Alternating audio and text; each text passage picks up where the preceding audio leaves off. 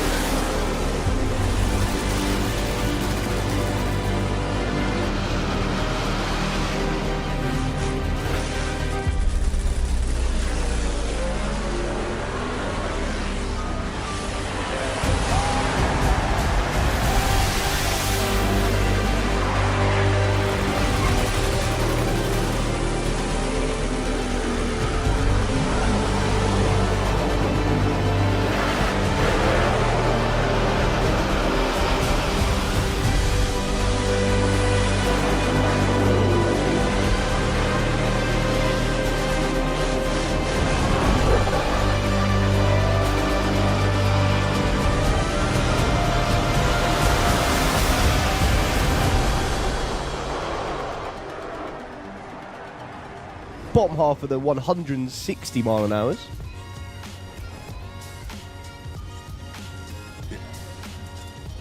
Most importantly, 160 foot. Those who know what a 160 foot feels like knows that's very, very quick indeed. There is no other road cars or anything you can experience that'll do that.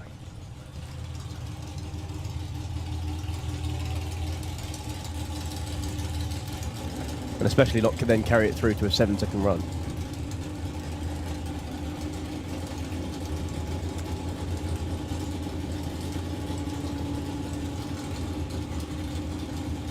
okay, right, sir. Feeling okay? Strapped in tightly? Pants on tight?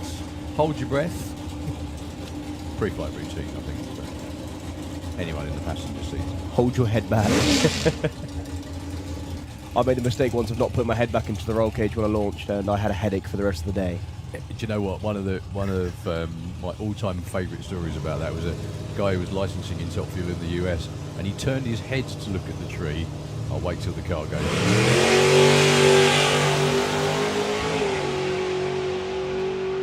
Lovely straight strong run all the way through to an 801 at 166. Yeah, he turned his head, instead of keeping his head straight and looking with his eyes, he turned his head to look at the Christmas tree. He was still looking in the same direction 5 seconds later through the finish line because his head was pinned pinned against the roll cage.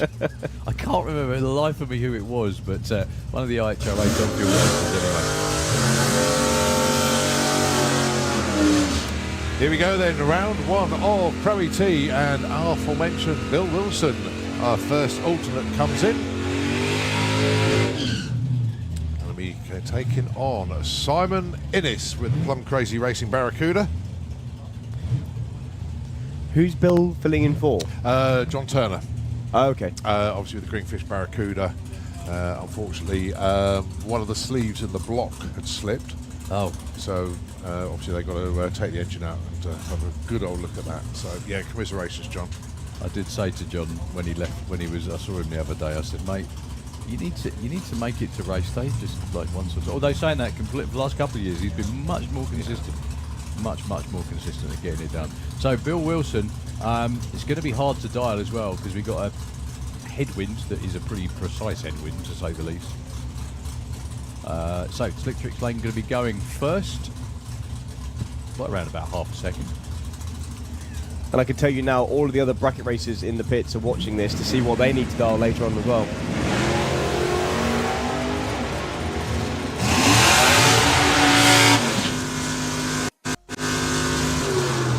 Well, this is going to be close at the stripe. Really close. Whoa, sends 70 on a 69. Simon Innes does a brilliant job there. Bill Wilson had a couple of hundredths reaction time advantage, but it is Simon that goes through. Okay, it's going to be Andrew Brook with the Appliance Dragster against Warren Watts. Very close on dialing, these two, only 0.08 of a second between them both. And yeah, the little Appliance Dragster down there in the Slick Tricks Lane. Andrew's really been getting the hang of driving this. Mason Griffiths, who used to drive it, it's a very competitive car. Andrew's done a great job since he took over driving duties. See what he can do this time round against Warren Watts. Warren, who is in Super Comp as well, I think, something like this weekend. 9.11. That's some way back from where he normally is, actually. The headwind does make a difference, definitely, to people's dialing.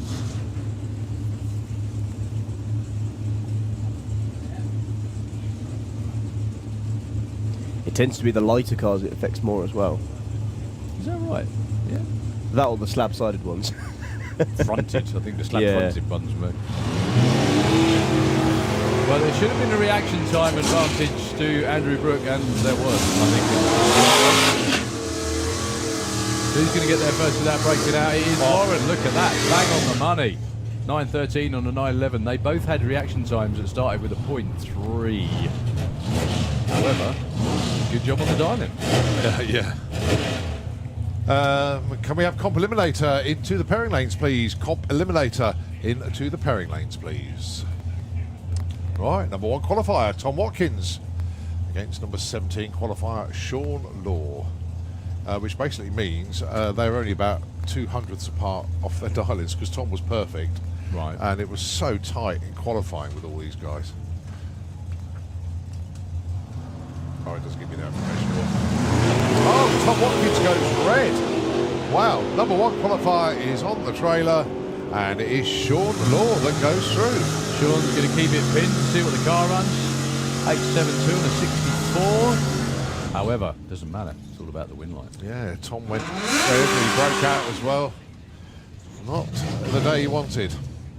So, Dougie McClure with the Slugcess pop. One of those cars that it's probably quite hard to dial in this sort of weather and drive at the same time. Against Tom Kay. Now, Tom Kay's car, what you just said, Tom, is pretty light, so it does affect him, yeah? Yes. What you see is dialing 10.15. Yeah. He qualified with a 10.10 and was running into the 9s in qualifying. That is quite a chunk, isn't it? I mean, 2/10 in most things isn't that much, but in drag racing it's as good as a while. So the pop will get the green light first. There we go. Again, we can't mention reaction times because it is elimination. Tom Kay is catching him. Tom Kay's past him. Tom Kay takes the win. I was going to say they were about the same on their dial-ins, but Tom Kay was 0.6 on the tree. Dougie was 0.15. So it is Tom Kay. Moving on. Tom Kay. Sorry, I'll make my commentary clearer so you can. No, I'm joking. I didn't make a cleary one. So Bob Molden and Dave Cherritt. Yeah. Go on. Just speaking of dialings, look at Dave Cherritt's dialing. 9.90. Yeah, he qualified with a 9.69.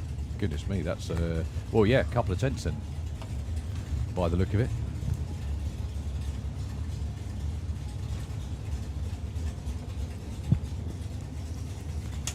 Yeah, I know it's obviously only 2/10, but that is a long time. So, green light drag race. Once again, not saying reaction times, but Dave Cherritt's going to get there first. Oh, wow. Look at that run from Dave Cherritt. 9.90 with a 1 on his dial-in, and he was 003 on the tree. His entire package was 004. That is exceptional on any race day, especially a breezy one. Okay, Mason Griffiths and Lee Morris. Well, Amy hasn't moved yet. She's sort of winning someone's car not to start, probably. Lee Morris, number 12, in qualifying again. That matters nothing at all on race day. It's all about win lights. This is the round of 32. If you think tournament-style eliminations like a tennis tournament, we go 32, 16, 8, 4, 2, winner of the class. Yeah, I should probably point out, a package is basically add their reaction time to how far they were off their dial-in. Mason's way out in front. He's still out in front. Score, having a think about it, and he breaks out. Unbelievably, Lee Morris bang on his dial, 10.10 on a 1-0. Mason, oh, he didn't even get there first actually. 0-1 win margin at the stripe. What a race. From this angle, it really did look like Mason was in front, but that may just be a perspective thing, I think. Hans van der Speck, again, with one of those vehicles Yeah, exactly. One will fit in the other, wouldn't they, really? Yeah. I have seen dragsters like Will Clark turn up on the back of pickup trucks like Hans van der Speck's before. It's not unheard of at all. Will Clark's car is for sale, an incredibly reasonable amount of money to go out and have lots of fun. Oh, that's scary. We'll tell you in a minute. I think Will Clark's called him already, actually. Will Clark is ahead, and Will Clark takes the win. Hans van der Speck a long way off his dial. Both had 0, 4, 4, 1 lights. It's almost like they were wired together. It is quite funny from this perspective. You can tell when they're looking over, because they tend to drift towards each other at the top end. I think they, one of the guys I remember he's now up here in race control, but used to race, was James Forster. And I remember when he had the Mustang, I remember watching the live stream, and he was looking over at the other lane from like the 8th mile onwards, constantly glancing over to see where they were and to work out how to run at the finish line. So, Marie Mills with the altered.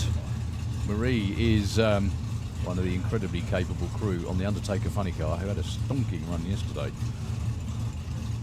Let's see if she can have success with her own car. Taking on the one, the only, Don't Live Dave. Now, Dave qualified 16, Marie 32. Dave was 01 off his dial. Marie was 03 off the dial. That was how tight it was. I think that's going to be one of the tightest One ever, of the actually, tightest, yeah. if not the. I think we've had 04 before. I'm not sure Yeah. we've had an 03, but that's exceptionally good. Exceptionally good. So both nudge into stage. Marie's going to go first, which she's going to get the green light first anyway.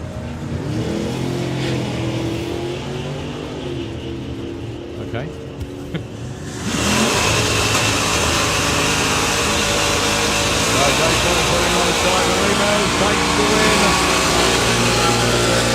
That will actually go down as a whole shot win. She was 0.17 on the tree. Dave was 0.26. Still has another chance though. He's in Supergas as well this weekend. Just goes to show once again qualifying means absolutely zip when you come to race day, pretty much. As long as you're in the show, you've got a chance.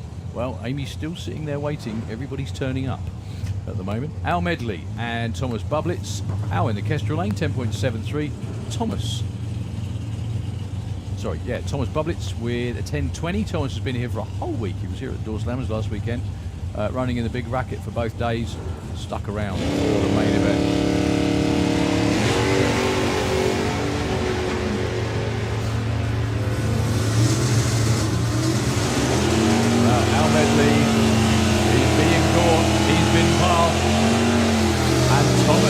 To win. Al Medley is nearly half a second, actually he is half a second off his dialing actually. He had a big reaction time advantage of 0.2, but the Nova from Germany took the win. Well done, Thomas. So it's another Nova in the hands of Brett Featherson. He was number 2. John Beam was number 18. Colin was yesterday saying about marquee matchups, we thought this was one, didn't we? We did. They pit next door together in Pro ET, really, really good friends. To the point when John was putting his gazebos up, had a problem with the roof, and Brett was actually the one that fixed it. He's all sort of all setting it all up together. Very, very good friends off track. Just look at that. There, look at that team rivalry standing in the middle. That's it. Deb and Jody standing. Well, it's a green light drag race, is what we wanted.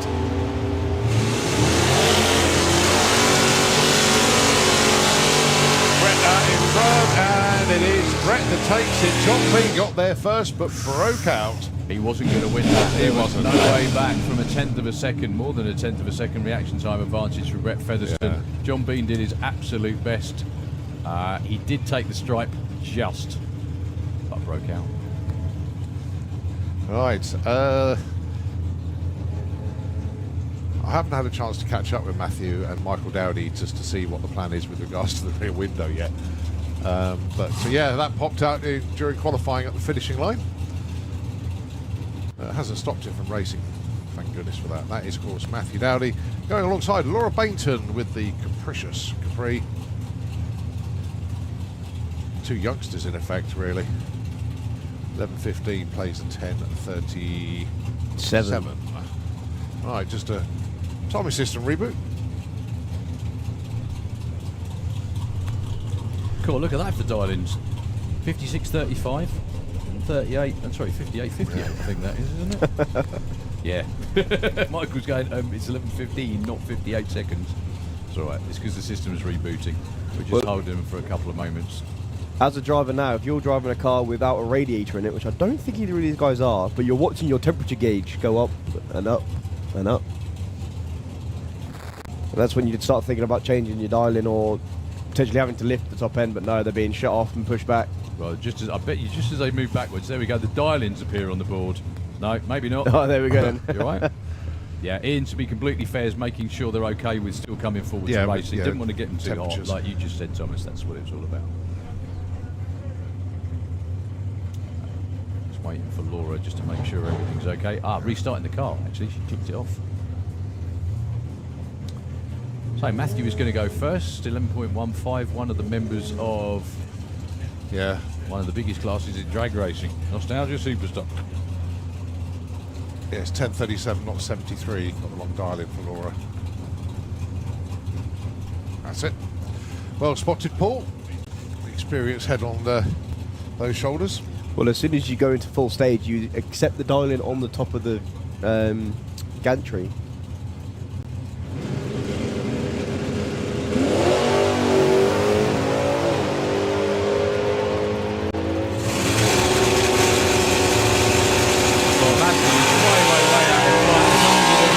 He's got it, and that was a little bit too close, to be honest. 200s off, he was 08 on the tree. Laura, hopefully she wasn't too distracted on the start line, but 0.35 is not really typical of what we normally see from her. Nick Mugridge and Ronnie Mercer up next. So again, well, I was going to say little and large, not really little and large, they're both quite, what's the word I'm looking for? Compact, aren't they? Compact is the right word. So 10.16 for Nick Mugridge. Again, car been in the 9s this weekend, I think. An 8.87 for Ronnie Mercer. One of the runs he made yesterday was one of his quickest ever, I think, wasn't it? About an 8.7. I remember he was chasing so long to get into the 8s. Well, Amy's underneath the tower, so someone else is out.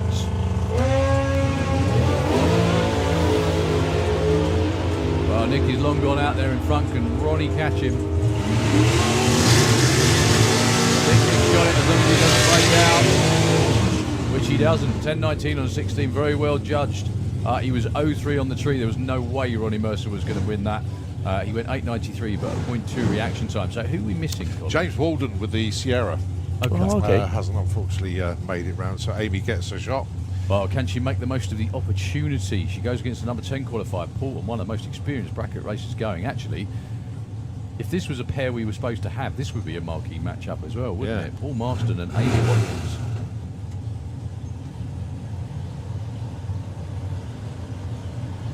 Well, Amy's going to be going first, 9.62 to 9.02. Oh, game over for Amy straight away. A weekend to forget, unfortunately.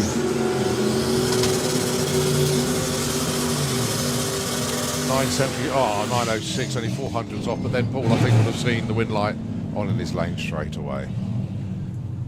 All right, Dave Rudd, Kirsty Tram. I love Shane's t-shirt. I'm a multitasker. I can listen, ignore and forget all at the same time. Yeah. I think that should be my kids wearing that. Anyway, Dave Rudd and Kirsty Tram. This another great matchup coming up here. 11.90 plays 9.75. Well, with the breeze, it'll be interesting to see if Kirsty can go that quick.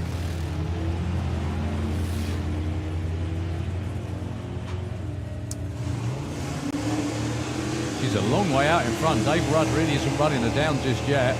Kirsty takes it, very well judged. Dave Rudd was never going to win that one, unfortunately. A 0.2 for Kirsty, a 0.19 for Dave.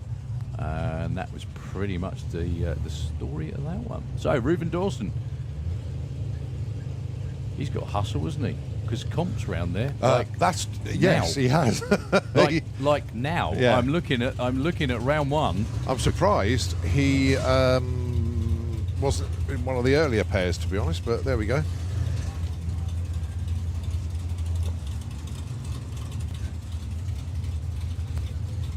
Going up against Neil Watkins, another one of those big slab-fronted vehicles. Well, Reuben really does have to just turn around at the top end and come straight back down. Don Scott is not going to get to play in round 1 eliminations for Pro ET. He is, however, going to be in good shape for round 1 He and was 2, I guess. 4th alternate. The other 3 have managed to get in. Yeah, So, but I mean, 3 alternates is still it's a lot, isn't it? It is. So 902 plays 11:44. Neil Watkins goes first, gets the green, as does Reuben. Oh, that was Is it close? why you would. As long as Neil doesn't break out, he's got this. I think they're both backed off at the top end. Yep. For some reason, Reuben hooked up and went straight right at the green. So he's going to come back. Like now, he's got to turn left and he's got to trundle through the pits because we have round 1 of comp, although we have junior dragsters before. Is that right, Colin? Well, I haven't seen him in the lane. So They're there. Oh, they No, are? they- Okay, they should be first. The only reason I know that is because I can see Ada in the car about to Yeah, run. see him Sorry. now. Right, so Mark Huxley going to be taking on Dan Fulton. Will be our last pair. Unfortunately, Johnny McClure, we knew he wasn't coming down into the lanes this morning, so Dan Fulton comes in as 3rd alternate. I hope he does.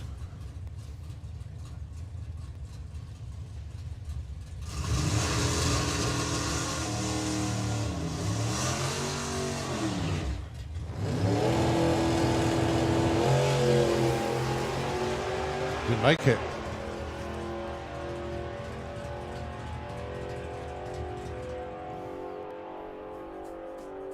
'81 on '86, big old break out there for Mark. Yeah, unfortunately the car wouldn't come forward for Dan, so almost made it in. So round 2 will be Sean Law taking on Will Clark. Simon Innes and Neil Watkins. Warren Watts taking on Thomas Bublitz. Nick Mugridge taking on Dave Cherritt. Brett Featherston and Paul Marston. Kirsty Tram and Mark Huxley. Tom Kay and Lee Morris. Matthew Dowdy taking on Marie Mills. All right, next class up then it is for Lucas Oars. It's Junior Dragster. Following that, it'll be Comp Eliminator, then Pro Modified. Yeehaw.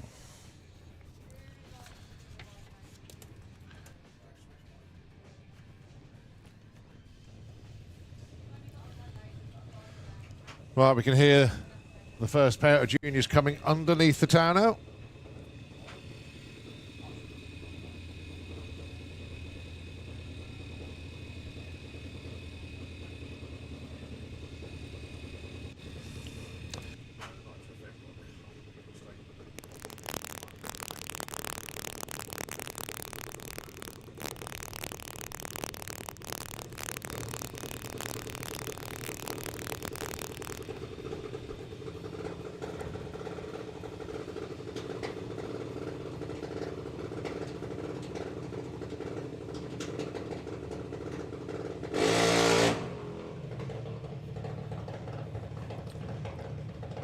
First pair, Grace Smith and Ada Cassisi, and I like to call Pro Modified into the pairing lanes, please. Pro Modified, come with you into the pairing lanes, please. So we now go into dial-ins after all of that qualifying was on reaction time. That's pretty minky, isn't it? Yeah, FIA Pro Mod, please, into the pairing lanes for round number 1.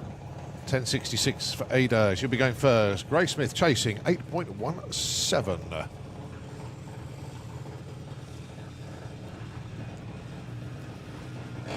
Oh, and it's game over for Grace. She goes too quick. Pulls the cherry on the tree, so it is Ada Cassisi that will go into round number 2.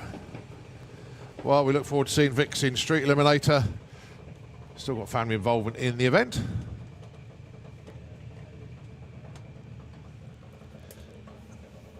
Right, next up, Eva Davis and Max Taylor. Well, Eva right on the cusp of the JMA index of 790. Can't go any quicker than that. Max Taylor, 9.45. He will be going first.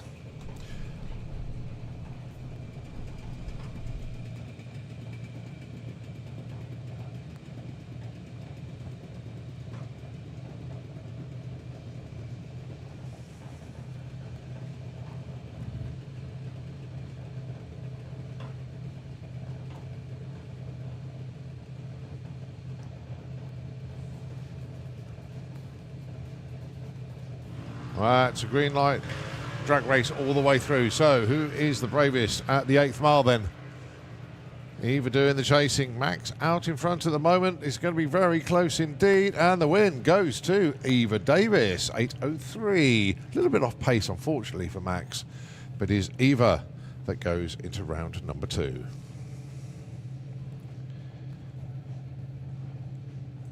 Next pair already there. Tom Peters and Jake Cooper. Just 1/10 of a second between these two on their dial-ins. Tom Peters, 9:08. Jake Cooper, 8:98.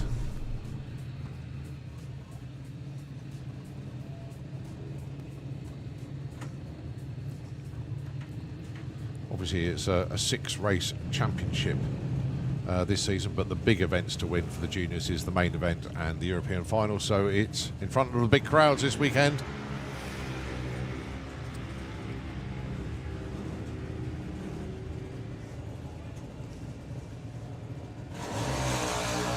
By 0.3 of a second at the stripe there. Jake Cooper takes the win. Will actually go down as a whole shot win, but well done, Jake. He goes through. So, Lena Wolf, or Little Wolf if you prefer, in the funny car. She ran a personal best yesterday, ET and speed-wise, in the Kestrel lane. 8:33 for her against Molly Openshaw. I do love that people... kids travel all over Europe racing their cars, and it's like, when you get back to school, what did you do? Oh, I went to England and raced my funny car. There we go. I believe it's half-term week this week. It is. It is, yeah. Yeah. I don't know whether it is in Germany, though. That's the only thing, yeah, obviously. good point. Good point. Well, Molly's car is moving, but not at the speed they want it to. Lena is going to be way out in front. It's just whether she breaks out or not, which she doesn't with an 8:49. Looking, I presume Dad's down there as well. Yeah, Molly's car really didn't move at all. It was a full second off the dial. Okay, Liam McDonald in the Kestrel lane. This event is part of the UK National Championship. I'm not sure points-wise exactly where everybody is. Yeah, I must admit I haven't studied it no, it's all just right. yet. Harry Peters is Liam's opponent. 8.14 dial-in for Harry, but it'll be Liam going first, 8:28.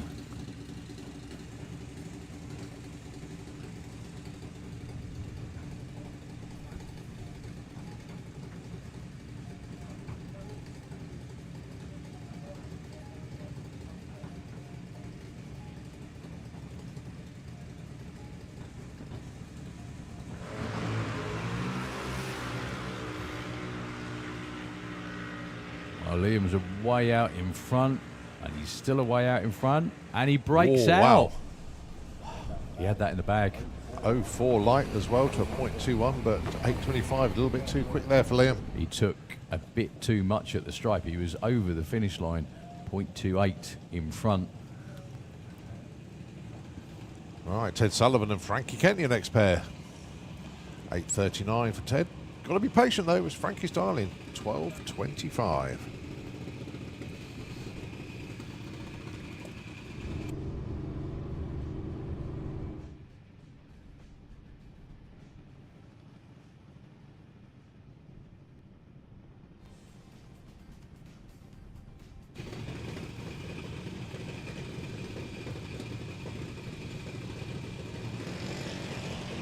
So Frankie gets the green. Now then, let's see what happens on the side racetrack. Ted gets the green as well. So it is a race to the 8th mile blocks. Ted's closing in, and Ted takes it, 8.51 to a 12.64. Ted Sullivan into round number 2. 0.12 to 0.32 reaction time again, not in Frankie's favour, unfortunately. So the one and only Chevy Checkit.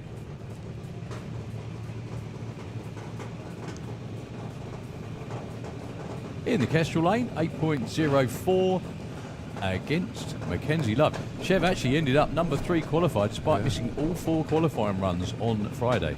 Like I've said a couple of times, maybe that's the way forward. Also, a big birthday shout out to Mick Checkett. It's his birthday today, so many happy returns to him. Let's Apparently hope Chev can give him a nice birthday present by winning this event. That'd be great. Apparently he's 29, Emma. Is that right? Yeah. Yeah. No. Okay. We'll say he is. It's all right. Yeah. 29 plus A a bit. little bit. We're all 29 plus quite a bit. Yeah. And thanks for your help over the weekend, Mick. Really appreciate it. So virtually nothing on the tree between them. In dial-ins anyway. Good race. Great race. Yeah, it Chev is. gets it. Yeah. 8.05 on an 8.04 dial-in. Takes the strike by 0.1. Well, it was a quicker reaction time for Mackenzie Love, but Chev did a much better job of running her dial-in. So she's on to round 2. Yay, no early home time. Fantastic. Luke Mugridge, Teddy Howe up next. Luke down there in the Kestrel Lane with the Veloci Dragster. He does like his dinosaurs. 8.05 and 9.28 for Teddy. Nice to see so many people wearing the Leah Kellett t-shirts as well. Very proudly worn by a lot of people. Good photo shoot in the pits, actually. Got a load of people wearing them up in, I think it was John Bean's pit area. Everybody was stood in front of his pit area for a photo. So, yeah, really cool. So, Luke doing the chasing. You can hear Luke on and off the throttle there. And he takes out 8.22 and 9.61. Luke Mugridge into round number 2. Well, he still took it by 0.3 of a second, actually. All right, Sam Hiscock and Kai Cooper, next pair.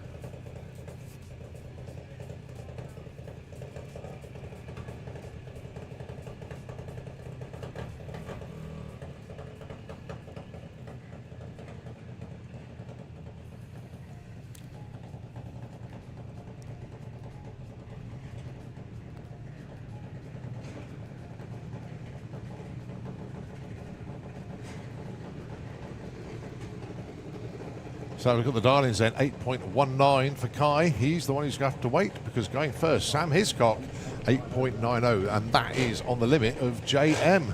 Junior modified, can't go quicker than 8.90, so he is right on that limit.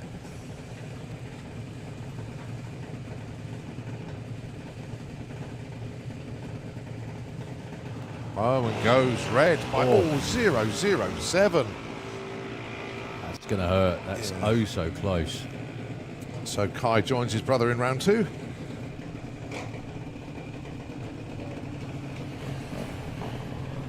Freddie Taylor. Sorry, I'm only giggling down here because Chloe Cromwell's dad is out the front going, over that way, that way, that way, that way. You know.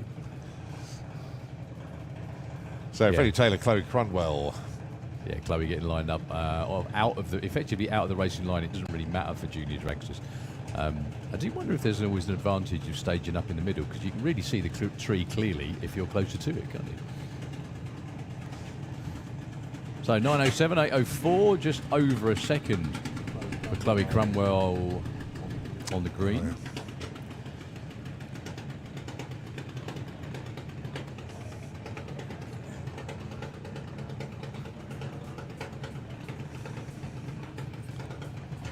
Yeah, dial-in change. It's bit tricky to see that one, but yeah, it should be 9.17 to 9.07. That's now done.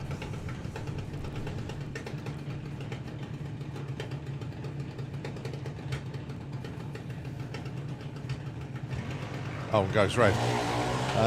So Freddie Taylor takes that one. Maybe that was just an off-putting on the nerves. Yeah, it doesn't help, does it, when you're ready to go? Well, Freddie breaks out. Well, Freddie, the thing is, Freddie probably saw it, so probably took it through to see what it was going to be. Right, Daniel Weir gets the bye, courtesy of being number 1 qualifier. Just 3 pairs to go after this. Amateur round 1 of comp and Pro Modified are right behind them.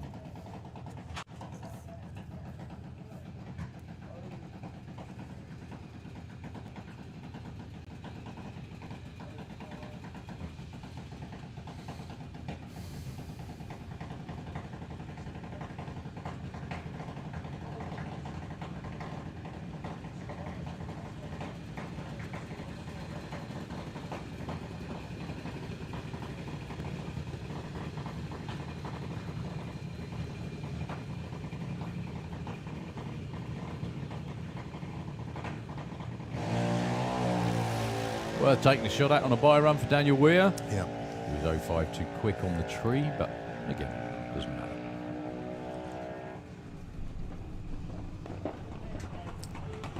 All right, Jacqueline Bartlett taking on Emmy Cronwell. It's the Slick Tricks Junior Dragster in the Slick Tricks lane.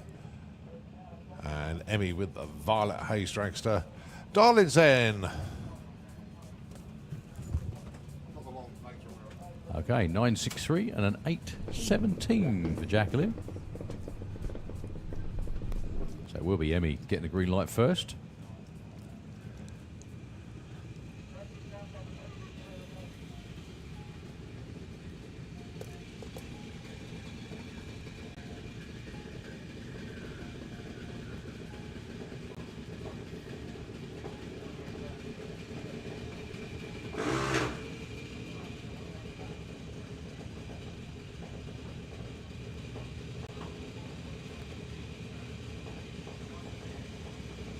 Emmy is actually moving forward, just hasn't. There we go.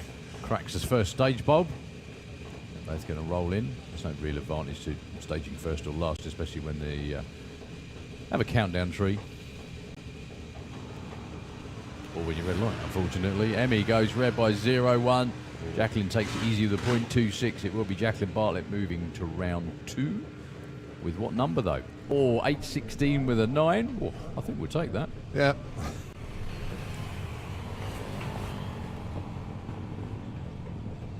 Okay, Sam Fairhurst and Neve Devi up next.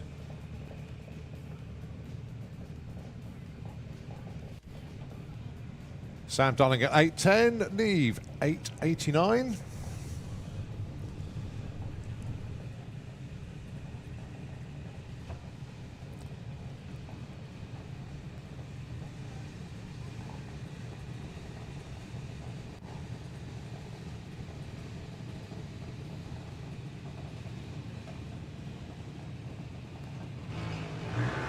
And it's Neve Devi that's going into round number 2 as Sam Fairhurst unfortunately goes that little bit too soon, puts a cherry on the tree.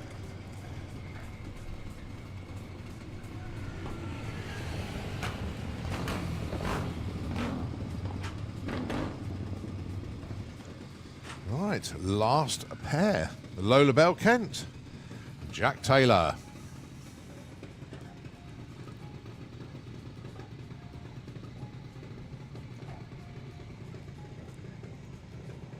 Lola Bell dialing in 9 flat, Jack Taylor 8.11.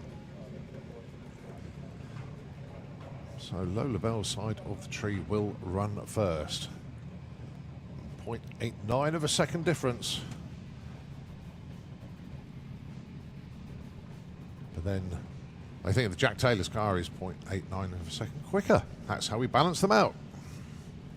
And then it becomes who can get closest to their ET when they cross the finish line. And also who has the best reaction time comes into play as well. A whole shot is when the driver reacts really well and runs a bit further off their darling. Oh, Jack Taylor goes 002 red. So it is Lola Bell that goes.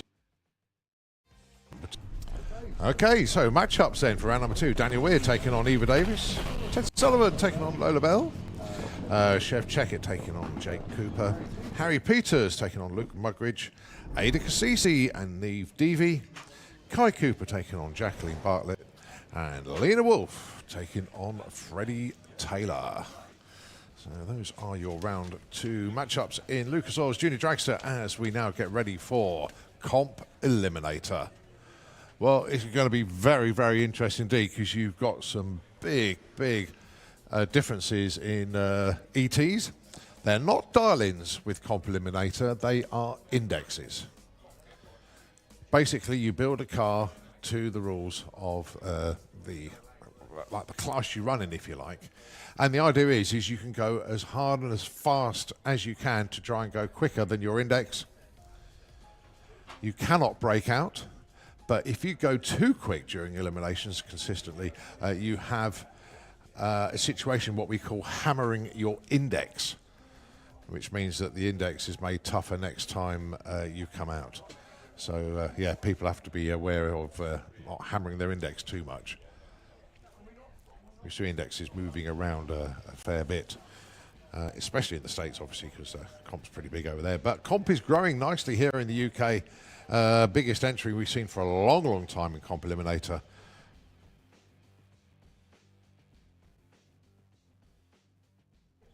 Cars qualified. It's made it 4 rounds of racing to take the win.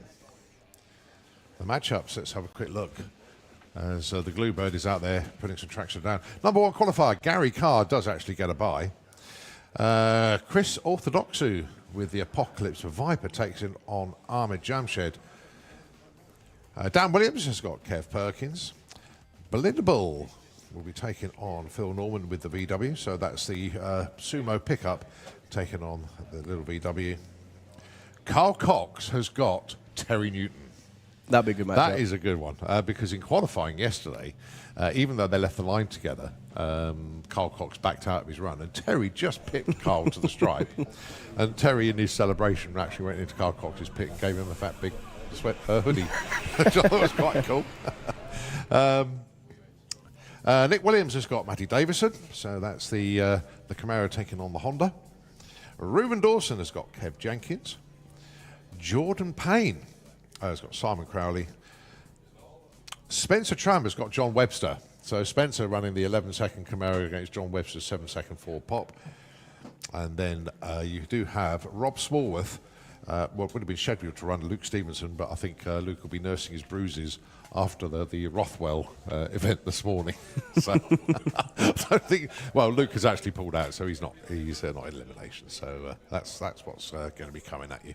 After that, it will be the first round of FIA Pro Modified, and we'll tell you a little bit more about those when Pro Mod are coming round to race. Plenty of action to come at you today after Pro Mod.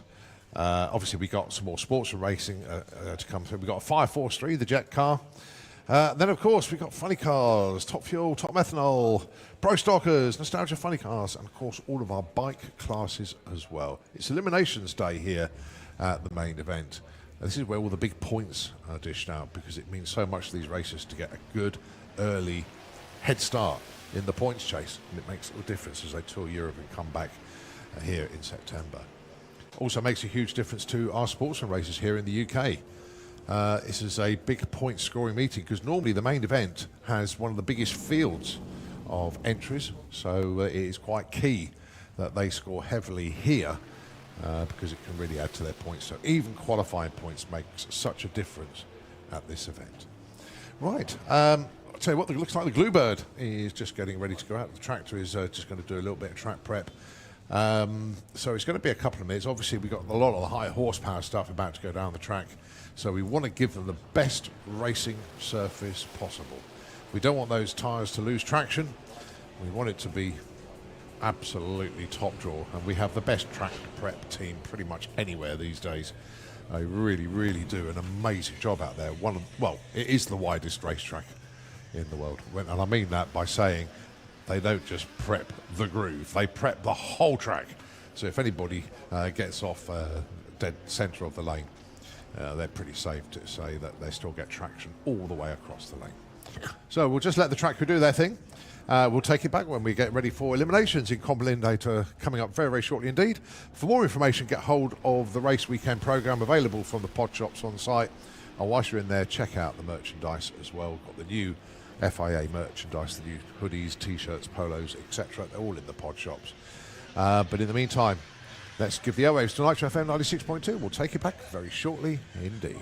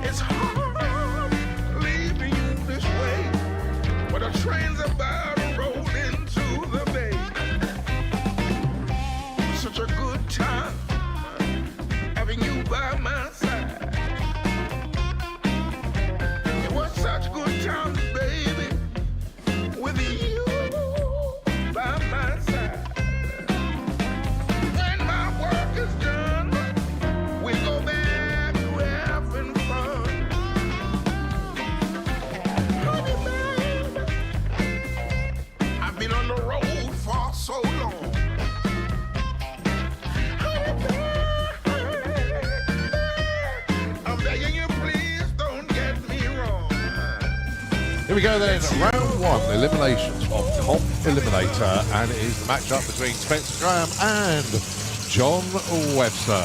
Believe it or not, John Webster with the quicker car in this one is the underdog in this matchup. Oh, totally so. Due to the starting line disadvantage.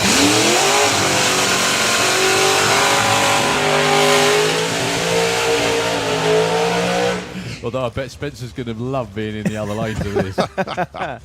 Well, John in qualifying. Well, one thing, assuming that John gets a good run in, it's pretty much guaranteed that John is going to go sailing past Spencer. It's a case of where. Because it's either going to be before the finish line, but more than likely after. But anything can happen out there, we know that. So Spencer does have a rear view mirror in his car, because the idea is you don't want to destroy your index, as Colin was saying earlier. You can go about 0.6 of a second under, so if... Yeah, no, it is 0.6. Anything under that is a permanent change after the event. Yeah, so exactly. You don't want to... He's got a whole season of racing to go. He doesn't want to have anything chopped off. It's a way of keeping it even. Make sure someone doesn't just run away with everything. So Spence will get the green light first. Whether he goes first, well, he's going to. I mean, let's face it, he's got 4 seconds. 4.5 seconds. He gets a green light. So John goes red. Spence will see his win light on. John will try and leg it out, which he has, just to scare him. 721, 186 miles an hour. How annoying is that, though? They just got the car sorted out and he goes red, but there we go. Anyway, that car is for sale. That car that just went 721, 186 miles an hour, that Outlaw Wrangler, is up for sale, either as a whole car with the engine, everything else as well, or as a rolling chassis, folks. So, but for now, Spencer.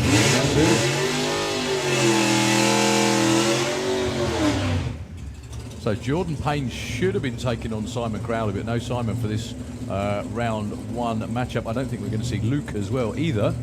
Yeah, no, he's nursing his bruises. He was busy having a scrap at 5 this morning, wasn't he? Oh, I love him for that. He is officially Scrappy Doo. Remember Scrappy Doo, Tom? You probably don't. Anyway. He doesn't, does he? He doesn't, does he? No, he doesn't. So Jordan Payne will... Payne, sorry. Will probably hit second gear, maybe take it a bit further, just to make sure the setup is right for the racetrack. That's his dad, Nigel, out front, giving him thumbs up. That's what happens a lot in drag racing. Nigel used to drive and race this car, and now his lad's gone, Dad?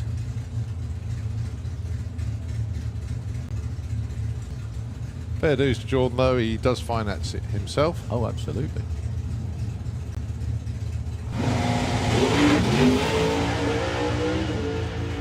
Well, the light was good. The double step probably wasn't. He knows his index is not going to be harmed by that one. 7.87, 140 miles an hour. He just doesn't even pull the chute, just cruises through the shutdown area. All right, Gary Carr up next. He's on the solo, courtesy of being the #1 qualifier. Just to explain to all you folks out there what's happening, the reason some of these cars are on their own is because either one of 2 reasons. Number 1, Gary Carr is #1 qualifier, and there's an odd amount of cars for a even amount of ladder spaces. Yeah, that's right. And so he gets the buy in round 1. Some others are taking buy runs because their competitors are broken, so they can't make it to the line. We will have a race after this, though. Yeah, again, Gary will not hammer the index on this one. Still put a run in, but he'll just take it gently. Did you say yesterday he was rather happy? Beautiful wheel stand off the line. Good thing about headwind. Yeah. Get a bit more airtime. He's going to trickle over the line, though. Yeah. He won't risk going way quickly. Okay, Matty Davison, sorry, against Nick Williams. It was really nice to talk to Rachel yesterday. I went over, I saw them a bit later on in the evening. I said, thanks for being such a good sport, Rach. And she said, nah, it's all good. Nick's wheelie bars are set quite high. I think the way the back end works, they kind of get slammed down into the track. So he's on car tracks. So, okay. Right, Matt Davidson, 9.20 is the index for any front-wheel drive car. However, he's only been in the 10 so far this weekend. So Nick will get the green light first with the 10.37.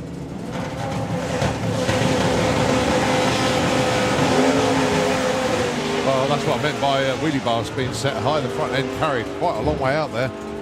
Well, Nick will probably click it very shortly. There we go.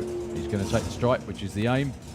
Matt goes 10.01 at 140. Nice run, Matt. Well done, Matt. It's his Yeah. quickest run of the weekend. Unfortunately, a losing effort, but that's what they came to do.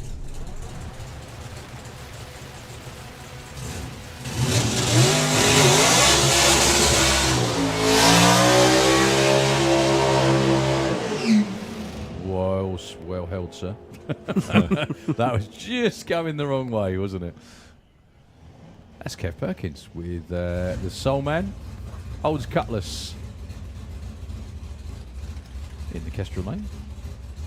Car's been around in drag racing in the UK for 31 years, I think it is now.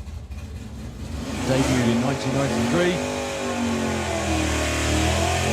It was a modern car when it was debuted.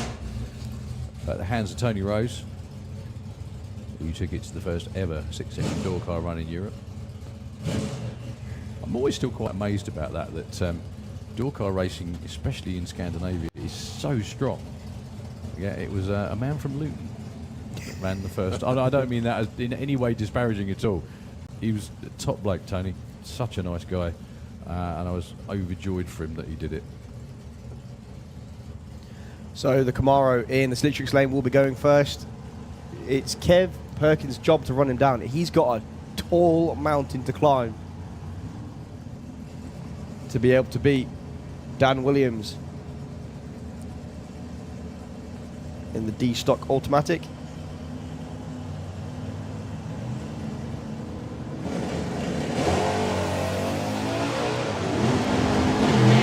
Oh, the car just creeping forward, goes red unfortunately. That's a shame, because that's Kev's best looking run of the weekend, actually. Nick's already clicked it off. Yeah, 778, 177 is Kev's quickest run of the weekend. The red light. So, Ahmed Jamshed. Is he on his own? He is on his own. No Chris Orthodoxou with the Viper. That would have been a really, really good race. Been a wicked race. Yeah. Both cars would have been capable of going deep under their indexes. Ahmed would have had a tough job as well to stay legal.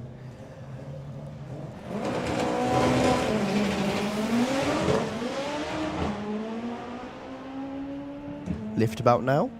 Maybe not. I think they got it turned down.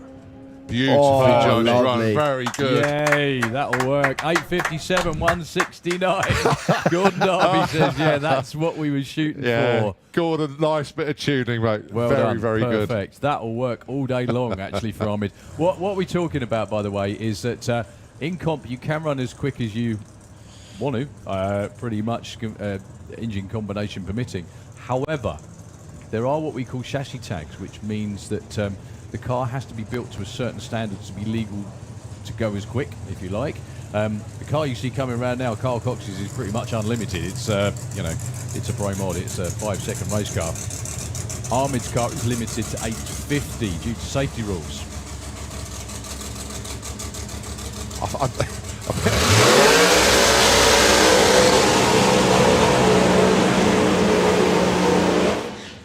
I thought Terry Newton, well, I know he qualified alongside Carl, but to have his first round eliminations against Carl, this is a banner moment for Terry. Cool. He'll dynamite on this one forever. The thing is, Terry Newton's got a 920 index, so he's got 2.4 second head start on the CUDA. But Terry Newton can run in the 880s, maybe even the 870s, so he's going to be potentially way under his index. Yeah. Carl is going to have to keep this pinned all the way through. Yeah. Well, I was just having a think as well. Ahmed Jamshed just ran 0.7 under index. Yeah. There you go. He's going to have to be oh so careful for the rest of the day not to damage the index for everyone.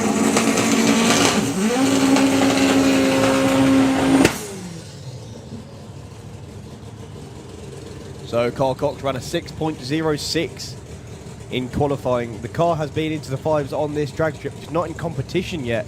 This is his first competition run ever in this country on this track. I Yeah, think, for Carl.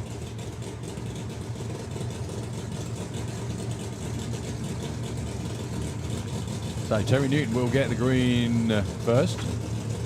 assuming he does get a green. They don't go red, but it's so good to have Carl Cox racing with us this weekend. Obviously, a globally renowned DJ, but a drag racer through and through. 100%, and it's like just very, very grateful and happy that he decides to spend his money. Not shy of a selfie with the racers and the fans, is he? Absolutely not, and he looks overjoyed to see every single one of them too. He's just the nicest guy you could ever wish for to come racing. He is a true gearhead, though. He's been coming here for a long, long time. Okay, his crew chief says, "Off you go." So Army's going to get, Terry's going to get the green. There he goes. Cox goes red. Terry Newton's going to get the win, and look at him blow by the van. 6:03, 235 mile an hour. Oh, it's only a 0.14 red for Carl Cox. Oh, but Terry takes the win. I tell you what, he took the finish line with a speed that was roughly 70 miles an hour faster than the van. Well, Terry just went 8.98 at 166. That wasn't too bad at at all. Cracking run for Terry. He'll be well chuffed with that one. He's only 600s off his qualifying number. Carl's numbers on the way down, look, folks. 0.96 to 60 foot, 8th mile, 396 at 188. Those are proper pro mod times. Yeah. But then that's pretty much proper pro mod Carl, that's what. Okay, last couple of pairs in comp, and then we move on to pro modified. That's such a shame for Carl. Well, Terry was going to frame the qualifying time slip. I think he might. The other one now. I think that one might be blown up on his office wall forever. But anyway, round of applause for both teams. That's the Fat Pig team now going to get Terry Newton. He's going to absolutely love that. No one's more enthusiastic about drag racing than those guys. And Carl Cox's team as well, everybody. Come on, put your hands together for all of them. That was cool. So no Luke Stevenson, nursing bruises somewhere in Rothwell. Yeah. He's in. He should be in the Slick Tricks lane, taking on Rob Smorth. But Rob, he's making some pretty serious headway the last couple of weeks. Yeah. He got to the final of 760 heads up last week, and he's going on to round 2 this week.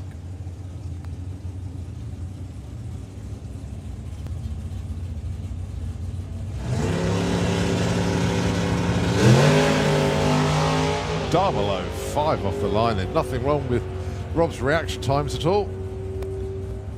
Nothing wrong with the run. 7:58 either. 177. Very nicely done.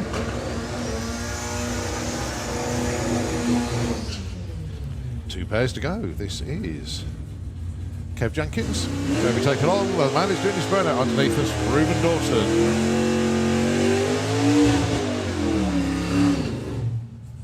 Well, we've seen Ruben already in Pro ET.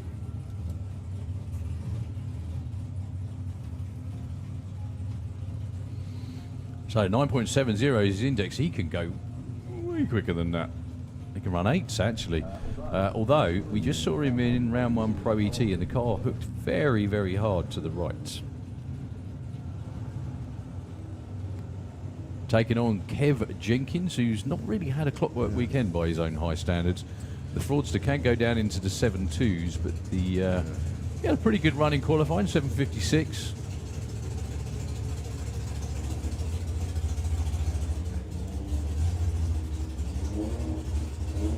The Copo will go first. Can the little 4-cylinder catch him?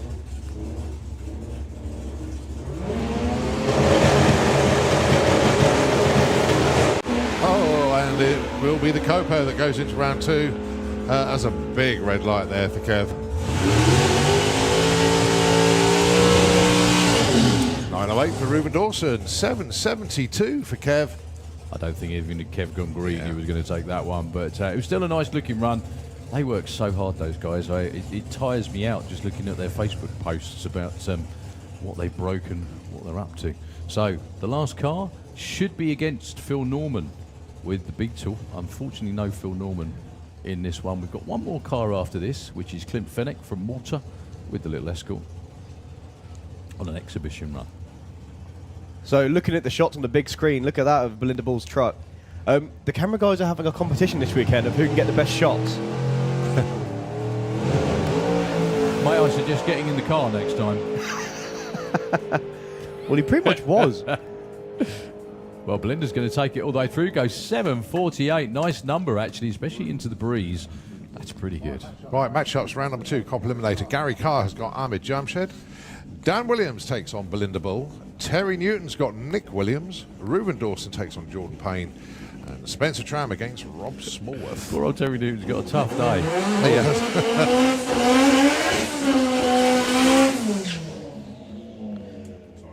No, it's just a bunch of smoke up the top end. Just as Belinda went round the corner. I'm not sure it was brakes locking up. She did go round the corner. She's absolutely fine. Dave's just checking in with the team right down the other end, just to make sure everything is sweet up there. So this is Clint Fennick with the 4-cylinder turbo Escort all the way from Malta, trying desperately to get into the 6s. Oh, so close a number of times. Again, I think it's going to be a little bit of a tall order into the breeze. Still going to be a low 7 no matter what.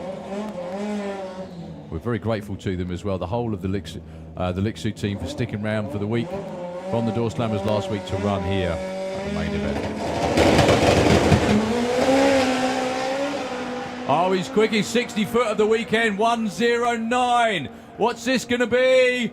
Oh, it's a 7:08, 190 miles an hour. They really thought that might be the one. But yeah, that was a really, really nice 60-foot run. And again, thank you to all the guys from Malta who've entertained us over the last 2 weeks. When I say 2 weeks, they were here for the Door Slammers last weekend as well. Oh, that was a stout run. What a machine that thing It's is. phenomenal. Okay, Pro Mod coming your way.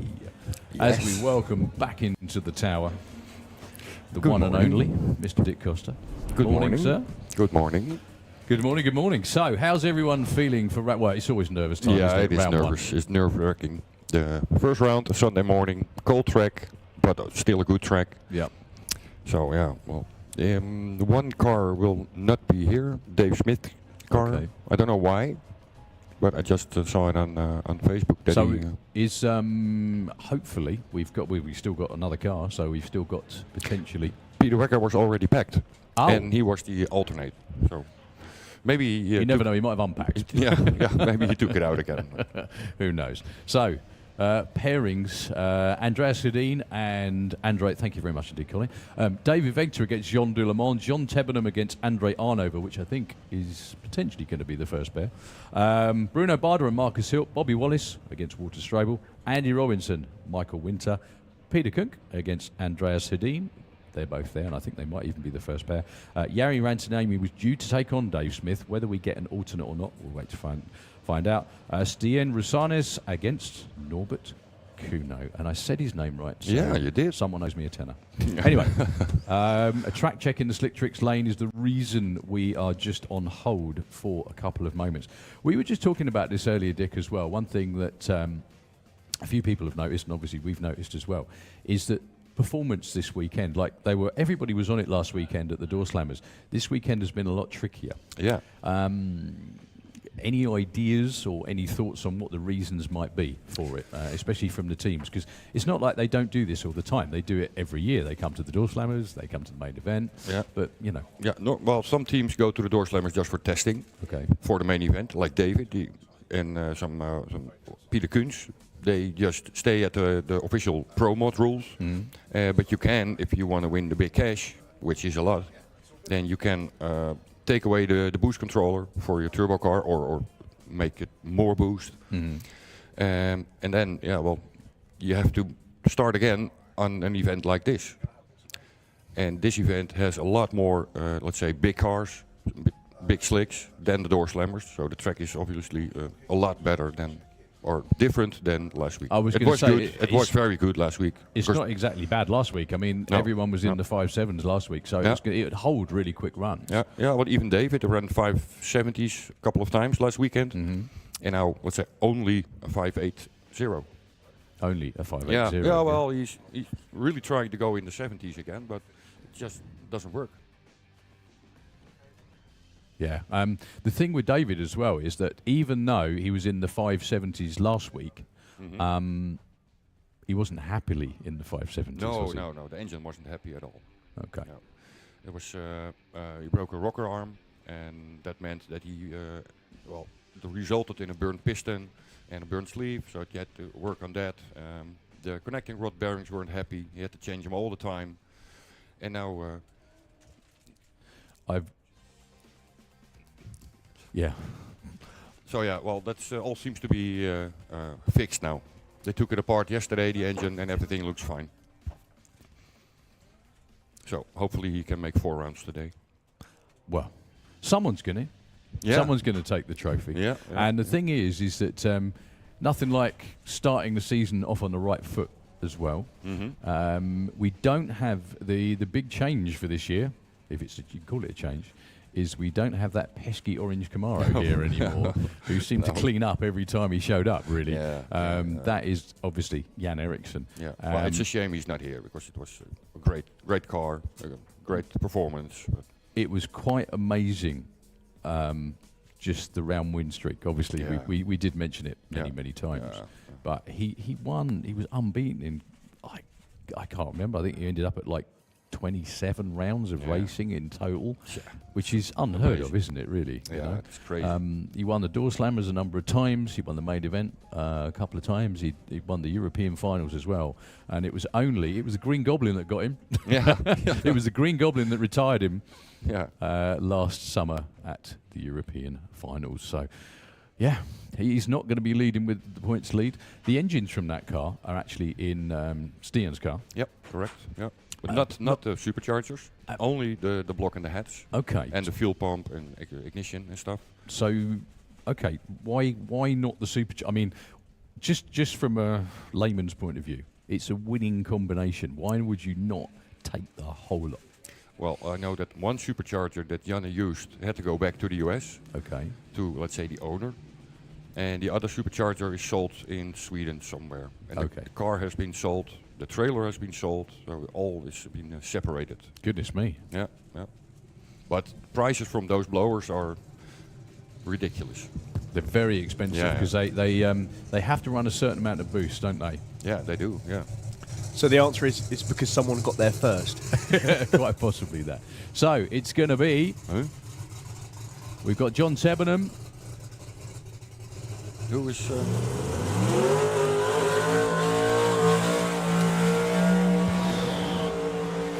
Well, Andre Arnover gets a gift by the looks of it in this round of racing. Who was he meeting? John Tebenham. Oh. John was given the signal to fire, but they couldn't, unfortunately, get the car fired up. So John, with Fabulous Lightning McQueen, the first one of the Brits out the way early. Oh, shame. Well... You would be so pumped up to make your first round. It's nerve-wracking, and then this happens. Thing is, it's like... It is nerve-shredding.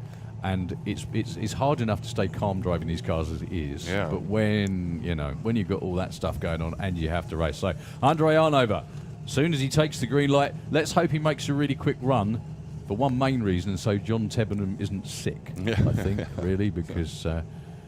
and Anders is meeting or David or, come on, Jean Dulemont in the next round. That's a tough round for Dave in the first round, considering just the way it's shaken out, actually. Yeah. But then you can't take anyone in Pro Mod lightly these days. Could we have Super Pro ET into the pairing lanes for round one, please? Super Pro. So Andre Arnover, the run that counted yesterday was 6.35. A wire fell off, so the boost went over where it was supposed to be yesterday. So the last run got DQ'd, if anyone's wondering what happened to that. Whoa, that was big tyre shake. 0.988 to 60 foot. He was on his usual run, but the tyre shake kept going and got worse. And now John Tebenham is even more sick. Yeah, that's what I was saying. Is that if you can't make a round, you want the guy you're supposed to be, or girl you're supposed to be racing, to make a storming run. So you think, okay, well, fair enough, I wasn't going to do that. But John won't be thinking that now. No. Well, put your hands together for JT and the team, please, everybody. It's a ton of work and not a small amount of money to do this, and that's not the way they want to be packing up to go home. So, big shame for JT. As the next pair come to life. Well, a couple of cars built by Matt Bragg same color, same country, different style. Different combination. It is a bit chilly, isn't it? Yeah, it is. That means good air, Colin. Oh yeah. It does. Oh, that's a fair trade-off, isn't That it? is all right. We don't mind that. So, Andreas Sedin in the Kestrel lane and Peter Kunk with the nitrous cars. Let's play.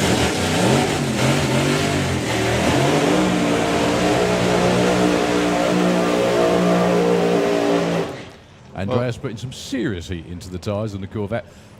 One thing that's really good recently as well, Dick, is for quite a while, Roger Hansen was really the only one being the standard bearer for the nitrous combination. There's quite a few of them again now. Yeah, It's good to see. Well, of course, we have Jean Doulemont still in the field, but now we have Bobby Wallace, Peter Kunz, and hopefully Sweden the next 2 weeks we have a few more from the Swedish guys, Finnish guys. So Ian is also warming up. So Ian is checking underneath Peter Kunk's car.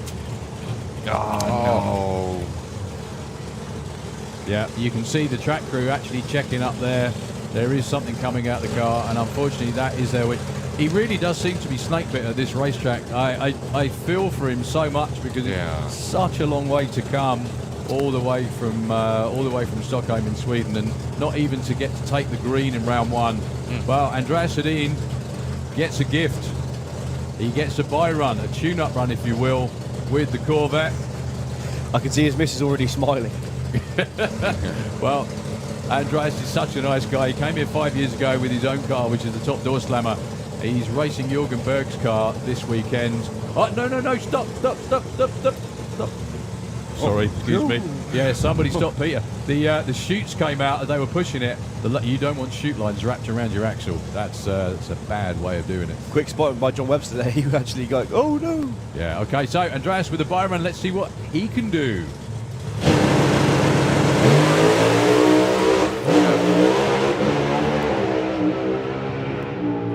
It doesn't sound happy at all. No. 669 at 220. You could see it on the line when he left. The tires were dead hooked to the track. It didn't really leave. It went 101 to 60 foot. Yeah. But he's into round two, which is the most important thing for him. Nowhere near what he wanted to run, obviously, but he still nailed it and took it all the way through. It sounded like it was missing a little bit on the way down. Yeah. They've had trouble with breaking valve springs as well. I think he broke a valve spring on one test run on Thursday, which made the car down on power. That was kind of lucky it didn't do more damage, really, wasn't it? Yeah, if you break a valve spring, then you can also drop a valve. And that gives you a tremendous amount of trash. Give the team a cheer, please. Come on, they're into round two. For the first time ever in Pro Mod, actually. I think he is into round two. No, yeah. It was, you mean he won a round? Yes, exactly. Okay, It's his first ever Pro Mod round win. That okay, was, sorry. Not the way he wanted to do it, obviously, and huge commiserations. You can actually see, look, there's a trail of oil that's come all the way round from where Peter Kunk's fired up in the staging lanes. They're actually just clearing the oil away, and it is oil, it's got to be oil.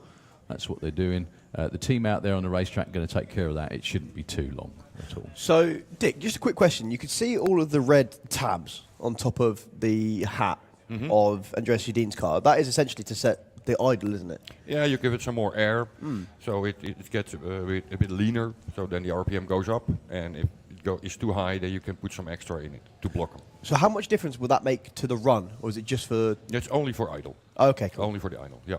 Because the blades on these new heads with the spray bars, the air gets in so quick, and the fuel, because of the spray bar, is so cold that the blades can be freezing.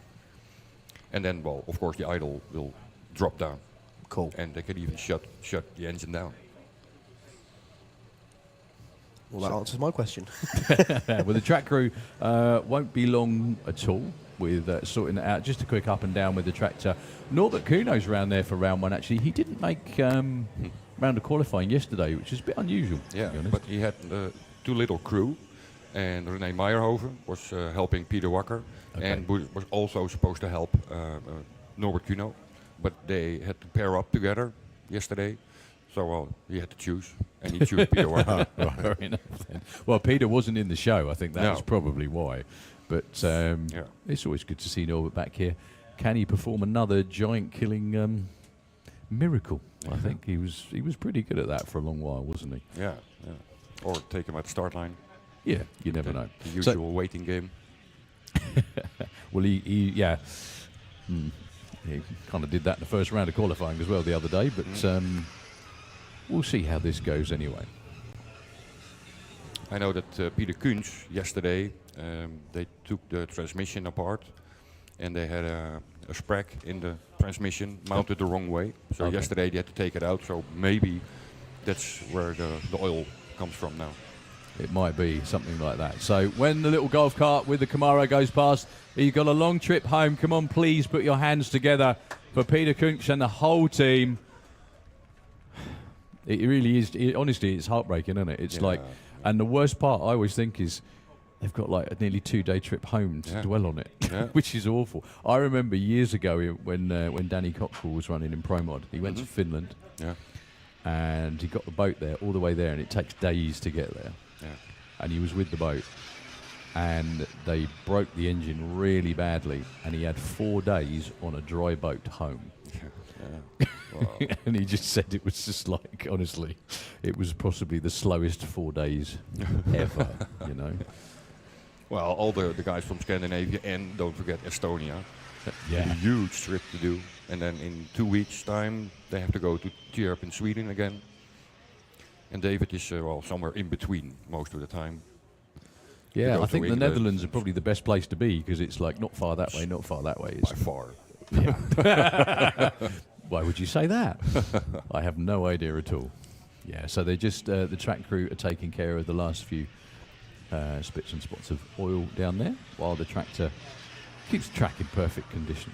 Also just taking care of the where they turn from the pairing lanes onto the track itself. Obviously there's a little bit of oil that was treated with the dust and hoovered up. I think the next pair will be, it's Stian Ruzanes. I said it once.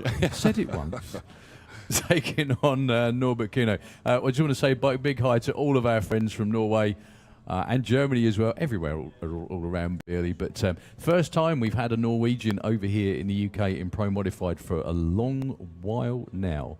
Yeah, I think the last one was Thomas Nataus, maybe. No, it was more recent than that. It was, I know where he comes from. He comes from Bør in Norway. Why can't I remember his name? Terje. Oh, Terje Haakensen. That's it. Yep. Yeah. He's been over here a couple of times. I think he was the last Norwegian we saw over here in Pro Mod. So can Stian keep the flag flying? I noticed they've got a Norwegian and a Swedish flag on there. That's because Mats Bragg, I guess, is helping him out. Yeah, and some other Swedish crew guy. So it's a team effort. It's a proper Scandinavian team effort. Yeah, so well, David has a more international team even. Is that right? Yeah, Holly Marshall, the daughter of Ian Marshall, is crewing for David. And his wife is Sweden. And her dad and mom are on the team, and her brother. And David is almost the only Dutch, together with Willem. I love that. The guy that owns it and drives it is the only Dutch guy. Well, not the only Dutch guy. With Willem, of course. So they're both fired up. Germany against Norway. This first round matchup. I do know lots of people who are involved with Gardermoen and Thunder Valley. That's a beautiful track, that one. Yeah. Have you ever seen that one? Yeah, I've seen it. Never been there. Yeah, but me neither. And it looks an utterly awesome place to go racing. So Stian Ruzanes and Dr. Norbert Kuno up next. Stian was in the 6.0s in qualifying. Norbert went a 6.61, which is his best run for a long while. Sorry, it wasn't a 61, it was an 88.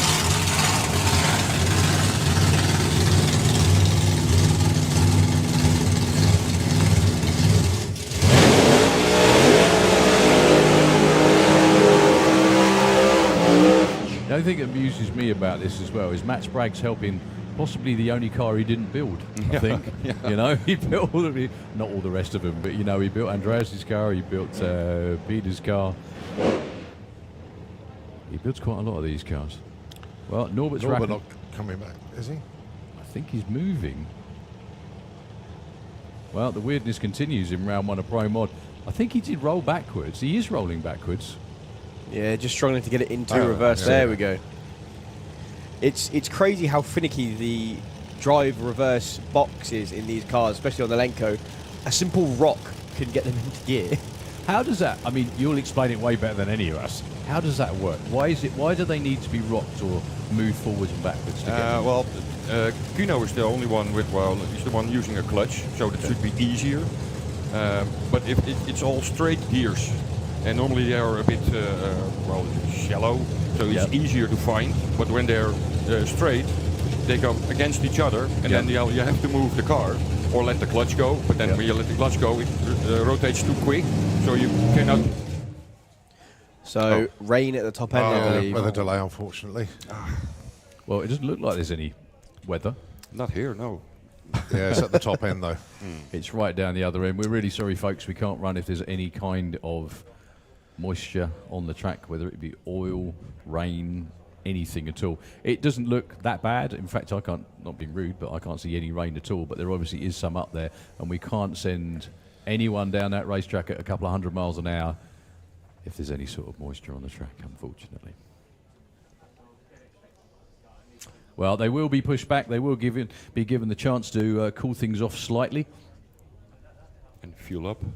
Exactly. Yeah, you'll probably find that those two drivers will run at the end of the session now. And we'll choose some of the other drivers to come around, which I think will be David Vector and Jean Delamont. Yeah. Yeah, it just adds to the suspense, doesn't it? Not like we need any help adding to the suspense, but... That's another driver I see here without not wearing his race suit. Michael Winter. He should be in the car. But Yeah, he should be taking on Andy Robinson, but if he's not in his race gear, probably means his car's not in the lanes either. There's a few other Pro Mod racers here that obviously aren't in competition. John Webster obviously was booked into race this weekend, but damage last weekend at the door slammers, so he had to change class, get his spare car out and run in Comp Eliminator. Very, very unfortunate that we lost Wayne Nicholson, obviously the Lucky Devil Corvette, but they basically found they had an issue with the engine. They're taking that back to get it all rebuilt and hopefully come back out at I think Summer Nationals will be the next one for them. Also, a spectator here this weekend that we would hopefully normally see racing is Kev Slyfield. Yeah. He's been on site this weekend. He's still here this weekend, today as well. I've seen Nick Davis walking around. Yeah. Well, obviously, daughter Eva is running in Junior Dragster, and Nick is obviously putting together what we call an Oscar, one of those cracking little alters. They are fantastic. Just to let everybody know, the action doesn't stop, don't worry. We have the live action arena going on at the moment, I think. The Circus is at 11:30 or thereabouts. I've just had a quick look at the radar. This really is only a splat. It won't be too long at all.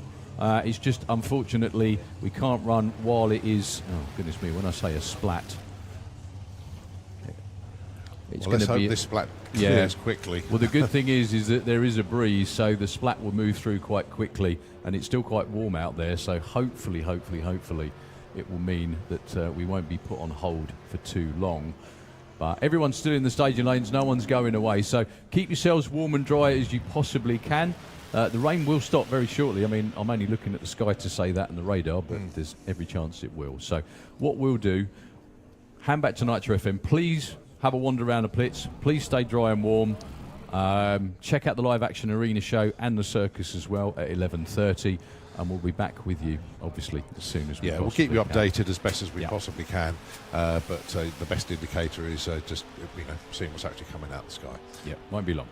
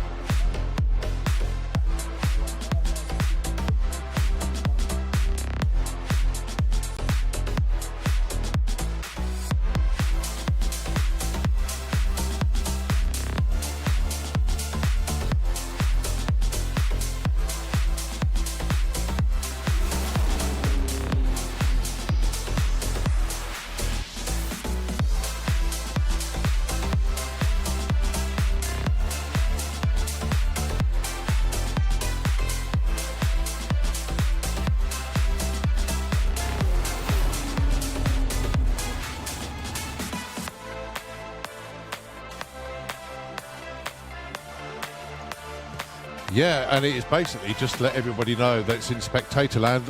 We suggest that you get back on the grandstands, get back onto the banking. We are probably about 5 minutes away, maybe a little bit less actually, from getting things going once again. All of our teams are being advised, get yourselves ready. In actual fact, they pretty much are ready. Norbert Kuno is still saying his car, the door is open, and they are ready to start up once again, as is Stian Rosanis with that awesome Willis. He's down there ready to go. Now, they did have the option of waiting until the end of the session, if you like, to run. But because they've had a gap, they've had a chance to cool down, they've had a chance to top up the fuel, so they will be ready to go. So they will be our next pair. They are lining up ready. Looking into the pairing lanes, obviously the rest of the matchups that we still haven't had yet. David Vector will be taking on Jean Delemont. Bruno Barda and Marcus Hilt, the two Corvettes. Bobby Wallace to take on Walter Strobel. Andy Robinson against Michael Winter, but we have seen Michael Winter down there in series, so we got a feeling that Michael will not be making the run. Yari Ratanemi against Dave Smith, but we do know that Dave Smith unfortunately is out for the day, so that will be a solo for the Camaro. And then of course the pair coming up next, Stian Rosanis and Norbert Kuno.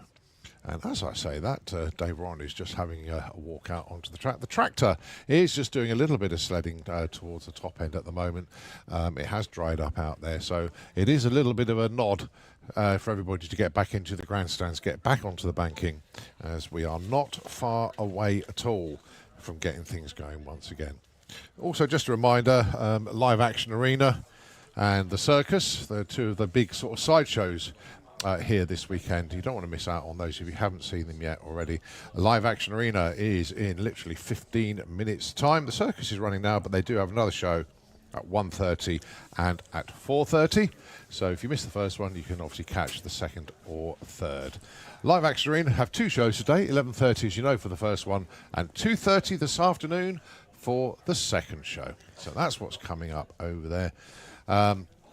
Obviously, don't forget to get hold of the Race Weekend programme. That tells you everything that is going on. Yeah, unfortunately, we were so close. Just as I was talking about it. That's not fair. Yeah, car covers have come back out, which can only mean one thing to us. Some drips in the air again. Bizarrely, the same thing happened yesterday when we were almost ready to fire the bikes up. I was talking about the kids having fun on the bank and rolling up and down it, and I missed the fact that it was raining elsewhere. That's the second time that's happened.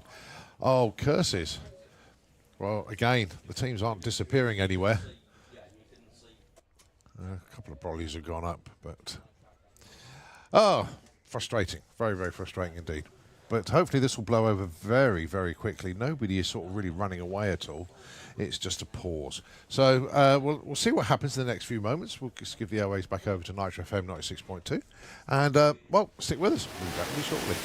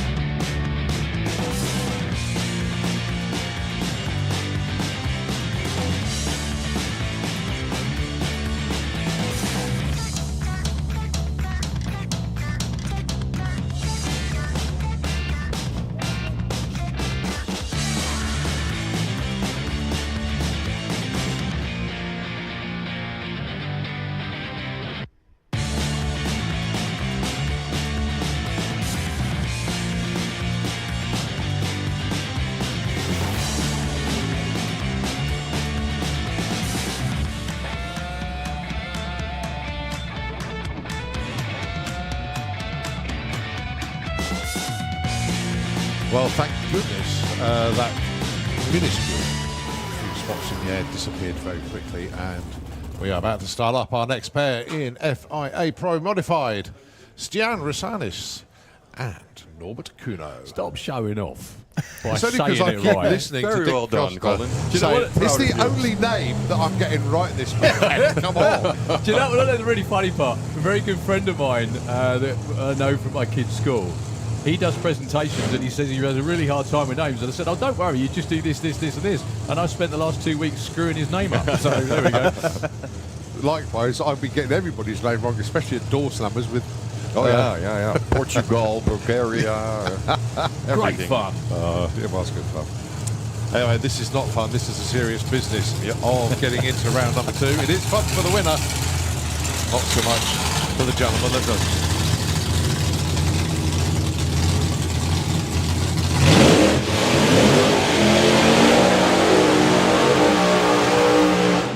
Do you know what I really hope as well is that I'm guessing from a streamline perspective, Stian's car does look quite streamlined, but I'm guessing it's not No, it's very not at all. Not very aerodynamic. I really hope they stick with it. Well, Norbert's still stuck out there again by the looks of it. But I really hope they stick very with nice it because it's just such a cool car. yeah, really good. This is Pro Mod. All the diversity in cars, and then the old cars, I really like it. The real hot rods. These cars have been all but chased out of US Pro Mod racing, haven't they? Yeah, There's nothing like it. Because of the aerodynamics. Yeah. I mean, if a body style is worth even 200s, they'll have that body style, won't they? Yeah. And that's why through history, Pro Modified has been...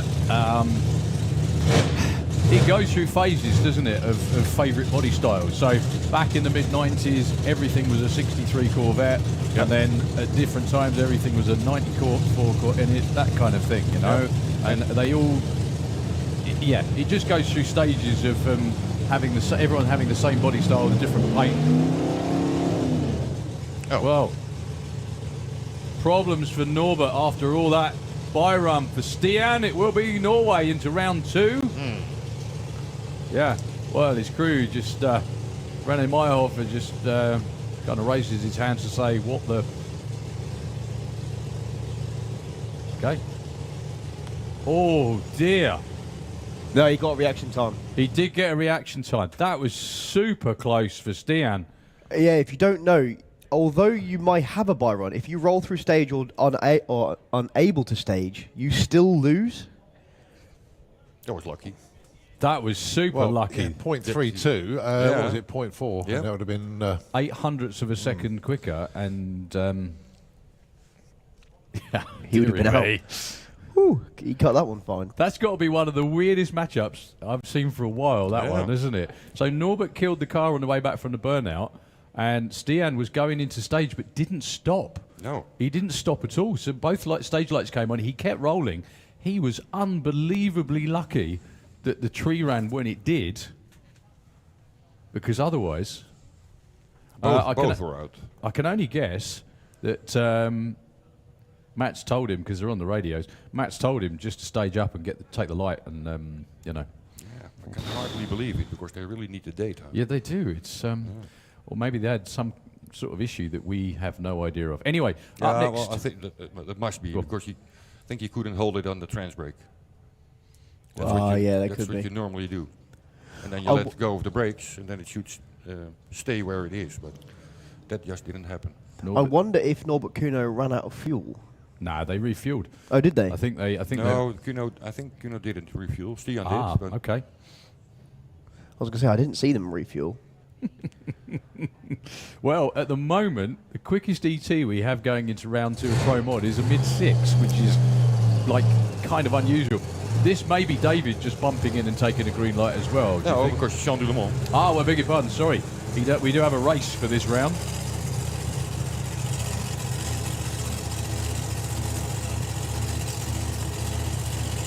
Nitrous car against blown car. Hopefully we get a race. And a good one at that.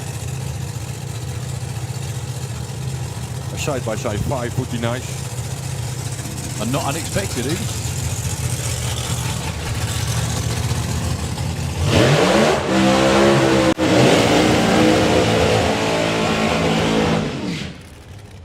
bit smoky from the right side of the engine from David. He has that the whole weekend already. Is that right? Yeah. Yeah. They took it apart yesterday, changed the piston rings. Oh, there is a problem with Stian. Could see it on his the way he moves. He's not happy. Well, he might not be happy, but at least he's in with a shout of staying in.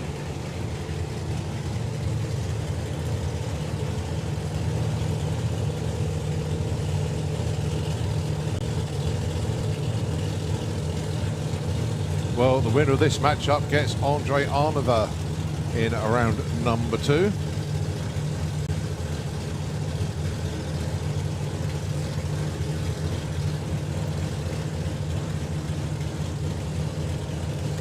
Well, that's just what makes British drag racing so much more difficult than most other places in the world. The weather today is unlike what we've seen at all this weekend. Maybe slightly similar to yesterday morning, but even then the track's different.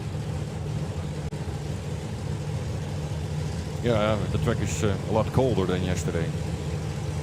When have we heard that before for round 1 on race day? Yeah. Yeah. Like every time. Well, Dave's already in. John's going to bump in. Well, Dave with the wheels up. Wheelie. Yes! Oh, yes, that's the one we were waiting for.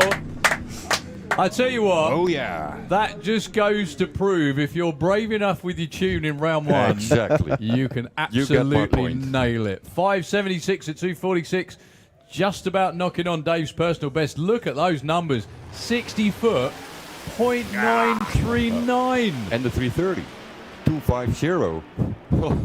370. If you went straight, it would be Wow. quick, I think, to be honest with you. 8 mile. 377 at 186 at the 8th.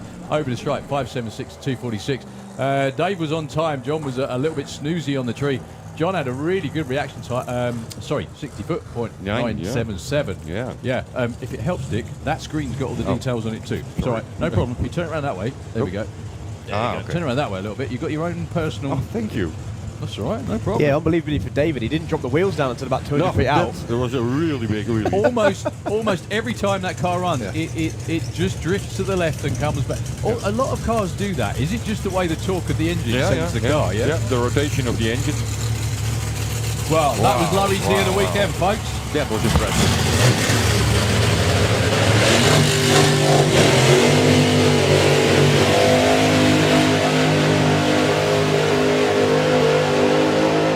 Well, that's bizarrely, Dave Vector, the only time David has been quicker than that was last weekend at Door Slammers. That was pretty So he's had an stout. amazing 2 weeks now. Yeah. Amazing 2 weeks. The only thing but is, one thing, this tells you how good this track is. Yeah. Unbelievable.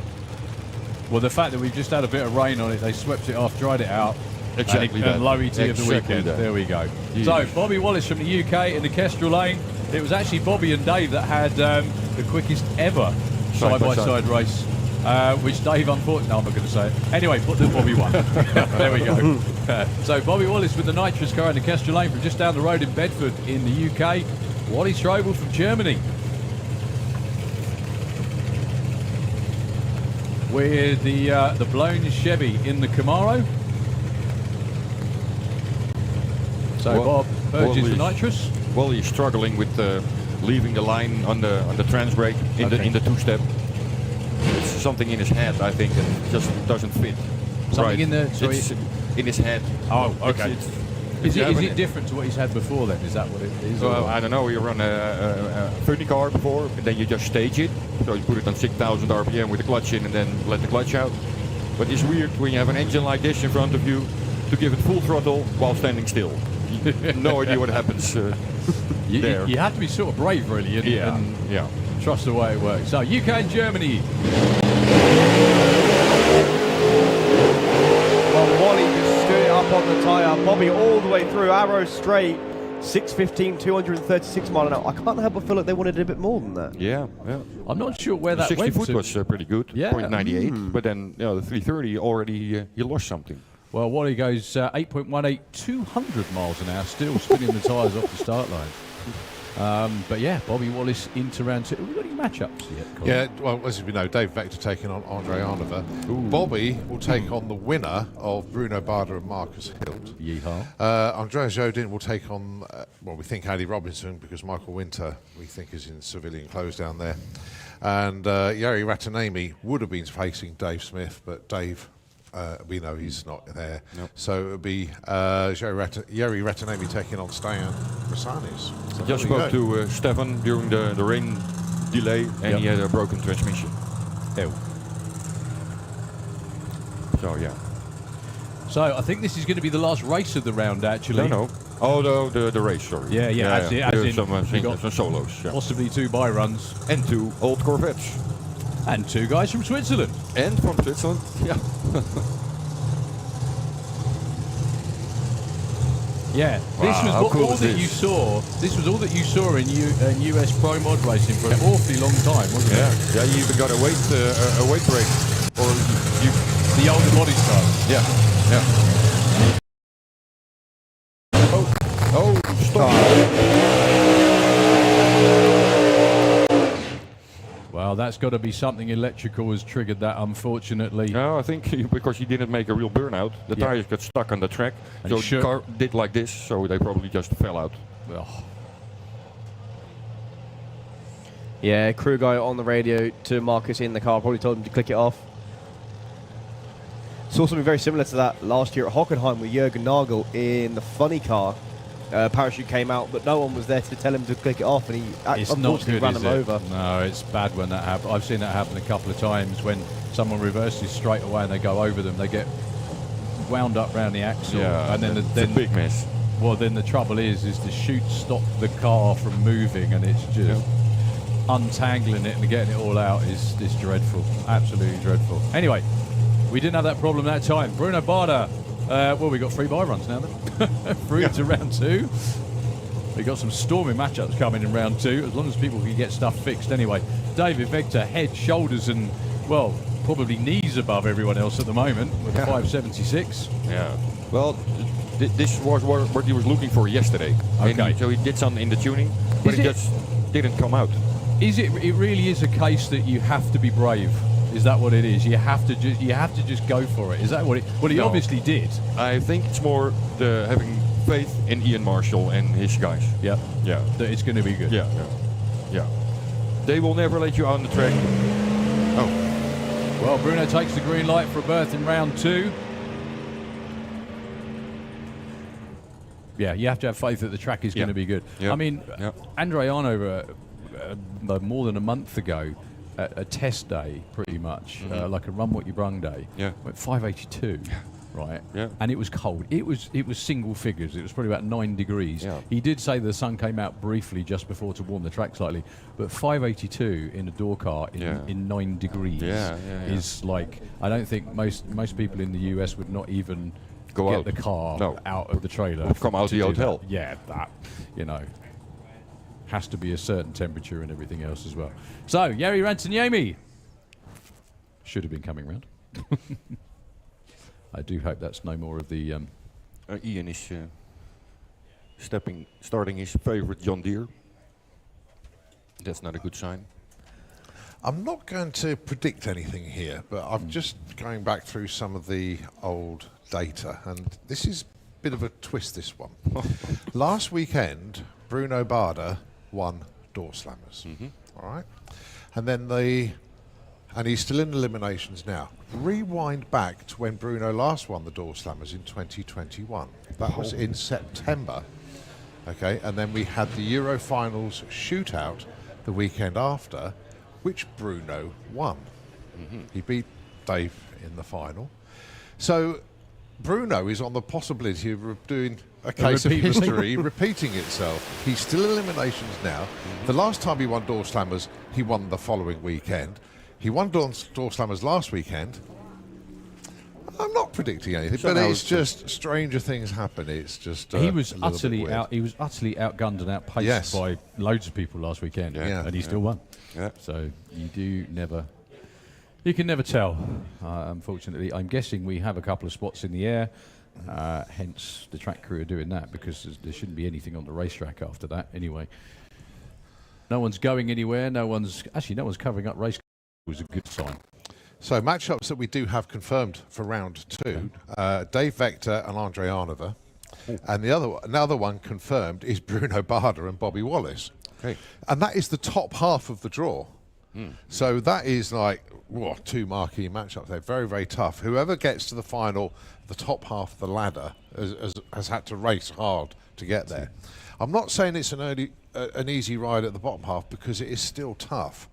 But obviously, Andrea Jodin has made it through on because Peter Cook got shut off. We know Dave Smith's not going to be taking part, so it's going to be a solo for the Ratanemi car. Stian Rosanis, basically just lucky to break the beams there. Yeah. And we don't have Michael Winter in the lane, so Andy Robinson. So in effect, the bottom half, each one of them has had a bye to get into round number 2. Yeah. So yeah, it's a tale of two halves, but it still means it's going to be pretty exciting going forward. It's going to, it's pretty unbelievable. We do have obviously some light flecks of rain in the air. The good thing is it's still bright, so it's just rather annoying. It would be really, really nice if it would just go away full stop. Anyway, ladies and gentlemen, in the grandstand, everybody that's still there, please put your hands together for the man that's sitting in the back of the tow car down there as he goes past. He's waving to everybody. Yeah, that's Marcus Hill. Yeah. All the way from Switzerland, one of the nicest guys you ever wish to meet. And Marcus, wow, Marcus is a big he's a big favourite here at Santipod Raceway. He loves coming over here, and it's just a massive shame for him that he didn't get to stage up for that matchup against Bruno. It's not very often we have an new best DT for David Vector as well. Thank you very much indeed, by a few thou. So he's going to come past you now. Give him a big cheer, please. This is what these guys live and breathe to do, and we're very, very lucky that they spend their time and hard-earned money coming over to entertain all of us. So yeah, we do have some, again, light spots in the rain. The good thing about it being breezy is it's going to blow through quite quickly, so hopefully we won't take too long. We would like to get this round of Pro Mod wrapped up, and, well, frankly, everything else too. So, yeah, nothing we can do about the weather, obviously. We just have to keep going and keep trying and stay with it. Whilst you got this opportunity, good, and that's fact, Ian Blackett's just sent me an amazing photograph. He always catches these ones. Pop down to Blackett Photography Studios, just next to the pairing lanes. Now is a good opportunity while there's nothing going on track. The studio is open all day today. So if you want to catch hold of some images from literally any car or bike that's been down the track this weekend, even if your team will remember the public, pop down there, go and have a look. Also, our traders, it's a good opportunity to go and visit them if you want anything from number plates to t-shirts, hoodies.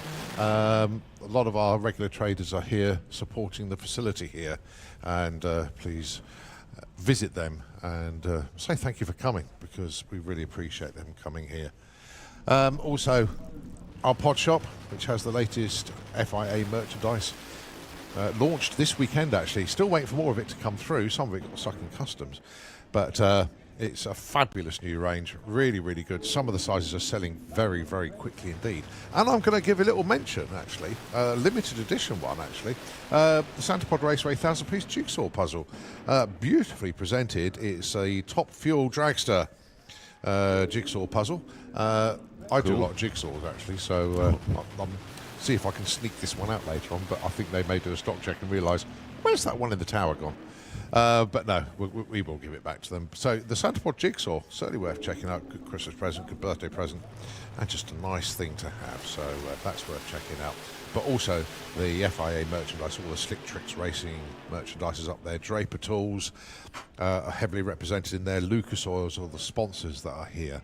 Also, outside the pod shop, just outside, Castrol Beer are here.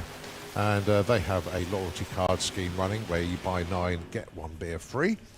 So go and check them out. Obviously, the Flying Castrol team, and there's lots of stuff coming from them. Great to have a chat with Joel McNally yesterday, telling us the plans with that car going forward, looking to hit 200 miles an hour. So the Flying Castrol, and of course, Castrol Beer, our lane sponsors here at Santipod Raceway, the left lane. Okay, let's just see what happens.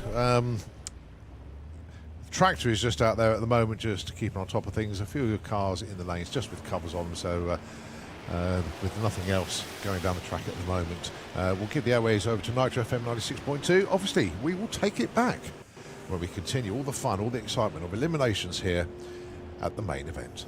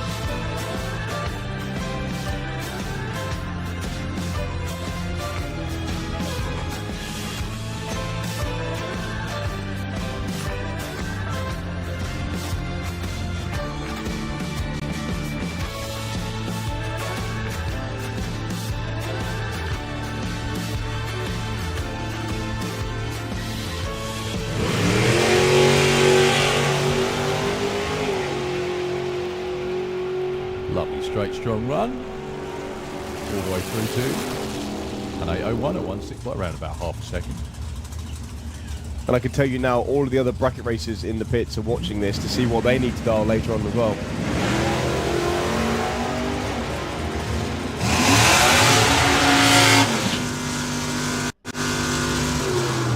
Well, this is going to be close at the stripe.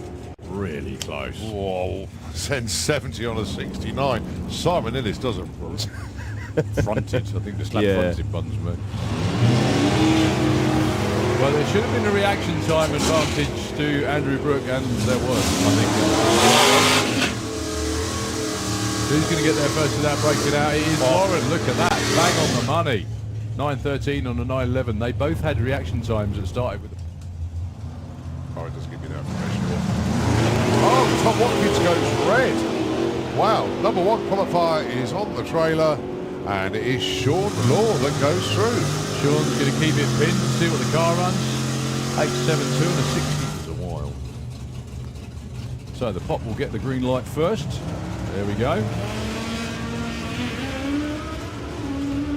Again, we can't mention reaction times because it is elimination. Tom Kay is catching him, Tom Kay's past him. Tom Kay takes the win. I was going to say they were about the same on their dial-ins, but Tom... Yeah, I know it's obviously only 2/10, but that was a long time.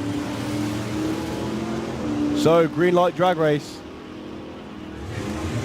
Once again, not saying reaction times, but Dave Cherritt's going to get there first. Oh, wow. Look at that run from Dave Cherritt. 16, 8, 4, 2, winner of the class. Yeah, I should probably point out, a package is basically add the reaction time to how far they were off their dialing.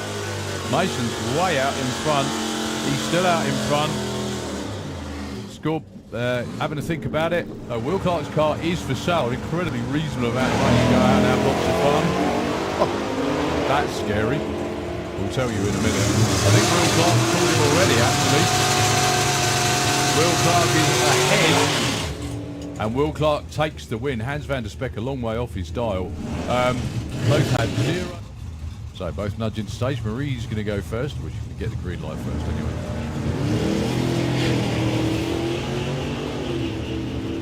Okay.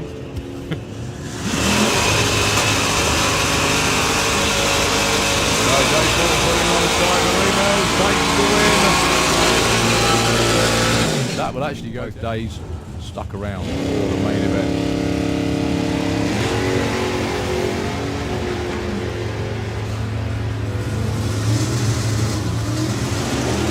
Well, Al Medley is being caught. He's been passed. And Thomas takes the... Look at that. Team rivalry standing in the middle. That's it. Deb and Jody standing. Well, it's a green light drag race is what we wanted.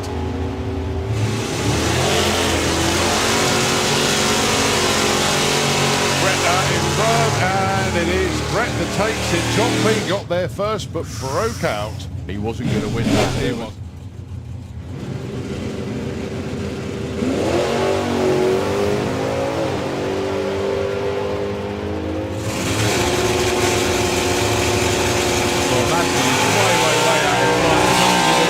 Out, he's got it, and that was a little bit too close, to be honest. I remember he was chasing so long to get into the 8s. Well, Amy's underneath the tower, so someone else is out.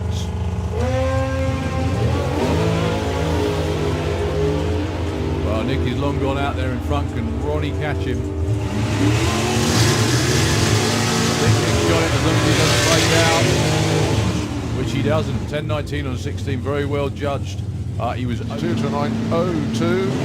Oh, game over for Amy straight away. A weekend to forget, unfortunately. Yeah.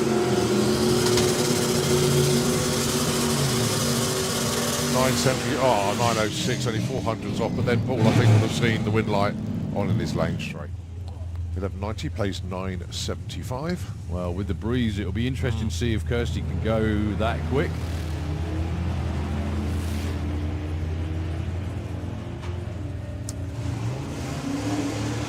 She's a long way out in front. Dave Rudd really isn't running her down just yet.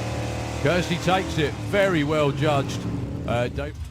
So 9.02 plays 11.44. Neil Watkins goes first, gets the green. As does Ruben. Oh, that was... Is it close? Wayward. As long as Neil doesn't break out, he's got this. I think they're both backed off at the top end. Yep. Yeah.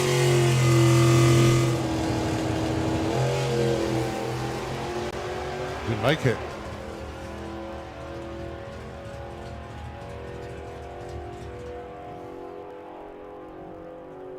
'81 on 86, big old breakout there for Mark. I mean, let's face it, he's got 4 seconds. 4.5 seconds. He gets a green light. So, John goes red. Spence will see his win light on. So John will try and leg it out. Which he has. Fired us Scary. and coming round the corner to take his by Jari Ratanemi with this awesome Camaro from Finland. Yeah, really awesome. A best of qualifying of 5.95. But we knew he was going to be on the solo. Dave Smith unable to make the call. Now, the big question here is, do they go for it? Yes. Okay. Or save it? Or do you just take it off the start line to see if your tune-up's right? No, then you wouldn't do a burnout like this. Makes perfect And sense. he needs data because it wasn't too brilliant the weekend. Yep. Well, the 93 was good, but 95, 595. But the rest was kind of a struggle. Well, I think he was. Where did he end up? Yeah, 591 was what you ran. Yeah, that was apologies. That's Yeah, all I right. said Yeah, no. 595, That's his. Oh, sorry. Yeah, so it was on the pet before, but he. That was his personal best. He's run over 250 miles an hour a number of times. Did it a couple of times last week at the Dual Slammers, and done it this weekend again too. That's also, as Jari pointed out, a new Finnish Pro Mod record as well, both for speed and elapsed time too. Sadly, there aren't many Pro Mods from Finland anymore because They have tended to go to the way of 8th mile top door slammer racing. Yeah.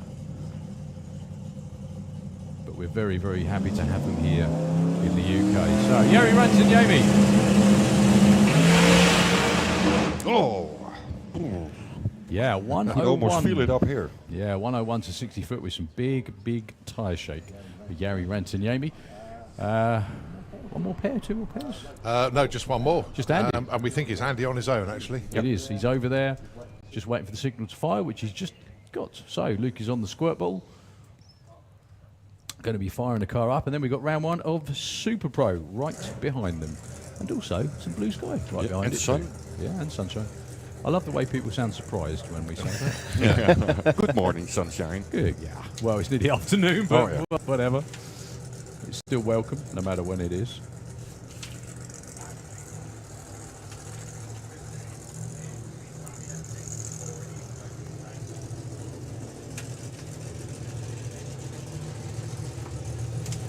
So once again, not sure whether Andy's just going to...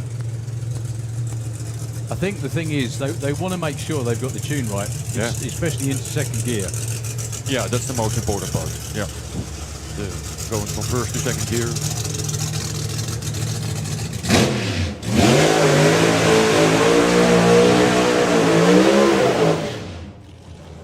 One of my... I've got lots of memories of being down there doing that, but when you were working with David's car quite a few years ago now, all weekend, couldn't get down the track, and then I think it was round 2, it might have even been round 1, you got a buy run. As soon as the car hit second gear without any shake, everybody jumps up in the air, right? You didn't run quickly, you didn't finish the run, nothing like that. It was, yes, you felt so relieved because we'd got the car into second gear. The first bit is the hardest part of it. Yeah. So when you hit second gear without any tire shake, then well, the rest of the run will do. The thing is as well that I know an awful lot of people that are really into 8th mile racing, and they are right, is they say that the reason they like 8th mile racing is because that's the tuning part, if you like. Yeah, if you can get correct. the car to the 8th mile, the rest of it tends to be pretty much. If the engine Bit of a holds. cruise. Yeah. So Steph bringing Andy into stage, supported by NGK spark plugs. The car is called Anger Management, basically because Pro Mods are so annoying to run. You think? They are. Right, so what can Andy do?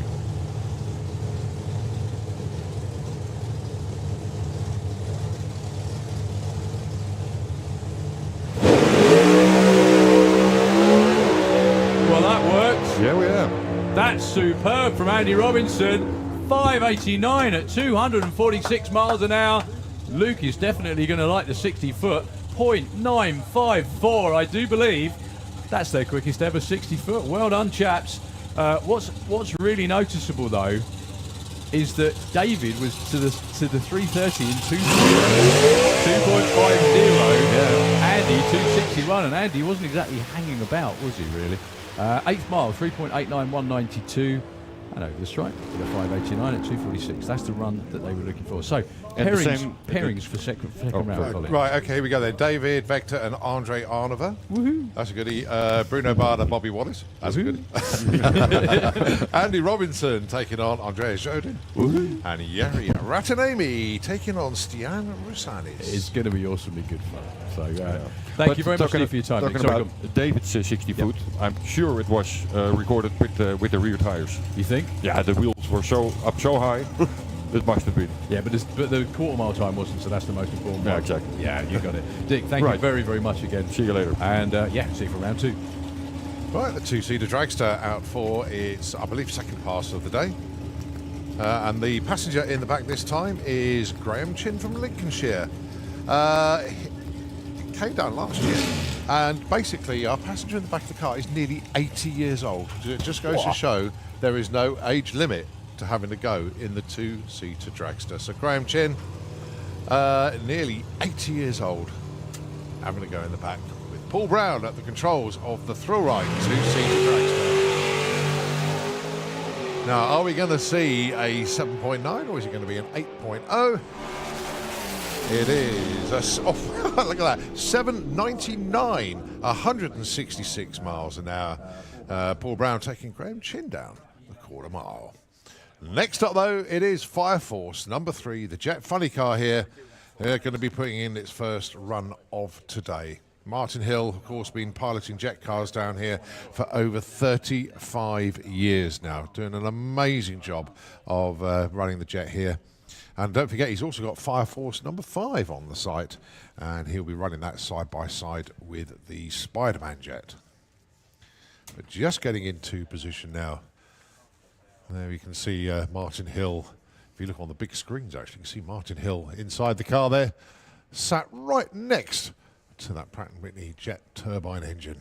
Off to the side, Yeah. which is actually the traditional way, really, isn't it? It is, for, yeah. For jet funny cars.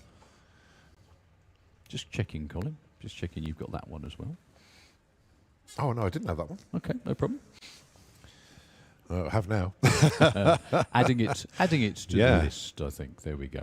So this is always good fun. We've got a bunch of VIPs. I think there is actually. Yeah, good morning. We've got a nice quiet car coming for you now. I think. Did you know there's a product called VIP, and I wonder if it's renamed after sitting up there when the jet car runs. Who knows? Anyway, Yeah. we're about to find out. I'm not being rude. There really is a company. Yeah. Anyway, We're going to save one of the announcements for when he comes round, but it's birthdays to announce today. Stuart Hines, Johnny Hines' dad, his birthday today. Colin Donisthorpe, his birthday today. Many happy returns to him. Chris Wynn, happy birthday to you. Neil Fife. Sorry. Ben Levy. Sharon Walters. Sharon, big part of the pod family here this weekend.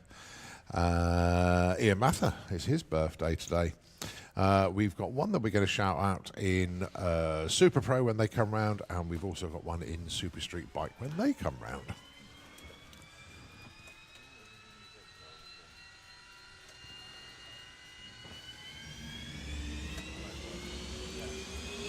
So Martin Hill then with Fire Force number 3.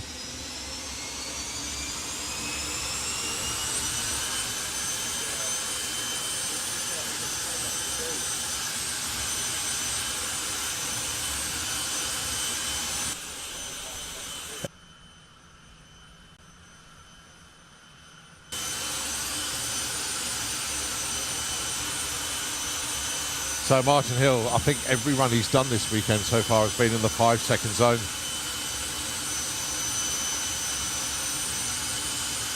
And so many people come along to these events and say, oh, where are the jets, where are the jets?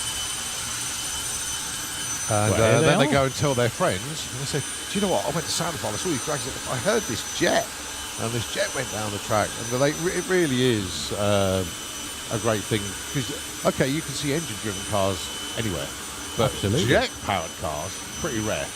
Well, we're going to check out who the 100% newbies are on the VIP balcony. I have no doubt there are a few.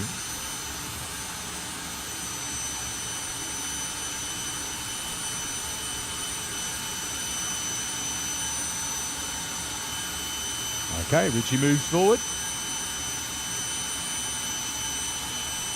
Look at all their phones, look. Yeah. Filming it. I wonder if anyone's ever dropped their phone about then. There we go.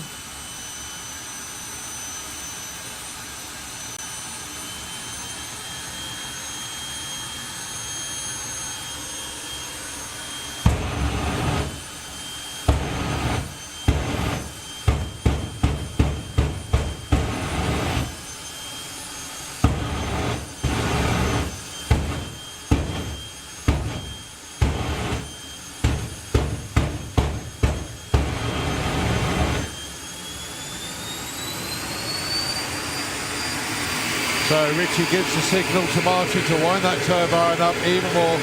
The pops and the bangs will get a little bit louder.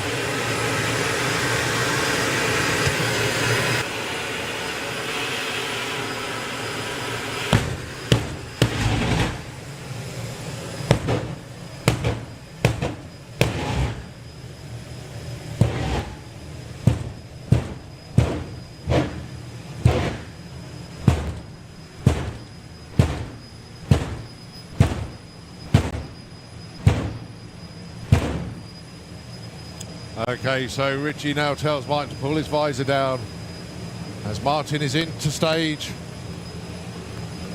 He waves to the crowd, wave back at Richie. They put on a show for us here. Martin is going to take that turbine up to the max. And here goes. 543.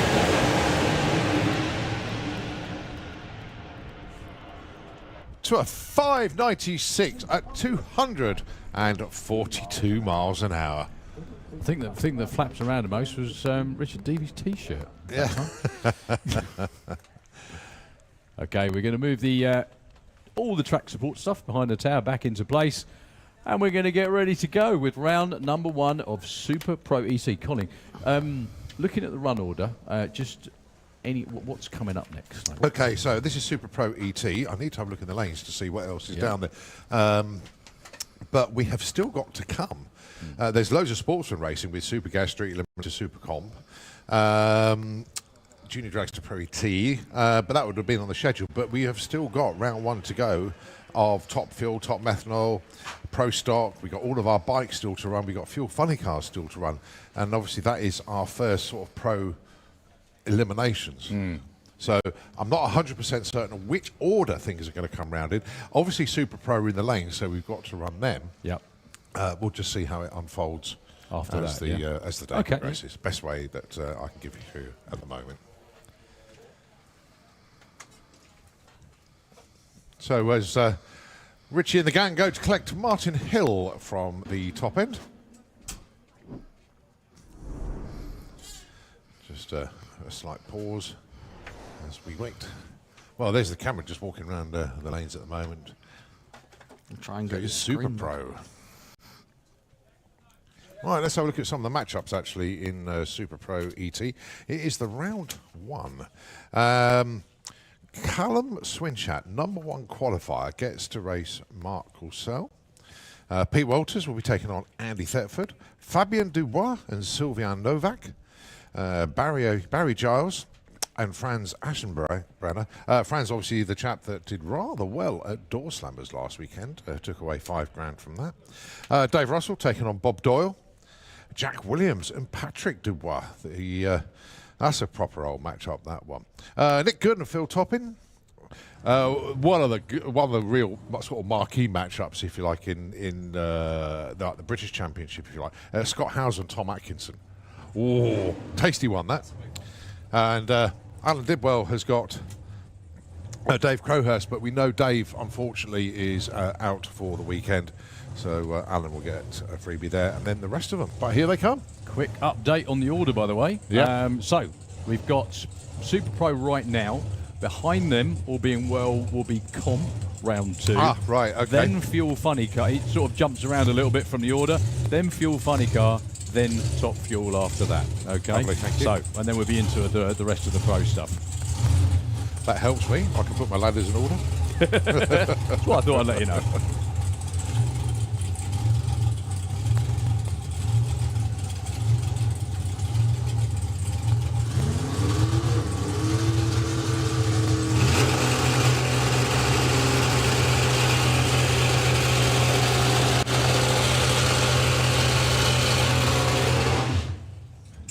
Very distinctive burnout there from Dave Russell, the van with no name.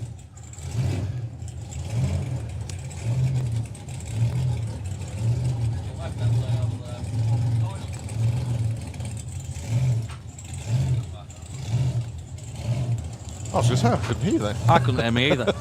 It helps if you turn the microphone. It does, yeah. So I was saying, in the left-hand lane, Bob Doyle. Bob Doyle dials 865. And Dave Russell dialing 871. So you've seen some bracket racing this morning already. This is now the quickest and fastest bracket class in the world, Super Pro.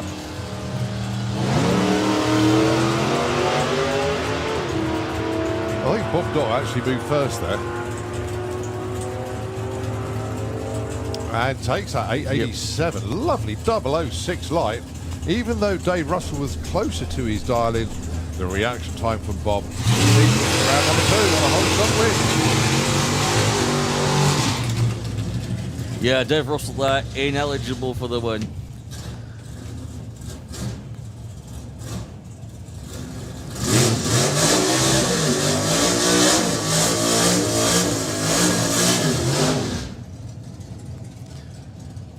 So Mark Bailey and Colin Morris. Mark Bailey, will his awesome 2 weeks at Santa Pod continue? Here he is in round 1 of And Mark Bailey, Super obviously doing some winning this weekend already with his number 1 off the trailer. He took £5,000 last weekend for winning Saturday Door Slammers. 50 quid, number 1 off the trailer, part of the Super Pro ET sponsorship scheme. Going up against a toughie though, Colin Morris. He's won Door Slammers before as well. Away together, they've got identical ETs to chase of 878. One significantly better on the tree than the other, though. Oh, look at that. 0-3 on the line and 878 with a 3. That was going to be super tough to get round. Colin Morris into round number 3. Well, Mark Bailey can console himself with £5,050. He's probably spent 50 quid this weekend, so £5,000. Or a bit more. Yeah. Just a bit more. Yeah. Oh, dear. But good racing, that. Especially when they have the same... It's not very often that happens, actually, the same dial-in both lanes in Super Pro. All right, there's a sprint going on there for Bailey Ashdown. Debuted this car on Thursday in testing, actually, when she was licensing, and then qualifying Friday. Going alongside Kieran Astley with the Joker Dragster.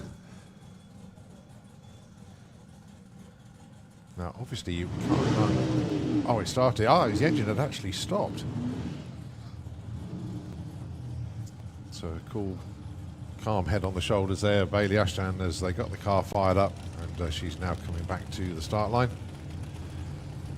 Bailey dials an 806. Kieran Astley a 782 with the LS-powered Dragster.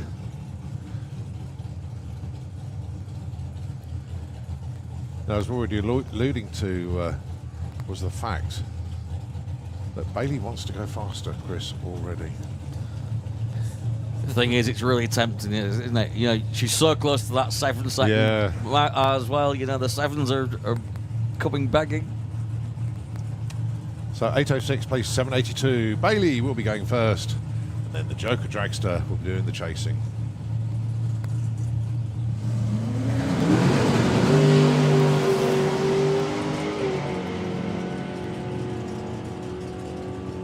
Looks like Kieran's got his nose out in front, and he takes that with a 788 to a lose out 808. Great run for Bailey, but slight reaction time advantage there for Kieran, takes the win. But I think Bailey has had a fantastic weekend in the car this weekend. Yeah, and Kieran did kill quite a few miles an hour at the end, at the top end there.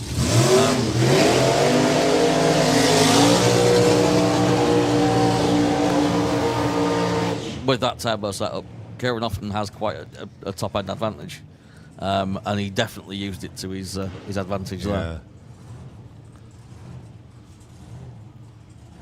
So Kristen Schneebly taking on Rob Brown. Chiggy, apparently. So we were told. Say that again? Christian known as Chiggy. Chiggy, right. Yeah, that's what we were told yesterday. Officially, his nickname is Chiggy. Well, the 57 Bel Air is called Bonnie Blue. The Slingshot has the name of Rebel. Dial-ins at 786 for the door car and 848 for the Dragster. Rob Brown in the Dragster has been having quite a wild weekend so far. It's been errant a few times, it has to be said. But then when it came to it, it started going straight and running his number. So that's what they'll be looking for here, to try and go straight as possible from A to B.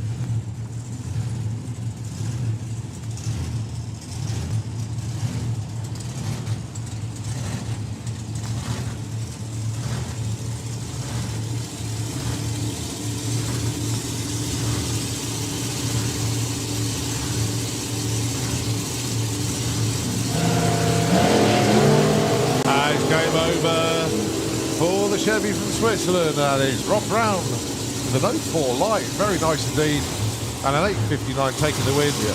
as it's a red in the Castrol Relay. And a wonderful straight run there for Rob Brown.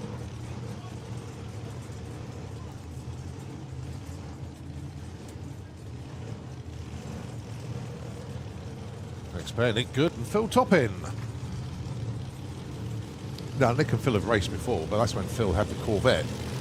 But this time round, obviously, changed the car for Phil. Nick and Phil have raced before when Phil had the other altered. Oh, before that, yeah. Before that. Both been around quite a while.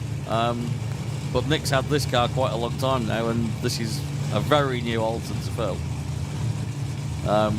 Nick's had a major rebuild in the last few weeks on that engine. Blur's been restripped, and he came here knowing that it was going to make a little bit more pressure, but not knowing really where he was at with it. He's pretty sure now that he knows what's happening and where the car's at, and it's running what it usually runs, so very happy with it. So Nick Dials 681, Phil 899.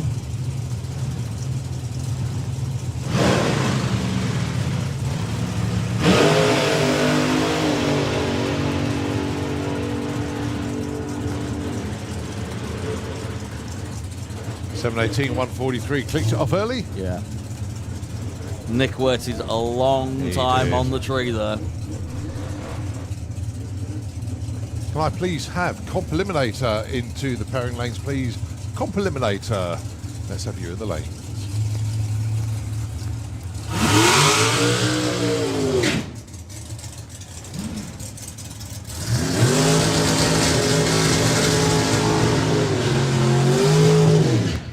Hi, Joe Kellett, Jens Kanecki. Jens, a regular visitor at the big European events.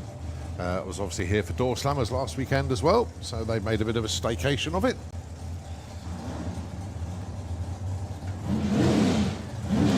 Dialing in 802. 700s. Quicker on the dial-in is Joe Kellett with the Dragster. Jens had an interesting time in qualifying. The first few runs were not really where we wanted them to be, and then second day it really came together for him. Yeah, it was weird seeing 8.6s and things like that, but Yeah. then it suddenly found its form, didn't Yeah, it? he suddenly went back to where he's normally at. Normally at this point I'd see him putting an 804 on the car, so I think he's probably playing a little bit safe.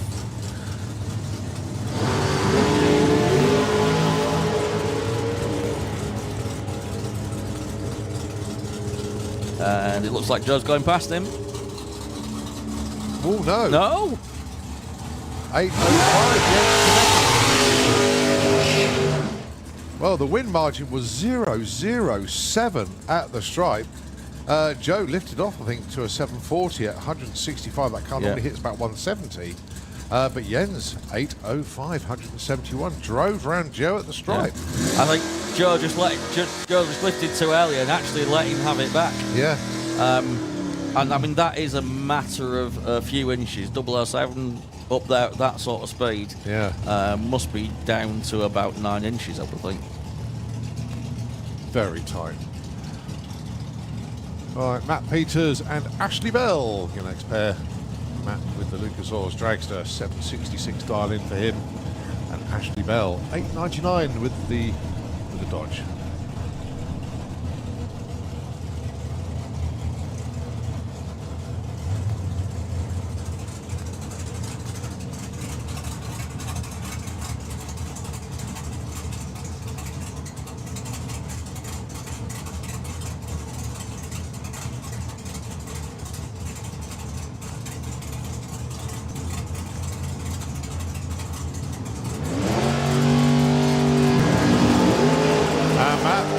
Goes red. So it is Ashley Bell that is into the next round.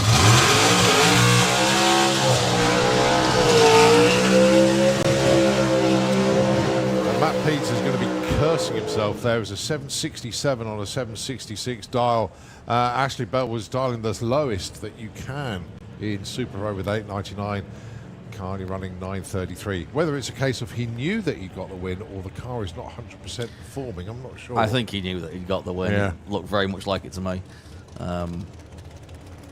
Matt there will be absolutely kicking himself. Yeah. But the thing is, it is very difficult to go green in a car that wants to go as far red as some of those dragsters especially do.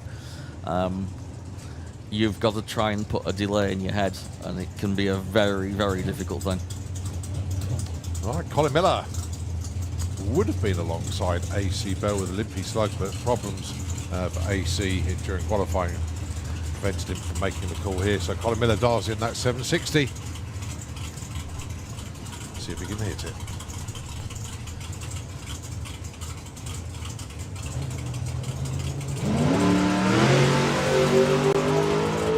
10-60 foot, 0-2 off the line. Nice, straight and true. Lovely, lovely run for Colin. 64.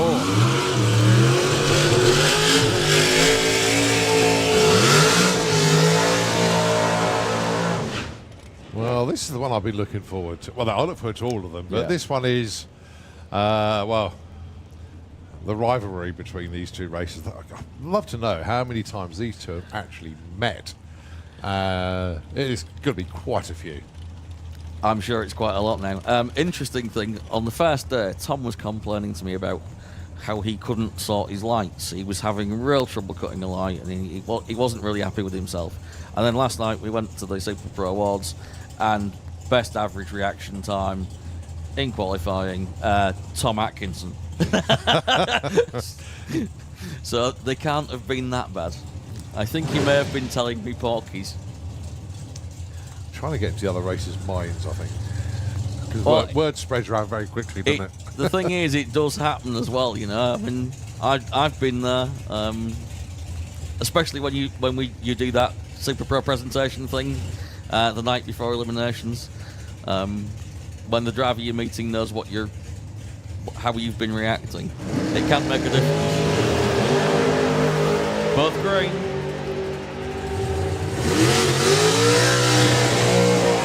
What a race. It's Scotty the Hottie that takes it. 7:37 on the 35.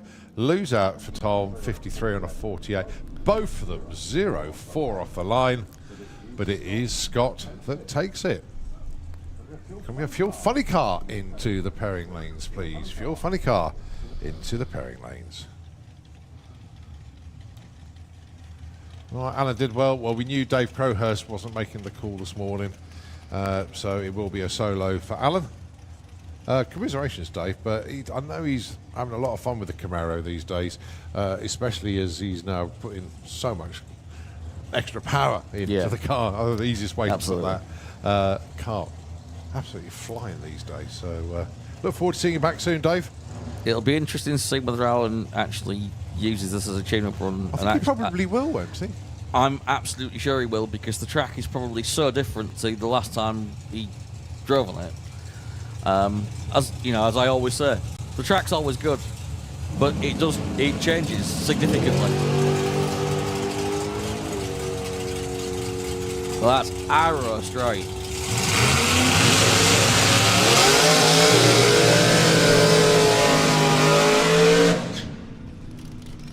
.67 on a 59, just 0.08 of a second off, 174 miles an hour. But that'll give him a really good view of what the car's going to do next time out in the next round when he actually does face someone.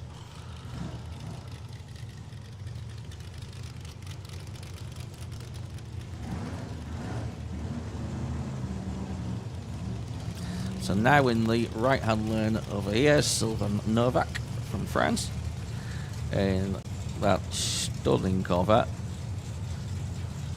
Check out the dialing though, nowhere near what he dialed in at the start of the weekend, 8.75. He hasn't got a good run around the track, I don't think, in 3 days. Isn't that a bit of a dangerous thing to do, Chris, though? If you know your car should run when it's on form 8 flat, you dial in an 875 because that's what it ran before, but when it was all over the place. Well, sometimes you've just got to leave yourself a load of room if you're not sure of getting the car down the track and hope something goes wrong elsewhere. And over in the left-hand lane, Fabien Dubois in the American Racing Dragster for Milwaukee, and the Custom Gang from France. Whose birthday was it, Colin? Was it Clement. his? I beg your pardon, sorry. We'll get to him later. So Fabien dials 698 and Silver that 875. Fabian's chasing hard.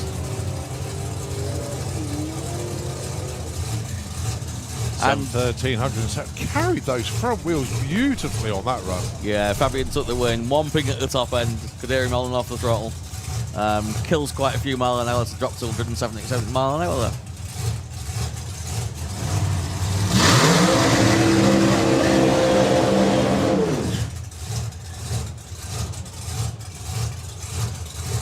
So we've seen Fabien go through. This is the Patrick Dubois.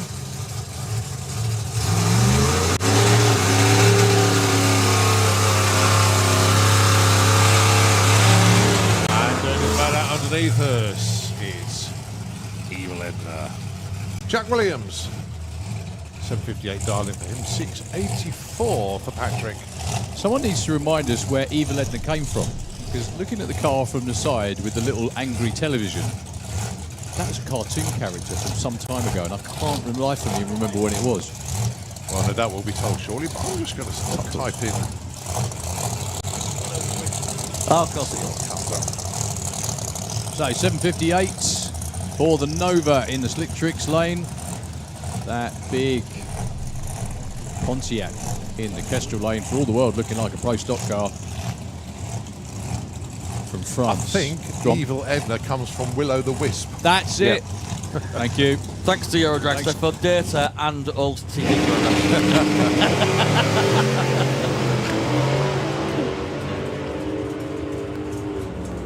Oh, good race, good race. 686 on an 84.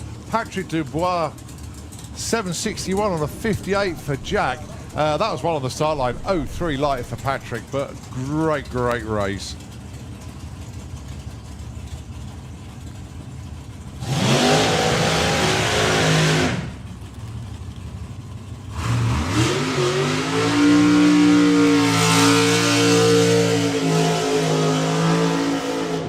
Now in the Kestrel lane, Barry Giles for Giles and Hartley Racing, in probably the longest serving Super Pro dragster in the class. One of the original, I Yeah. think. Actually, this car was imported in the late 80s. It was originally the Wilkinson and Fransham car, and it's still in the same great condition as it was when it came out of the container or off the boat all those years ago.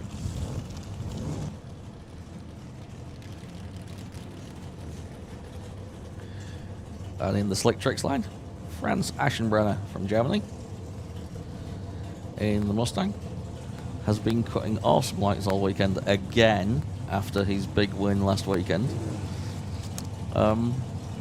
This should be really interesting. It's Well, fair to say. quite a big First time visitors to Southport last and weekend. and they've absolutely nailed the track. They know exactly what the car's doing. Franz is hitting the tree amazingly. This is going to be a real matchup. Yeah, tough customer with Barry Giles, but let's see what Absolutely. happens.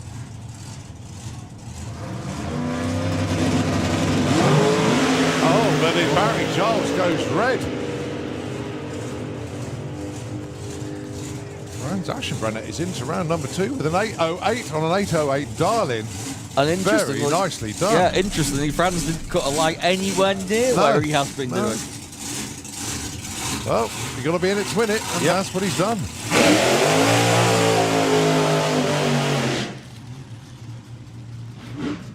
Well, whatever happens to Franz this weekend, not when he's just gone into round number 2, he'll be back in September. Yeah, I mean, Wow. he's certainly one to watch at the moment. Yeah. But my one to watch for today, right over here in the Slick Tricks lane at the moment, Pete Walters in the blonde. Had an okay first day qualifying, and then second day, you know, I always say it's about that thing of narrowing your window down. And Pete went double on his dial-in twice in one day. And if they can keep that up, they've got a real race car for today.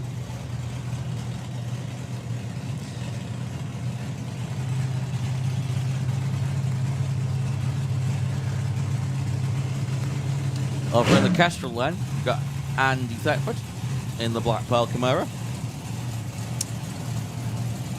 Andy dials 758. Pete dials 753, so they'll leave pretty much together on the tree. You might just be able to see a difference.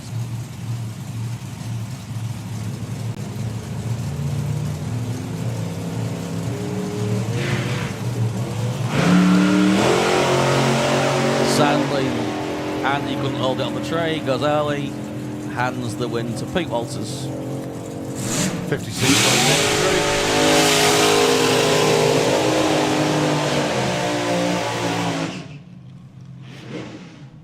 Right, last pair. These two have raced each other quite a few times before, but in the Wild Bunch back in the day. But now both of them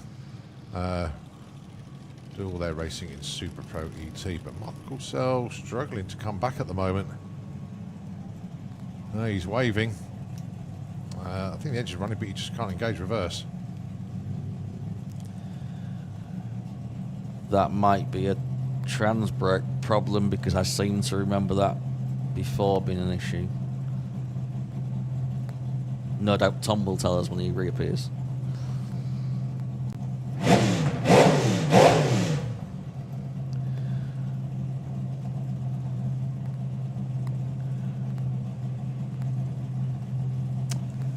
Right, from what I can work out here is that hopefully the engine is still running. He just lost reverse. Yeah. Just checking with Callum to make sure he's okay, not wanting the engine to overheat. Yeah, Ian asked him about actually, temperature he's a couple of times, yeah. I don't think they'd be pushing the engine by holding onto the bug catcher. No. If that was still running, so... oh, no, No, he is. he is running. Apologies. Apologies, he is still running. He just lost reverse. Yep. Ah, but then the methanol burning car, it would be cold on the scoop. Apologies, yeah. So, Mark Corsell, 822. Callum Swincher, 891. Mark may have to foot brake the car, though, because he might not have the trans brake button.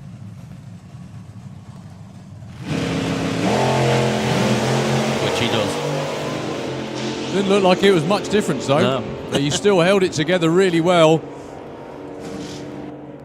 Oh, 23 on a 22, but the win light going to Callum Swincher, 899 on a 91 dial-in. The win margin 0.001 at the stripe.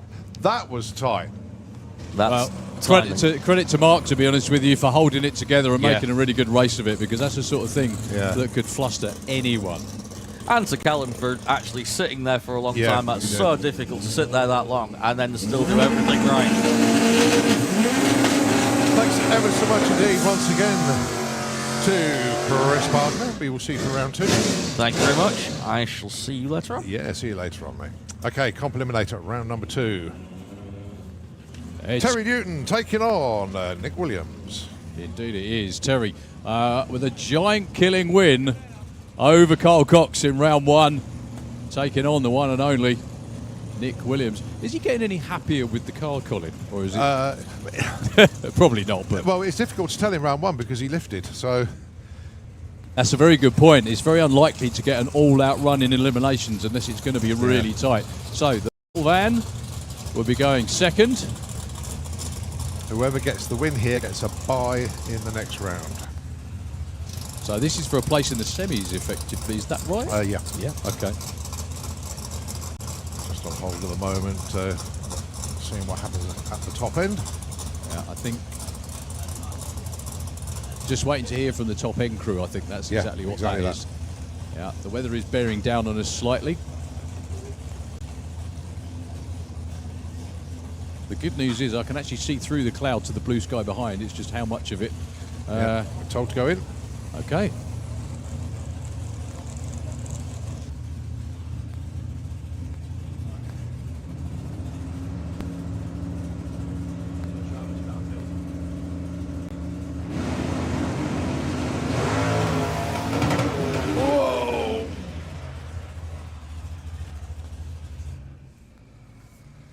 Oh, big issue there for Nick.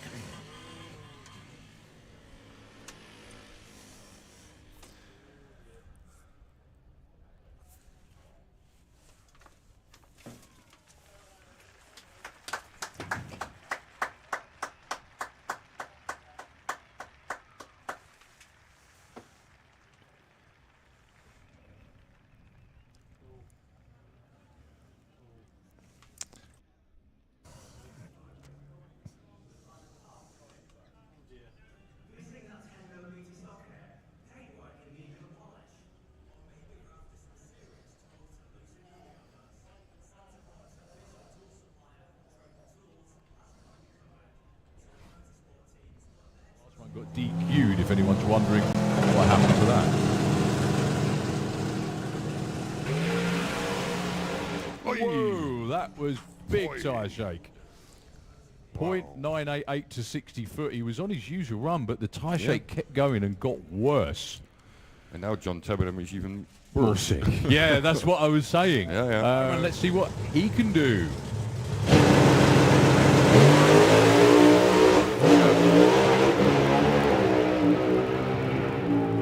It doesn't sound happy at all. No. 669 at 220. You could see it. John's going to bump him. Well, Dave with the wheels up. Wheelie. Oh, yes, that's the one we were Whoa. waiting for. I think in Germany. Well, Wally just stood it up on the tyre. Bobby all the way through, arrow straight. 615, 236 mile an hour. I can't help but feel like they wanted a bit more than that. Yeah.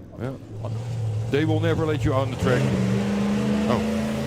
Well, Bruno takes the green light for a berth in round 2. Yeah, you have to have faith that the track is going to be good. Yeah. I mean, Yeah. Andreano, more than a month ago, a test day, pretty much, like a run what you brung day, went 582. Right, and it was cold. It was single figures. It was probably about 9 degrees. Yeah. He did say the sun came out briefly just before to warm the track slightly, but 582 in a door car in 9 degrees is like here in the UK. So Jari Rantagnemi. Oh. Yeah, You can 101. almost feel it up here. Yeah, 101 to 60 foot with some big tyre shake for Jari Rantagnemi. One more pair, 2 more pairs? No, just one more. Just Andy. And we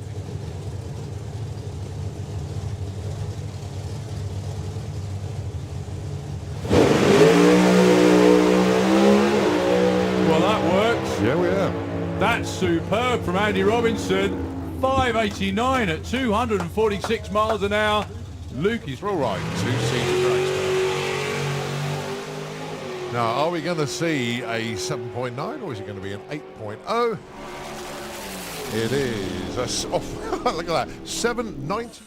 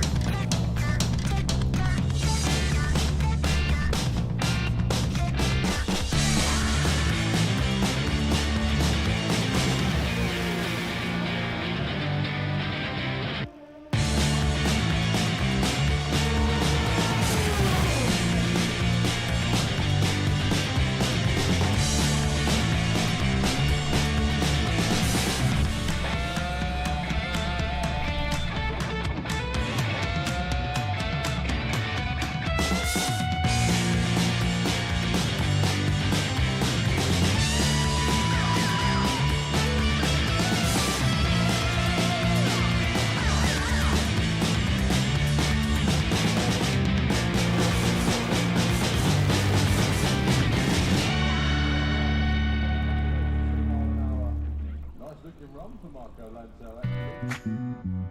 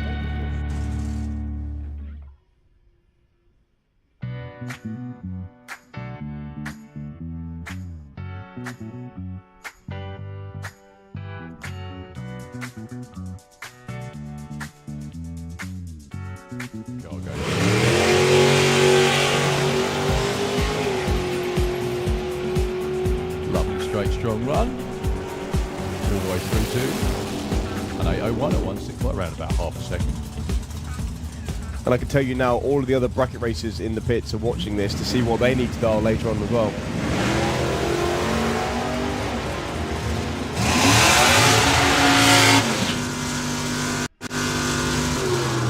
Well, this is going to be close at the stripe. Really close. Whoa, sends 70 on a 69. Simon Innes doesn't. Fronted, I think the slap Yeah. fronted ones were.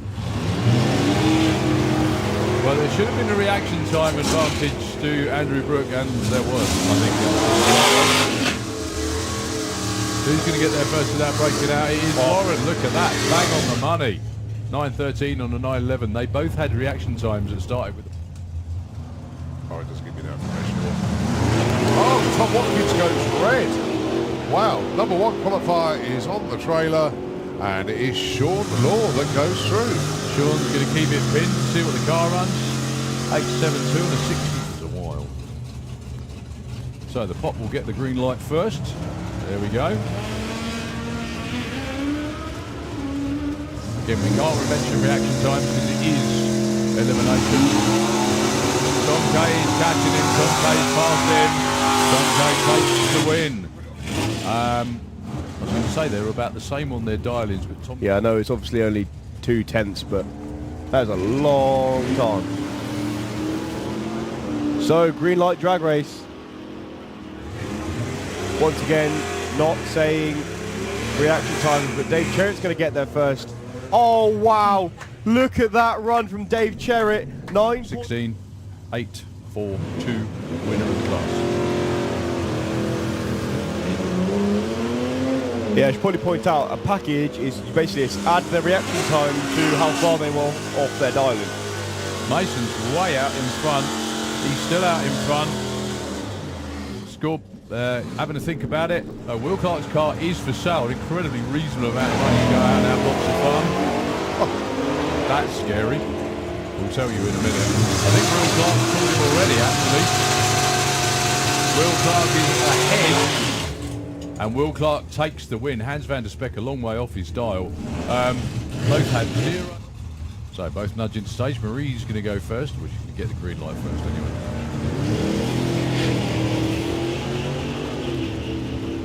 Okay.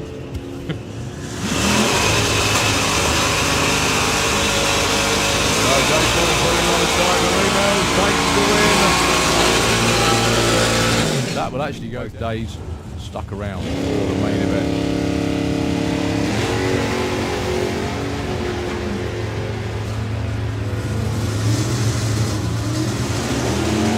Al Medley is being caught, he's been passed, and Thomas takes the... Look at that, team rivalry, standing in the middle. That's it, Deb and Jody standing.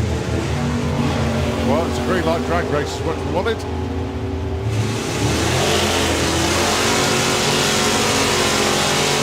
Brett out in front, and it is Brett that takes it. John Payne got there first, but broke out. He wasn't going to win that, he was.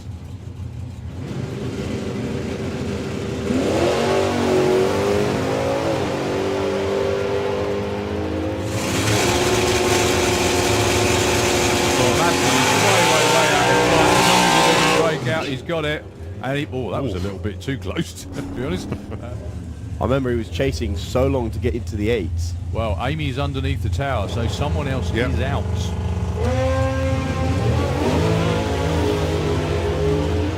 Well, Nicky's long gone out there in front. Can Ronnie catch him? I think Nick's got it as long as he doesn't break out, which he doesn't. 10.19 on 16, very well judged. He was 2 to 9.02. Oh, game over for Amy straight away. a weekend to forget, unfortunately. Yeah. 970, 906, only 400s off, but then Paul, I think, would have seen the win light on in his lane straight. 1190 plays 975. Well, with the breeze, it'll be interesting to see if Kirsty can go that quick.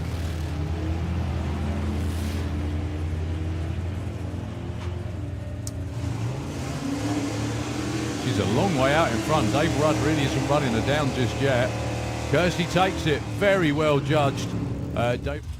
So 902 plays 11:44. Neil Watkins goes first, gets the green. As does Ruben. Oh, that was Is it close? why you would. As long as Neil doesn't break out, he's got this. I think they're both backed up at the top end. Yeah.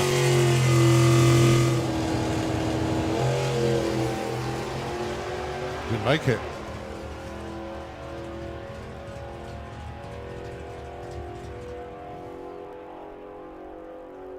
'81 on '86. Big old breakout there for Mark. I mean, let's face it, he's got 4 seconds. 4.5 seconds. He gets the green light. So, John goes red. Spence will see his win light on. John will try and leg it out, Which he has. just to scare him. 7:21, 186 miles an hour. How annoying is that, though? They just got the...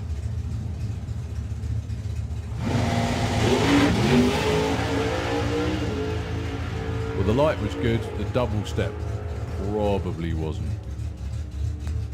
He knows his index is not going to be harmed by that one. 7.87. But he'll just take it gently. Did you say yesterday he was rather happy? Beautiful wheel stand off the line. Good thing about headwind. Yeah. Get a bit more airtime. He's going to trickle over the line though. Yeah. He won't risk going way too quick. 10.37.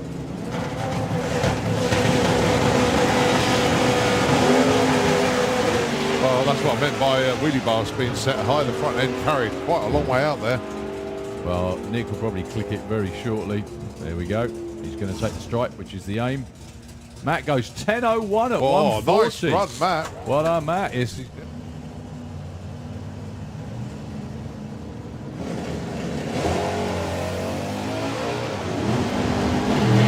Oh, the car just creeping forward. Goes red, unfortunately. That's a shame, because that's Kev's best looking run of the weekend, actually. Nick's already clicked it off. Yeah, 778, 177 is Kev's quickest run of the weekend.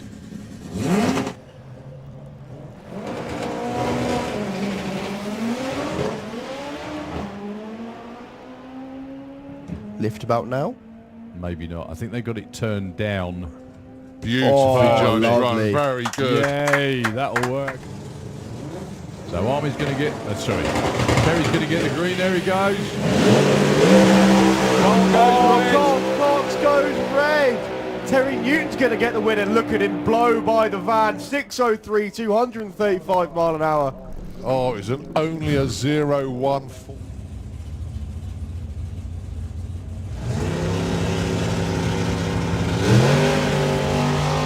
Double 05 off the line. There's nothing wrong with Rob's reaction times at all. Nothing wrong with the run. 7:58 either. 177. Very nice. Oh, he's quick. He's 60 foot of the weekend. 1:09. What's this going to be? Oh, it's a 7:08, 190 over miles. where it was supposed to be yesterday. So the last one got DQ'd, if anyone's wondering what happened to that. Whoa, that was big Oi. tyre shake. Wow. 0.988 to 60 foot. He was on his usual run, but the tyre shake kept going and got worse. And now John Taberham is even More worse. sick. Yeah, that's what I was saying. Yeah, yeah. And let's see what he can do.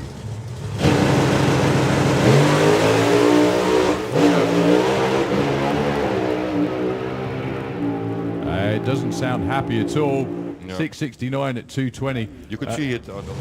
John's going to bump it. Well, Dave with the wheels up. Yes! Oh, yes, that's the one we were waiting for. I think in Germany. Well, Wally just stood it up on the tyre. Bobby all the way through, arrow straight. 6:15, 236 mile an hour. I can't help but feel like they wanted a bit more than that. Yeah, yeah. They will never let you on the track. Oh, Well, Bruno takes the green light for a berth in round 2. Yeah, you have to have faith that the track is going to be good. Yeah. I mean, Yeah. Andre Arno, more than a month ago, a test day, pretty much, like a run what you brung day, Yeah. went 582. right? Yeah. And it was cold. It was single figures. It was probably about 9 degrees. Yeah. He did say the sun came out briefly just before to warm the track slightly, but 582 in a door car in 9 degrees is like here in the UK. So Jari Rantanjärvi. Oh, Yeah, I could 101. almost feel it up here. Yeah, 101 to 60 foot with some big tyre shake for Jari Rantanjärvi. One more pair, 2 more pairs. No, just one more. Just Andy. And we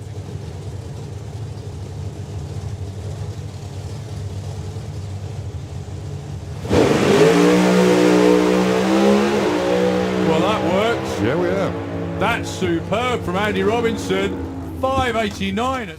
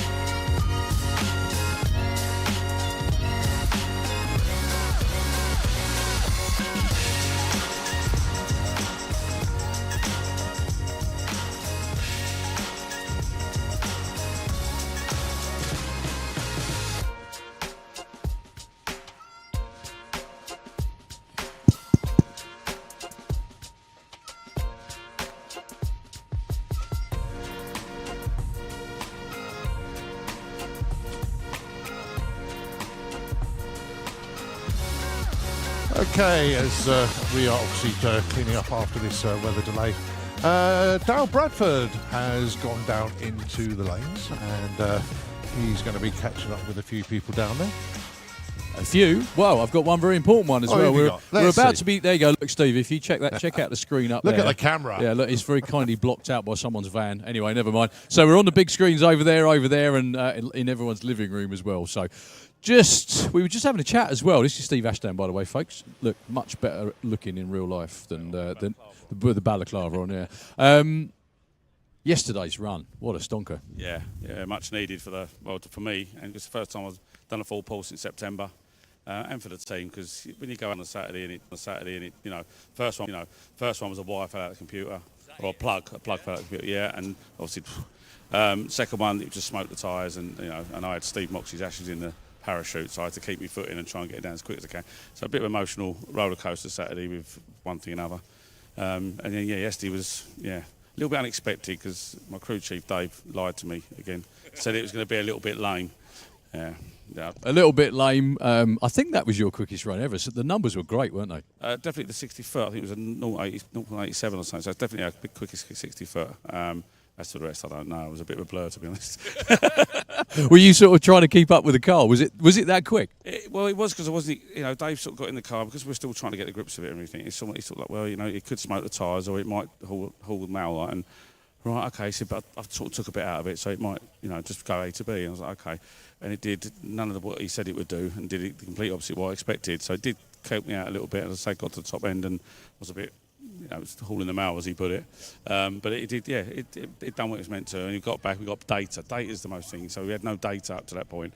So now Dave's got something to work with, and hopefully I can sort the driver out and do a bit of decent driving. Oh, mate, it was all right. The thing is, though, drivers save crew chiefs and the other way around a lot of the time. My crew chief used to say to me, when I say to him, what's it going to do? He said, get in it and find out. So at least you're one step ahead of where I was. I'm so used to, Dave's normally pretty good. I mean, considering he's a really driven one, but he always leans in, he's going to do A or B or something like that. And he's normally bang on the money. But because we've got this new setup after the 2 Septembers ago, we're still getting quite to grips with all this new technology and stuff that we got in it, and getting our head around it all. Or Dave's getting his head around. I don't do much. Well, right, yes, you do. You do the steering, but right at the top, it's really close between all of you. Only just over a tenth between the top 3 cars is where you want it to be. Absolutely, yeah. And hopefully we get better. I mean, Patrick's put on a great show as always. It's great all round. It's great. And you still enjoy driving it? That's a really silly question, isn't it? Still enjoy it. I still get very nervous. I'm still a wreck at the top end. But yeah, it's in the pits I get a bit anxious. Once I get in the car, very cliche over at the motor start, say, you've got a job to do, and you just get on with it. You've got no choice, really. The thing is, as well, is obviously you see how hard all the guys work on it. This was always my motivation. See how hard they work on it, and there's no way I was ever going to let them down by not standing on it properly. And I'm guessing that's pretty much the same. There's nothing worse than the driver messing up as a driver. Don't matter if it be Patrick or, and for the fact the lads have been up all night, and the ladies, sorry, act sides off to get the car ready for, and you go out and make a stupid mistake. You beat yourself up badly. Oh, you know yourself. You've been there. You've done it yourself. So it's not intentional, but sometimes you make mistakes, and it's it costs you dearly sometimes. And and I'm very apologetic, very apologetic at the top end when they come around, sort of thing. But you're right, absolutely right. Well, the other thing is as well is that when they're in the pits, when they're working on the car, if they do something, they can do it again, and no one's watching them, right? When it's always, for me, it was when the crew chief got out of the way, and then the only person that could screw it up was the monkey in the seat, basically, wasn't it? Absolutely, yeah. It's still down to you then. That's a lot. It's a lot of pressure. It's a lot of pressure on the driver and owners, drivers, just to go out and make sure you try and do the best you can. Bearing in mind, you've got split seconds decisions to, the time you thought about it, it's happened. And it's as quick as that. So but yeah. And you've got Patrick, I think, in this round one matchup, haven't you? I mean, that's going to be a lot of fun. I'll tell you what, has anyone in the funny car field got hair these days? No. Joys of owning funny cars. Yeah, you end up with no hair, definitely. Yeah, definitely no hair. I mean, see, where is he? Mr. Brian. There he is, look. Over there, look. No head. We all started with loads and end up with none. Yeah, and we're all skint as well. That too. Not skinny, skint. But yeah, Patrick, I mean, that really is cool, and like you said, it's hauling, but you weren't too shabby yesterday either, so it's going to be fun. Hopefully it'll be a good race. Hopefully, the weather brightens up a bit and they get the track dry and we can go out and get a show on for the fans. Well, it's drying up real quick, and from everybody out there, we love watching what you do, and do it for the UK. Go on. Send the Eskimos home. I'm sure he'll be thankful for that. Yeah, well, it's all right. That's a nickname we have for him. It's all in jest. We love him. We obviously do anyway, but cheers, Steve. Thank you very much. Thanks, guys. Thank you. Steve Ashdown, everybody. Thank you very much indeed. Try and get a word with Kevin if he's... There he is, hanging out the back of the truck. So, yeah. Kevin, come on. Come here. This, folks, as well. Now, this is something that the world doesn't want to see, is like an 8-foot-tall Kevin Kent on a screen over there, but there we go. We're going to do it anyway. Now, this is your number one qualifier in funny car. 2 storming runs on Saturday. As a driver, you've had a while off since last season. That must have felt lovely. Yeah, it was great to come back and put a number straight up on the board. The days have gone of coming here on the first event and just going half track for a checkout pass. We're not here for that. We want to put numbers up. That's what we're here to do. So, I mean, how hard is it getting back in the car after? I mean, it's a long layoff, isn't it? I mean, even though you ran the last event in September last year, that's still, 8 months ago, thereabouts, something like that? Yeah, I mean, it's tough. There's nothing else you can drive on the street or anywhere else, really, to keep your foot in on. But you just got to come back. It's just like riding a bike, really. Just like riding a very fast bike, wasn't it, yeah? That side-by-side run with Patrick, you went 296, I think you went like 284. Were you aware that he was right there with you, or it wasn't until the shutdown area? No, it wasn't until the shutdown area, to be honest. We know Patrick's got a good car, but I mean, that was a fast run. It was a good side-by-side, and it's nice to have a good side-by-side second qualifier. Yeah. Well, it's going to be tough as well. We just spoke to Steve. You're all just over a tenth apart as well, and you all put in really, really good runs. Yeah, I mean, funny cars. I mean, that's where it's at the moment. It's good. It's good to see. So you've actually unfortunately got to buy, because I've seen Jason Phelps walking around in his civvies. Sadly, are you going to go for it?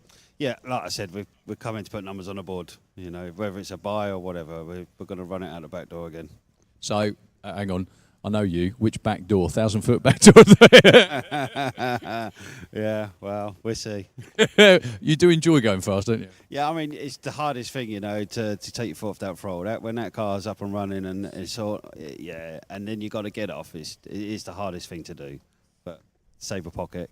Yeah, I was just going to say, you're the one that's got to pay to put it back together again. Yeah, that's right. So, yeah, I do get a few raised eyebrows when they come up to me, but yeah. Well, the great thing is as well, for all of us, and you as well, you are now knocking on the door of 300 miles an hour in 1,000 foot in a funny car. That's right. I mean, we got close to it. Everyone was coming saying to us, you're so close to the 300. It's just 9 mile an hour you need. And I'm like, trying to explain it's hard to find that another 9 mile an hour.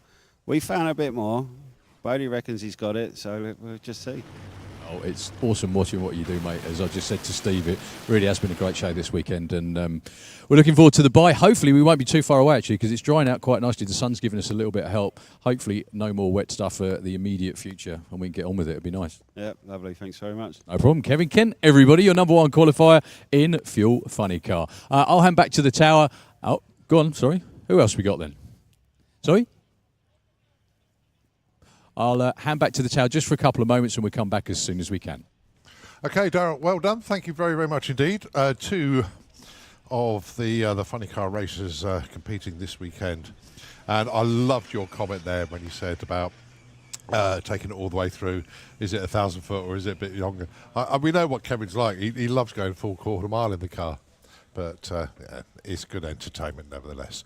It's not long. Dan Williams and Belinda Ball just getting all their cars cleaned off down there. The rest of Comp Eliminator obviously still to run. And obviously the Fuel Funny cars are in the lanes as well.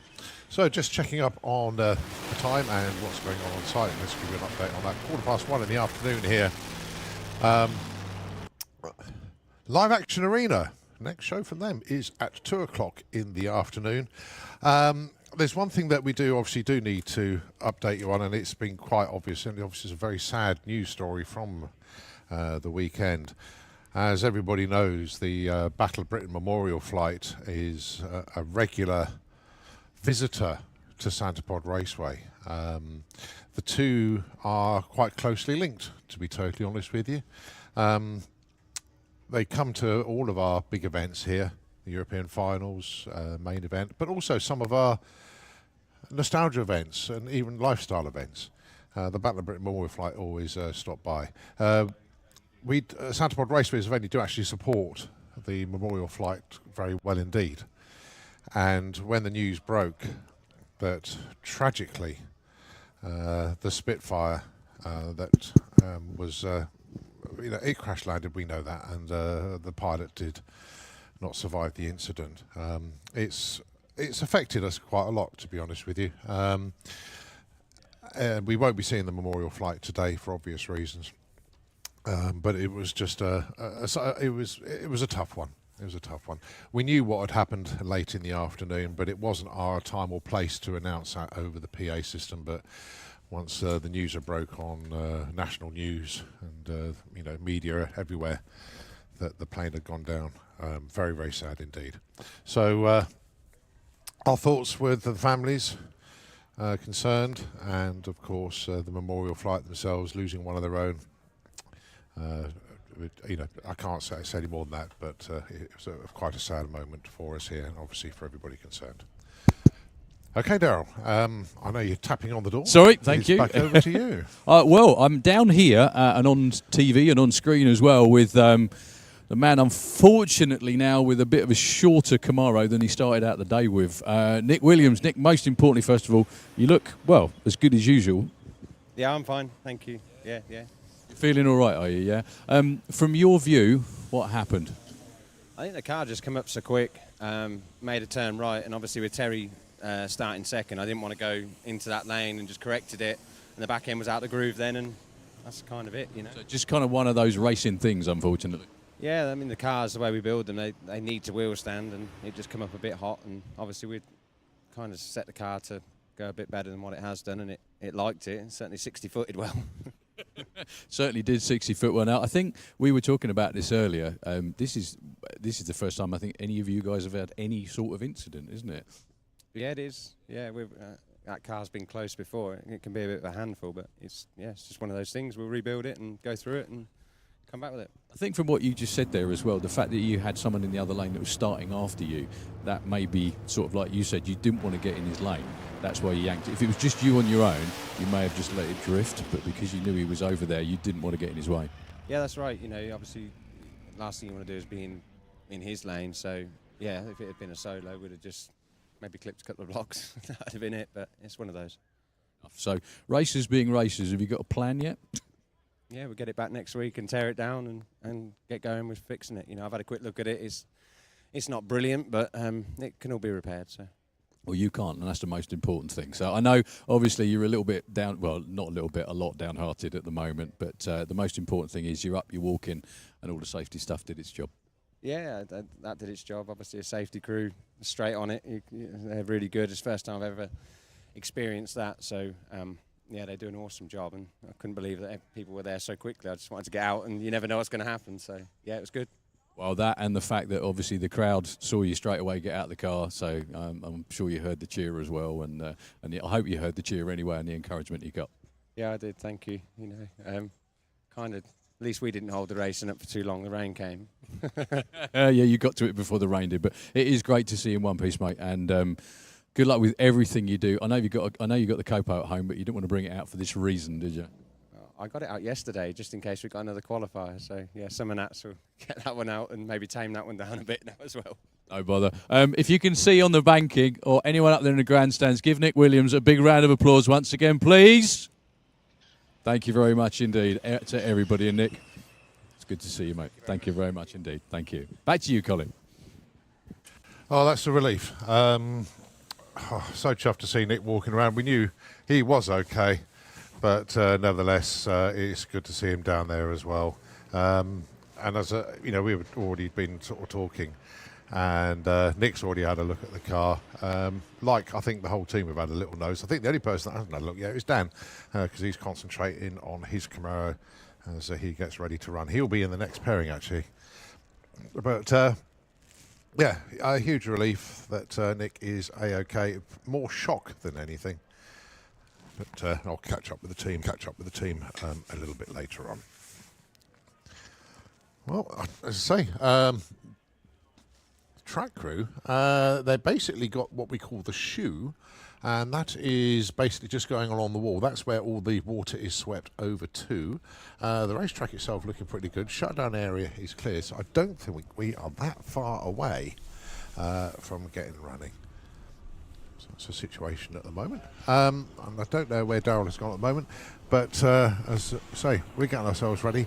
For the time being, though, let's give the airways over to Nitro FM 96.2. We'll take it back if I have either more filming or we get ready to race.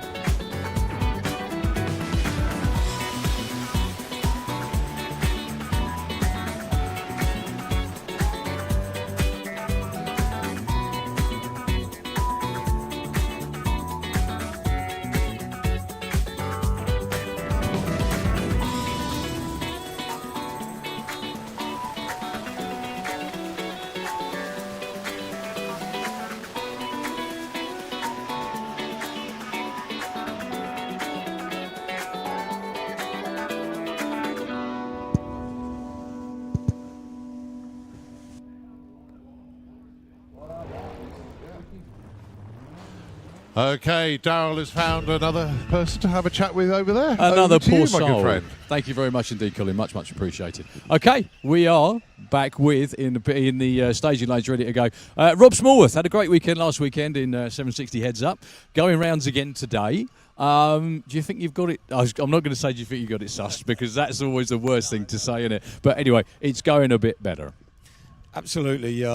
We really enjoyed 760 last weekend. Jeff and Belinda were great, and it was nothing to do with getting to the final. It was really, they put on a good show, along with obviously you guys and the whole Door Slammer setup. So we really had a good one. Basically, we've been taking fuel away. We've been running it so safe for a long period of time. I just can't afford to hurt it. So we've started to take a bit of fuel away, and all of a sudden we stepped up to a 54. So, of course, then you want to hit the jet box again, but you're quite right, Brian and my colleagues that helped me are like, Rob, just calm down, do you know what I mean? But yeah, I mean, we're coming out again in the Sportsman Nationals, so we've got a car now that's in and around the 60s, so that's good. But yeah, we've got a good base to work from. You know, now we're kind of not buried in the 50s, but we can run a decent 50, and so that gives us something to work from there. So yeah, really, really happy. Yeah. Well, it's good. It's nice to see you. Have you? We were trying to work this out, whether you'd even been to a final round, without being rude, in all your time doing this, which is some time. I have been to quite a few. I have got a reasonable trophy cabinet at home. Lately, no. I cannot throw the kitchen sink at it like I used to when I was younger. No, we was quite successful. A lot of time it was either ourselves or Danny Cockrell. Obviously, there was a lot of people that were coming new into it, so we was fortunate to be involved right from the start. And no, I've got a reasonable trophy cabinet, but it hasn't been too brilliant in the last few years, to be fair. Maybe with this car as well, that's the thing. But 760 Heads Up, it was nice to win some money, wasn't it? Yeah, absolutely. That hasn't gone in my bank account yet, by the way, but I'm sure it will at one point. I do keep checking it every day, but okay. Yeah, brilliant. It was really good, you know, to go one or two rounds.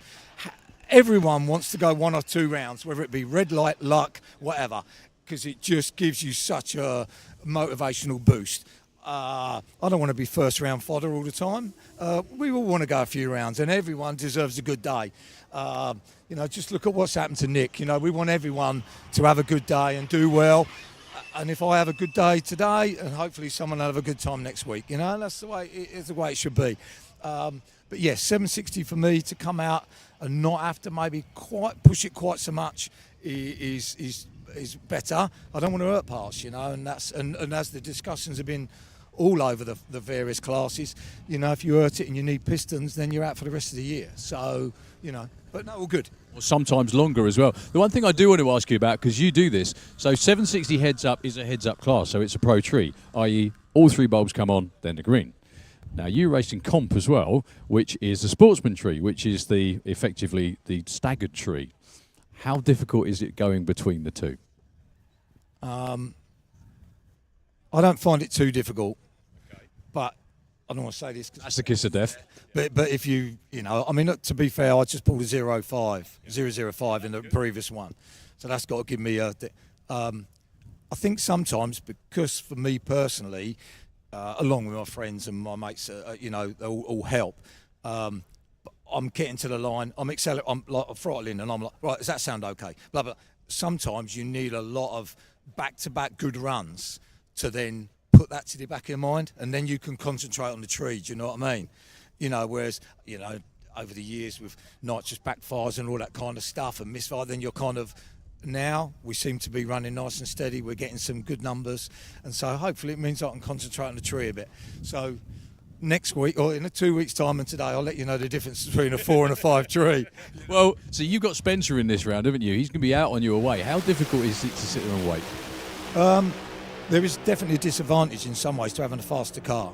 But exactly for that reason, you got to sit and wait, and you got, and of course, we want to make a race of it because we need to be pushing them guys against their index. The last thing, kick for death here, that I need to do is red light. And I've done that before. I've gone to the line, think, don't red, and then I pull a cherry, and they just get off. So it's definitely harder leaving second. But yeah, not too bad. It sits there quite happily on the limiter now. So We'll see. We will see. One thing, just before I wrap up, because I've got Ahmed here to talk to as well. Before we started this, you said you weren't much for talking. How long's that been, chaps? What do you reckon? Good 25 minutes, something like that? Yeah. Only joking, Rob. It's really good. Thank you. I want to say thank you to Brian, to Barry, all the people that helped me out. Couldn't do it without them. So thank you very much, everybody. Thank you very much, Steve. Rob. And the wife and child at home, sorry. All steady. He was nearly in it when he got home as well. Anyway, we do have someone else. We're not far off going racing again. Any idea how long? Not 100%, no. Sorry, I can't give you that. They're still working on the Kestrel beer lane. Okay, no problem. Thank you, Cole. So, the man standing next to me, I said this earlier, and I hope you don't mind me saying this. Ahmed has lost so much weight since he started racing. He looks like one of those, you know, those wing fly, like the Red Bull, the people that jump out of airplanes and fly down. It looks very much like that. He looked like a tiny person in a huge suit. This is Ahmed Jamshed, everybody, and Ahmed. Just an amazing run on Saturday as well. What I've got to mention before anything else, the speed. 185 miles an hour in a little old four-cylinder Honda Civic. Yeah, that's it. We was after that 180 plus, and we've got there now, so we're very happy with that.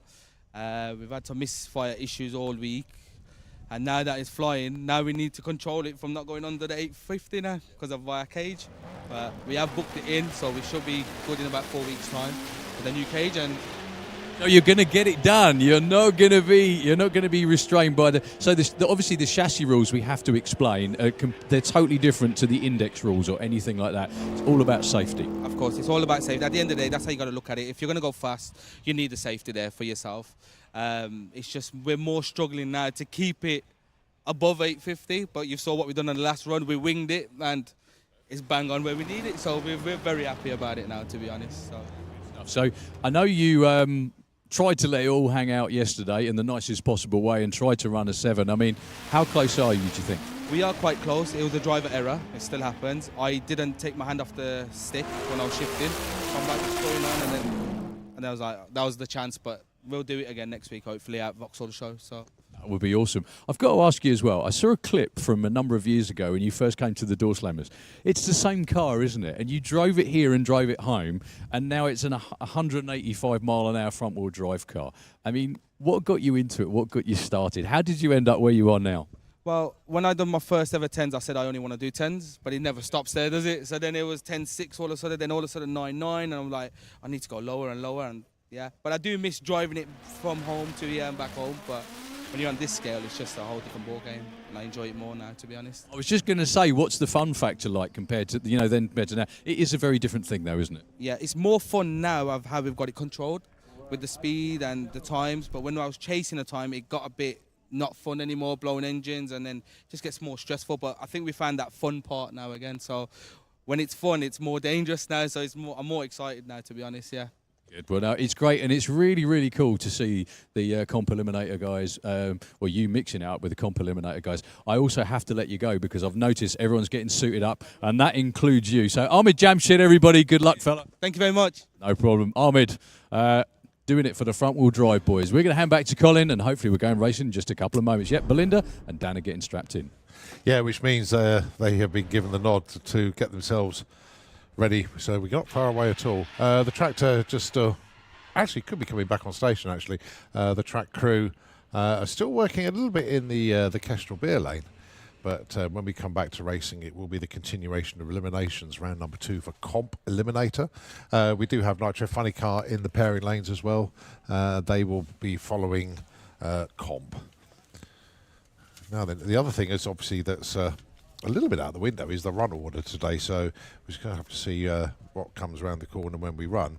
But we do also have round 1 of all of our pro classes to get through. So I would imagine that's where the concentration will be.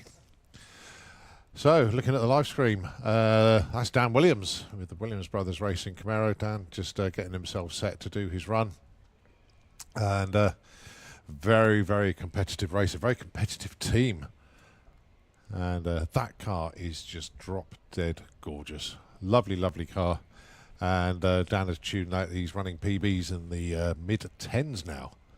And that's Louis, his crew guy. Well, fair to say that Louis actually works on all the cars in the Williams Brothers stable. And as you see, there's quite a few of them. Obviously, Nick and Dan.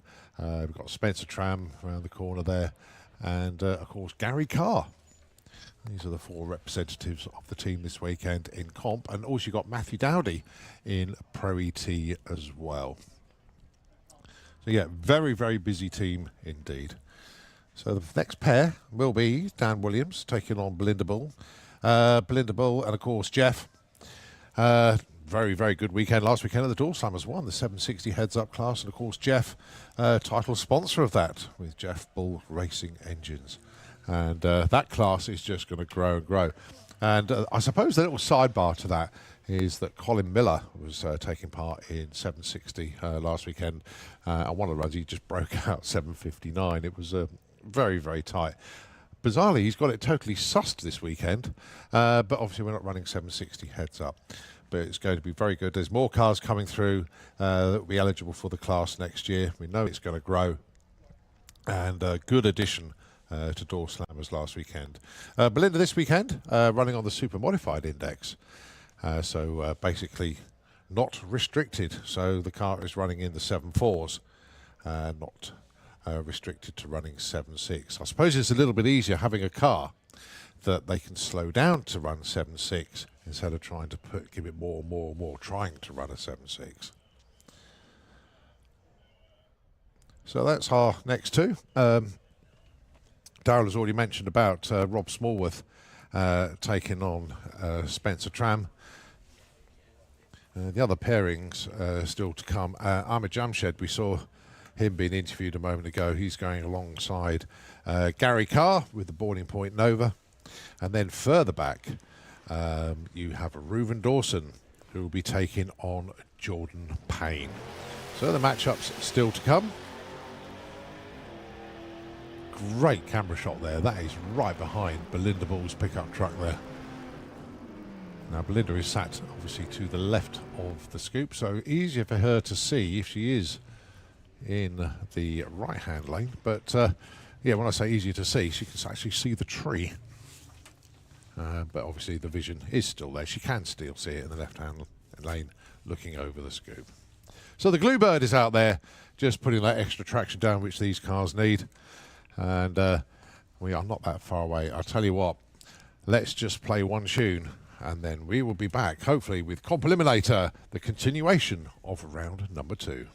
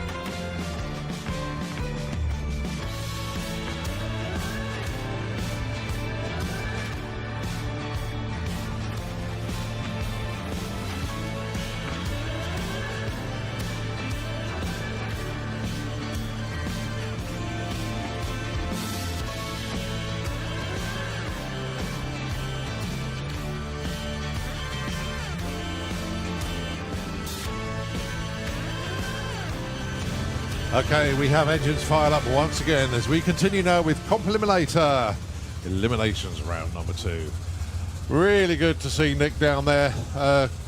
Hopefully he'll come and have a chat with me later on. If not, I'll catch up with him. But a very unfortunate incident there with that beautiful Camaro. But that's a strong team. They'll be back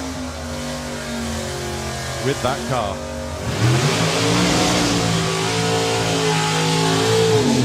So Dan Williams and Belinda Bull. Dan has an index of 1123, Belinda 799. Drag races are made of certain stuff. Nick, it was great to see Nick, great to talk to him, and obviously we did that with his permission. We did ask him before if it was all right to talk, and he said, yeah, it's fine, it's just one of those things. But his brother was sitting behind in the water box watching him go in the wall, and now he's behind his brother going out there for this race against Belinda. Belinda's got to sit there for quite a long while, and this could well be a great race. I think she's been in the 7.4s, isn't she? So yeah, went 7:45 down this weekend at 10:54.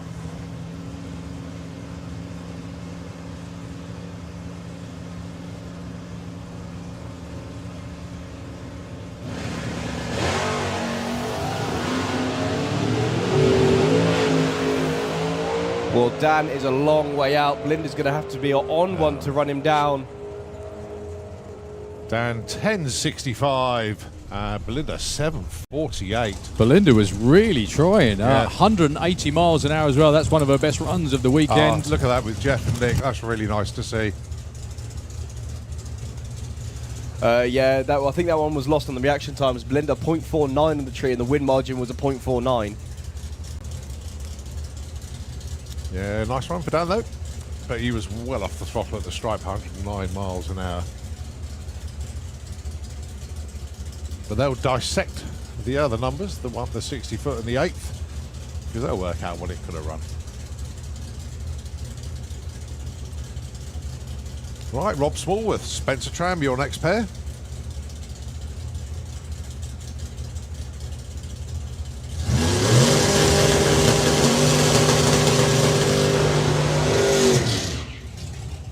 Well, it was really nice to have a chat with Rob down here. I did love that. Before I spoke to him, I did actually say to him, is it okay? And he said, well, not much of a talker. Yeah, go on then. Pretty damn good racer is Rob. So Spencer's going to be out there a long way before the green light comes on for the 55 Chevy. Well, it's another stocker versus Subo, if you like. The difference being that Rob's got to wait longer than Belinda did. The Spencer's index 1168, and Rob's 799.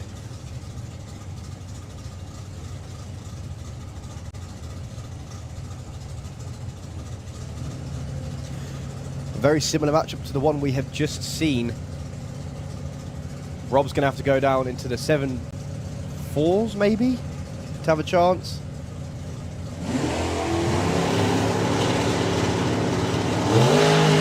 And that's what Rob said. Fear of the cherry on the tree, which is exactly what's just happened there. Wind light comes on for Spencer. He lifts off 11:59 to lose that 78. That'll be me for saying, so how hard is it to wait on the tree? And me asking Rob, what's the difference between leaving off a pro tree and a Sportsman tree? And him saying, it's fine. Yeah. There we go. So Gary Carr and Ahmed Jamshed, your next pair. Winner of this gets Dan Williams.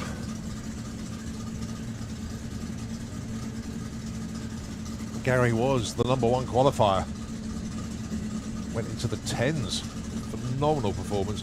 And believe it or not, that was quicker than the car ever ran in the States. With Richard Borby on the former car owner. And the great thing is that Richard and Gary are still in touch. Quite a lot, actually. And Richard has said, I can't, you're doing so well with the car. Phenomenal performances. And Gary said, well, come over and drive it again, which was a real nice invitation, which Richard may well take up. So Gary Carr then, 1182. 07, we know he can't go quicker than 850. Well, he's already dropped the index by 0.13. Wow, it's even tougher now. That's not a permanent change. That would just be for this weekend, I think, if I've got the rules right in my head. But he's risking on changing the index permanently. Right, so there goes Gary. Ahmed sets off in pursuit. Yeah, so Ahmed's only goal this time is basically push Gary as quickly as he can get him to go. 11.19, Gary Carr takes the win. Ahmed goes 8.63. Another well-judged run, though, from Ahmed Jamshed. But it is Gary Carr that'll be racing Dan Williams in the third round. Last pair, Ruben Dawson and Jordan Payne.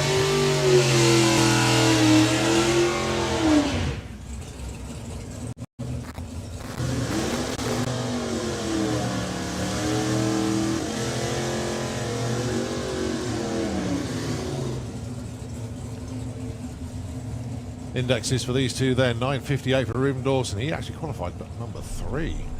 Jordan Payne, another sumo, 7.99. Sumo is the abbreviation for super modified, in case you're wondering why we call them sumos. They'll run to 7.99 index. This could actually be the race of the round. Ruben Dawson consistently in the 9.0s, 8.99 range. Jordan qualified with a 7.43, so that puts both of them about 0.5 under their index. Yeah, Ruben's had his index tweaked as well, hasn't he? Down to a 9.58. Let's just hope for a green light race to the finish line.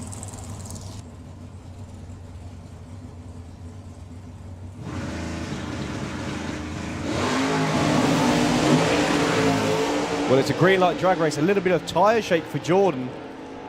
Ooh, this is a tight one. Jordan's going to get there first. He has, yeah.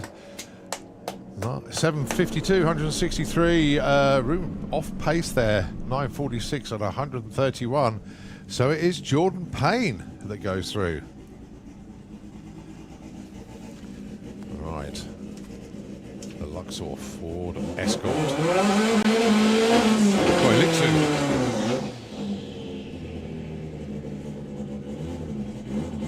Phenomenal car, this.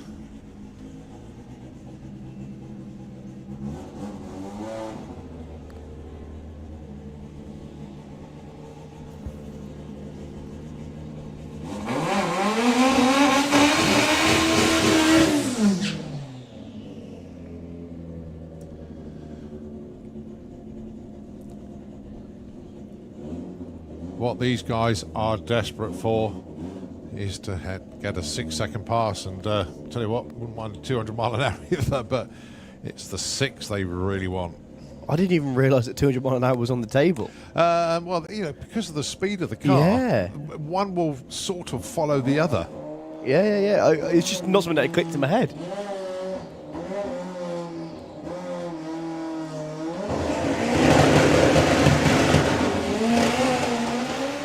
.111 to 60 foot. Nice straight run again. 707 at 189 miles an hour on that pass. It's consistently in the 7.0s. Why is he not in Super Pro? Seriously. And I'm not being silly, I'm being honest. He's been in the 7.0s just about every single run, no matter what the conditions, what the weather, what the breeze. Right, we're bringing round the Big Show Nitro Funny Cars. Next, it's going to be Kevin Kent, the man I just talked to on that you saw on the screen. Kevin loves funny car racing, and he did say to me as well, I think he went a bit further than 1,000 foot, but he was enjoying himself. That's the thing. So the whole team are down here. Is tuner from the US, John Bodie Smith. John actually races Fuel Funny Cars in the States with his dad, John Smith. John's been around for many, many years in Fuel Funny Car. As have the whole family, actually. His wife, Rhonda, has been racing in Top Fuel. His daughter, Megan, John Smith, this is his daughter, Megan, runs an A Fuel Dragster with the NHRA. She got to the semi-finals of the US Nationals last year. which just happened to coincide with Kevin and the team visiting. So they got a front row view to all of that. So Kevin strapped in and ready to go. The distance for fuel, all fuel racing really, is 1,000 foot. You see the big orange blocks out there towards the finish line. That's where Kevin will be, well, say where Kevin will be running to, possibly be running to. We shall see. So what was he, remind us of his number one qualifying spot? How about 4:24 at 296 miles an hour? Phenomenal. Well, potentially on the cards with a 300 miles an hour run. You never know. The breeze blowing down the racetrack might plant the car even more, and he might get there on this run. Kevin absolutely loves driving fuel funny cars. Just a quick one, actually. FIA Top Methanol and FIA Pro Stock into the pairing lanes, please. But as you can see, the West 10 Motorsport Nitro funny car just getting prepped to start. So the blocks are out, the track's ready. Looks like the crew's ready as well. We're just waiting for the signal to fire them up. Is all we're waiting for. The track crew have got their balaclavas on. So what you're about to see, if you haven't been before, is around about 11,000 brake horsepower.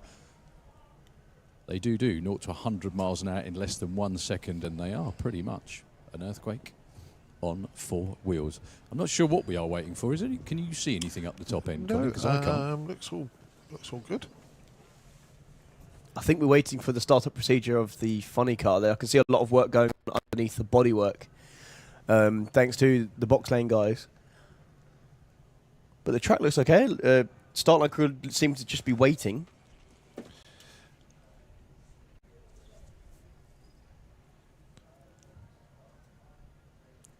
So after this, don't forget, don't pair of funny cars. I know what it is, unfortunately.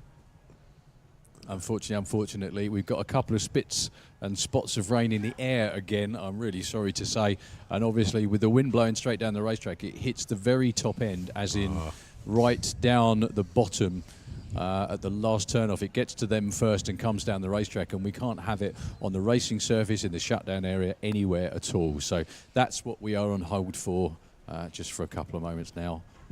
Again, unfortunately, it's as frustrating for us as it is for you guys out there watching.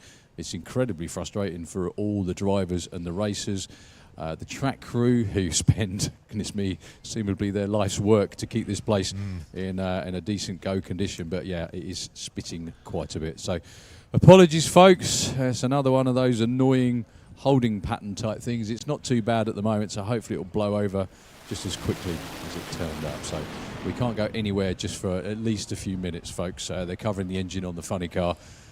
We are just going to have to hang on for a moment and wait. Well, the good thing is, blue sky following it. I say the breeze is quite strong, so whatever is coming in will blow away hopefully very quickly as well. And the other good thing about that is that they hadn't started the car. Because if they had started it and then you started getting a few spots, then yeah, that just creates a whole set of issues where they'd have to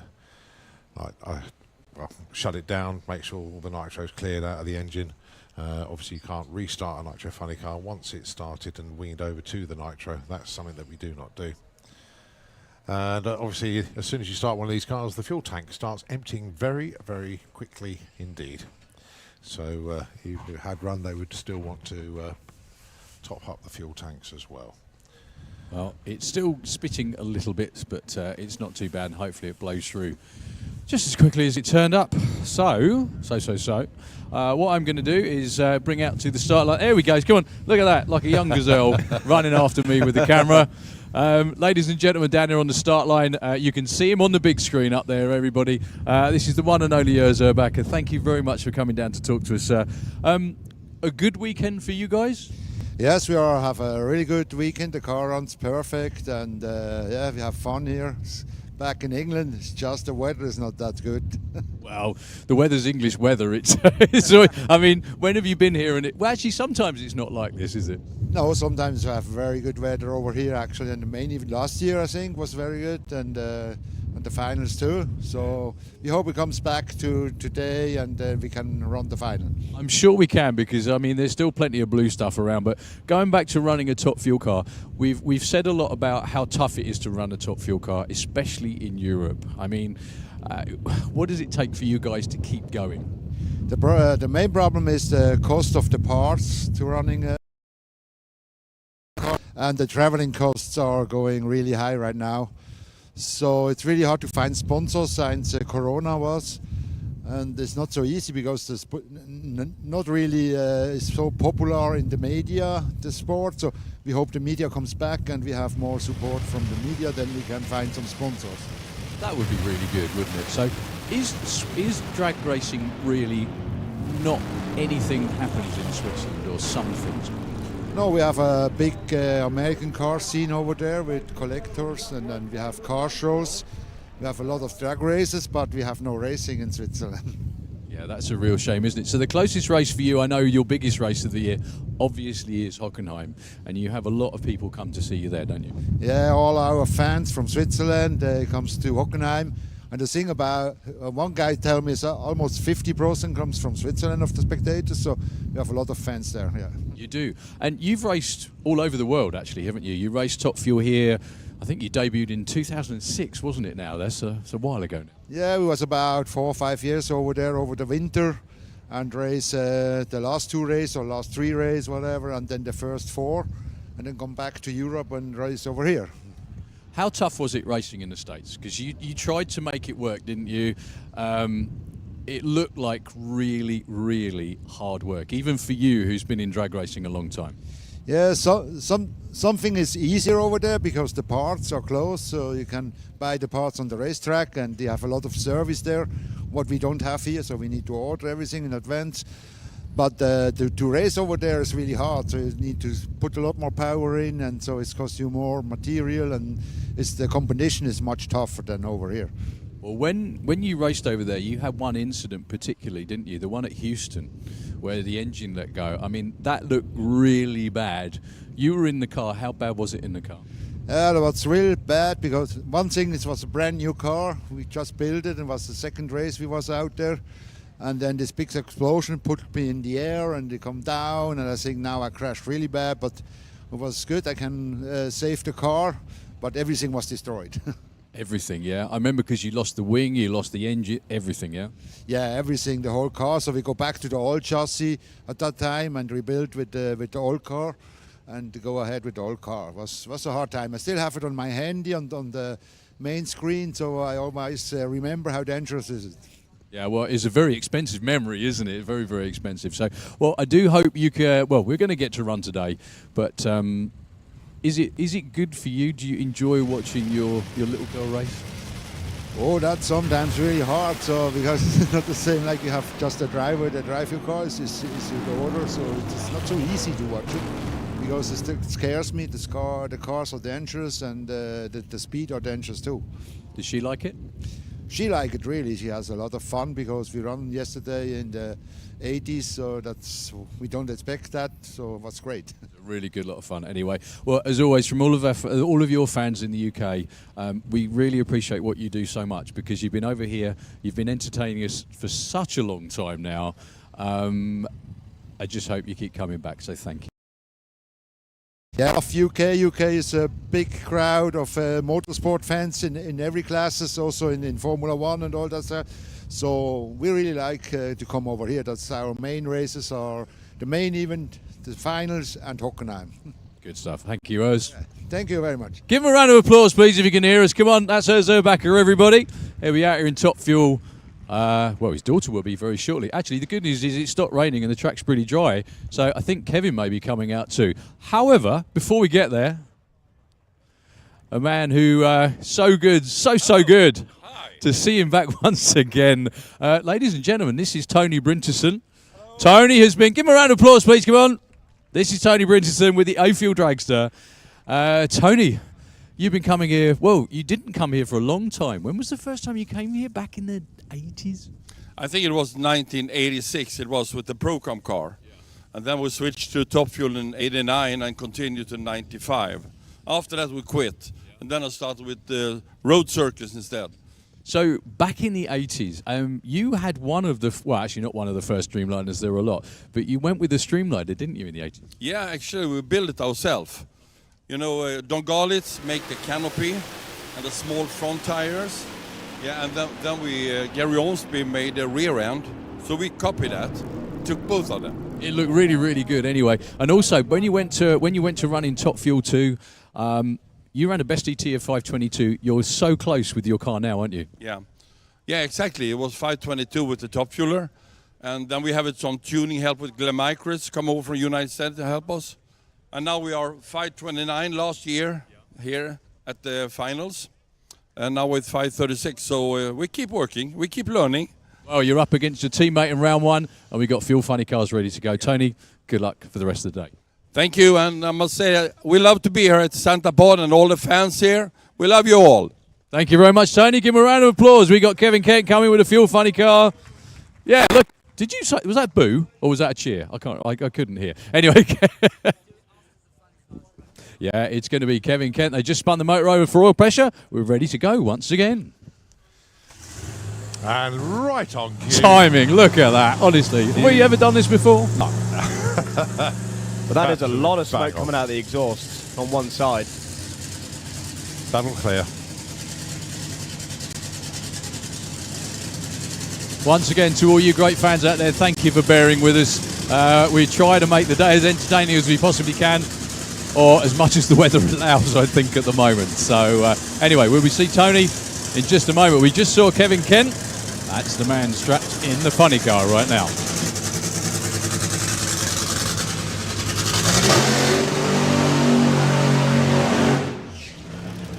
Now, Kevin did say they're still going to go for it, even though it's a buy run. They only get like our whole season of racing over here in the States. They do the same amount, if not more, in test runs before the start of their season. So track time is absolutely at a premium for all of these races. So that's why every time they get to stand on it, they do. Yeah, bizarrely, if Kevin made every single final of the year and did every pass, he's probably only going to cover about 6 miles, something like that. But that doesn't tell you the story of just how much it takes to run a car like this, not just for one run, but especially for a whole season. Go to the GSI Insurance, West 10 Motorsports. Fuel Funny car down there. And Kevin, as we all know, doesn't always come off the throttle at 1,000 foot. He loves going the quarter mile. Trouble is, the clocks don't count the rest of it.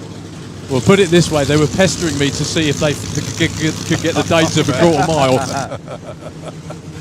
Here we go then, Kevin Kent. 4:24 in qualifying. This is to book your spot in the final.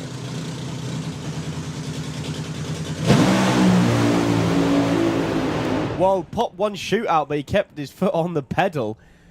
That was a 2.42 seconds to 330 foot with a shootout. That's not bad going. There's a 0.93 to 60 foot. That's about where they want to be. Yeah. I think that was tyre shake induced, wasn't it, out there? That's why the chute came out. That's something that used to happen quite a lot, was that cars would shake the parachutes out. They seem to have got round it. But anyway, Kevin will be in the final. A 6-second run was not what he wanted, but he'll be racing one of these two in the Kestrel Lane. Hang on, I haven't got there yet. Just a minute. It's good that he's got a cheering section, though. I heard that. Yeah, exactly. I think everyone heard that. Give us that cheer again, please, for Steve Ashdown. That's not bad from 3 people in the crowd, is it? That's pretty... I'm joking. I'm kidding, of course. Anyway, Steve Ashdown and the Undertaker team down here in the Kestrel Lane going to be taking on, all the way from Sweden, Patrick Pears with the Speed Ghost. Funny car. Put your hands together for Kevin Kent's team. They've had a great weekend. They're going to the final round, and they do have a race car to go against one of these two. I can't help thinking too, you know, if Patrick manages to keep it nailed from one end to the other, it will be spectacularly quick. However, he's got no slouch in the other lane with Steve and the Undertaker team as well. Well, interestingly, both of these drivers run the Dodge bodies, but it's Patrick who's running the most modern version of the Dodge Charger body. Steve has updated his body from the Dodge Stratos, but yeah, it is a newer version for Patrick, very much indeed. That's the Hellcat, and Steve has got the slightly older version. And I'm not sure if we have a cameraman anywhere nearby, because I'm going to quickly show you the differences if we get the chance. he's on his way. He's on his... Ah! There he is. I knew he'd be around here somewhere. So the subtle differences between the two, come with me quickly. So the real big difference is the tails or the wings on the back of these cars. So Steve's car has got a much more aggressive rear wing on the car to keep the car planted up towards the top end. Now Patrick's is a bit more slippery. It's a much more modern Dodge body, and if we can just wander past Mr. Gary Page, you can see the difference in the size of the tail. The tail is, there's barely any rear wing on the back of this car to keep it down, and that's quite simply because the body does the vast majority of the aerodynamic work to keep the car planted on the ground. Back to back like that, that is a very good shot. You may be winning in the cameraman stakes at the moment, thank you. But if you can see the pair of them from this view, you really can see the difference between the two of them. However, the good news is we're about to see them go out there and race. So, for Speed Ghost, from Stockholm in Sweden, it's Patrick Pears in the Slick Tricks lane and Steve Ashdown, the Undertaker, in the Kestrel lane. I'm going to get out of the way because I'm going to get showered in nitro otherwise. Yeah, you're pretty much looking directly down the exhaust then, weren't you? Yeah, not a bad shot. Both these drivers more than capable of going deep into the 4-second passes. Yep. Signal's been given to fire them up.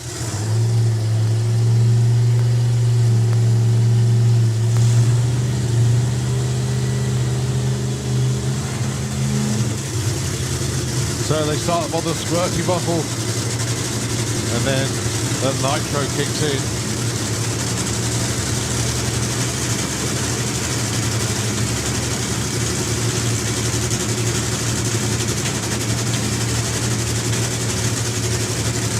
The carbon fibre composite bodies are then lowered over those 500 cubic inch V8 nitro burning supercharged engines.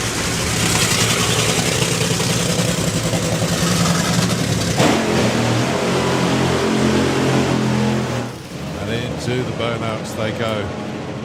Well, I have to point out as well that the aerodynamic differences in the car doesn't make one that much quicker or that much slower than the other. It's just that the aero on the Hellcat body that Patrick's got is just a little bit more up to date, but it doesn't mean on this racetrack on this weekend it's any quicker so far. The good news is Steve's coming back. Lee managed to get to the car in time to bring the RPM down. Yeah, he picked the right spot to wait for him actually. Does go a long way to Steve, but a lot of that is due to the fact that yeah, he does a fairly good burnout, but he has to roll the car to the stop because the engine is still driving that car forward.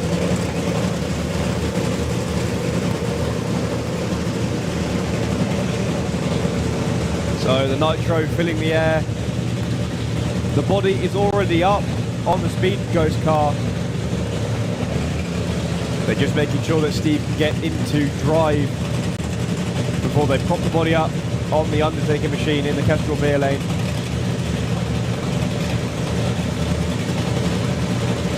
Well, the tower is filling with nitro, really starting to breathe it in up here, but it's just lovely.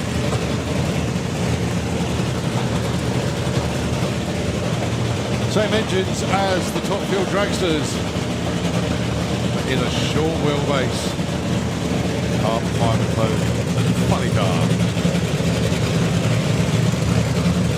Well, there was only 300ths of a second between these two in qualifying. Patrick Pears 4.40, Steve Ashdown 4.43. That means nothing now. It's whoever can get to those two orange markers at 1,000 foot first for a spot in the final against Kevin Kent.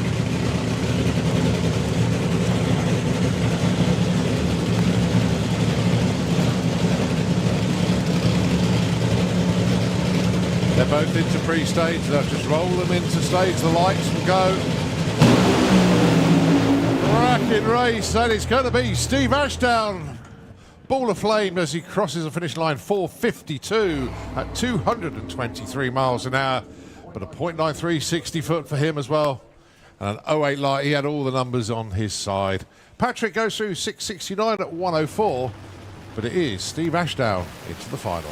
Well, Patrick was absolutely trying his hardest. I think he had some tyre shake out there. The car made a move for the wall, and yeah, Steve kept his boot in it. The track being checked out there. I think the flame came from the top of the engine by the look of it. Yeah, not I the think bottom. you're right, actually, yeah. I think it may have pushed the head gasket out, something like that. They got a whole bunch of work to do before the final round. That's really nice to see as well. Both teams shaking hands down there before they go down and get their drivers.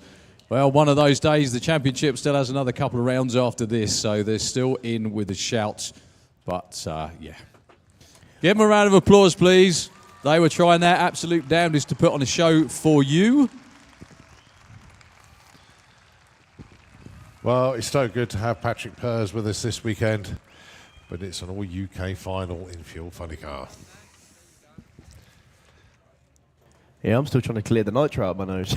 Yeah, fine enough. It is. It's still hanging around up here. You and me both, I think. Steve Ashton has actually cleared the top end, and Patrick's car just been prepped to push through the first exit. Next up, though, it is Top Fuel Dragster. And I know Daryl has got Keith down there.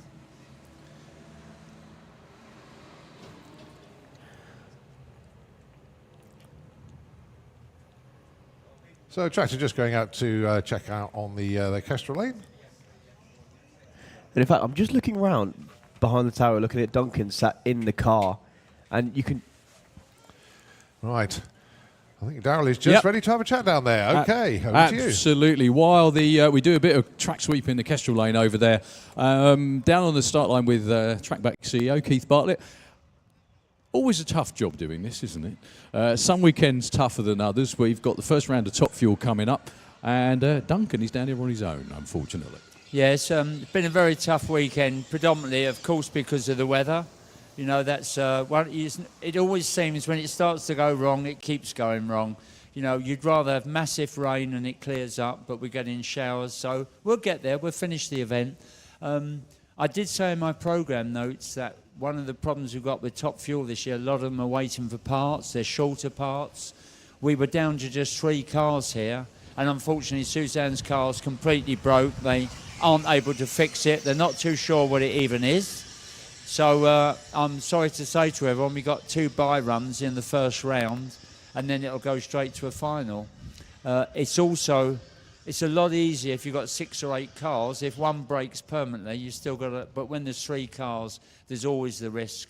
You know, first you get a lot of breakage, so it's really difficult. And it's disappointing to say the first round is going to be 2 byes. Well, I don't think Duncan will agree with you because he's got one of the bye runs, but, you know, yeah, it is. You're dead right. And Top Fuel is always tough to do, but being on this side of the world with especially with I mean, they've got part shortages in the US, so we don't stand a huge chance, do we? Yeah, it's very different in the States. You know, they've got 16 cars, 18 car fields. You get 2 or 3 break. It doesn't make an awful lot of difference. And the spectators won't notice it. When you're down to a handful of cars, you know, it's difficult. So hopefully... events coming around for the rest of the year in the European finals, it's looking good. It's looking better for the rest of the year. Well, thanks to all of you lot, which I know is what you want to say. Yeah. Thank you all for seeing it all through. Bad weather. I can see all these fans are on the banks. Thank you very much. I said it Saturday. I said it Friday. We can't do it without you. Thanks for all your patience. We'll do as good a show as we can with the weather we got. Thank you. Thank you very much indeed, Keith. Yeah, the Santa Pod team, obviously we do this year in, year out, but some are definitely more challenging than others. Anyway, down there in the Slick Tricks lane is Duncan Mikulev, getting the signal to fire it up. So Duncan will be on a bye run. No Suzanne in the other lane. He was scheduled to run against the Slick Tricks car with Suzanne at the wheel, but unfortunately, breakage, meaning it's only Duncan. And then right behind Duncan is going to be India Urbacher because she was the #1 qualifier. So Runa puts a squirt bottle in, spins it over. Yeah, I was just going to say, you can really see how squished the drivers are in the cars. You want absolutely no movement in there at all. You don't want any, mate. Trust me. It's very, very tight, but it's lovely at the same time. Snug, I think, is the correct word. Yeah. Well, it's, you know, it's one thing when you have your belts tightened up to get into when you get in the car, but it's when you come round and you go, right, okay, we're getting the race now, and it's like somebody almost puts his foot on your chest and pulls those belts. You cannot move at all. Not a lot of people know I used to be 7 foot tall before I drove one of these. No, honestly, it really does. You can feel your shoulders, your whole body compresses. You almost feel your spine shrink, basically. So, Duncan Micallef from Malta in qualifying, not quite what he wanted. The car was really strong, but really strong, unfortunately, only to about 330 foot. So, if I run into the final, Suzanne won't be in the other lane, or obviously isn't in the other lane, as Keith just explained. India Urbacher is right behind. They're still gonna try and get off the line, make sure the combination's right for the final round, because they want lane choice, I should think, coming up. Although both lanes are, to be fair, pretty damn even.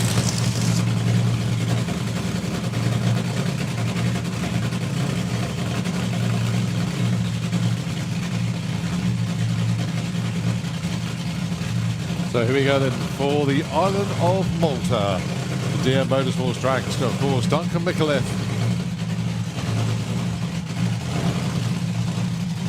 What can he do with the car?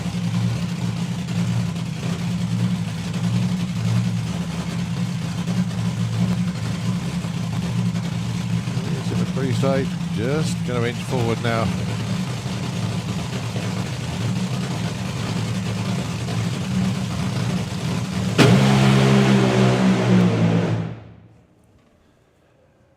Beautiful launch. Drove through, I'd say shake, but mild. A .84 60 foot, 221 to 330, but was way off the gas by the 8th mile, 369 at 143. I think that was all about making sure everything was set up right and making sure it was in one piece for the final. So Yeah. they will be back in a little while to run the final against the young lady in the slick tricks lane, right behind him, actually. That's India Urbacher. We had a nice chat with her dad earlier. That's Urs. Urs has been around racing a long, long while. He started out originally. That's it. Please give me your appreciation. They try so, so hard. Ironically, Urs, I think, bought his first funny car years ago from Runa. It was still called the Motown Shaker when he was running it way back when. He ended up running it in methanol funny car. Was incredibly successful then. Won a championship a few times as well. Then moved up to Top Fuel, and that's where he's been, and the team have been ever since. So, India up next. I think we've got the methanol cars coming around right behind them, then Pro Stock, and we may even have round 2 of Pro Mod not too far away as well. And the bikes, of course. Yeah, Duncan's car is literally straddled the centre line in the shutdown area as he is lining up to go through the first exit. Despite that huge launch, managed to get the car stopped by the first exit, but then the brakes and the chutes are very, very good on these cars. So just need Duncan to go through that first exit. And, well, for those of you that can see the big screens, you can see how close he is to that exit. Duncan is out of the car. And the team just going out there to help him off. Help him off the track, yeah. Yeah, basically get the car in neutral, which means that the clutch isn't engaged anymore. They can get him off the racetrack nice and quick. So, while we're down here with India's car very quickly. It's going to be quick because the Duncan's car is now moving. It is moving, okay. Yep. I was just going to do something quickly, which I now won't do, but there we are. Well, last minute tuning changes as well.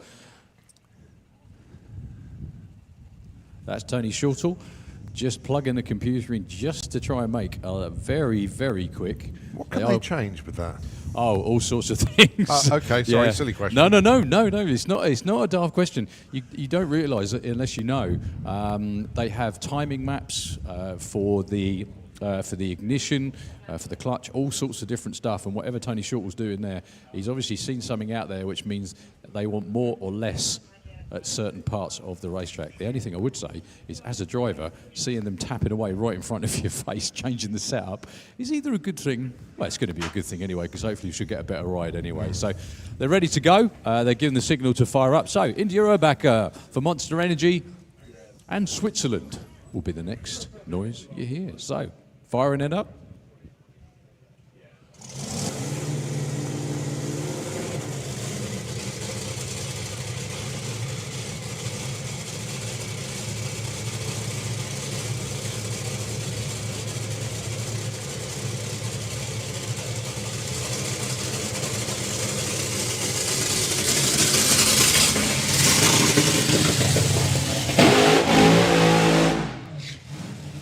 Nice, short, sharp burnout once again from India Backer. And I've just caught most of it. Fantastic. Never mind. Yeah, that is one of the larger throttle stops I've ever seen on a fuel car, frankly, but it still sounds good. So with that 3.8 second run, back on Saturday now, actually. I don't think the track and the air's changed that much. They know what they've got in the car. And I'm sure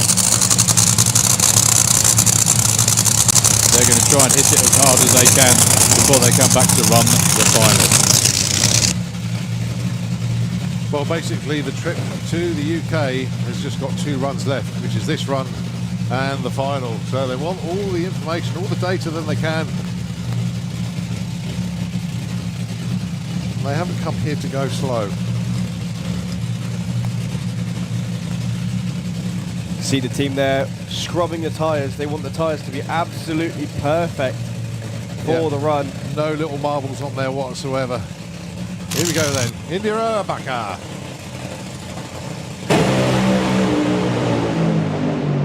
All the way through, burns up about the 8th mile, 402, 250 mile an hour.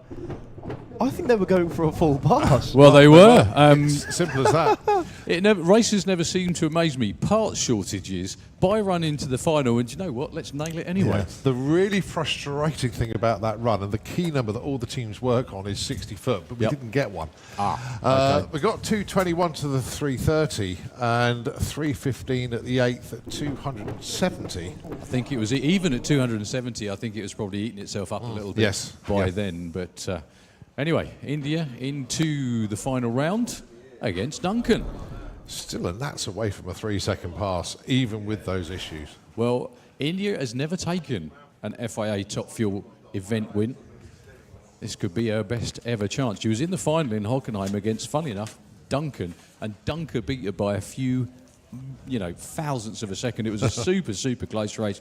I think it was quite a number of years ago now. But put your hands together for the team. Absolutely trying their damnedest to put on a terrific show for everybody. Give them your appreciation, because we really do. So we've got Top Methanol up next. The good news is there's no equipment rolling in the lane. They do have a number of containment devices on those cars, so if anything does let go, it all stays in one place and not on the racetrack. So, in the Kestrel lane, the team fist bumping down there, the Engine Goes team. That's Silvio Strauch, going to be taking on the funny car of Sandro Bellio from Belgium. They've been given the thumbs up to fire them up. So we on with the racing. So very similar to what you've just seen. The same combination, just in different chassis. Screw-blown Hemis in both these cars. 3-speed Lenkos, I think. Right, saying that? Yeah. Yep. With clutches, so they'll stage pretty much exactly the same. You'll not really be able to tell them apart from the fact that they look different. Only difference being Sandro will get a 0.22 second head start on the tree. That's to keep them even. So the thing that is rather interesting about these is that screw blowers look different to the blowers that you have on Top Fuel cars or some of the other ones. And they don't actually make more power. They are, what's the word I'm looking for? There's less, they draw less power from the crankshaft to turn them. So effectively, it frees up 300 horsepower that they wouldn't normally have. They're being given the signal to fire up, and my terrible explanation can come to an end. Yeah, the screw blowers are a lot more efficient than the roots blowers. They can actually compress the air inside them as well, whereas the root style supercharger is more of an air pump than anything else. They do make more boost, about 10 to 15 psi more than a root slower on a Pro Mod car.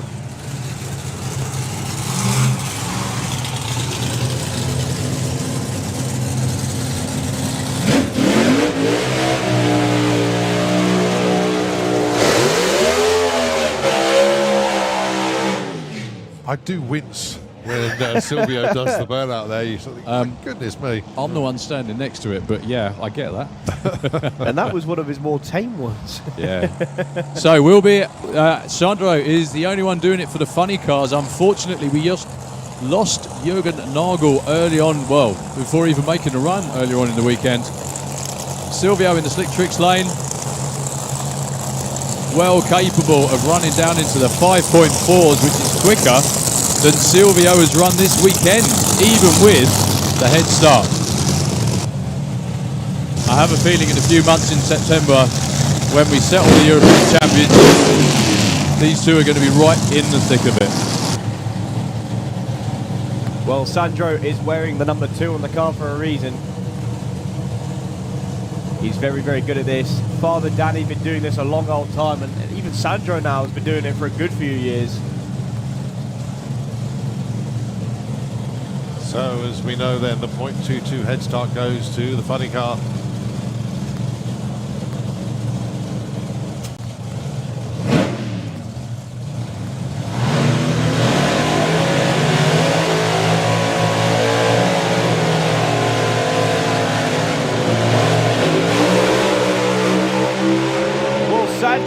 Straight. Silvio having all sorts of issues. A big flash of flame for Sandro. Still goes 552. And I don't know who that was, but they were on the throttle the long way down. Silvio, my goodness me, that had everything. Yeah, someone definitely had a stuck throttle down there, and I think that was probably Silvio. Went across the finish line, 551. 438 kilometers an hour is huge. So 400 is 250. So let me just work that out. It's 1,000 kilometers an hour. It's a lot. Wow. Yeah, congratulations to Silvio. No, obviously. See what's happening in the back column? Let's have a look. Well, there was a big flash of flame from under Sandro's car, so all of the... Well, Sandro's start to the body is up. Yeah, that definitely it went lean at the top end by the looks of it. If you look at the speed, the ET is probably about right. The speed is not. Yeah, the reason the speed's like that is because the top block has been knocked over, so that's why the speed is registered like that. Silvia's actually disappeared around the corner. He's the top end is clear. We can see that on the live stream. And Sandro's funny car literally by this second exit. Well, Silvio did a cracking job of 1, keeping it his own lane, 2, keeping it going, and 3, getting it stopped at the top end, because I believe it was him that went all the way down to the shutdown area, still under power. Even with, the only thing was it went pop way before that. So anyway, someone definitely had a stuck throttle down there. We do have a little bit of a clean-up to do, which hopefully won't take too long. We've got the 2A fuel cars behind the tower ready to go. We've got blue sky over there as well. Could that just come this way as well? That'd be great. Although the windmills do appear to be blowing that way, so you never know, it might happen. Well, that was a race without any shadow of a doubt. Both of them really I was just going to say, can we actually, I'm going to see if I can check it out on the screen. Guys in the TV truck, I know you're zooming in on the A fuel cars. Can you get a replay of that by any chance, please? Because that was some kind of race. I'm just going to nip round here and check it out. So you can see both of them leave the start line there. Sandro out in front. That's the stagger on the tree. Silvio going the long way around right next to the centre line. Oh, my goodness me. That's a big fire for Sandro in the shutdown area. Well, they both got stopped absolutely fine, but the fire trucks and everybody rolling almost straight away. Sandro Bellio was streaking out in front. That was wild. That was absolutely wild. But, yeah. Do we know who clipped the block? Was it Sandro's parachutes? I think it was. I think it was just Sandro's parachutes just when they came out, because it went pop right at the finish line, which instantly pulls the parachutes. That tends to be what it is. So we are on hold, hopefully only for a couple of moments. We've got lots of stuff still to come your way. After this pair is Pro Stock, then we've got Pro Modified as well. Also, if I can just grab Josie just for a second. Thank you. So we really won't be long at all. It's all right. I'm not going to talk to anybody. I just, while we got the chance, very quickly, while we got the chance, I just want to show everybody out there, if you're watching up there on the big screens and everything, how these dragsters work. So obviously they're around about 300 inches long. Not you, the car is 300 inches long. It's all right. 300 inches long. Engine in the back for perfect weight transfer to accelerate as fast as possible. Hi, Johnny. I would say good luck, but you're racing your teammate. But yeah, anyway, you never know. The engines, if you come and look with me very quickly at the engine, we've got twin magnetos on there. Now, there's no supercharger on top of this. This is an injection system. The nitro, which flows through a big fuel line all the way from the tank, which is at the front, the massive fuel pumps you see on the front, that distributes the fuel all around the engine. It's injected, so there's no compression going into the cylinders, which makes them very difficult to tune. They are prone to dropping cylinders because there is no pressure on them. And all the nitro, you can see the nozzles as well, all going through the injection system and on the top two. Puts the nitro, puts the air into the system, into the combustion chamber, and then it's transferred out the back through a clutch, which comes in stages as it goes down the racetrack, transfers the horsepower to the rear end, and through these massive rear tyres. Now, I showed you guys yesterday just how wide these things are, and obviously you can see they're not little at all. India Urbacher's tyres, I don't know if we can get this or not, but India Urbacher's tyres spun up to being about that wide. So they went from that wide to that wide. Quite unbelievable, really. And a wheelie bar and twin parachutes on the back just to make sure, A, the car stays on the ground, and B, slows down as well. So we're going to, thank you very much indeed, folks. Thank you for your attention. So are you sure you want to do the T-shirt cannon in this breeze? Seriously. You're going to end up with it going to Rushton if you're not careful. But anyway, chaps out there on the start line with the T-shirt cannon. We're only going to be down for a little while, really not long. It's not a weather-related one, so we've got an idea of how long it will be. And Neil, and yeah, please carry on. Well, Josie's coming up with the camera as well. Exactly, going to follow you. So what you have to do is you have to wave like mad when they point at you. So the idea being, whoever shouts the loudest, they get the T-shirt fired in their direction. So, they are now looking at the grandstand. Who wants a T-shirt in the grandstand? Wave like mad, come on. Oh, Neil's going high. And has he gone too high? Yay! Straight over the back of the grandstand. Landed in the trader area there. He's going to have to think so. Is he? Oh, he's going to drop one in this time. And that went over the back as well. He's 0 for 2. So you're going to try fire one onto the banking now. Apologies for those walking behind the main grandstand. That was beautifully caught. Look out for low-flying T-shirts. Now, the reason that those T-shirts to the grandstand went over the back is the wind direction. Look at the speed of the wind turbines. So Neil is having to come a bit closer to the banking to make sure they drop in there. Now, Neil, you don't need to go to the centre line to fire one into the grandstand. I'd stay there, mate, because the wind is going to take it in. Oh, he's been brave. He's going in again. Watch out behind the grandstand as well as in it. Hey, that's way over. 3 for 3.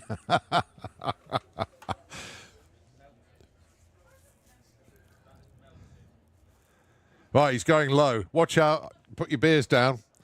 He's going to try and drop one in, and that might just about make it. It went down the stairs. Well done. Finally, someone's got one.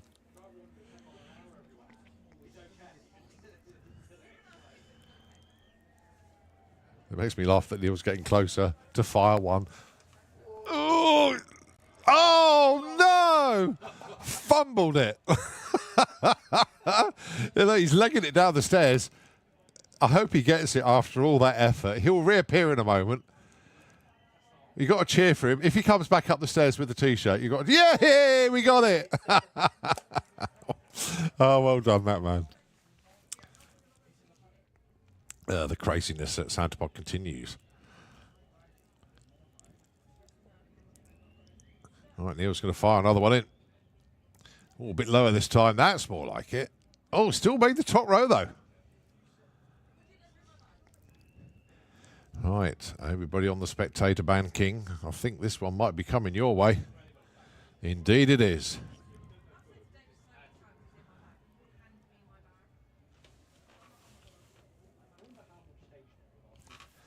He just makes it into the crowd.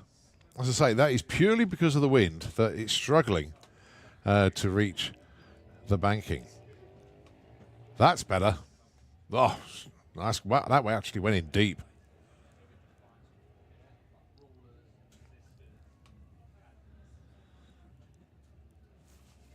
Oh, could be heading towards the back of the banking this time. Just to note, everybody on the banking, if you're running around, watch out for little kids. You might trample them, so just be a little bit careful.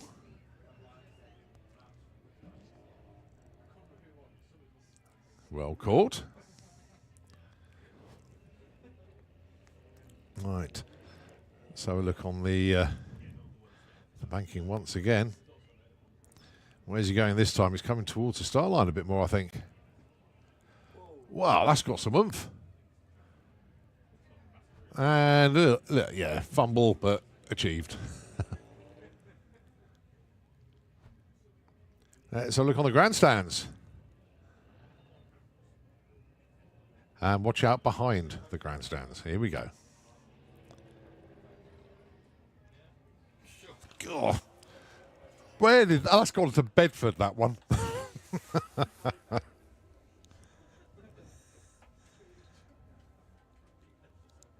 I'll tell you, the person that's collecting most of his T-shirts is actually behind the main grandstand.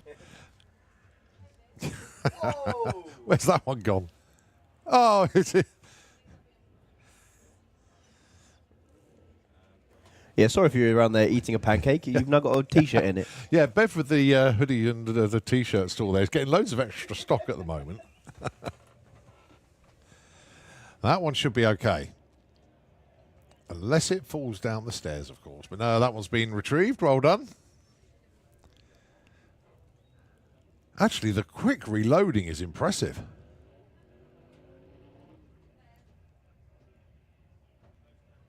Someone's going, oh, what's that? T-shirt headed my way.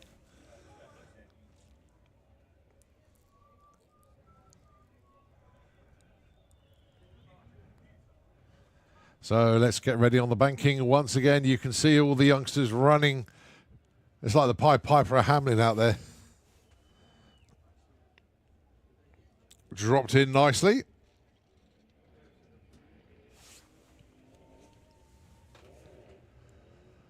Again, going on to the spectator banking. And who got that one? I was looking through the binoculars. Well, they certainly want them over there. They're waving like mad.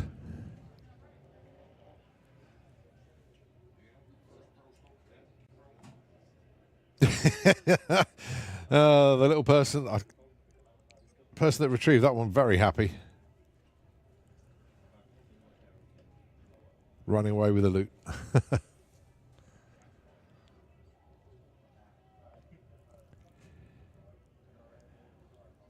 Oh, we're getting low on ammo, I think.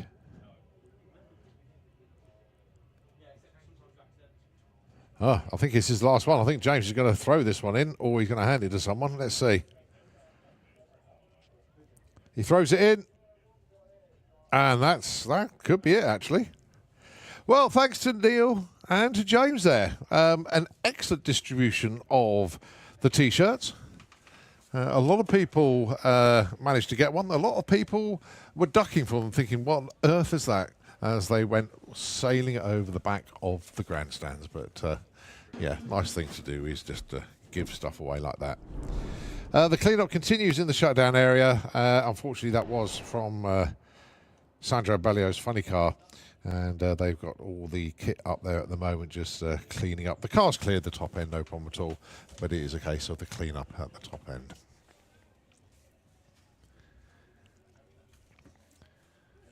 So we still obviously do have for the second semi-finals run. We've got the two A fuelers behind us here. They're just sitting there in their cars waiting patiently.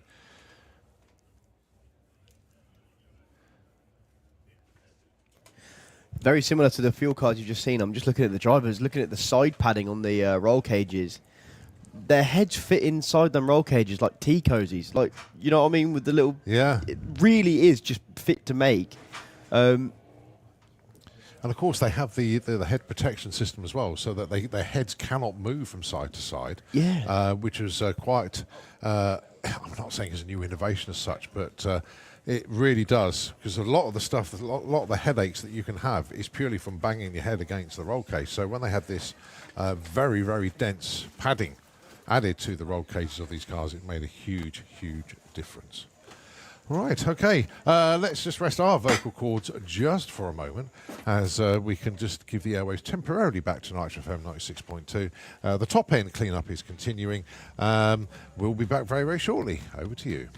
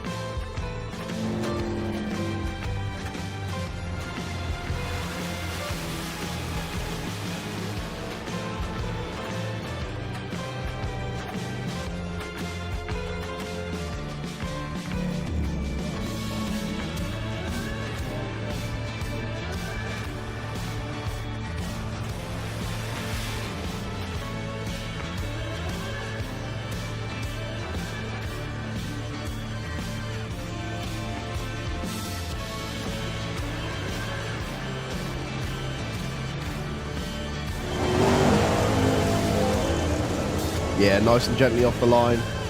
That cannot be said for Kev Perkins. All the way through to an 801, 175 mile an hour. No improvement for him, unfortunately. Ahmed trickles through the 1562.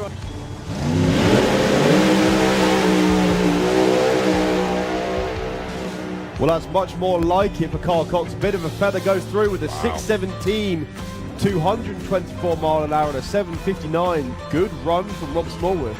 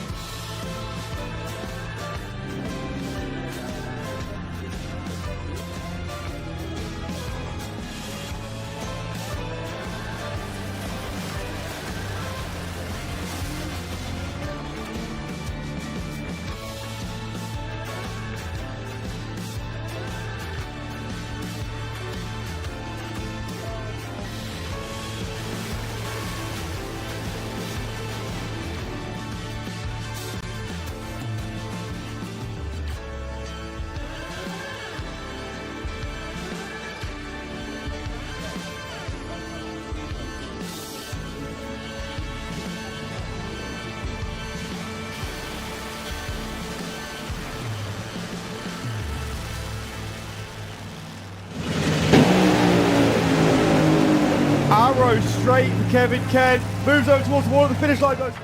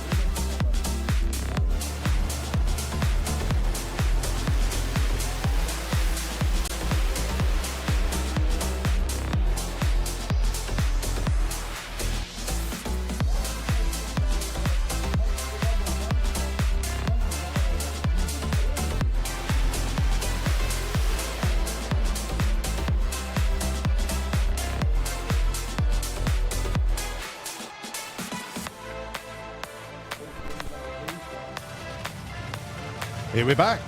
Straight away, that almost caught us out there. The sun has come out and that has really helped things along, but there was quite a bit of a clean up there actually in both lanes to deal with, but all done. So here we go then, the second semi-final. The two Fuel Dragsters.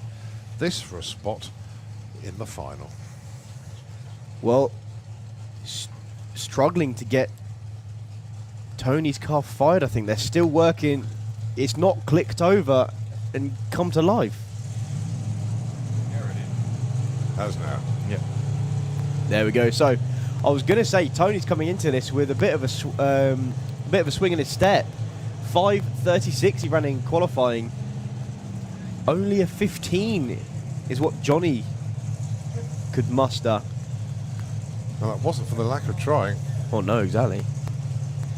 But of course, you can never count Johnny out. Any moment he can go just as quick as Tony.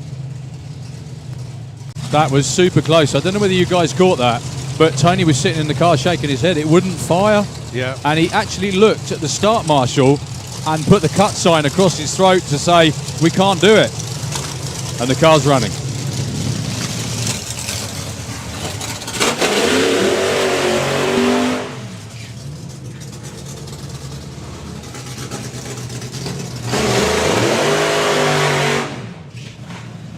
So the characteristically short burnout for the A-Fuel cars.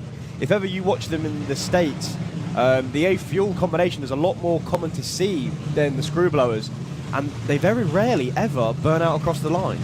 Yeah. Just a case of warming the tyres, really. They're very much like top fuel cars in so much as the way they run with a multi-stage clutch and management systems too.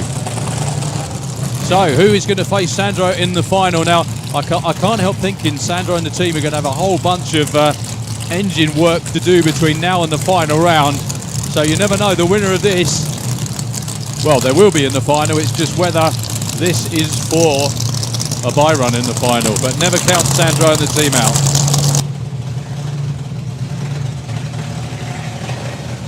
Two teammates then, Tony Brinson, Johnny Lag, both from Sweden. The Sweden A-Fuel Dragsters. Tony looking to solidify his 5 It's not going to be Johnny Lag. Oh, Krista touched it. Yeah, blue line violation, unfortunately.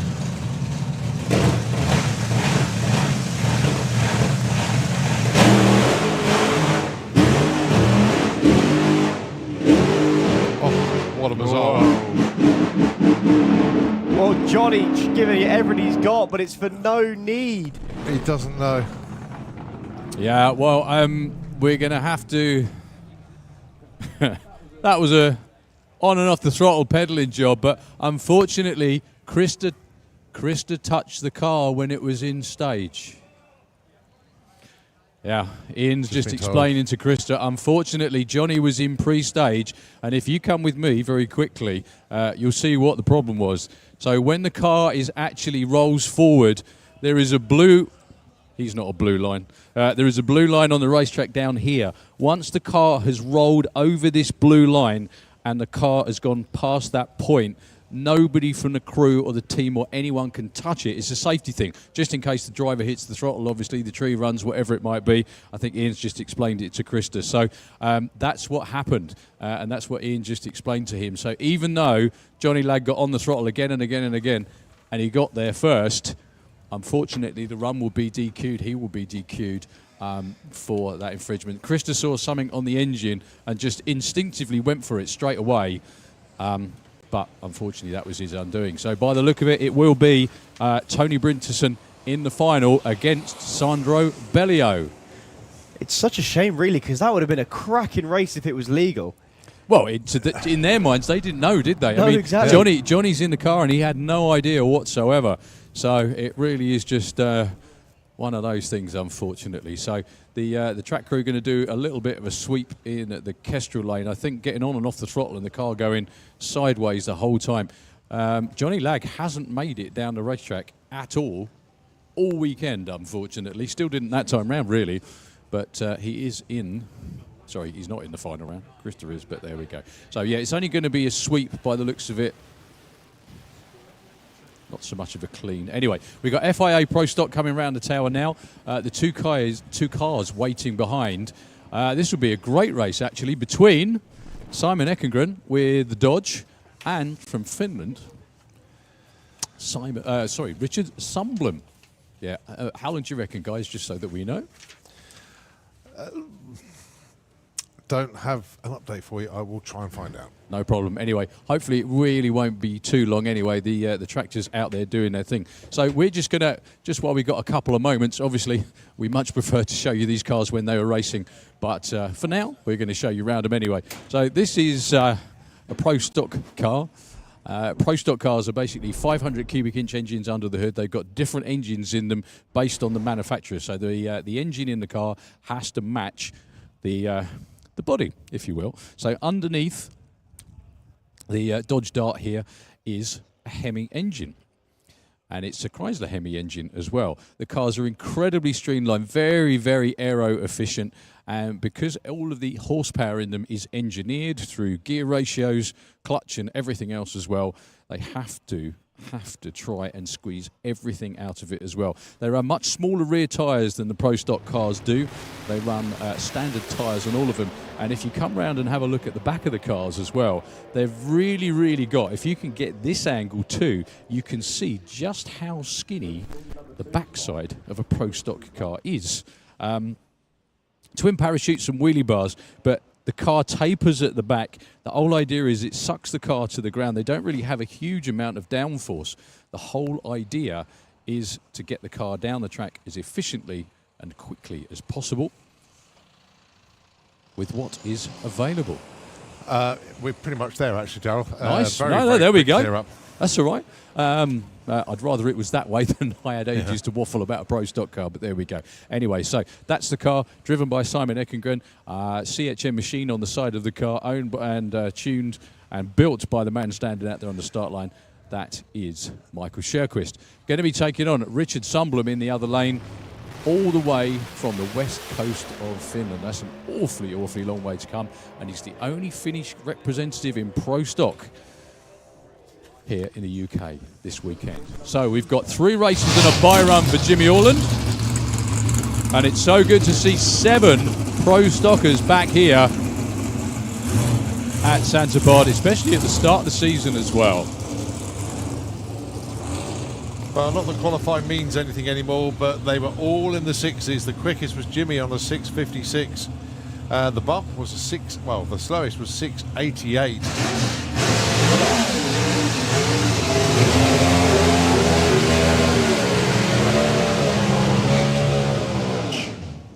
Well, Jim, by virtue of there being 7 cars this weekend, Jimmy will be the one with the bye run in round 1.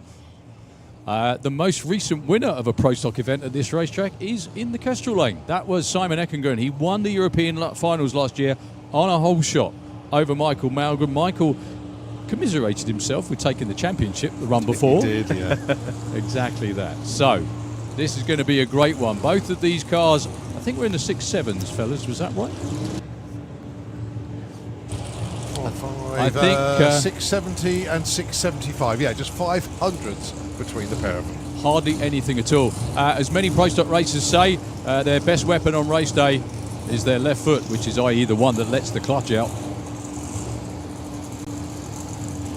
So this is obviously round 1, a place in the semi-finals awaits. Some of the best conditions on the weekend as well, with the sun just coming out. Actually quite nice and warm down here on the start line.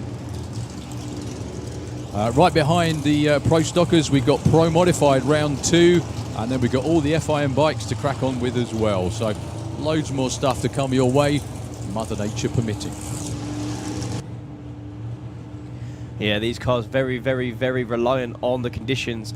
For those who know density altitude, it's currently sat at around 800 feet. Those of you in America have just drooled over that.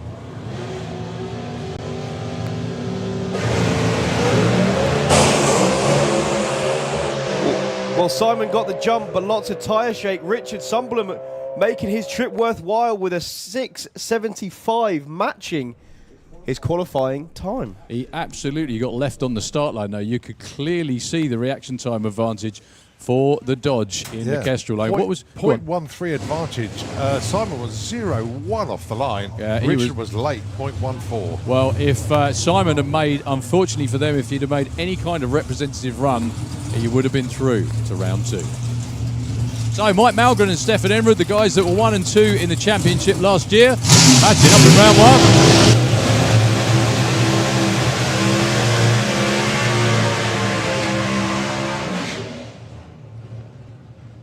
Yeah, these guys were pretty much level pegging coming into the European finals last year. They met up in the semi-finals at that event, and basically it was winner take all. Actually, saying that, if Michael won, he was the champion. If Stefan won and then won the final, I think he would be champion. But just not to confuse everybody, Mike Malgren took the win in that semi-final race.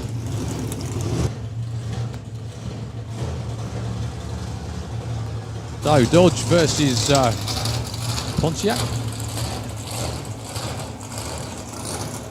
Michael has been here, he was actually here last weekend for the door slammers as well, getting some testing in.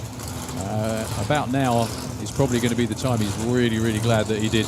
Up against Stefan Enrud. Stefan was off by his own high standards in qualifying. This car is normally right at the front of the pack when it comes to Pro Stock, but unfortunately, down on power all weekend on all 3 runs. were in the 6.8s, which is most unlike him. Yeah, as Darrell says, 1500ths of a second between these two. Mike Malgren qualified 3. Stefan number 6, but it's all about the racing now.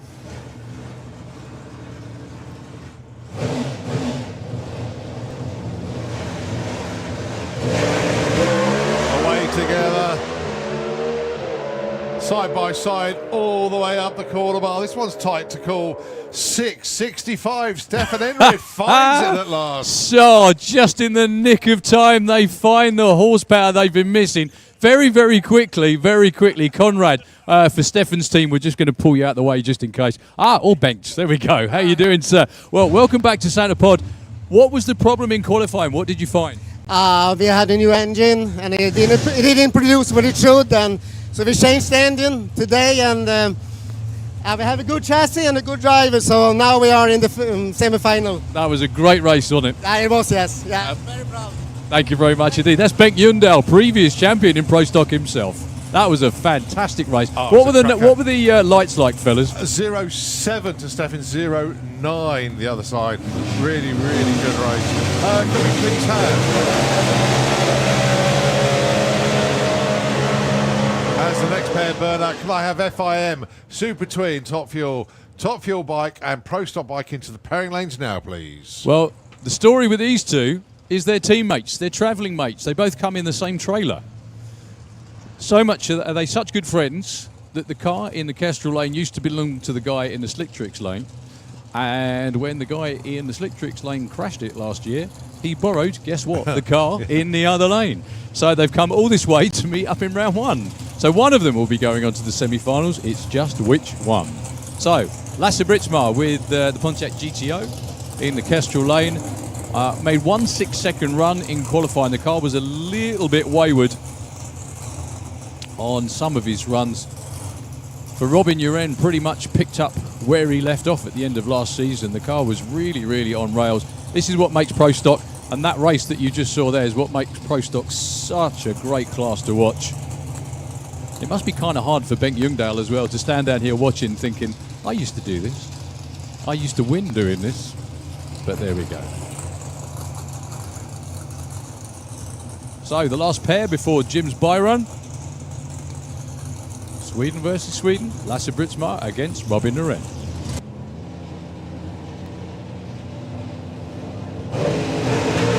Oh, difference on the tree there. Robin is away. But it ain't over yet. There's a lot of movement around in the lane, but he holds on to there. Robin Uren goes 6.66. Lars is off the gas at the stripe, though, 7.16, 152. Yeah, great looking run. So the quickest runs so far have been 6.66, 6.65. What did Richard Sundblom run? I think he went 75, didn't he? Something like that. So basically, yeah, very, very close indeed. All the teams giving each other congratulations. That's Lasse's first ever trip to Santa Pod. We do hope he enjoyed himself, and he all comes back in September once again. So last car, the man who is it's really weird to see a number 5 on that Summit Camaro.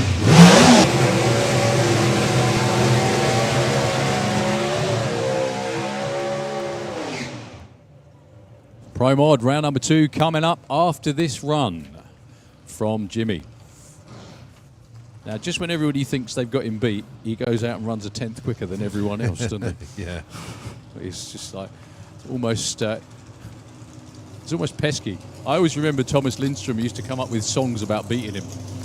Just to try. He did. I can't say what they were because they weren't particularly broadcastable, but they were quite funny.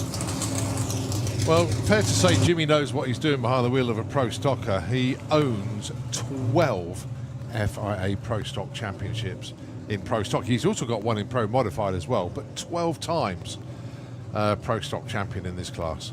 So what the team will do now, that's Petter Grebborn, is crew chief. Just in the door, making sure everything's okay. The crew guy on the wheelie bar, just adjusting it to exactly where they want it to be. They are tuned within a millimetre of their life, these things. So I think that will be the last checks. There we go. Wheelie bar set. Petter says to Jimmy, okay. Let's see if we can get late choice for the semi. Who's he going to have in the semi, Colin? Richard Sunblom. Okay. Yeah, obviously Robin and Steph on the other side of the ladder.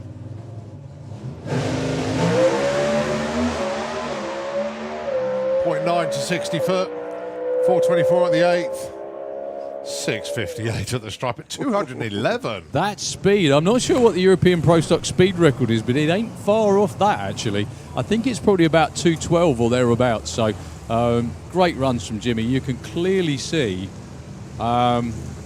experience through there, but going to make some great semi-final matchups. And talking of matchups, Dick, welcome back into the tower. Thank you very much. And my goodness me, this is going to be fun, is it not? Yeah, absolutely. Yeah, David's had a very strong weekend. Very.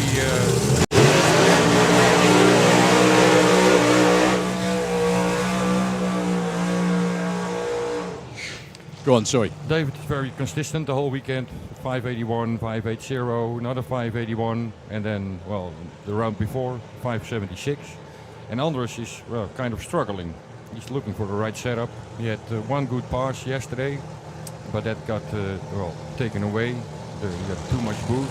I think the thing is, I think the right setup, it needs to be 10 degrees colder for him, because when it was really cold and it wasn't this sunny and warm, he was absolutely killing it all the time. Yeah. Now the sun's come out, the track's warmer, the combination seems to have disappeared, or the gremlins have crept in to that turbo Mustang.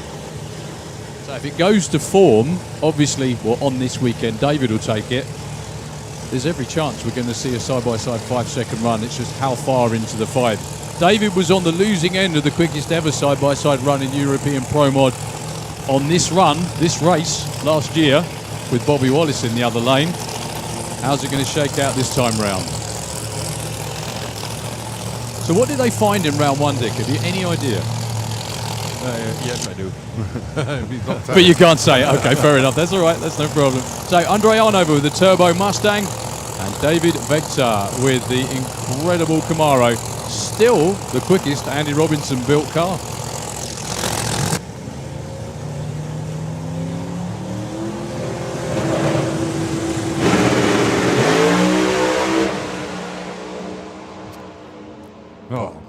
Well, as long as Andrezano doesn't cross the centre line, he's 589. He takes the win. Bizarrely, Andres flickers the stage bulb, which set Dave off, and David left early. Yeah, of course. That was just weird as, unfortunately. Andre Arnover does bag the win, even though two red lights came on. Yeah, but David didn't even have a time. No, he went before the tree was activated.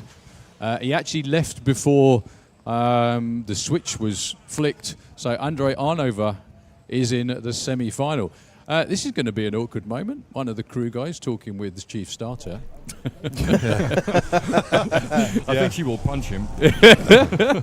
Say, oi, Dad, what was that about? Yeah, it's nothing to do. Just to clear everything up, there's an auto start system. So as soon as one car goes into stage, the other car's got 7 seconds to go in, otherwise they get a red light. And Andre was trying to bring the car into stage. He flickered the bulb, but it didn't go solid. And that's obviously what Dave put it on the 2-step, and you can't hold it for the 2-step for long in a blown car. That was just bizarre, unfortunately. Really, Okay. Still a nice run though, 589, 247. And a very relieved team from Estonia.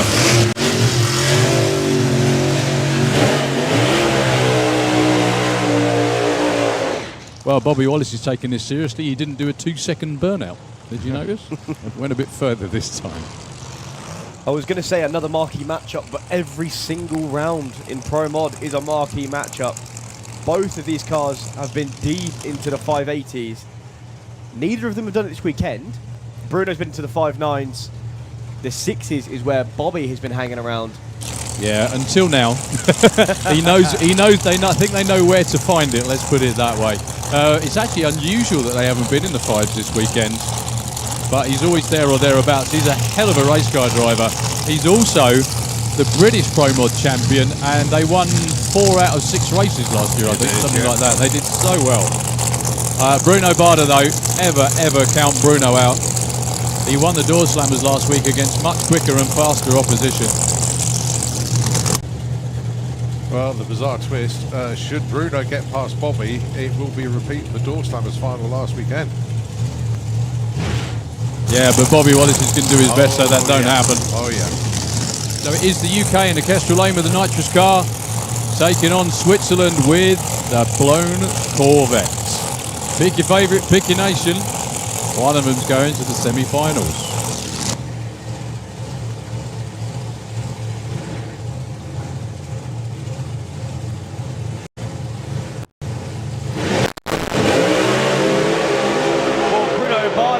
Jump on Bobby Wallace, he's out in front. What a race! 5.90 takes the win, and the first 5 for Bruno this weekend. That was all. I told you never count Bruno out. That was all Bruno. Left Bobby for dead. It's very, very unusual for Bobby to be that late, and that was visibly late, wasn't it? Yeah. 0.16 to a 0.4 for Bruno. Yeah, I mean, Bruno was on time. Bobby was slightly less so. But there we go. Anyway, it's Switzerland into the semi-finals, and it is a rematch of the Door Slammers final. And guess what? They're only 100th of a second apart again. Yeah, 5.89 Andre Arnold, 5.90 Bruno Barda. Ooh. Okay. Mouth-watering. If you enjoyed that, guess what's coming next? More of the same. Andreas Hedin with that amazing Parkinson Warrior 1979 Corvette, taking on the UK's sole remaining car, Andy Robinson, with the NGK Anger Management Camaro.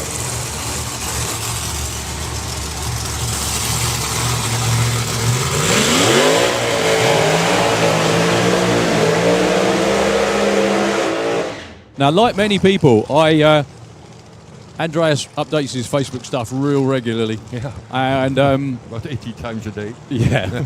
Which is good. Yeah, no, yeah. It's great. It's good commentators' notes for us. Yep. And the great thing about it was, though, well, not for him, was he posted earlier after the first round of eliminations, even though he got through, he was getting rather frustrated because he said that nothing that he does, the car seems to respond to. Whatever he seems to try, it doesn't happen. A week ago, he had a race car he thought he could improve on, and it's just kind of not evaporated, but it's just not gone the way he wanted it to. However, he's a very, very intelligent young man, and he's run door cars for a long time.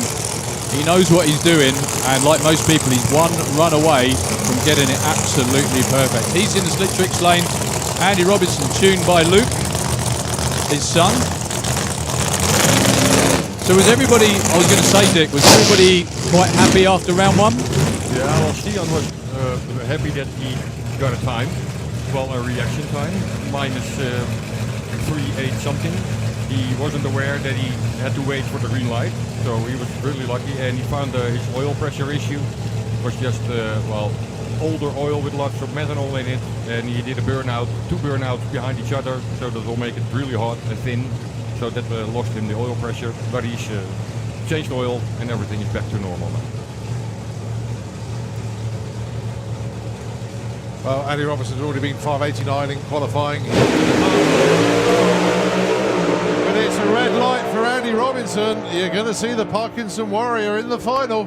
With his quickest run in the car, 6.09, 230 miles an hour, into the semi-finals. Yeah. Very quickly, when Sophie turns around, come here. Yeah, Andy went red. You're in the semi-finals with your quickest run with the car. That's pretty cool. I'm pretty shocked. Yeah, I was going to say you're pretty shocked, but that's fantastic. I know how hard you've been working. That's what you were trying to do, I guess. Yes, it was. Really good. Congratulations. Well done. That's Sophie. That's Andreas' young lady. And they're very happy and very, very shocked indeed as well. Andy went red by how much, guys? 0.3. Oh, wow. Well, there you go. What did I just say about him being one run away from getting it spot on? Round of applause, please, for that team. Jürgen Berg on his debut race in the UK with the Corvette. And Andreas going to the semi-finals. And no more UK reps in Pro Mod. What a shame. Ah, well.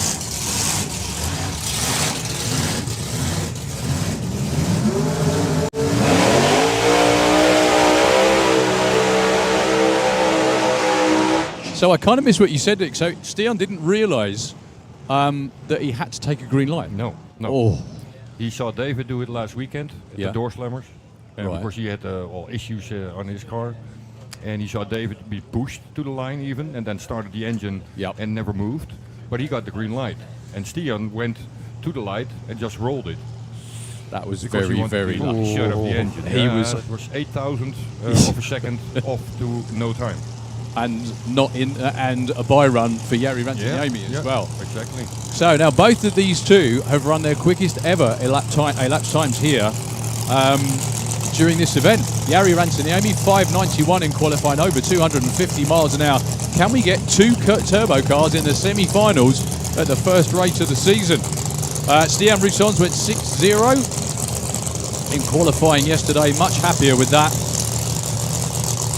However, this is going to be a proper heads-up race for the turbo car in the other lane. I don't know which way this is going to go, do you? No. Well, it's never easy to predict, is it? But it's going to be fun. That's on David and Anders. Everything can happen. So the Willis running all of the old gear from the previous champions, apart from the blower, of course. Jari Rantaniemi running the same power plant that you've seen in the red Mustang already. Seen that go 589. Jerry has been 591 for a new personal best at well over 250 mile an hour. What have they got for us here?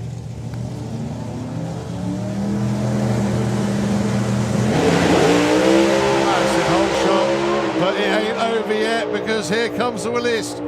Here comes the turbo car. Whoa! Oh, the Willis gets it. 6:05 at 2:20. How did he catch him? That was an awful lot of luck. Like a massive Norwegian stroke Swedish size amount of luck. His quickest ever elapsed time. Jari Rantaniemi had that in the bag when the tree ran. Yeah, well, he made a strange wobble to the left. So what was the reaction time difference, fellas? Because it looked big. 0.7 to Jari, 0.5 for Stian. But then the run was going away. 4:41 at the 8th for Jari, but it was 3:92 for Stian. So, yeah, it's the Willis that goes into the final. The speed difference at the stripe, well, Jari was coming back at him, 232 to 225, but the win margin 0.8. It is, of course, Stian. I tell you what, takes it. for all the bad luck he had last weekend, he's had all the luck today already. You know, no matter what happens now. What are the matchups in the semis? Right, well, again, it's going to be very, very interesting, isn't it? Andreas Chodin with that 6:09, taking on Stian with the 6:05. So one of them's going to be in the final. Yeah. Okay. And then the other one was the 5:89 Andre Arnova against the 5:90 of Bruno Barda. Wow. Unreal. Well, Promod I won't be in the final. I gotta go home in an hour. It was because you didn't book to stay for the final that David went out. It's your fault again, Dick. It's your fault again. Well, we'll see you in okay, thanks ever so much indeed. Of course, to Dick Costa as we move on into FIM Top Fuel Bike. First time we've seen the bikes today. So we didn't see them yesterday, actually. Yeah, we didn't see them at all. They haven't run since Saturday, actually. So it's Mark Smith taking on the one and only Rikard Gustafsson. And we've got a guest. We've got Dale Leaks in the tower. Fantastic. How's it going? Real good. Good to see you, Dale. Real good to see you. And the first of the Walk Speed team, of course, the team that Dale rides with. So Rikard Gustafsson then. Actually, Mark Smith was the higher qualified of the two bikes on a 661 to a 663.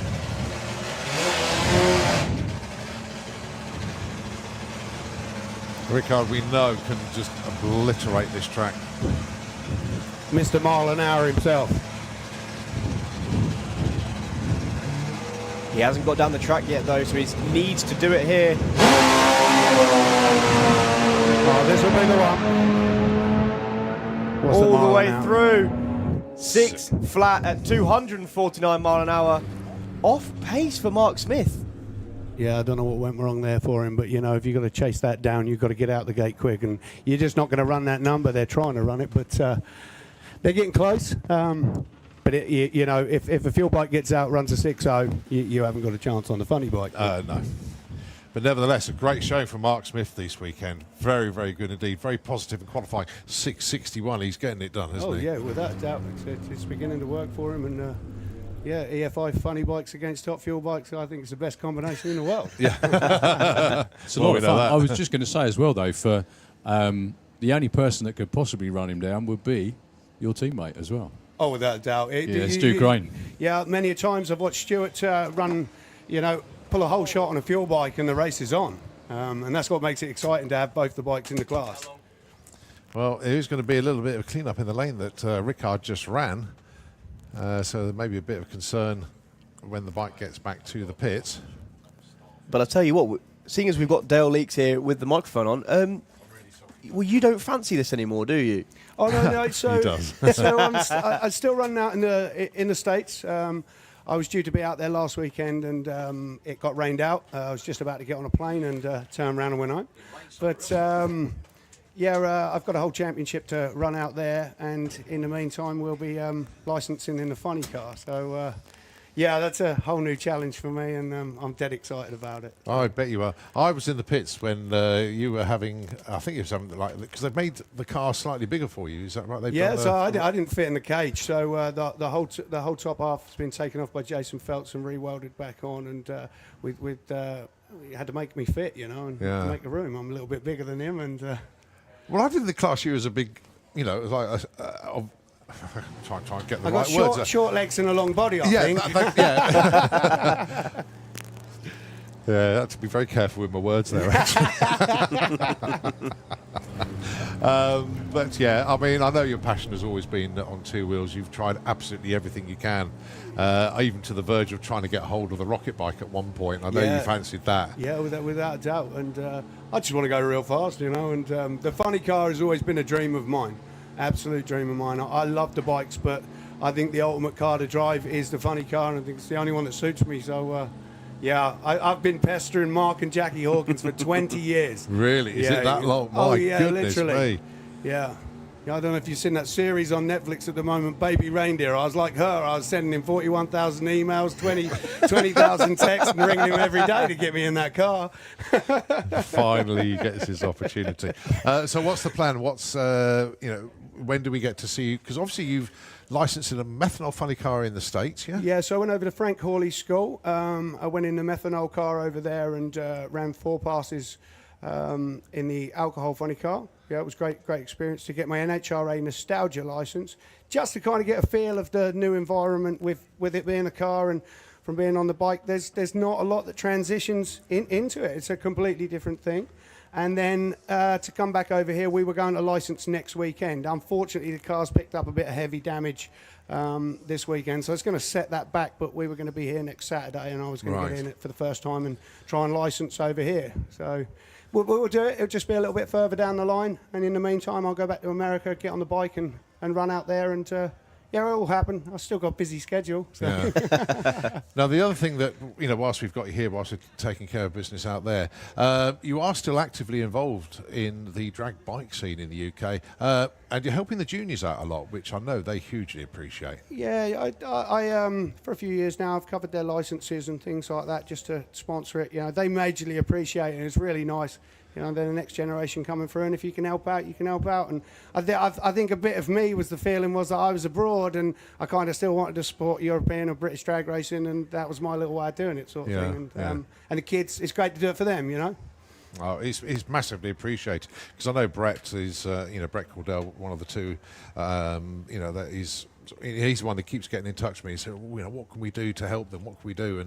And when you get the likes of yourselves that help out, and obviously Ian donating a load of trophies as well, for the Junior Drag Bike Club to distribute amongst the teams for achievement as such. It means a hell of a lot to them. It really does. I sat there, I sat there in the hotel last night with Carl Cox and was talking to him about it, and he spoke to me, and he said he'd like to do something very similar for the junior drag cars. I think it's very important to support the generation coming through, and it's makes me feel nice inside. It does. I totally get it. I totally get it. At the end of the day, bizarrely, we do take quite a lot out of the sport, from the enjoyment, from the excitement, everything. And what can make you feel even better is giving something back. Yeah, it's huge for us because it is our lives at the end of the day. It's what we live for. It's our passion. Yeah. You know, all we want to do sometimes is go down that track. It's expensive, and a little bit helps everybody. Yeah. You know? Yeah, no, I 100% agree. Just a quickie, actually, Supergas. Well, Sportsman racers, Supergas, can we have you into the pairing lanes, please? Supergas, can we have you into the pairing lanes? So, Dale, obviously, your plan was, obviously, next weekend to try and get some laps in with the car, but as you say, car's a bit beaten up. So when do you think you'll get a chance then? I don't know. We wanted to do it as close as we could to me going to Frank Hawley's, really, to kind of just stay in the, have it fresh in my mind, what I learnt over there with him. And it was invaluable, actually, to go there. I would recommend anybody who wanted to get in one of those cars to go and actually do that with him. He's great at teaching, and it was an awesome experience. Even if I was never going to pursue it afterwards, it was just great to do. But I just, as soon as the opportunity is available, that we've got the car, it's all running good, I think we'll come to a smaller event here, no pressure or anything like that, and just, we've got to go to the 330, got to get clean to the 330, so it may be one attempt, it may be two attempts, then go to the mid-track. And then what I'm really waiting for is punch it out the back, stamp on that loud pedal and shake my brains out. Yeah, because that will be an experience like no other, quite simply. I mean, you've seen what happens to the other fuel drivers. They, as we jokingly say, they all lose their hair. Be prepared for that. Something that really shocked me, actually, and I never paid it enough respect, when I drove the alcohol car. Obviously, I've never deployed chutes, and we went through at 231 mile an hour, and I threw the chutes, and it was just insane. I've never felt like anything like it in my life, and I just wasn't ready for it. It was like, wow. And then the next time I threw them, I knew they were coming, but still an awesome feeling. It's amazing how quickly they stop. Did you ever pull a chute on a bike? I don't know if you've ever done that. No. You haven't, have Our you? bikes are too light for it, so the thing with the fuel bike is it works really well. They've got weight there. They don't have a massive chute. It's a little bit of a stabilizer, and it starts to pull them up and everything like that. It's not insanely big. The problem is on the lighter bikes, all our weight's up the front. There really is. You lift the wheelie bars up on one of ours, you lift it off the ground. And I think that's the issue of why the parachute doesn't really work on the funny bike. Yeah, plus the fact, obviously, because the bike being lighter, it's easier to slow it down on the brakes than, obviously, a heavy fuel bike. I was saying, if the rule book is followed, then yes, it should be. But obviously, every run is different to every other run. When was the last time you raced a bike in the UK? Trying to think back now. 3 years ago, I think 3 or 4 years. No, 3 years ago. So I've been now. This is my second season in the US, and the season before that I didn't race. I sat out. So yeah, it's going to be 3 or 4 years. Yeah, so it's probably pre-COVID then, isn't it? Or did you run in the COVID year? I can't remember. I don't know. I've lost track of time. Yeah. But you've been extremely busy, though. That's the other thing, of course, because the Leaks Landscapes, which is obviously the business. Thank you for that shameless plug. That is absolutely Leaks Landscapes. We know, obviously, you're very busy indeed. Because let's be brutally honest about this. You play hard. But to play hard, you work very hard. Yeah, we have to. I know you've got a great team on the awesome team of company. guys all over the country, and some of them over in Guernsey at the moment. And so I'm all over the place. I think I had done 58,000 miles on an aeroplane last year, and some of them were flying backwards and forwards to Guernsey, obviously out to America and stuff like that. I feel like I live in an airport. Yeah. But, I bet your neighbours think you've done 58,000 miles in that truck, don't they? Yeah, we don't talk about that. I'm an uncouth neighbour. Everything that I've got is loud. Yeah. Oh, but no, it's quite an exciting life, Dale. There is no two ways about it. I'm not here for a long time. I'm definitely here for a good time. Took the words right out of my mouth. That's why I think so many people love following you. Yeah. I mean, you are one of our crazy people. You were one of the stars of our. Do you remember when we were all in lockdown? We had the Santa podcast, and you were one of the guests on that. Yeah, well, if you actually look back on that and you've replayed that back, you asked me a question on there, and it was if you didn't race the bike style, is there anything else that you do? And the rocket bike come up in the conversation, but I turned around and said my real passion of what I really want to do is drive a nitro funny car. Do you know what? I'm now going to have to go and watch that back tonight because I've forgotten about. I just remember Luke saying, "Why did you put your partner on eBay?" Right, enough waffle. They've been given the signal to fire up. So we are going to be back to racing with the next pair in top fuel bike. They are below us. That's right, just coming forward into the waterworks, but they have been given the signal. Yeah, it's Thomas Pettersson taking on Eric Richard. I assume Eric's bike is a lot more similar to what you ride out into the States than most of the bikes here. Eric's bike's basically very similar to Billy Voser's bike that we got out in the States, which is the fastest funny bike in the world. It has gone through with a 6:05. George Whitaker rode it recently in a side-by-side run with me and went 6:08 out the back. So it's a so this bike below here, Pete Brown chassis, exactly the same chassis as that, and Thomas Pettersson's in the left-hand lane, slightly older bike, but still turbo. It could be a real good race here. Well, you can really see the difference in. I know the chassis are the important part, but the body works. Thomas's bike is a lot, to me anyway, looks a lot less aerodynamic than Eric's. Yeah, the Pete Brown chassis is a very laid down position. You sit on that bike and it puts you straight in the position you want to be for the rest of the run. And I think that is something that they have worked really well with that chassis to do that. Right, here we go then. Side-by-side funny bikes, both qualified. I was going to say they're both qualified in the 60s, but Thomas didn't. He's been in the 60s before. You have to be to run in top fuel bike. Yeah. But Eric with a 6:43 qualified in the number 2 spot. Yeah, you never know what's coming though. Thomas is more than capable of being down in the 6.5s. It could happen. Oh, it's game over for Eric. He goes red. Whatever he runs, it's going to mean for naught. It's a shame, 'cause it's such a good run. 6:44. Beautiful run. But it is Thomas that goes into the semi-finals. Oh, it was only an 01 red as well. Yeah, he wanted it. Well, Thomas wasn't asleep on the line. 05. It was a lovely light, but Eric went red. Your head's in a totally different place on race day. You know, you want to cut it out of the gate. You want to get out there, and that's when this happens. Unfortunately, it's never a nice feeling, but he was trying. So a solo then for Mickey Ollie. Should have been against Rene Vandenberg, but engine issues, I believe. And we have to correct. It's not Mickey. It's just Mike. Okay, sorry, Mike I Ollie. was told that yesterday. It is Mike. So this is a different combination here. There's a Kawasaki inside here with a 3-speed gearbox, and he doesn't really want to be running a 3-speed gearbox. It's not ideal, but it is only the only gearbox that is available for that bike to run under this. So yeah, if you choose a different bike that's out of what everybody else races, you find it harder to get the parts that you need to do the job. But it seems to be working for him, and he's been progressing really well over this weekend. Yeah, new personal best, 6:73. Yeah. Yeah, it should have been alongside Rene Vandenberg, but obviously Rene not down there.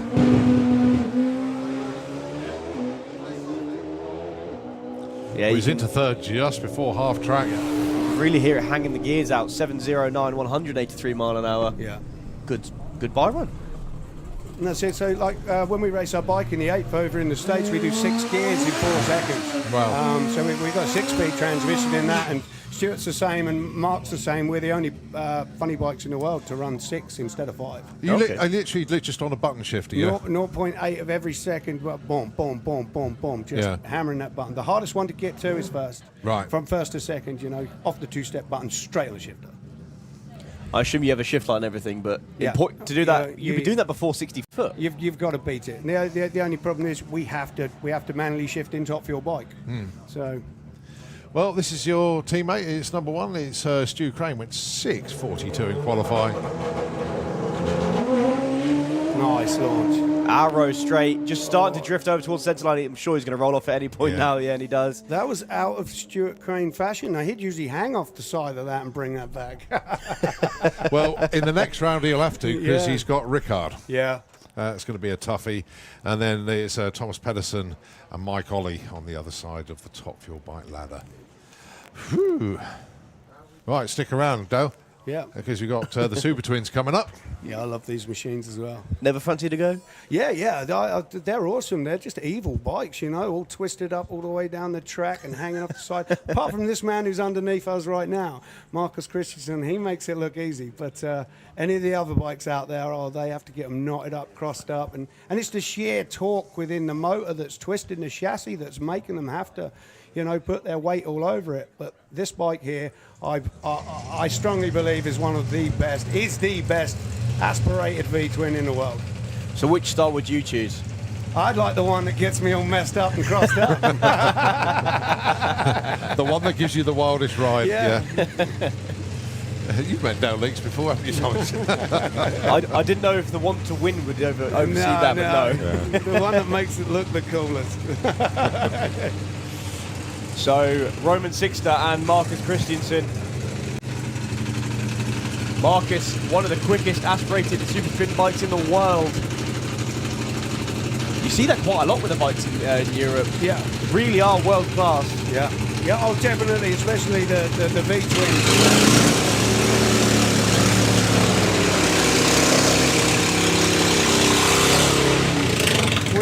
We really do have a better bunch of rules over here for them to be able to lean on them a little bit better, and which is nicer. You get a nice eclectic mix of motorcycles, supercharged, aspirated. The other thing to bear in mind, forget about testing, these guys have only had 2 runs this weekend. They didn't get any running in yesterday at all. So yeah, they are very shy on data for this weekend.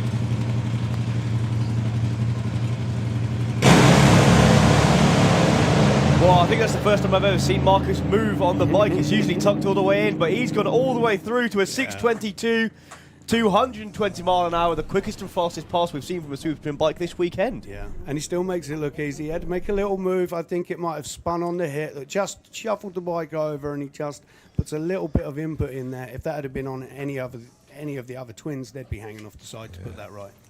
And So I think that is. He books his spot in the final with that.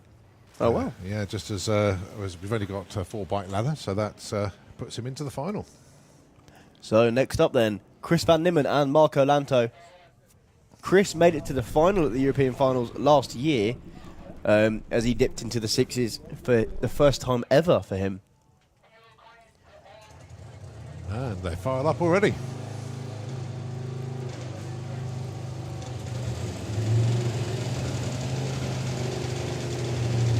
Absolutely phenomenal machines, they really are. They are just so far removed from what any type of motorsports bike in the world will look like. You know, obviously these are straight line bikes, you're going to go around the corners, but just look at the side profile of that machine.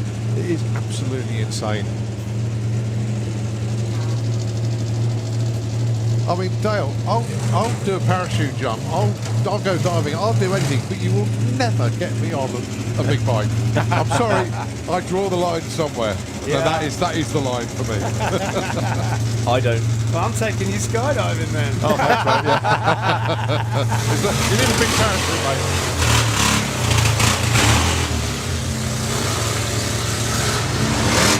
Oh no, I've been told to shut off Marco Lanto. The team not happy at all. That is a more than real one shame. team member saying that. So it'll be a repeat of the final last year, as long as everything goes well for Chris Van Nimmen. All he has to do is stage, take the green light. Yeah, the stage and not roll forward like we had earlier on. Yeah. Also importantly, he needs to not cross the centre line either, and don't have the crewman touch the bike.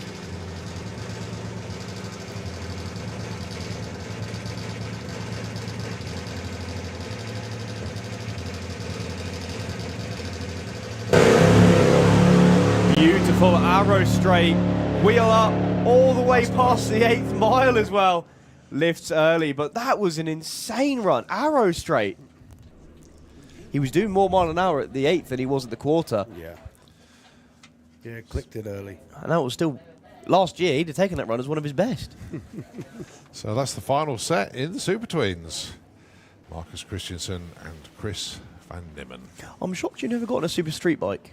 Oh, I actually quite fancy them. They're Larry bits of kit, and but you can't do it all. That's the problem. Never rule anything out, especially considering your next gig. Yeah, that's it. Yeah. Exactly right. Well, Ida Zestrom went the other way, didn't she? She went from super street bikes to Top Fuel. Yeah. Well, you can... Yeah, and look where she is now. You know, it's he's doing very well. All right, Pro Stock Bike. This is to set the finals. Question is, when you go into the funny car, are you going to keep the name on the side of it? No, it's going to change. Obviously, that's a big historical certification, so we're going to have it come out branded differently, and that's the plan. Still with a name or with company logos? I don't, no, we'll definitely have a name. That's good. That's good. Yeah. That's what I wanted to know, because we are one of the only places in the world where we've still got names. Big I Show don't funny need the cars. company logos. I just get Colin to plug my company, and we can have cool names on the side of the car. You do realise, Dale, if you don't name it, we have habit of naming these things. Yeah. So well, watch out.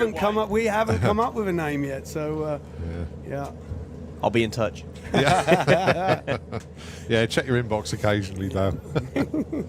Right, here we go then. The number 2 and number 3 qualifiers then. Bertrand Maurice qualified number 2.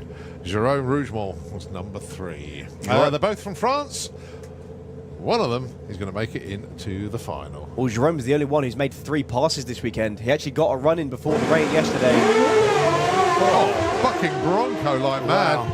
But there's, well, in actual fact, Bertrand is actually going to take this one with a 760, but at the start it was like he was trying to get the bike to hook and it was all over the place. You can't imagine how violent that feels, and I don't even know. I mean, that's even shorter than my bike, but when they do that sort of thing, oh man, it's crazy. Look at the reaction time, 007, extra job.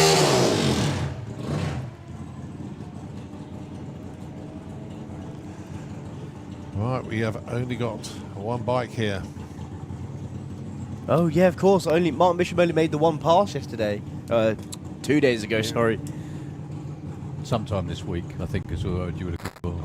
It's a while, isn't it? So the V-twin really on song. Number 1 qualifier, 7.13. He ran back on Saturday. Is it right? This Buell came in from the States. That's correct. Yep. Yep.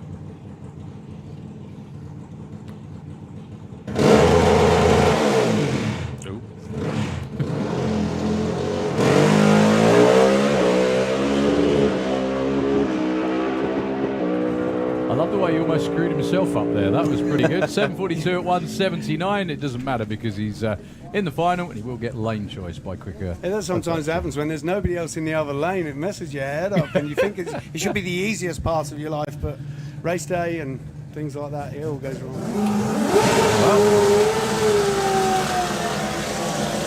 We're done with. So it's the final for both the twin and pro stock bike done now. Yeah. However, we have one of the world's most entertaining classes, whether it be on 2 or 4 wheels. Super Street Bike, Mergens Lund and Christian Yads. The 2 closest qualifiers, 4 and 5. Great to see Mergens get down the racetrack and make it in the show as well, because it ended up being an 8-bike field. Daniel Lentz is a spectator today. That's how rough of a weekend it's been.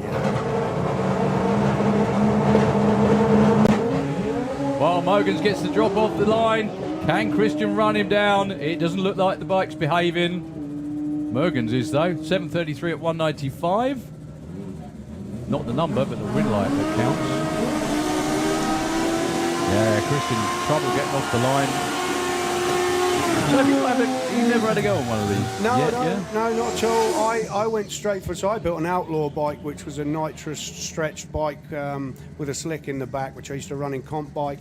And then Stuart let me have a go on a pro mod, his pro mod, and then from there I never looked back. But I would like to, I would like to have a pass on one of these. You know? They do look quite lively, to say the least. Margot Schmidt from the Netherlands in the Kestrel Lane, knocking on the door of the 6s all weekend long, taking on Ross Morrison, who was at number 3 qualified with a 6.95. Margot goes red. She's going to keep it nailed all the way through, though, for the ET. Yeah. Oh, it's a good-looking run as well. 7.12 at 205. Ross backs off because he saw the win light in his lane.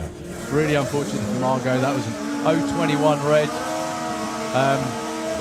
Have you ever red lit though? Yeah. Yeah, it's the worst feeling in the world. It's not ideal, is it? Oh, it's No? horrible. You just throw it all away. But it's usually when you want it so bad, you know. Okay, next pair will be Al Morrison Jr. in the Slick Trick Lane, taking on Birthday Boy. Not wearing a tutu for his birthday. That's not really on, is it? No, I think Chris it's the Reed? first time I've ever seen him. Well, Stacey's picking up the slack. So happy birthday, boys. However, will your birthday present be a win or not, as the case may be? Well, he's got a tall mountain to climb. I've said it before, but it's Al Morrison Jr., the fastest Super Street bike in Europe. Al He's spinning! It's a birthday present for Boyce. He's going to the semi-finals with a 7:36 at 197 miles an hour. You can hear the scream from here. That's awesome. That's awesome stuff. Well done, Stace. Well done, Chris. That was fantastic. Yeah, Al Morrison spun the tyre. Weird old round for Super Street bike, actually. Yeah. By that I mean they're normally on the numbers, no problem. Might be day in, day out. Oh yeah. I mean, now you're looking at this is a 6-second class and deep into the sixes. This man here in the right-hand lane, I wouldn't be surprised if we see a big 6 on the board if it all goes right for them. You've got to lay it down, but. Well, I can't imagine that tuning a Super Street bike on this track is easy because Ian has to prep the track for the many and not the few. And there's only 2 classes, I think, that runs this sort of tyre. Yeah, and they like it sticky. Yeah, and Super Street bike and Street Eliminator, isn't it? Well, Jake's off and running. Eric doesn't go anywhere. He's gone a long way around, but. Well, Jake with all kinds of, again, 757, 144. You would not normally expect that to take the win. Now, am I right, fellas? Is this has been reverted to a 16 bike ladder, or is it still an 8? The only reason I'm asking that No, is it's an 8. It is an 8. Well, everyone else is down here. Yeah, I think the the experts. Well done, Stace. So it's interesting what you say about the track prep, because if these bikes were running out in the States, and it makes it very difficult for us, is that you wouldn't even be able to walk on that track. It'd be tearing your shoes off the whole way up there if they were running Pro Street bike. But it makes it real difficult for us when we run the funny bikes, because we just destroy tyres. Yeah. So actually the best place for the funny bikes to run in the world is here. So I was just going to say, why the different track prep? What's the reason behind that? That's Brad Head, by the way. Unfortunately, Brad's kind of cruising from the 8th mile on, goes 962. Yeah, why the difference? They've got the smaller contact patch on the tyre, and it prefers the glue. I mean, if you'd have spoke to us 5 years back and asked if they'd ever be running these times on that size tyre, you'd go, no way, it can't happen. But they like the glue, they like the contact patch, whereas when you're on the big drag slick, it likes the rubber. So it likes to be on pure rubber. So it's rubber instead of sticky. Yeah. There is a difference. Actually. Yeah, there yeah. is a big difference, isn't there? Well, they're both sticky, but one is just a different level. Oh, I mean, the glue will rip our tyres to pieces on the top end, chunk it so bad, destroy the bodywork, just throwing it off. Goodness me. Well, there's a lot of that happened, isn't there? Yeah. You know, not here, I might add. So your alternates, Ricardo Grauer and Johnny Hines. Issues for Johnny again. Johnny's going, come on. See, Ricardo goes, and that's 775. something I noticed in the States. We race on Jason Miller's tracks. He preps for everybody, and it's a happy medium, and it's a real great facility. We go down to Valdosta, and I think Orlando Speedwell prep it, and you can't walk. It's difficult to put it into stage. I've been there where I've got my first stage light on. I'm trying to push it into the second stage light, and it's just the flex of the tyre. It puts the light on, you just relax to get yourself settled in, and it creeps back out. Wow. It is insanely sticky. Possibly not in a good way, by the sound of it. Yeah, no, I didn't enjoy running down in Valdosta in the end. I prefer to be on a Miller Brothers track, you know. So one class that you support, this is Junior Drag Bike, Jackson King and Liam Morrison out there racing. This is bracket racing. That was a staggered start. You saw Jackson looking to run a 12.40, Leah a 10.91. Leah's going to get there first and take the win with a 10.99. A big win margin, actually, 0.47, and that's just about as far off Jackson was his dial-in. So nurturing the next generation. Yeah, it's great to see them out there and how they've worked out the rule combination of obviously different ages, and you get different size engines within them, so they can go right the way up through the age range and still be out there having fun and race competitively with each other. And essentially come out on a big bike. Oh, yeah, and it does, you know, it moves them on to the next bikes, and it's great to see them. So Richard Wilcox in the Kestrel lane on the bike that used to belong to the one and only Scott Collier. Taking on Anouk Bergering from Heemskerk in the Netherlands. Well, you can see Richard already looking over. Looking right over.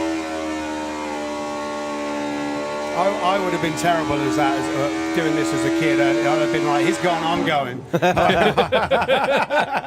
Can we have Street Eliminator into the pairing lanes, please? Street Eliminator, can we have you into the lanes? Yeah, the only sharp thing was, and I don't want to point this out, Dale, but I'm guinea. I'm not entirely sure junior drag bikes were around when you were able to ride them, were they? No, they weren't. No. Brad Morris and Holly King going to be your last pair before we go into, I think it's Nostalgia Nitro Funny Car will be round next. Glad the weather's given us a break for a little while at least. Anyway, it's this is kind of how it's supposed to be, if you know what I mean. It's been a tough weekend. Maybe you should have bought the bikes out earlier and then it would have been sunny. Yeah. There we go. That's probably the answer, isn't it? So Brad Morrison, Kestrel Lane, and Holly King. Brad goes first. Very hard to have a staggered start with a pro tree as well. Like, really hard. Because you've got no idea when the light's going to run. Sitting up at the top end, beautifully judged for Holly King. Well done. Win margin is 0-4.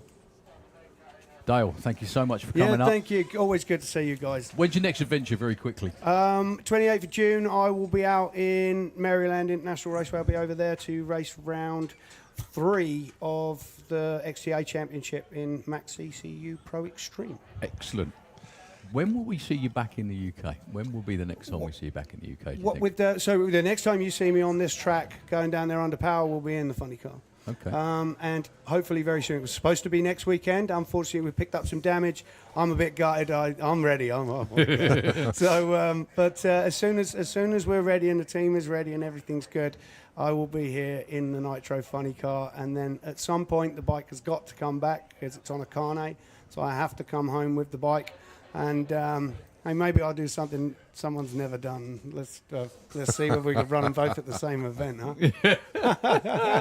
That would be something indeed. Yeah. But pleasure as always, Dale. Thanks ever so much for coming up to Come see back us. up and see us for the next Yeah, race. you guys, bet. yeah, we'll do. Yeah, thanks cheers. ever so much. Cheers, thank you very much. Cheers. Okay, small bit of track prep. We've got, Nostalgia Nitro Funny Cars with the starter motors attached. The only thing was, I didn't see the nitro bug down there. So I don't know if Andy Raw and the team... Yeah, well, he should be alongside Tim Garlick, and then it'll be Tony Benz against Wendy Baker. Yeah, I think there's only Tim down there is the honest answer to that one. Right. So we shall see. Anyway, things flowing slightly better this time. If you look on the big screen and on the live stream, you can see Josie's eye view in the Gluebird, or hanging off the back of the Gluebird, pretty much.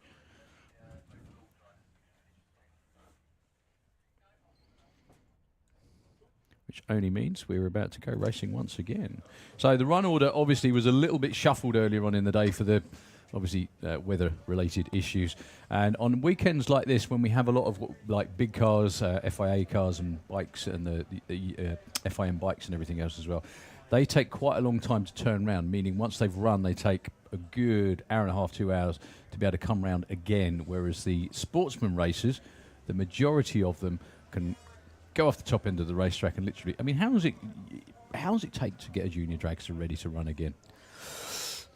Well, it depends on... Roughly 5 minutes. Oh, really? Okay, that quick. I've been called whilst still running the car. I've pulled off the track, gone into the scrutineering barn, clicked my car off, and they've gone, right, when you're ready.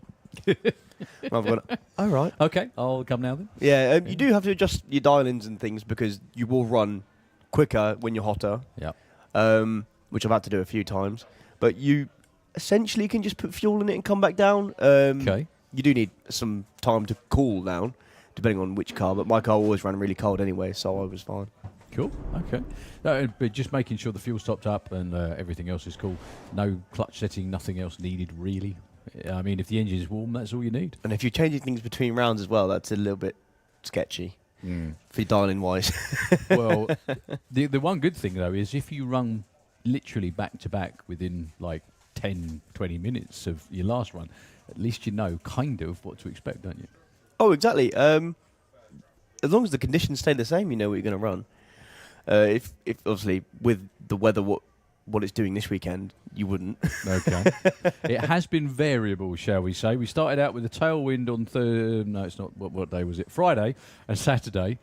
We had a fairly stiff headwind yesterday, and we got pretty much the same thing today. However, we've had a lot more of that blue sky type thing and fluffy clouds today, even though the weather's still been a pest It's not as bad as it was yesterday. And all the umbrellas have gone away, which is a good thing. yeah, keep them away, please. Anyway, so the Bluebird's done its thing. We are about ready to go with our next class. Now, the only thing is, it's a little unusual for the Bluebird to go out before the Nostalgia Funny Cars. Well, what I've noticed is they do a layer of glue, yep, a layer of rubber, and then a layer of glue again. Just to make sure it stays in tip-top condition. Exactly. Anyway, it will only be for a couple of moments. We're going to give it back to Nitro FM. I'm sure they'll run some replays for you and other stuff and some ads on the big screens. We're not long away at all. Just up and down with the tractor a couple of times, and then we got Fuel Nostalgia, Fuel Funny Cars coming your way.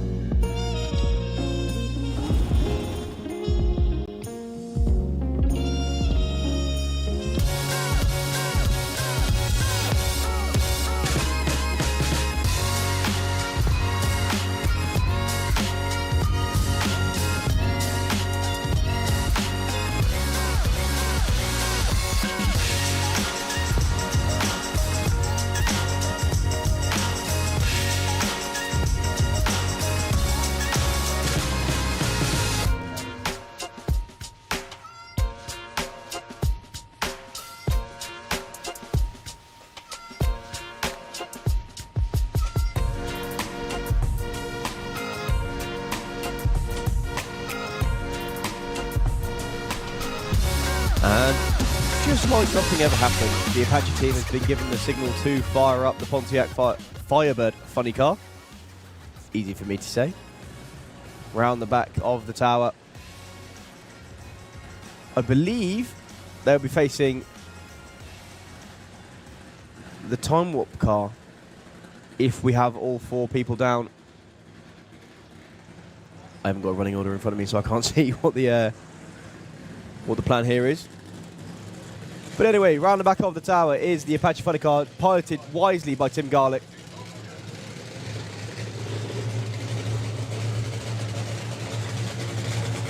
And by the looks of things, he will be on a solo, which only tells me we have no Andy Raw with a nitro bug.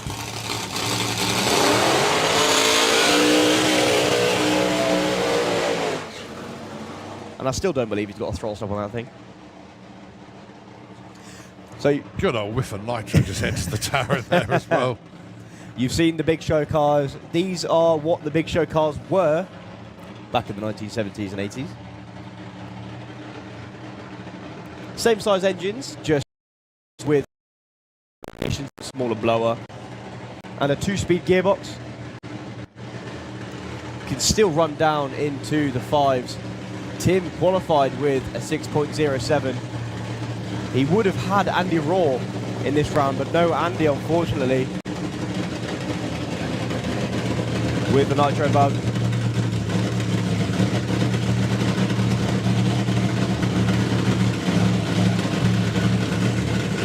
So here we go then, the first stage today of Nostalgia Funny Cars. If you like what you see here, come back again at Dragstalgia in just a few weeks' time. Where you'll see a load of these, a load of slingshot dragsters and all sorts fighting out for the Dragstalgia Cannonball title. But we'll continue here on race day.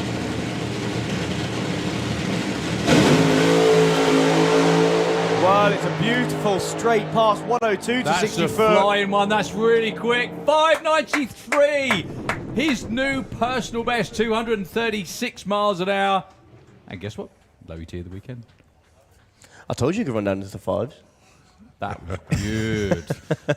102 to 60 foot. That was the first number I saw that come up, and that is always a good one to start with. Also, 3.89 to the 8th mile, 192 miles an hour. Superb stuff, Tim. Well done. Well, next up we will have a race, and it's good to see Wendy Baker. They just have so many issues with the car, teething problems, and it's good to see her come down 3 times in a row, taking on Tony Betts with the Venom funny car, the European record holder for a Nostalgia funny car, 5.89 at 250 miles an hour. Let's see what they've dialed in for this one. The final should be well worth staying for, if nothing else. Depending on who's in the final, obviously. It's worth seeing anyway. I was just going to say that.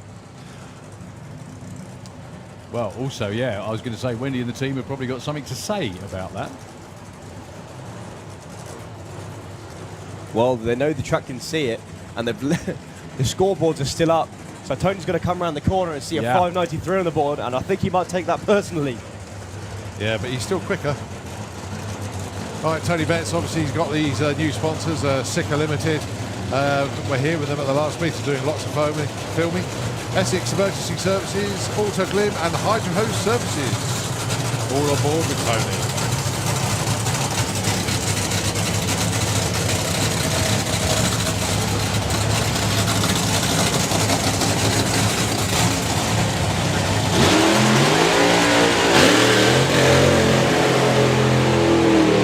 Now, one of the things that you guys are going to notice with those cars out there side by side together is that one is a complete faithful recreation of a 1970s funny car. The other one is a modern version of a 1970s funny car. They are both legal, they both run in the same class. They are just 2 different ways that you could go Nostalgia Nitro funny car racing. The Mustang looks in some way, shape or form smaller than the Camaro. Definitely not as long. Well, the Camaro is a lot wider. You can see the bubble style arches. It's supposed to be a lot more aerodynamic as opposed to like Time Warp car or the Apache funny car. They don't run the side skirts either that you see quite a lot of the guys running. Yeah, that's right. Yeah, you're dead right. You can see that the gap hasn't been filled, does it? No. One of the reasons the body's up higher is because it's safer for the roll cage and the driver to be sat up in a more upright position. When the way funny cars used to be, I always used to joke when I was a kid that I'm sure they steer with their knees, because if you look in the windows, you see exactly that they had their hands between their knees were up right up in the air, the cages were much lower, they sat much lower, and they laid much further back, which is looks cool but not quite as safe or that much fun. So, Uncle John Wright brings Tony forwards. He went 5.89 just a few short weeks ago. Went 6.21 in qualifying. Wendy was in the low 7s. See what they can do here. Tim Garlick waits in the final round.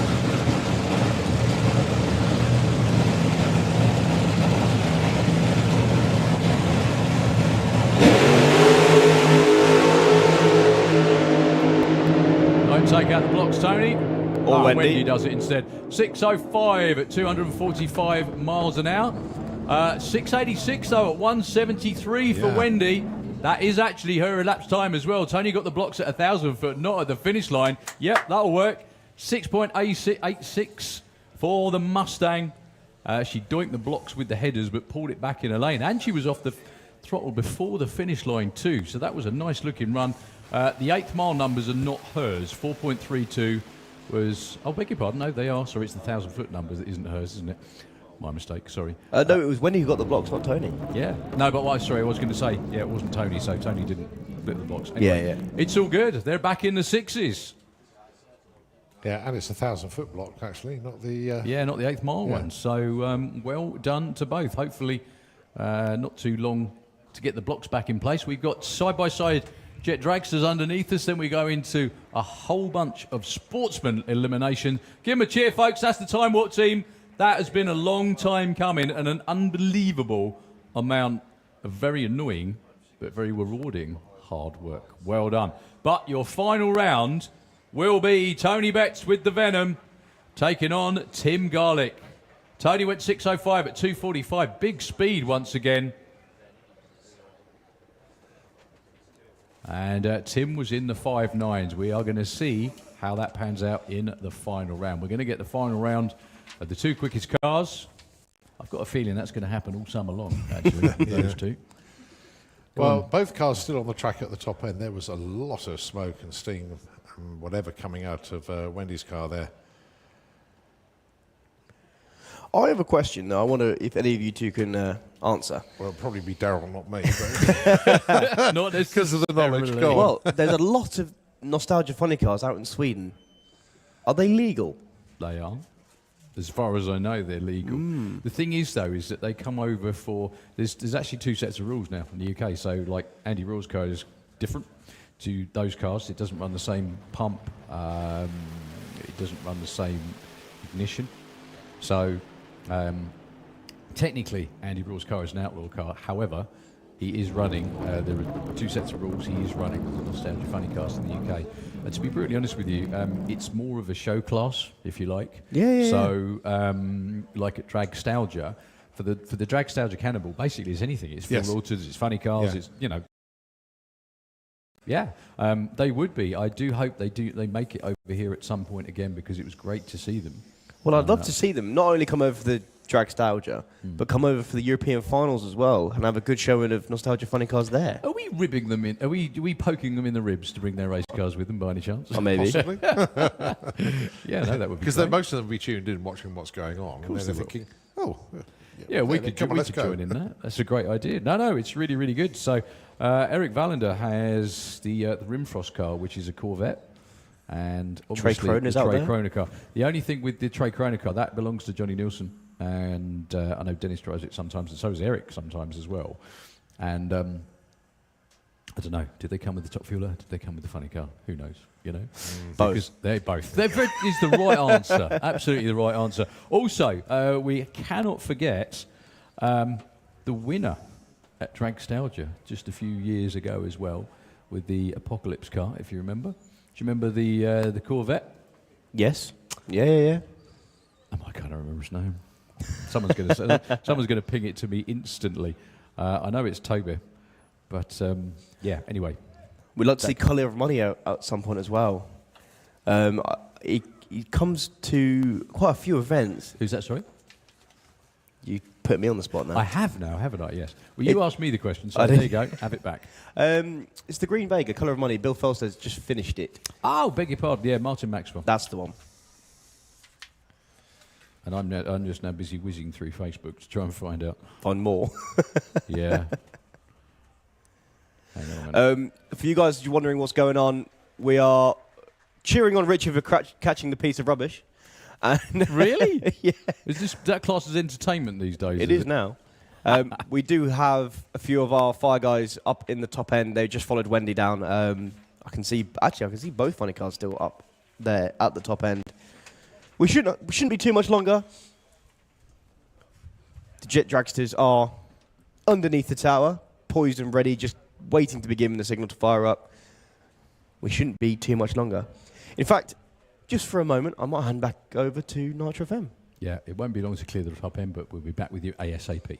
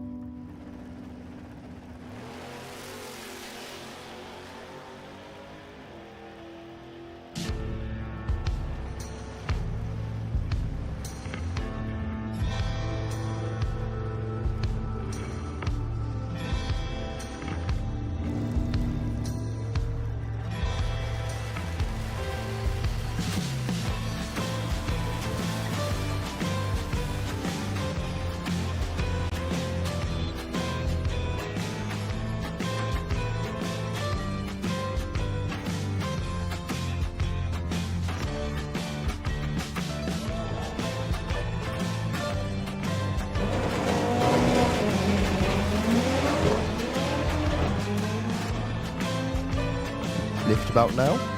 Maybe not. I think they got it turned down.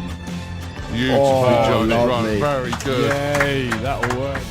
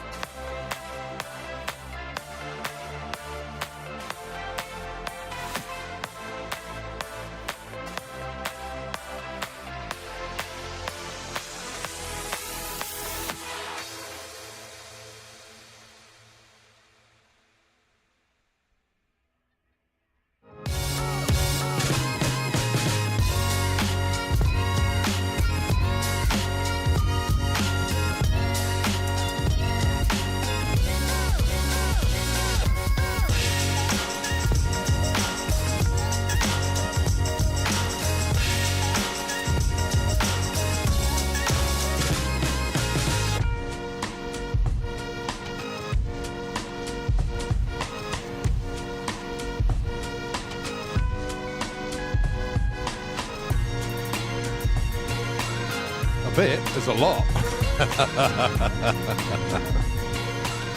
Oh, it is. Just a few words from the tower. The reason for the delay, folks, you probably can't see it, but our top-end crew are working very hard indeed, as both cars, both nostalgia funded cars, had issues in the shutdown area.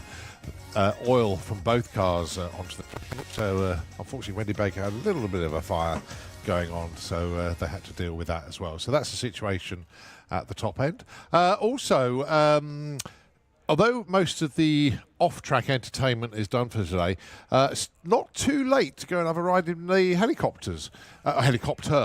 So if you fancy going for a flight around the facility, pop up to the helicopter pad. It's just by the medical centre and the pod shop at the top there as you come in. So yeah, not too late to go and have a helicopter ride. Just as I say that, looks like the that's right. It's just the way things are going. But yeah, you can see the top end crew working very, very hard at the top there. I think they've got every bit of machinery we've got here working down there at the moment. So yeah, they've got a bit of a clear up to do there. So what's lined up in the lanes is Street Eliminator and Super Gas. But underneath the tower, just getting ready to go as soon as they get the nod, are our Jet Dragsters, Fire Force 5 and Spider-Man. So they will be the next to go up the racetrack itself. Get some Sportsman racing in with Super Gas and Street Eliminator. And then, of course, we're going to get all our pro stuff back down again as well. So we'll keep you updated as best as we possibly can. But as I say, it's our top-end team working hard at the moment, trying to get everything ready at the top end.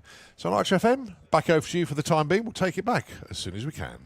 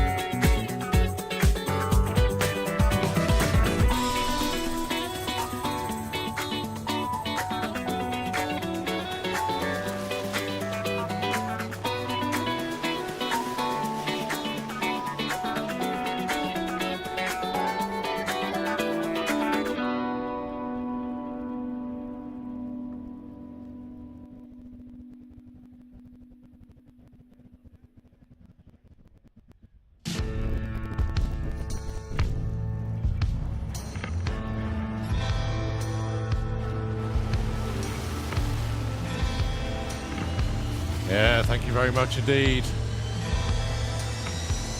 As we are back live once again, it's just that the top end team were still on the track, and then I heard the jet start below. I thought, whoa, hang on.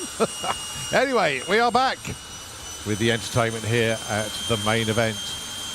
It's Eliminations Day, but part of the entertainment obviously is our jets. And this is Fire Force 5 and the Spider-Man jet.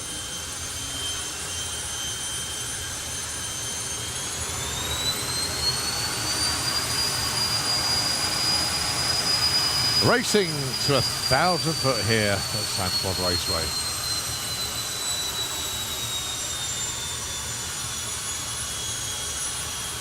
Well, I must admit, that was a shock, because I was still seeing plumes of dust coming up from the top end Well, with it the caught clear me up. out as well. But obviously,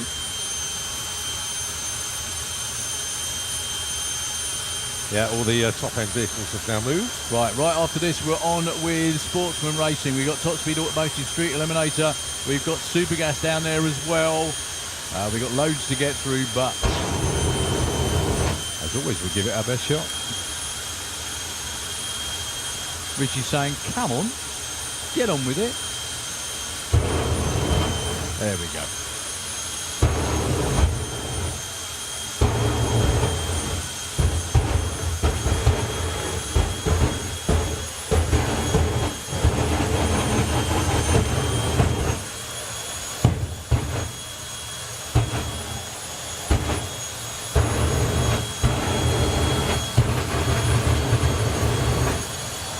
Julian is one brave soul, constantly going out there and standing in the middle. That's what we've got to shot do to get the shot, isn't it? Yeah.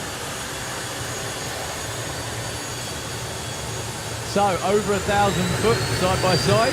That's the orange blocks out there.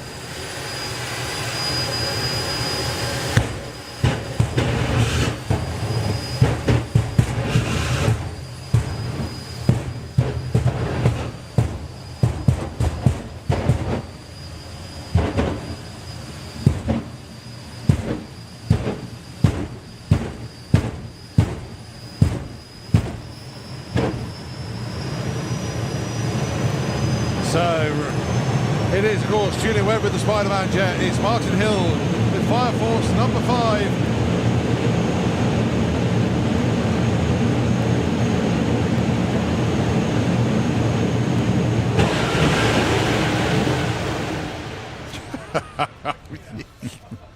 Oh dear. 568 for Martin Hill, 499 for the Spider-Man jet.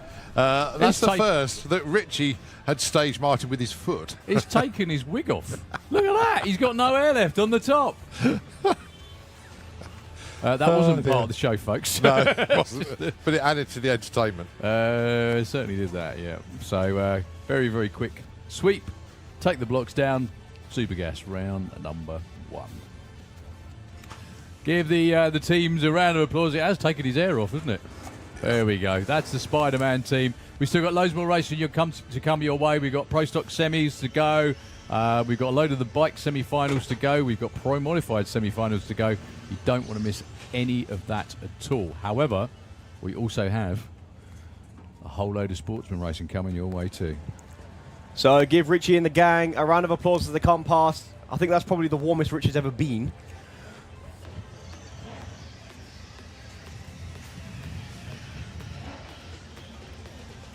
So it is going to be Supergas first. Number 1 qualifier, Tim Moore taking on Stu Doiney, qualified number 9. Did they get everyone in yesterday? No, I don't think they did actually in the end. I think they weren't far off, but I don't think they did in the end. Well, they all qualified. 16-car ladder, no alternates, but the ladder is full. It was really good to have Tony Morris here this weekend, and of course Dave Gibbons. But Tony on his way back, I believe, to the States, and hopefully we'll catch up again later in the year. So here he is then, the man who qualified number 1, and he got that perfect ET. That's his second one this year in Supergas. In a row? No, not in a row. Oh, did he not do it with President Power? But He's just had an amazing start to the season.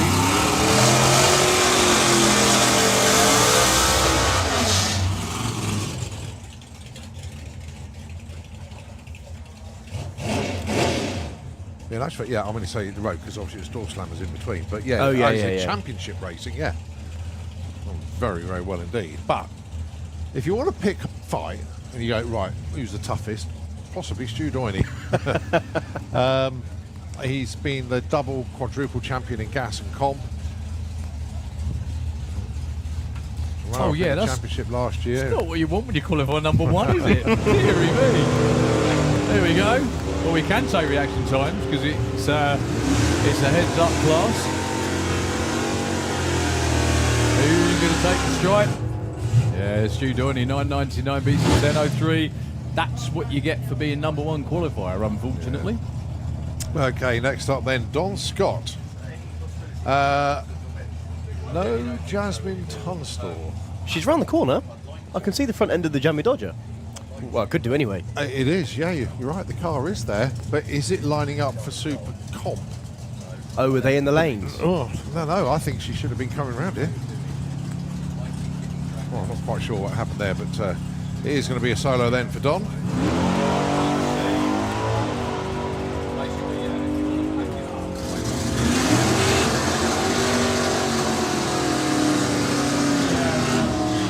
98, 129. Right, next up then, this is Pete Creswell taking on Andy Harrison. And that's what I say, they're all tough. This is a very tough matchup indeed. Both highly experienced racers in Super Gas. Both have taken championships as well. Both have taken event wins. But it's round one eliminations. They want to get through here to continue their journey here at the main event. So Fords from different side of the pond. You've got the Sierra against the Mustang. But local racers, one's in Bedford, one's in Sharnbrook. Yeah, if ever you wondered what these cars can do without the throttle stops on them, Pete Creswell at the Dorsam was running into the 8.4s. That's a serious throttle stop. It is. It's taking back a second and a half. Both on the nail of the tree. Who's got better car? Double breakout, 79 and 85. The 85 takes it for Pete Creswell. He was 0-1 on the tree, which obviously pushed Andy to go a bit quicker than he wanted to. Well, Andy wasn't late with an 03. No, not by any stretch, not at all. So, Andy Dibley and Stuart Morris. Stuart is the defending Super Gas champ, although Andy Dibley has had that title himself not that long ago. Yeah. I think he's won it twice, hasn't he, Dibs? I bow to your greater knowledge. So. I like the fact his number's 990. His race number's 990. Well, they're virtually dead even on the tree. There's nothing to pick. Once again, it's who's got the better Camaro. Dibs gets it. Oh, what a race. 005 win margin. Look at the screens. Unreal. 064 on the tree to an 068, and that was pretty much the win, actually not even really the win margin, right down the top end. Andy Dibley moves on to round two.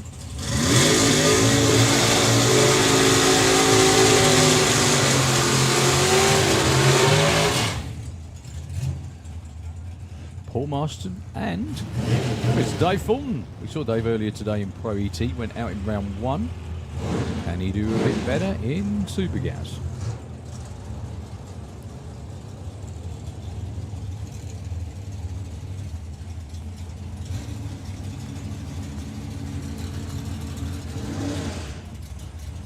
In fact, I think both of these races were in Pro ET this morning. Paul Marston has gone deep. That's a big no-no in Super Gas, unfortunately. Dave Fulton gets an automatic win. Not sure quite what happened there, whether the line lock didn't work, what it was, but very unusual for any sort of mistake. Okay, comp eliminator for round three. Into the pairing lanes, please. Comp eliminator, please, for round three. Dave Cherritt and John Dalrymple.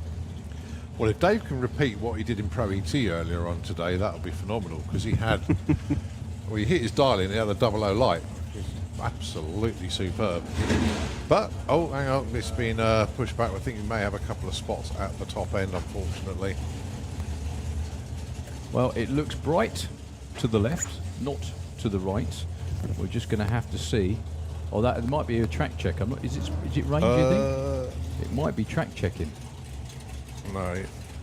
Well, Let's they're not see. running off with the brooms, so that's always a good sign.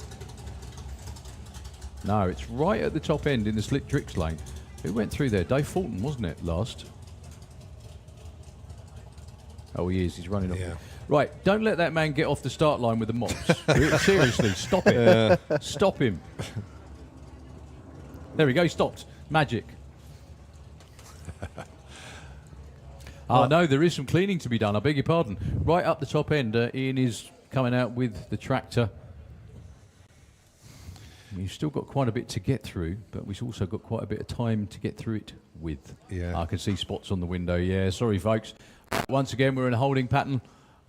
We did get a really good chunk of racing in there. Yeah, we did then, actually. And unfortunately, a lot of oil clean-ups as well, more than we've had all weekend combined. So John Dalrymple and Dave Cherrett, the pair below us. You got Ronald House and Stefan Raffeltraff to race, and Wes Hiscock and Bob Malden to wrap up Supergas there. Well, I can't see any Stefan. Very good point, actually, unless he's hiding around there. Anyway, folks, yeah, it's just going to be a case of, we hope the weather is coming from the direction that the wheel mills are facing, not over by the main gate. Yeah, so towards the main gate. That doesn't look nice. Yeah, it doesn't look very pleasant at all. They're coming back out. Oh! There you go, see, come on. Test of power works. That's it. Well, there are a couple of sprinkles in the air, but go on, get those windmills to move around a little bit further to the left. Go on, go left, go left. We want what's over there, not what's over there. We've still been incredibly lucky again, though, to be completely honest with you. Very. Yeah, very, very lucky. Well, Ian's parked the tractor again, after all that. That could be the world's quickest rain delay. Yep, there we go. Oh, we don't mind that one. That was... rain delays like that we'll have, well, once a year. That'll do. That is the quickest ever rain delay. No, that was willpower from you, because you said, stop him. Stop him from going away with those mops. And it worked. Leave the mops alone.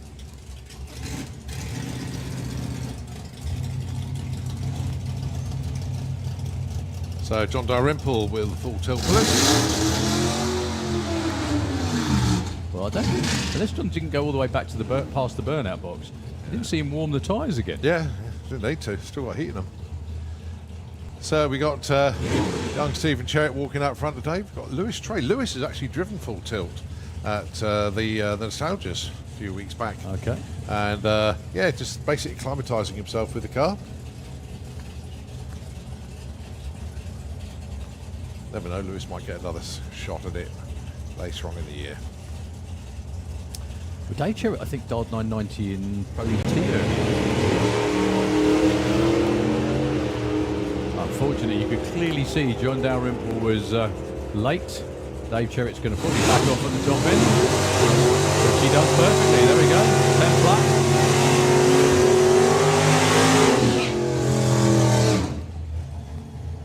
Okay, Bob Malden. This should be a great race because both of these two are the hardy souls that have to back off at the finish line to be able to run their number.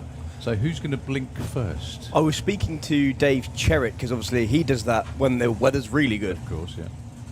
And he was saying it's very difficult because you both look over and go, well, he knows what he's doing and I'll lift when he lifts. Yeah. it's a game of chicken at the top end, isn't it? Exactly. So who's going to lift first, really? So what you could see is biggest breakouts going, or they could be way off. But let's see. What'll be good if they just have a heads up race and who gets there first. Whatever. The both Bob's off first.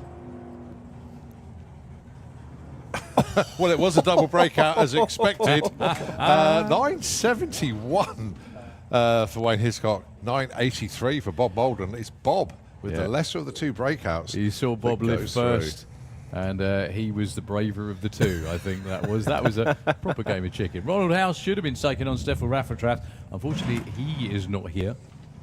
Luckily for Ronald as well, because already in the lanes, and Ronald's double classing, hence So, just breaking the beams.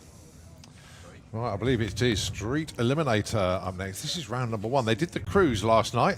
They left here in glorious sunshine. And when they were doing I think it was the fuel stop, it absolutely hooned it down with rain.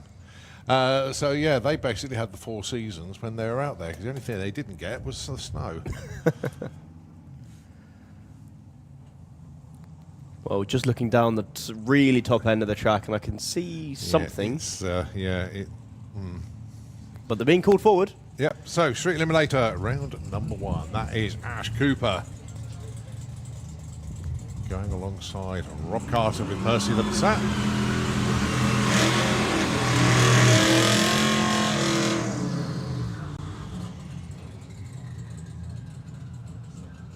So, once again, arming the parachute on the transit van. How that thing blossomed, I don't know. Sorry, I don't know why that sounded so funny, but it really does, doesn't it? Arming a parachute on a transit. Well, I mean, officially, you don't need a parachute unless you go over 150 miles an hour. Ash is 145-ish, but it's a big old vehicle. I think the breeze is going to stop it today. Yeah. So.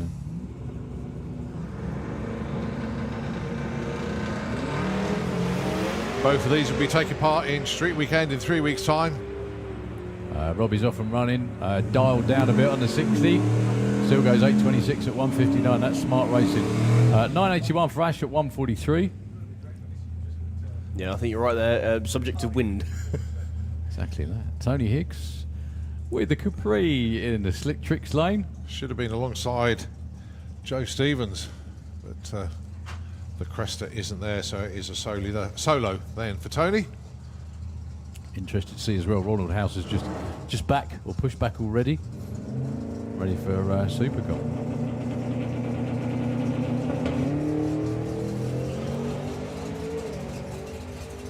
Wow. That's a soft pass, but he still looks good. Look at that, 761, 190, and he didn't give it all the boost off the line. Wow, that was cool.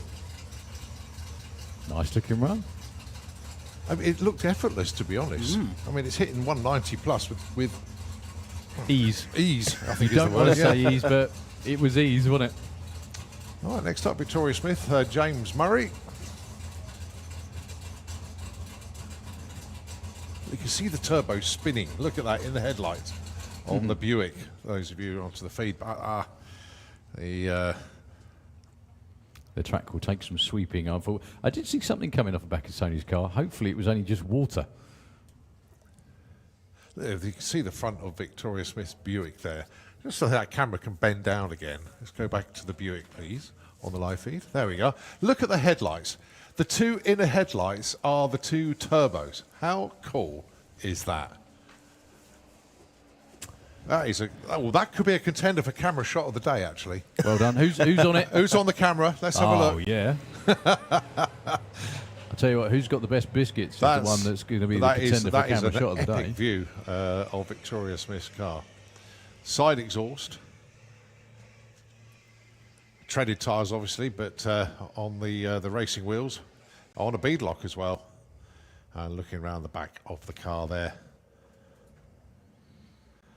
Yeah, twin parachutes on the car. She's on the she wants that 200 mile an hour, 7.5 second timing slip. She's been over 190 with this car.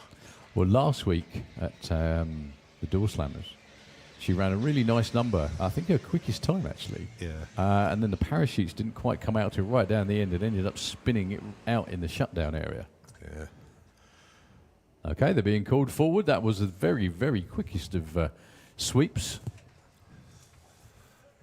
So these cars will be able to start pretty straightforward because they're street cars. They do what's called a hot start when they go out on the cruise anyway. So in effect, that was a cold start because they'd only just driven round. So no issues for these two. Very eloquently put, Mr. T.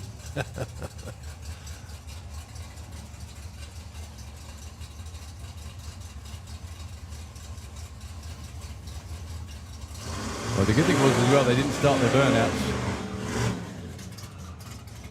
Well, the tyres are warmed for Victoria and James. James Nurry is no pushover at all, even though the Buick's been in the 7s. James has been in the 9s, and any mistake at all from the Boost Monkey machine. Well, Dave Smith is the crew man there for James Murray. That's Pete out front there for Vix, obviously. And Pete's got a car in the build as well. Hopefully that'll be out next year. Really? Goodness me. Haven't they got enough to do?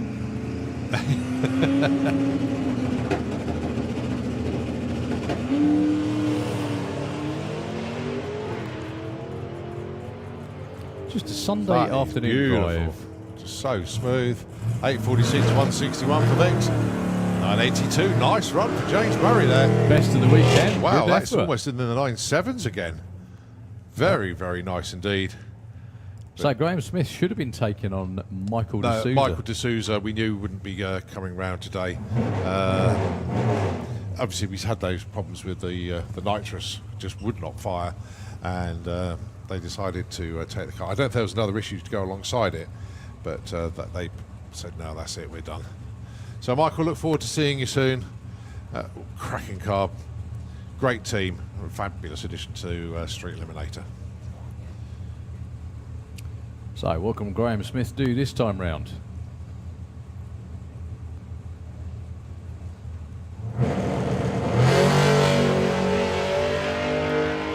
$127 to 60. Being cheered on the start line. He's into the 8.4s. That is another new PB for Graham Smith. Congratulations to them. 157 as well. He's gone into the 8.4s. Trouble is, he's got Rob Carter next round, but who cares? 8.4. Well done, Graham. The only slight thing is, I've just noticed, if they're going to jump around that much on the, they're the only ones going to have their own exercise program to get ready to come racing, if you see what I mean, because you know the amount of exercise they do down there on the start line, they've got to prep for. You know. Right, Phil Druitt and Al Mack. Phil, his first ever 8 in qualifying, 8.93, followed up with a bonkers run with a big wheel stand. Going alongside Al Mack, number 2 qualified with a 7.42 with the Evolution Volvo.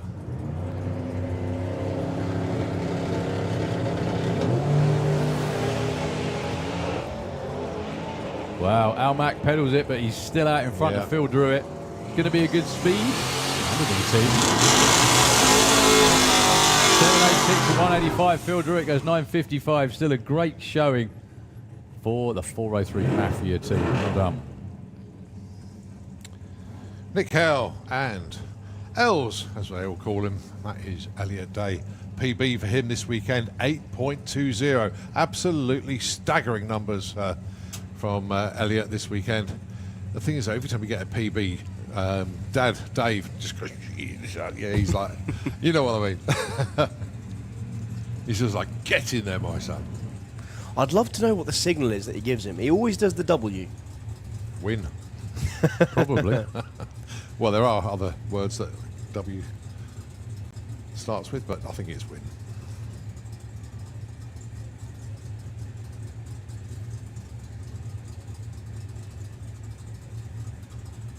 In the other lane, Nick Hale, long-time supporters of Street Eliminator as a class.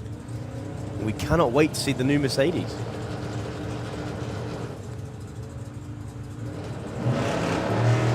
Well, a very un-Elliot-like reaction time, and that was because he had to back off the 2-step.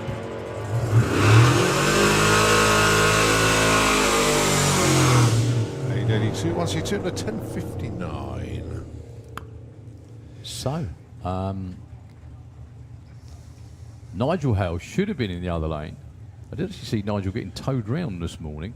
Which is, God knows what was towing it though. I mean, a tank. Good point. Yep. Anyway, against Al Williamson, roughly 2 to 3 tons of truck. I think I can safely say for this team, I mean, okay, they are going to take a bye here to go into round number 2, but whatever's happened this weekend, they have had an awesome weekend. As close as you can get to running in the 7s this weekend. Without actually running in the 7s, unfortunately. I think they're just going to tell him to break the beams because looking at the top end, that looking rather ugly. Well, what that'll happen is that will complete the round for Street Eliminator. No, because there's still Andy Bond to do the same. Oh, yeah. Andy, he's on a buy run. Yep. Okay, he's underneath us as well. But this will complete the round for Street Eliminator. So at least. Yeah, and then it would have been, but I know neither of them are in the lanes, Paul Morton and Jack McClure, but I know both of them are out. So that's what's happening here.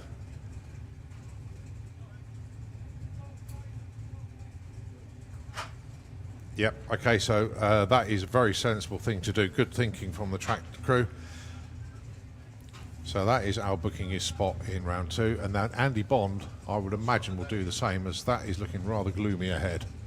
Yeah, unfortunately, the weather has made its way our way. Yeah. So it is going to happen. It's just a case of when. Yeah. Well, not the run they wanted, but it's the round win, and we just get the game through. But as I say, that is looking rather ugly up there. And the wind turbines have started to rotate the wrong way for us, so...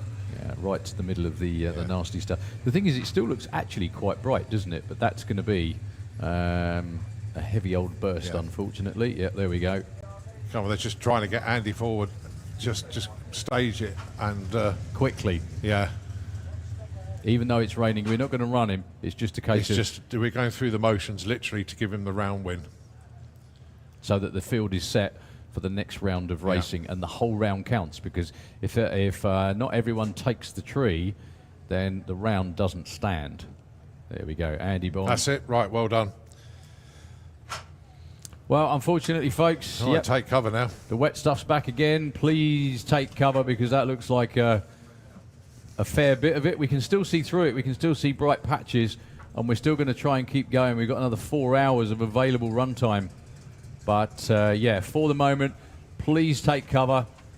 You guys really are the best in the world. We say this time and time again, but it's absolutely true. So, as the rain comes down, go grab yourselves a quiet spot or a dry spot, and we'll give you an update as soon as we possibly can. Just pray it doesn't rain too hard, so the shutdown area is... that's what we don't really want to lose. But as I say, we will run on as late as we possibly can.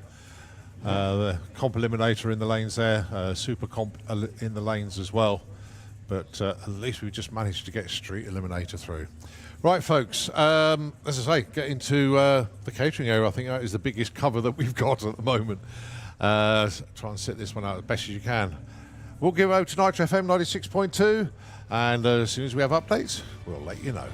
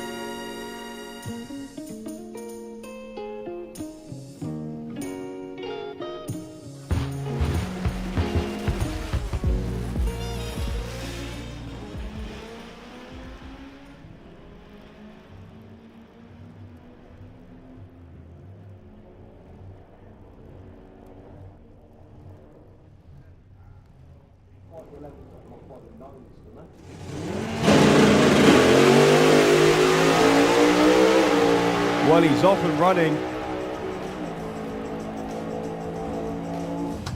Well, it's a 51. Improvement on the 63 he ran previously. Jordan literally just tickling the stage beam there. Wants to go as shallow as possible. Good looking run for Jordan. Can he go quicker than 7:43? No, 7:52. Ow. Terry hits 9:20.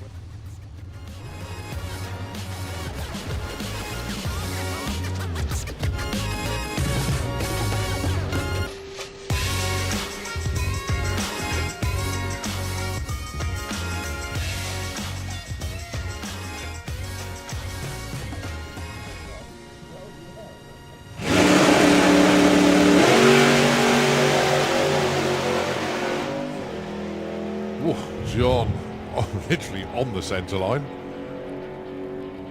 Gary Carr taking it all the way through to an 11:20 at 114. Yeah, that's quite a big difference.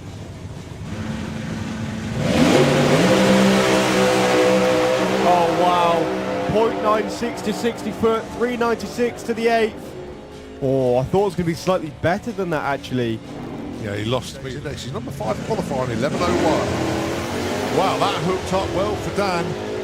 He is number 4 at the moment, 10:54. That's only 200s off his PB. Goes 10:62, stays number 4. Spencer, 11:86.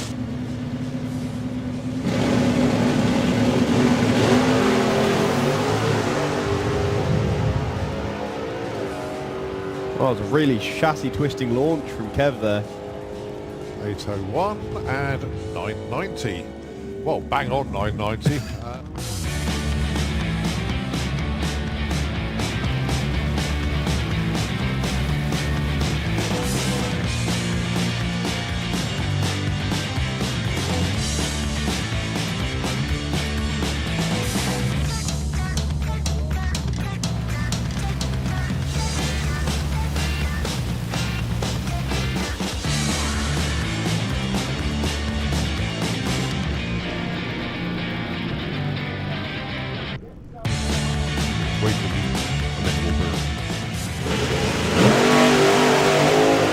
Whoa, watch out, John.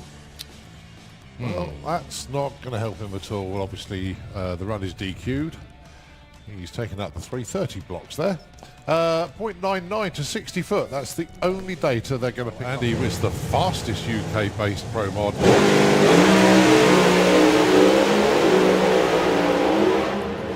Oh, driving the wheels off it there. 596, 244 for Andy Robinson. And that was, someone needs to tell us.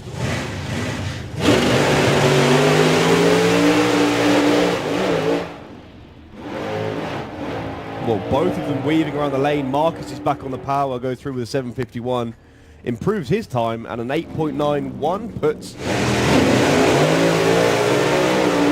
Oh, Peter getting very close to the wall. And Andreas back on the throttle after a quick pedal over the line. It's 6:61, 219 mile an hour. That was close though. That was a lot. 6 flat plays, 595. Well, Bruno getting over towards the wall as well, but both drivers all the way through. 6:04. Yeah, 596, 100 off what he's already run. Everybody's getting very, very close to the wall on the left-hand side, but let's look at the numbers. 599, 608 for Stian. That'll work. 240.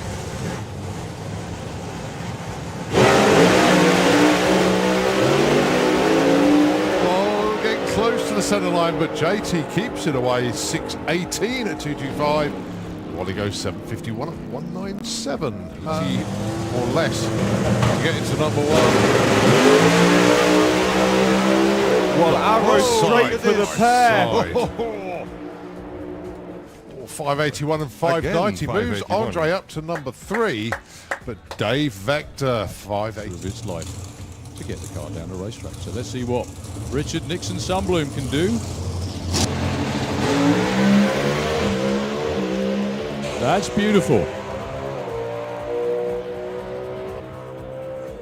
That's a big improvement to Yeah. 670 at 2:03. They still find a 10th.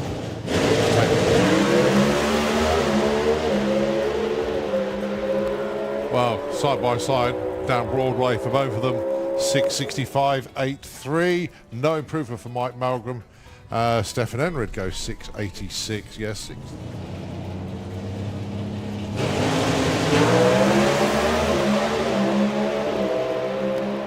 And look at that, as John Price would say, door handle to door handle all the way through. 657 and the 669. No improvement, but solidifying what they already had.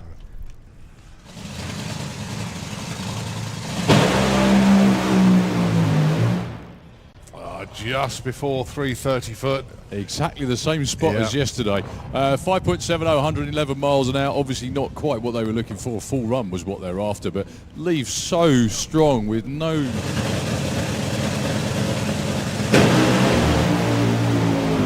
Oh, it didn't quite happen there at all. Well, violence. That was straight up in the air. I'm down here on the start line, even though I can't say it, with one of... That's the one all the way through, Steve. Just before the finish line. Look at that number. 4:43, 2:30.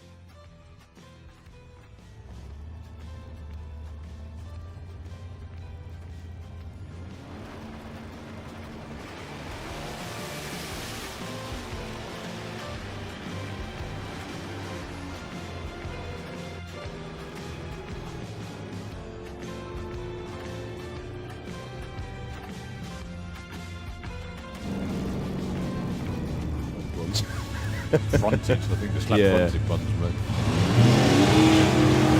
Well, there should have been a reaction time advantage to Andrew Brook, and there was, I think. Who's going to get there first without breaking out? It is Warren. Look at that, bang on the money. 9:13 on the 9:11. They both had reaction times that started with. Oh, it does give me that professional. Oh, Tom Watkins goes red. Wow, number one qualifier is on the trailer, and it is Sean Law that goes through. Sean's going to keep it pinned, see what the car runs. 8.72 and a 60 is a while. So the pop will get the green light first. There we go. Again, we can't mention reaction time because it is elimination. Tom Kay is catching him, Tom Kay's past him. Tom Kay takes the win. I was going to say they were about the same on their dial-ins, but Tom... Yeah, I know it's obviously only 2 tenths, but that is a long time. So, green light drag race.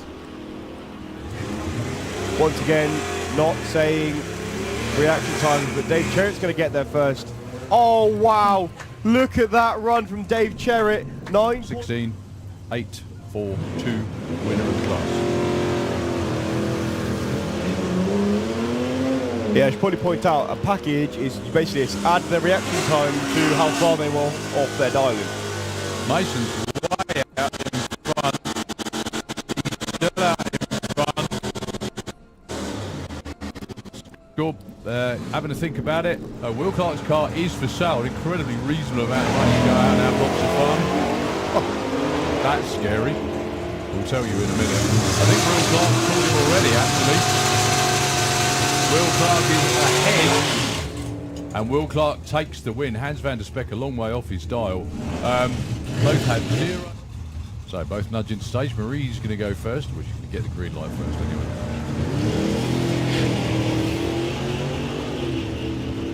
Okay.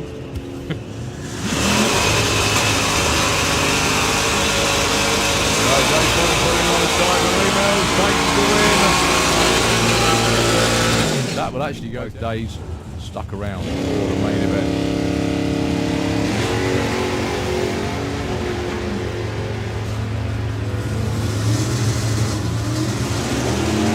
Al Medley is being caught, he's been passed, and Thomas takes the... Look at that, team rivalry, standing in the middle. That's it, Deb and Jody standing. Well, it's a green light, drag race is what we wanted.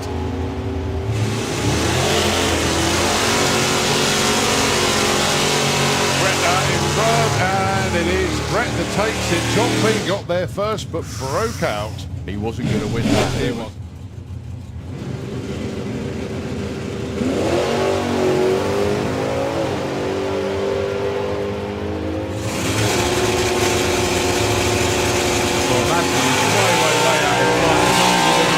He's got it, and that was a little bit too close, to be honest. I remember he was chasing so long to get into the 8s. Well, Amy's underneath the tower, so someone else is out.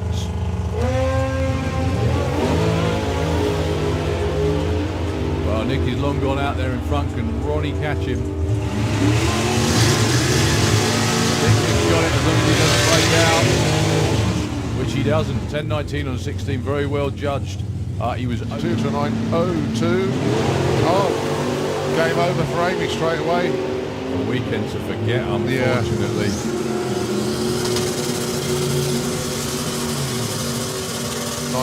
Oh, 9.06, only 400s off. But then Paul, I think, would have seen the wind light on in his lane straight. 11.90 plays 9.75. Well, with the breeze, it'll be interesting to see if Kirsty can go that quick.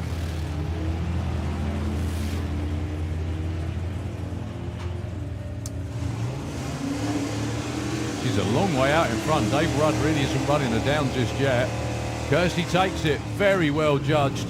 Dave. So 9.02 plays 11.44. Neil Watkins goes first, gets the green. As does Ruben. Whoa, that was... Is it close? Wayward. As long as Neil doesn't break out, he's got this. I think they're both backed off at the top end. Yep. Yeah.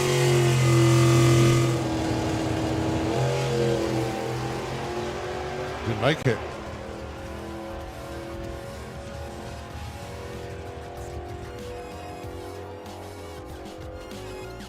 '86, big old break up there.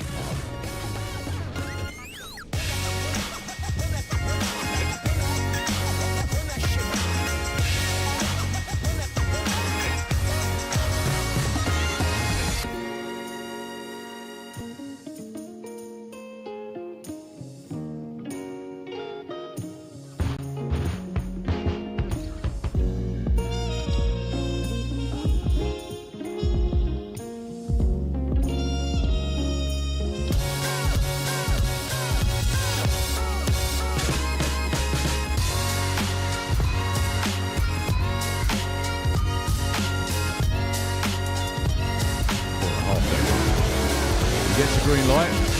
So John goes red. Spence will see his win light on. John will try and leg it out, which he has, just to scare him. 7:21, 186 miles an hour. How annoying is that though? They just got.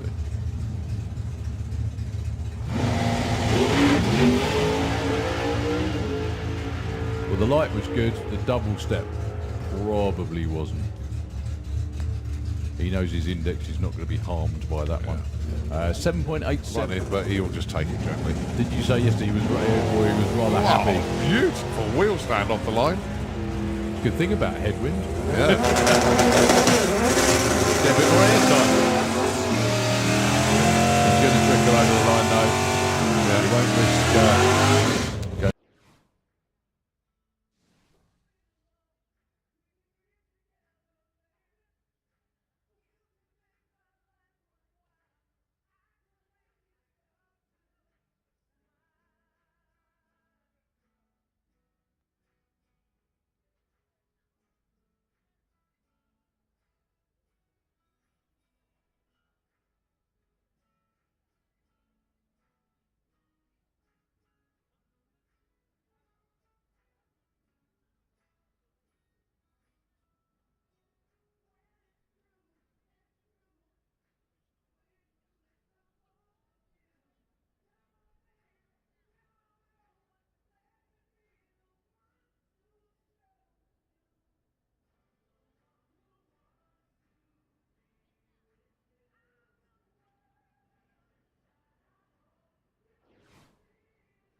10.37.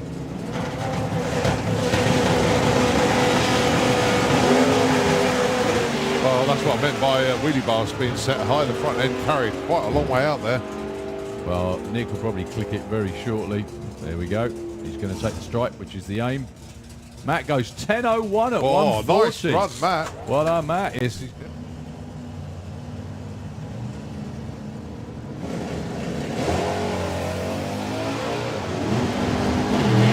Oh, the car just creeping forward, goes red, unfortunately. That's a shame, because that's Kev's best looking run of the weekend, actually. Nick's already clicked it off. Yeah, 778, 177 is Kev's quickest run of the weekend.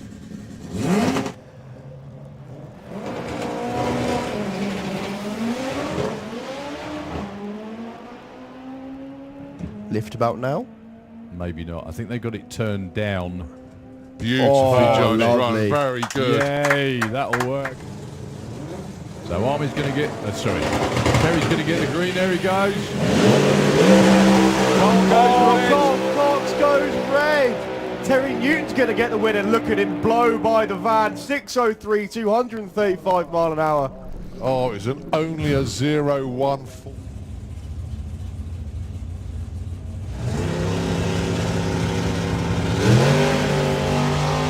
Double 05 off the line then. Nothing wrong with Rob's reaction times at all.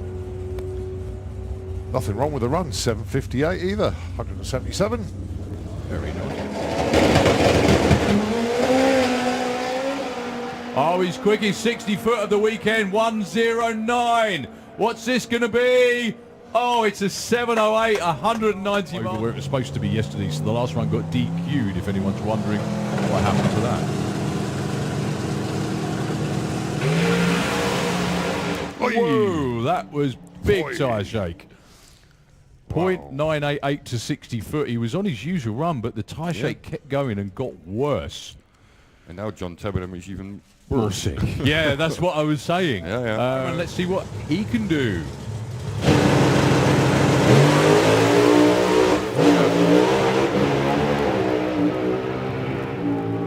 It doesn't sound happy at all. No. 669 at 220. You could see it.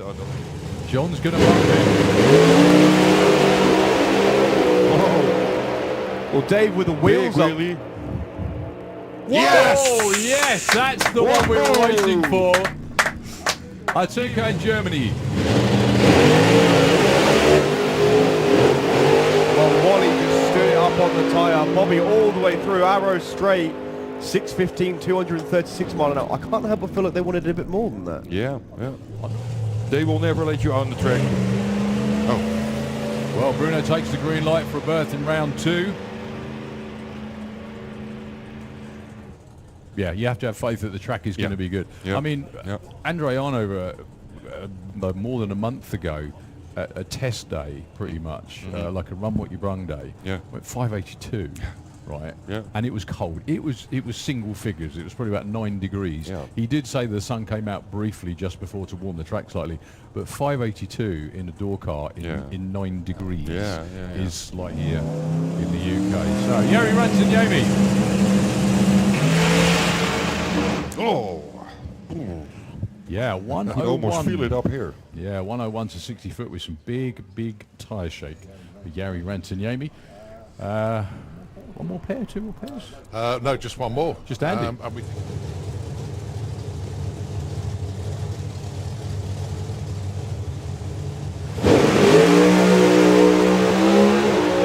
Well, that works. Yeah, we are.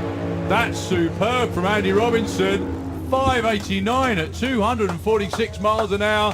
Luke is all right. 2-seater Dragster. Now, are we going to see a 7.9 or is it going to be an 8.0? It is. Look at that. 790. Filming it. I wonder if anyone's ever dropped their phone about then. There we go.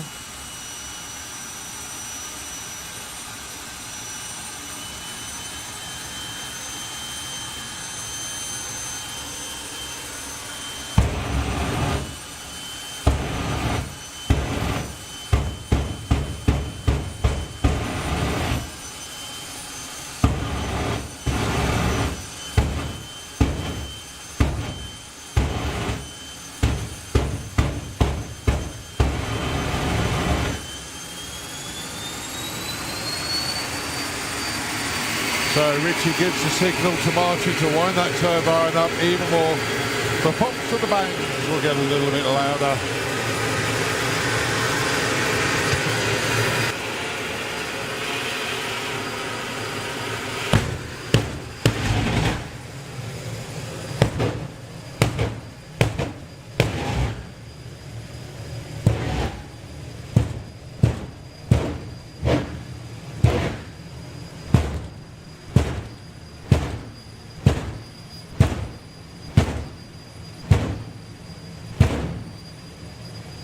Okay, so Richie now tells Martin to pull his visor down as Martin is into stage. He waves to the crowd, wave back at Richie. They put on a show for us here. Martin is going to take that turbine up to the max. And here goes. 543.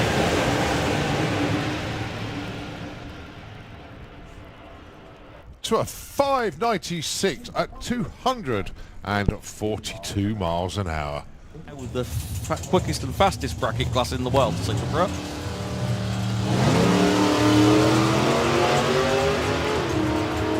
think Bob Dot actually moved first there.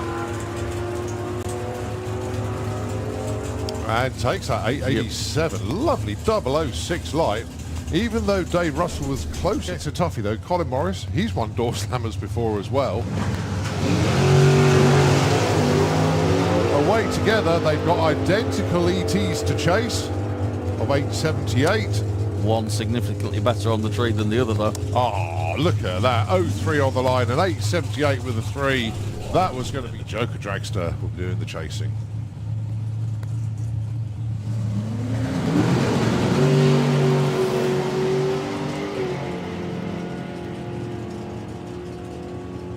Looks like Kieran's got his nose out in front, and he takes that with a 788 to a lose out 808.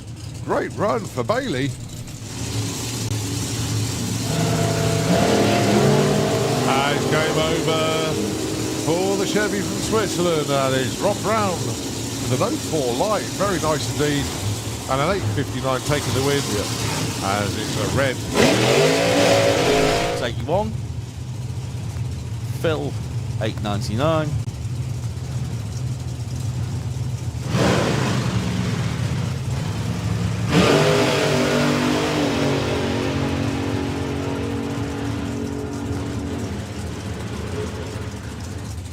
$718, 143. Clicked it off early. Yeah. Nick waited a long time. Normally at this point I'd see him putting an 804 on the car, so I think he's probably playing a little bit safe.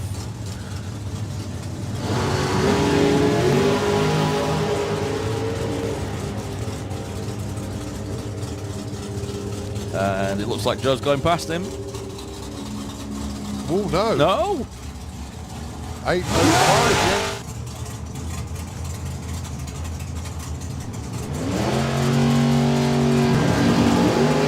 And Matt Peters goes red. So it is Ashley Bell that is into the next round.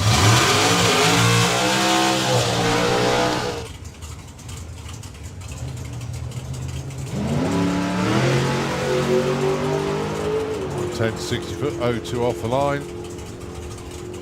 Nice, straight and true. Lovely, lovely run for going. 64. When the driver you're meeting knows how you've been reacting, it can make a difference. Both green.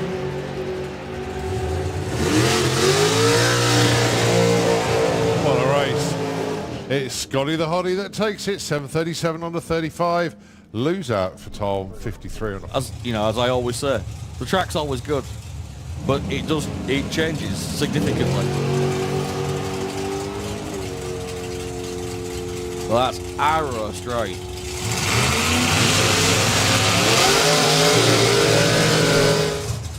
We'll get to him later. So Fabian dials 698 and Sullivan that 875. Fabian's chasing hard.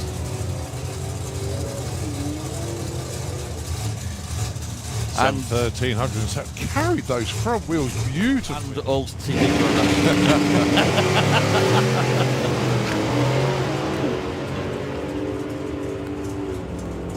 Oh, good race, good race. 686 on an 84. Patrick Dubois, 761 on a 58. Oh, but then Barry Charles goes red. Franz Aschenbrenner is into round number 2 with an 808 on an 808 dial-in. And interestingly, very nicely done. Yeah, interestingly, Franz did.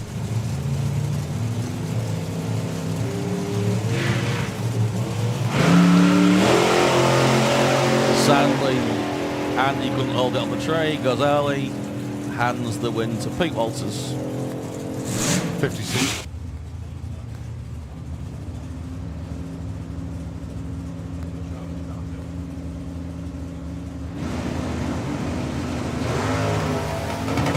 Whoa!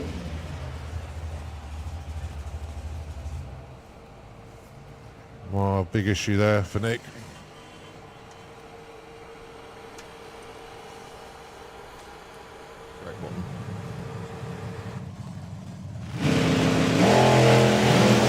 Which he does. Didn't look like it was much difference though. No. But he still held it together really well. Oh, 23 on a 22, but the win light going to Callum Swinchak, 899 on a 91 dial-in. The win margin 0.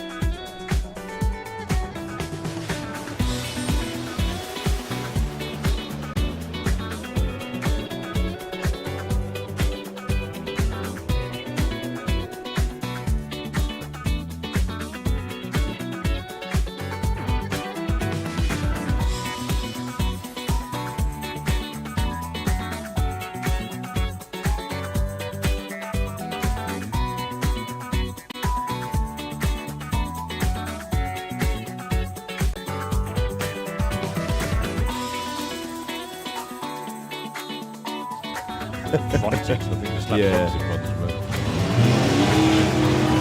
Well, there should have been a reaction time advantage to Andrew Brook, and there was, I think. Who's going to get there first without breaking out? It is Warren. Look at that. Bang on the money.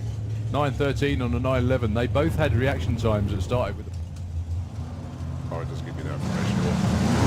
Oh, Tom Watkins goes red. Wow, number one qualifier is on the trailer, and it is Sean Law that goes through. Sean's going to keep it pinned to see what the car runs. 8.72 and a 60 is a while.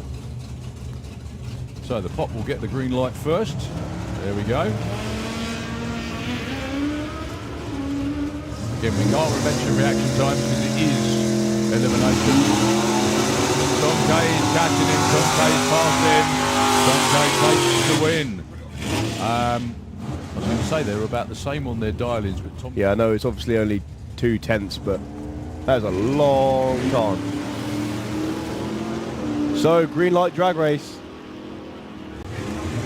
Once again, not saying reaction times, but Dave Cherritt's going to get there first. Oh, wow. Look at that run from Dave Cherritt. 16, 8, 4, 2, winner of the class. Yeah, I should probably point out, a package is basically add the reaction time to how far they were off their dial-in. Mason's way out in front. He's still out in front. Score, having a think about it. Will Clark's car is for sale. An incredibly reasonable amount of money to go out and have lots of fun. Oh, that's scary. We'll tell you in a minute. I think Will Clark's called him already, actually. Will Clark is ahead. And Will Clark takes the win. Hans van der Speck a long way off his dial. Both had 0. So both nudge into stage. Marie's going to go first. Well, she's going to get the green light first anyway.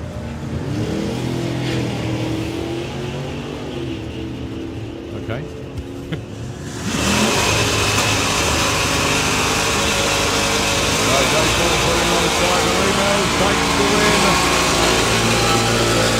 That will actually go days stuck around for the main event.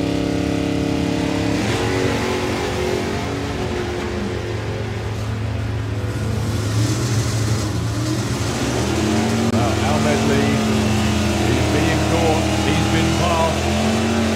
And Thomas takes there. Look at that. Team rivalry standing in the middle. That's it. Deb and Jody standing. Well, it's a green light drag race is what we wanted.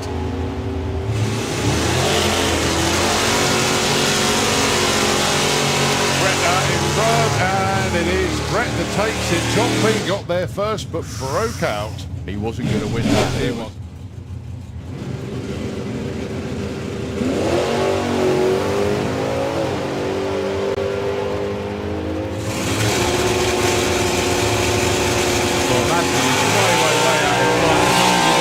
Out, he's got it, and he, oh, that was a little bit too close, to be honest. I remember he was chasing so long to get into the 8s. Well, Amy's underneath the tower, so someone else is out.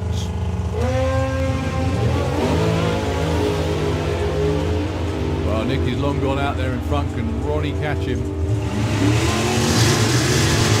think Nick's got it as long as he doesn't break out, which he doesn't. 10.19 on 16, very well judged. He was 2 to 9.02. Oh, game over for Amy straight away. A weekend to forget, unfortunately.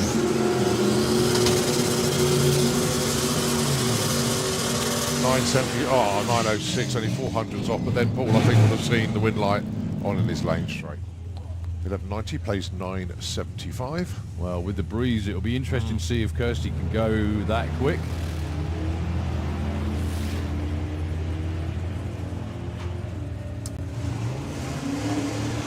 She's a long way out in front. Dave Rudd really isn't running her down just yet.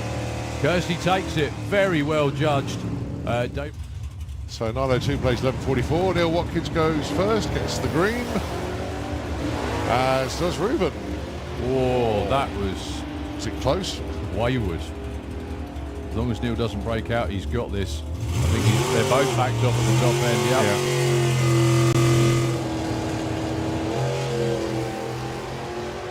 Didn't make it.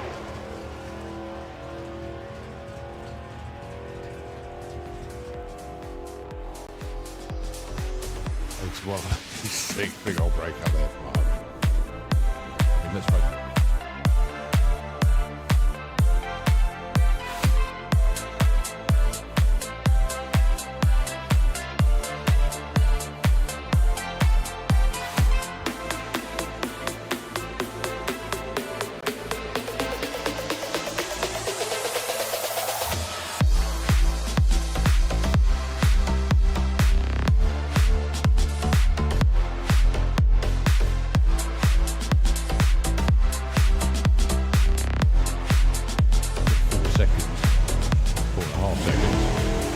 Gets a green light.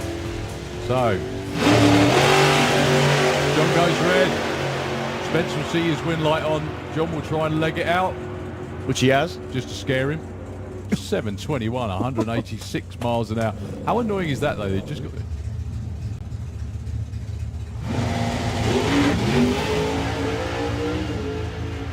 Well, the light was good. The double step probably wasn't. He knows his index is not going to be harmed by that one. 7.87. But he'll just take it gently. Did you say yesterday he was rather happy? Beautiful wheel stand off the line. Good thing about headwind. Yeah. Get a bit more airtime. He's going to trickle over the line though. Yeah. He won't risk going way quick. 10.37.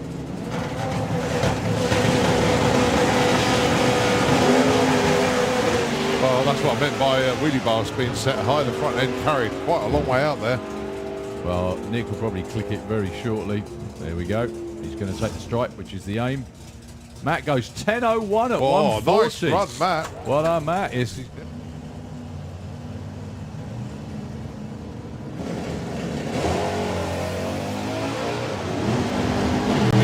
Oh, the car just creeping forward, goes red unfortunately. That's a shame because that's Kev's best looking run of the weekend actually.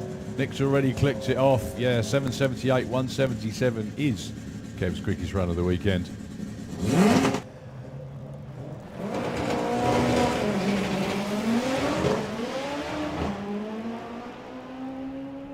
Lift about now? Maybe not. I think they got it turned down. Beautifully judged run, very good. Yay, that'll work. So Army's going to get, sorry, Terry's going to get the green, there he goes. Cox goes red. Terry Newton's going to get the win and look at him blow by the van. 6:03, 235 mile an hour. Oh, it was only a 0.14.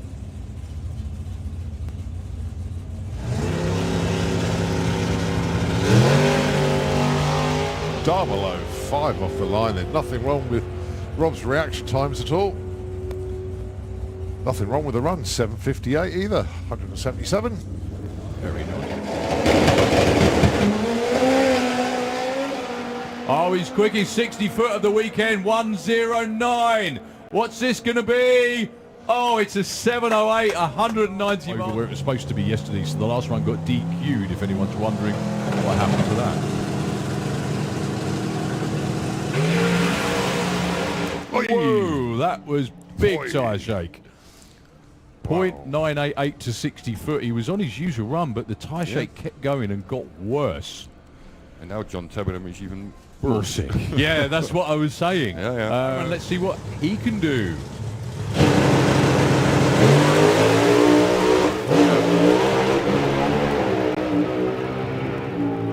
It doesn't sound happy at all. No. 669 at 220. You could see it.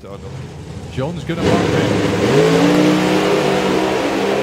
Oh. Well, Dave with the wheels up. Yes! Oh, yes, that's the one we were waiting for. I took in Germany. Well, Wally just stood it up on the tyre. Bobby all the way through, arrow straight. 6:15, 236 mile an hour. I can't help but feel like they wanted a bit more than that. Yeah. They will never let you on the track. Oh. Well, Bruno takes the green light for a berth in round 2. Yeah, you have to have faith that the track is going to be good. I mean, Andre Arnover, more than a month ago, at a test day, pretty much, like a run what you brung day, went 5:82. right? Yeah. And it was cold. It was single figures. It was probably about 9 degrees. Yeah. He did say the sun came out briefly just before to warm the track slightly, but 582 in a door car in 9 degrees is like here in the UK. So Jari Rantaniemi. Oh. Yeah, 101. I can almost feel it up here. Yeah, 101 to 60 foot with some big tyre shake for Jari Rantaniemi. One more pair, 2 more pairs? No, just one more. Just Andy. And we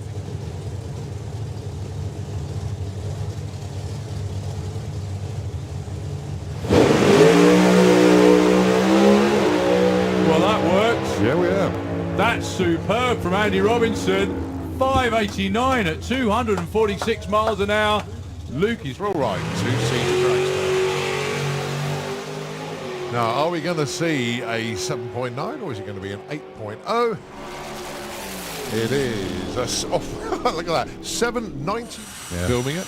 I wonder if anyone's ever dropped their phone about then. There we go.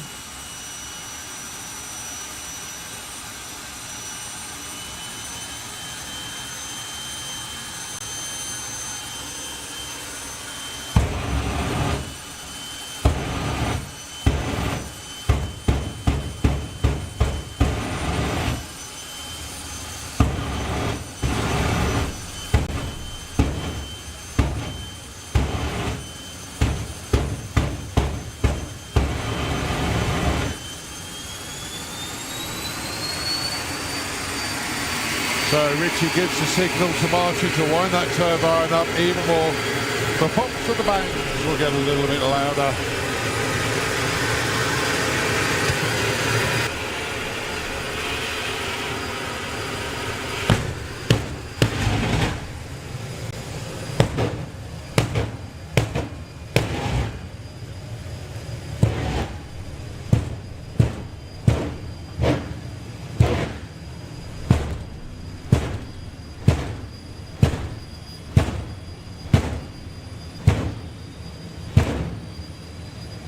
Okay, so Richie now tells Martin to pull his visor down as Martin is into stage. He waves to the crowd, wave back at Richie. They put on a show for us here. Martin is going to take that turbine up to the max. And here goes. 543. To a 596 at 242 miles an hour. With the quickest and fastest bracket class in the world, Central Pro. I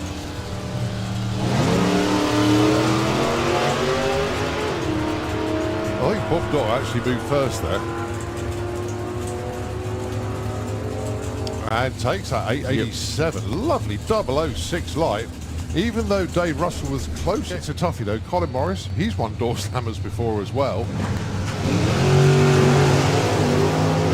Away together, they've got identical ETs to chase of 878. One significantly better on the tree than the other though. Oh, look at that. 03 on the line and 878 with a 3. That was going to be Joker Dragster doing the chasing.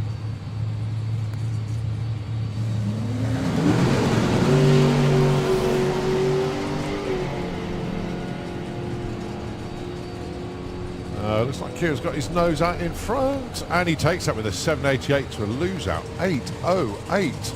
Great run for Bailey. As game over for the Chevy from Switzerland, and it's Rob Brown with an 04 light, very nice indeed, and an 859 taking the win as it's a red. 81. Phil 899.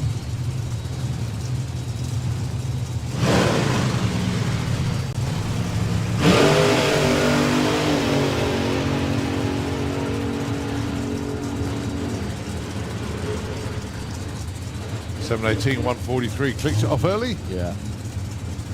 Nick waited a long time.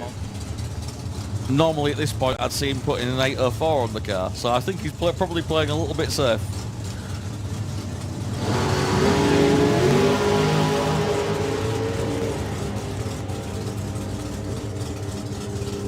And it looks like Joe's going past him.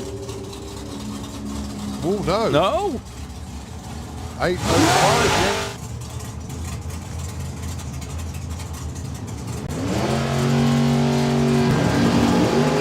And Matt Peters goes red. So it is Ashley Bell that is into the next round.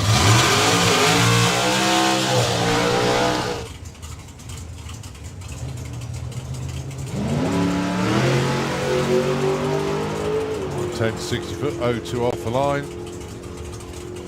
Nice, straight and true. Lovely, lovely run for going. 64.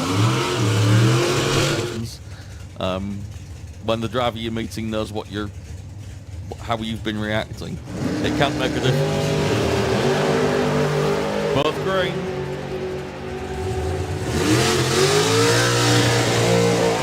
What a race. It's Scotty the Hottie that takes it. 7:37 on the 35. Lose out for Tom. 53 on the... As I always say, the track's always good, but it changes significantly. Well, that's arrow straight.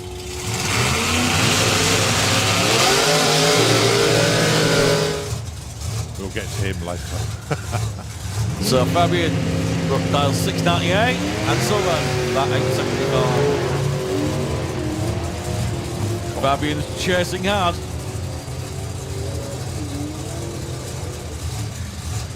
And 1307 carried those front wheels beautifully. And old TV.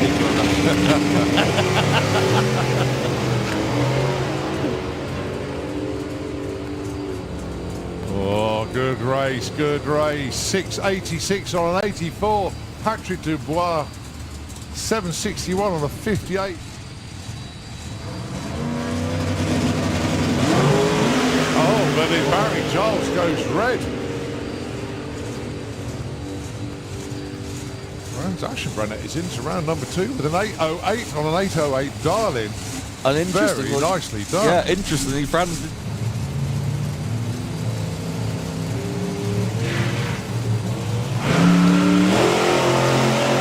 Sadly, Andy couldn't hold it on the tray. Goes early, hands the win to Pete Walters. 56.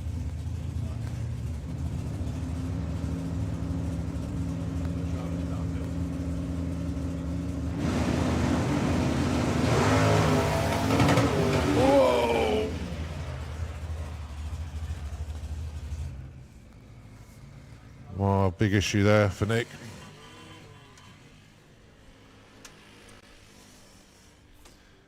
Right button.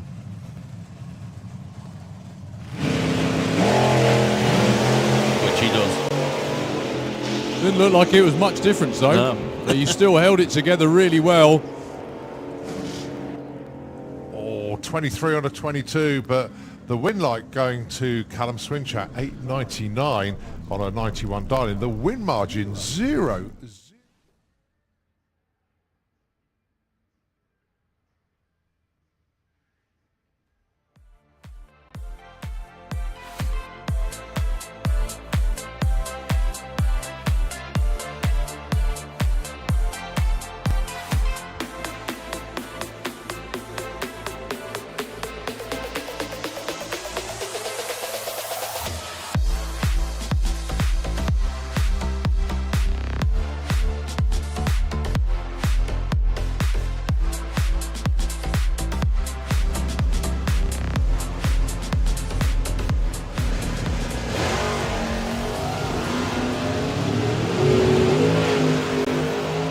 Well, Dan is a long way out. Linda's going to have to be on one to run him down. Dan 1065. Belinda 7-4s maybe to have a chance.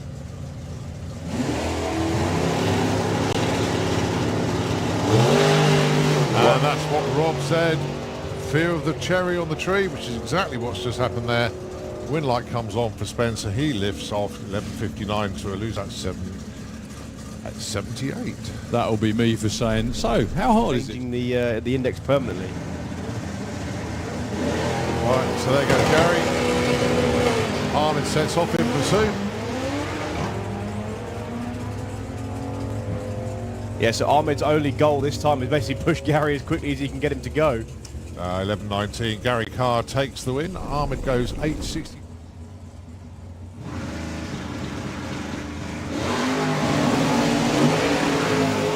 Well, it's a green light drag race. A little bit of tyre shake for Jordan. Ooh, this is a tight one. Jordan's going to get there first. One. He has, yeah. 7.52, 163.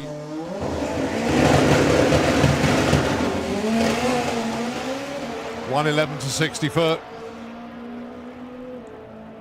Nice straight run again. Oh, 7.07 at 189 miles an hour. Well, Pop one shootout, but he kept his foot on the pedal.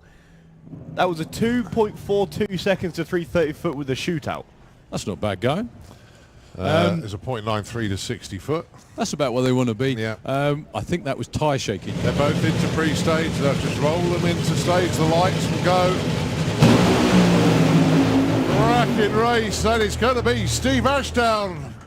Ball of flame as he crosses the finish line. 4.52 at 223 miles an hour. But a point in the pre-stage. Just going to inch forward now.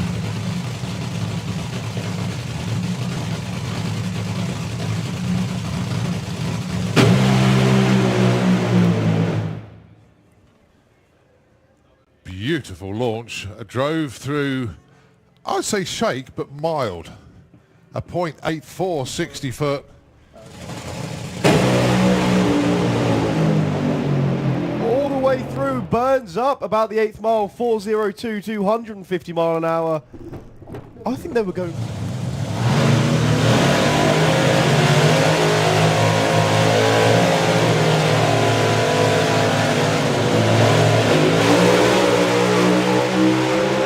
Sandro, Arrow Straight, Silvio having all sorts of issues. A big flash of flame for Sandro.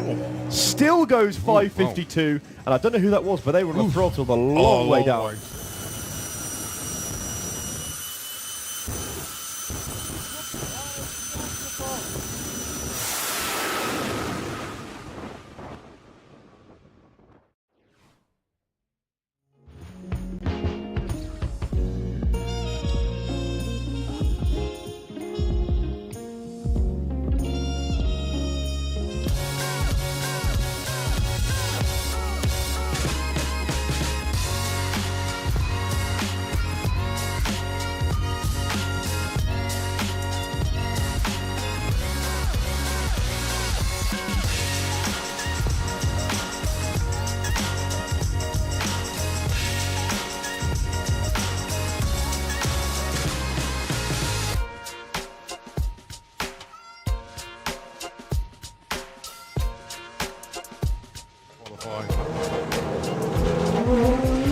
Nice launch. Arrow Straight, just starting to drift over towards the centre line. I'm sure he's going to roll off at any point now. Yeah, it does. That was out of Stuart Crane fashion. I think usually hang off the side of that and bring it back.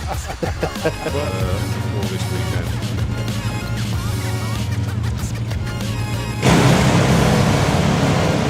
Well, I think that's the first time I've ever seen Marcus move on the bike. It's usually tucked all the way in, but he's gone all the way through to a 6.22, 220 mile an hour, the quickest and fastest pass we've seen from a super sprint bike this weekend. Yeah, and he still makes it.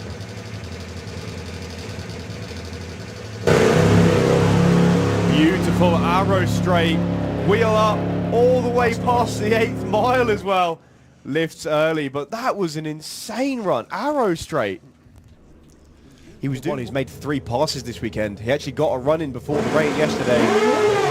Oh, fucking Bronco like mad. But there's, well, in actual fact, Patron is actually going to take this one with a 760. Yeah. But at the start, it was like he was trying to get the bike to...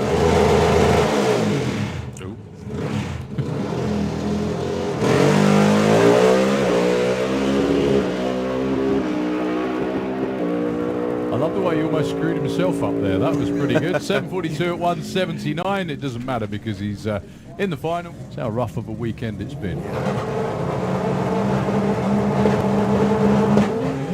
While Mogans gets the drop off the line, can Christian run him down? It doesn't look like the bike's behaving. Mogans is though. 7.33 at 195. Not the number, but the win light that counts. 6.95. Margot goes red. She's going to keep it nailed all the way through, though, for the ET. Yeah. Oh, it's a good-looking run as well. 7:12 at 205. Ross backs off because he saw the win late. Al Morrison Jr., the fastest Super Street bike Wow, in Europe, Al's is spinning. It's a birthday present for Boyce. He's going to the semi-finals with a 7:36 and 197. Bike and sticky. Yeah, and Super Street bike and Street Eliminator, isn't it? Well, Jake's off and running. Eric doesn't go anywhere. He's gone a long way around, but... Well, Jake with all kinds of, again, 757, 144, you would not normally... Work, just throw it. Well, there's a lot of that.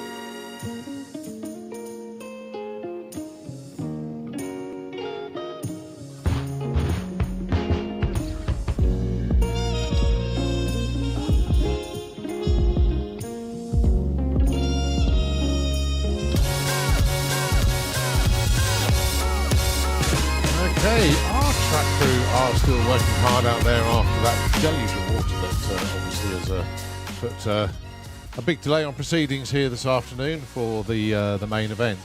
But the sun is out and there is a bit of a breeze out there as well, which is helping the drying process very nicely indeed.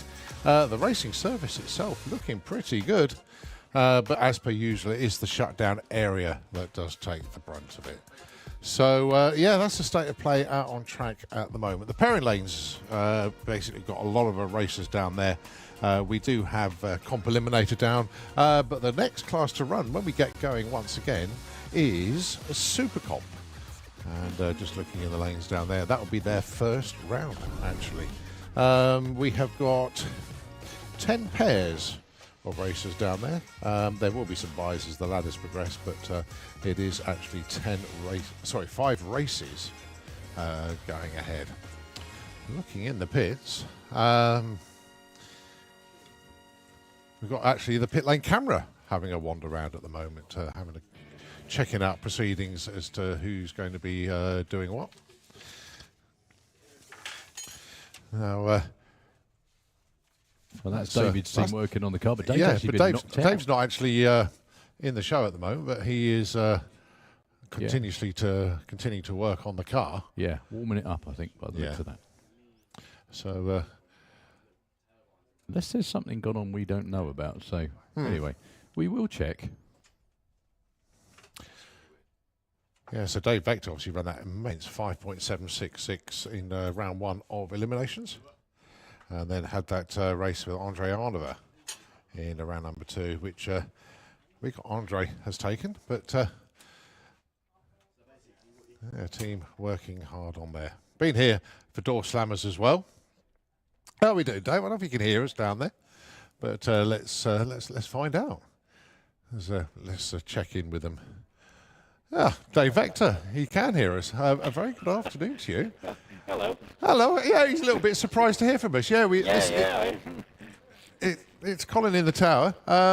You guys are working hard still. I mean, yeah. What's going on down there? Well, basically we're preparing for a tee-up, so that's what we do. So basically, because you've got all the pits set up, then you're getting yourselves ready for tee-up. Everything good with the car? I mean, obviously, round 1 eliminations today, 576, absolutely incredible.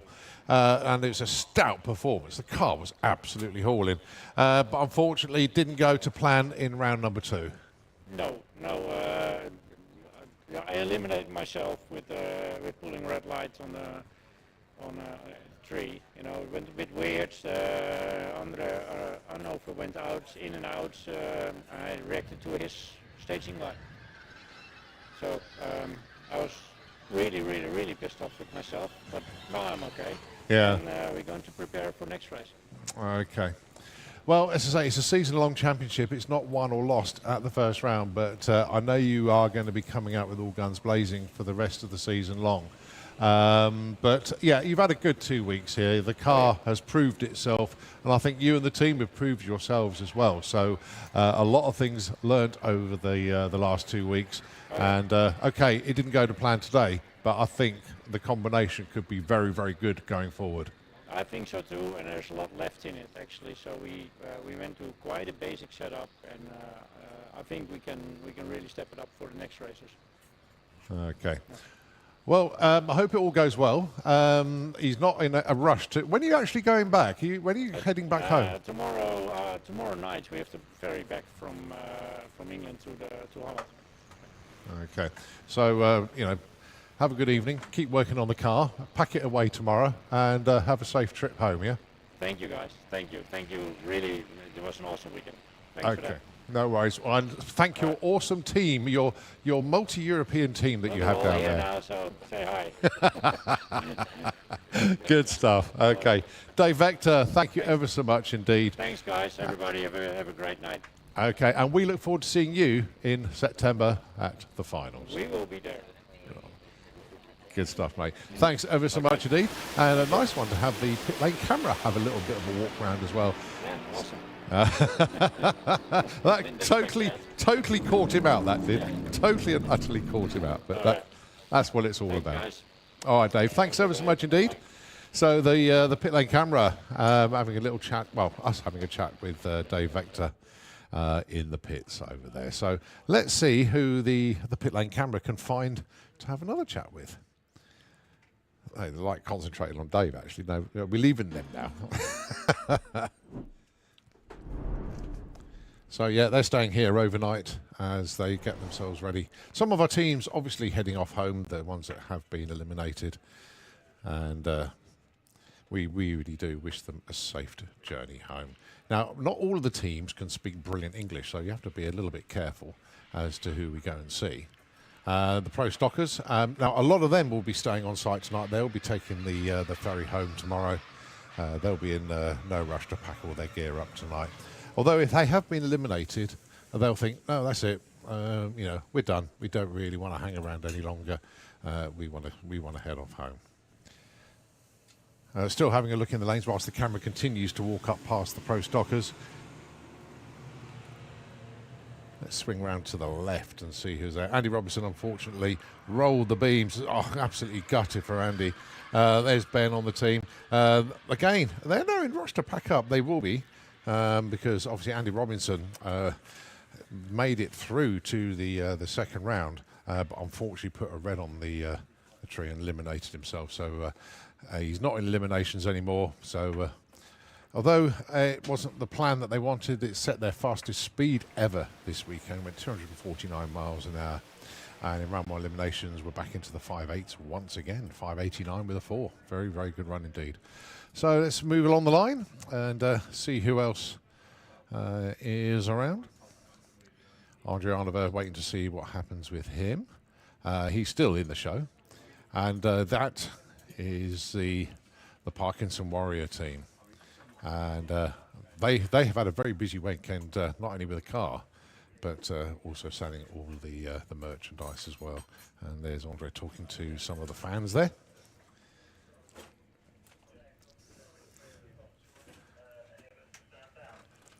As the camera moves along and spinning around the other side, Jari Ratanemi, again another racer that has been eliminated from proceedings, but again an awesome weekend for him into the 5.9s, 250 miles an hour plus there.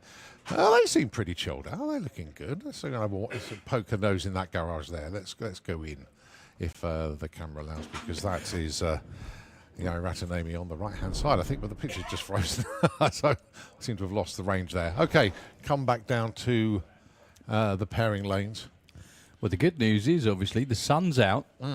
The track is drying quicker than we expected. It's just always about the shutdown area. Now, the thing is, even though the track looks bone dry, all you have to do is look in front of the grandstand. It's still wet there. And if you look at the pairing lanes too, we've still got massive puddles, and the surface is still really wet. However, that won't stop. Look at that, bone dry. Won't stop the track crew working. We've got to get the shutdown area ready to go. You never know. Keep your fingers, toes, legs, eyes, everything crossed that the weather stays away. The wind's dropped as well. It's changed direction, so there is still a faint hope we can get it done, and we're not going to give up till we absolutely have to, as always. But looking down the shutdown area, I can see from here there's still some big old wet patches up there. They've got the jets working on it, trying to get it dry as quickly as possible, but it's not that straightforward. We're back on with it again. Well, that looks like, Danny Bellio's team, Sandro obviously doing the driving. He's in the final for top methanol, but won't be taking he part. won't be coming down to make it. That was a really nasty looking boom in round one earlier on today. Great run, really quick, but unfortunately ended with a massive explosion. And that was one of the biggest fires in a methanol car I've seen in an awful long while. So the car's in one piece. Obviously, Sandro, thankfully, is in one piece. Right next to him on the other side is Bruno Barda. Bruno is in the semi-finals against the one and only Andre Arnover. Yes, Andre Arnover and Bruno Barda, as you say, and then it's the Parkinson Warrior taking on the Guatemala Express. That's going to be super cool. Yeah. I genuinely, I just really, really hope for everybody, all you wonderful folks out there, all 50 of you, however many of you there are, give us a wave. Thank you very much indeed. Yeah, but if they hear engines fire, they'll all like sprint back out of the car parks and the trader area and the whoever's left on site. They'll all get back up there. There's still plenty of people hanging around. Obviously, no one wants to go home just yet. But we still do have a little while to dry out the top end, so nothing's going to happen for at least a little while longer. That's Stefan Enrid's team taking the pit down at the end of... oh, no, they're not. They are taking the pit down, but they are still in elimination. Yes. So I can only presume that they're doing that just in preparation. They might have an earlier boat to catch. They may. It entirely depends. So... I don't know whether if the camera guy can hear us. If you, that's Stefan right there on the right-hand side. He looks like he's got his race stuff on. Can he hear us? No. There we go. He's looking to see what's going on. I think the thing is he doesn't know. Yeah, we have a microphone now. We do. Yeah. Okay, so I do hope Stefan Enrud can actually hear us up in the pit area. Stefan, can you? Are you tuned in?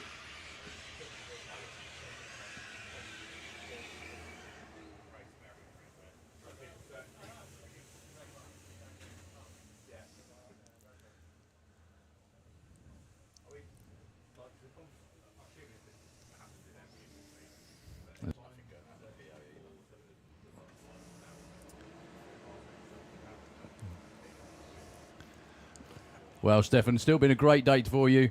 Getting that round win in round one after all the problems must have been really good.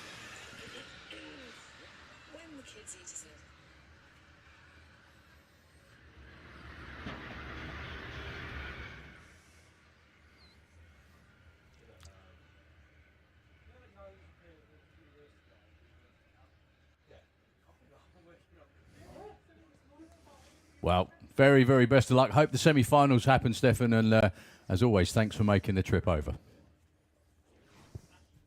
Thank you. As always, thanks for making the trip over. Thank you.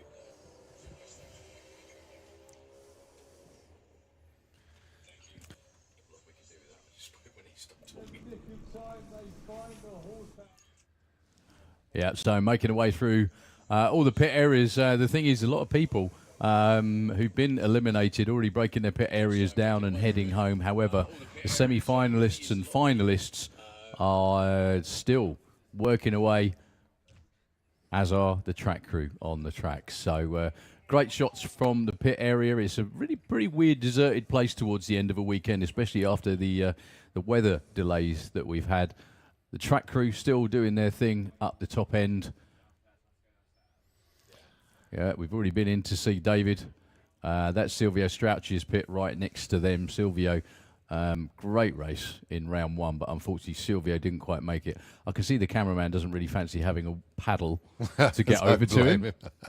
Well, as I say, a lot of the teams are packing up now. Yeah, but there we go. Anyway, we are going to head back to Nitro FM, and we will be obviously back with you with an update just as quick as we possibly can on the track.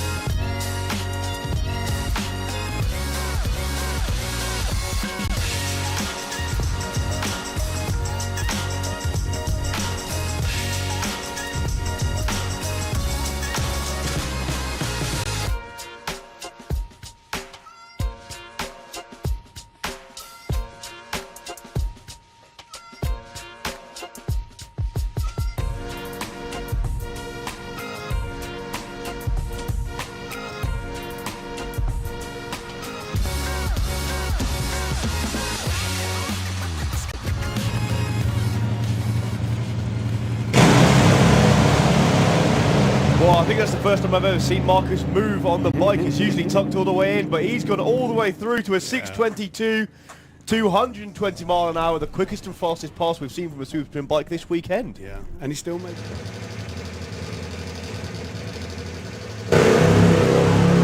Beautiful arrow straight, wheel up all the way past the 8th mile as well.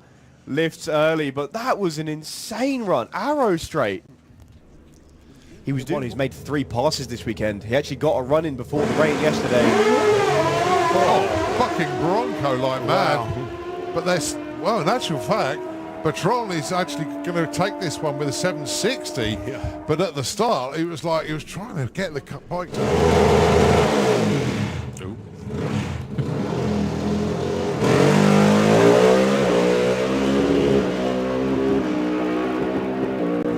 I love the way he almost screwed himself up there. That was pretty good. 7:42 at 1:79. It doesn't matter because he's in the final. That's how rough of a weekend it's been. While Mogans gets the drop off the line, can Christian run him down? It doesn't look like the bike's behaving. Mogans is though. 7:33 at 1:95. Not the number, but the win light that counts. 6:95.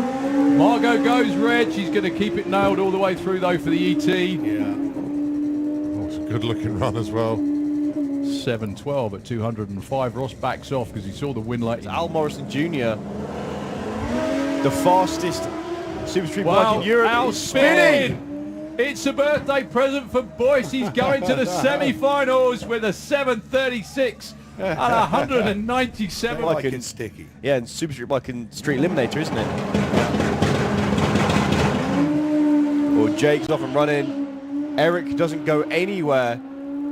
He's gone the long way round, but well, Jake with all kinds of, again, 7:57, 144. You would not normally. body work, just throwing it off. Well, there's a lot of that happens, isn't there? Yeah. You know, not here, I might add. So your alternates, Ricardo Grauer and Johnny Hines. Issues for Johnny again. Johnny's going, come on, come on, come on. See, Ricardo goes, and that's something I noticed in the States. We race on Jason Miller's tracks. He preps for it. It's Martin Hill with Fire Force number 5.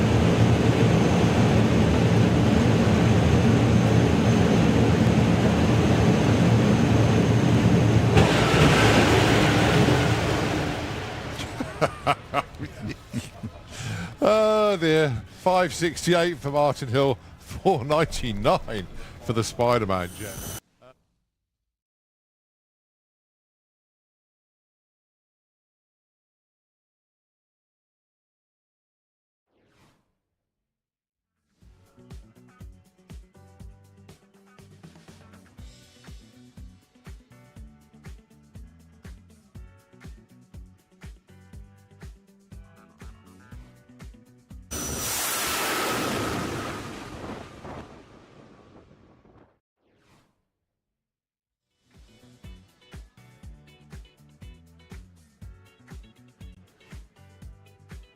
And on the live stream, we can indeed. This is tyre shake. What it is where the tyres hop between each other. It's when the track and the tyres and the clutch and everything else as well aren't in perfect synchronisation, and it really, really hurts. So the tyres effectively slap down on the racing surface, and the only way to describe it in a door car is basically it's like driving over a bunch of broom handles, and it does not do the cars, the drivers or anything any good at all. It's all a setup thing. It's nothing to do with the racetrack generally. It's all about it's all about how they got the cars.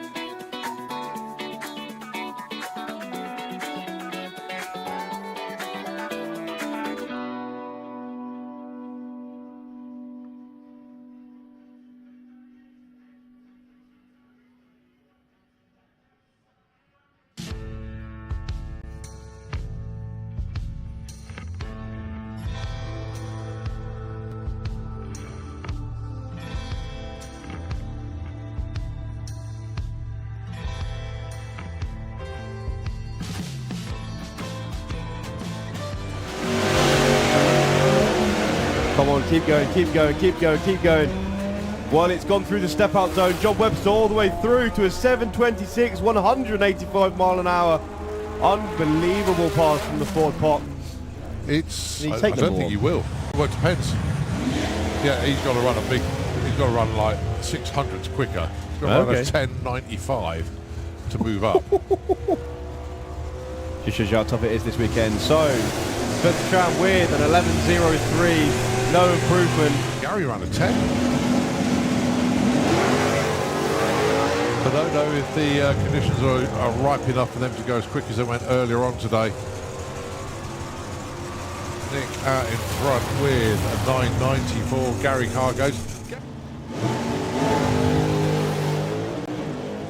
Well, a 119 60 foot. That's the quickest 60 foot we've seen from a sumo this weekend. 785, 170. Little bit of tyre shake, but not a massive issue for Jordan. And a much better looking run actually. 45. Armour goes 27. 827 at 100.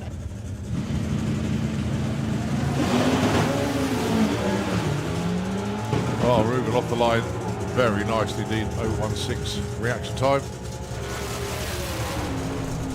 8.97 for Ruben Dawson. He's in the 8s yet again. Simon Crowley crosses the 9s once again, run 10.23. Whoa, car moving hard towards centre line for the Dirty Dog. I think Matt's coasting as well, yeah. 10.64 for Rob. Huge wheel stand from the Camaro. It's not been that high for a while. That means it's working well. Well, a 114 60 foot for Belinda. 754 at the stripe. And a 1050.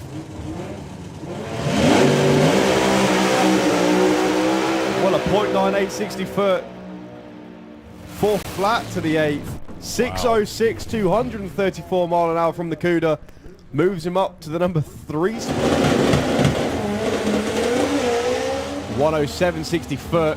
Trying to blow the windows out the Bankside VIP. Goes all the way through. Arrow straight. 704. Oh, so...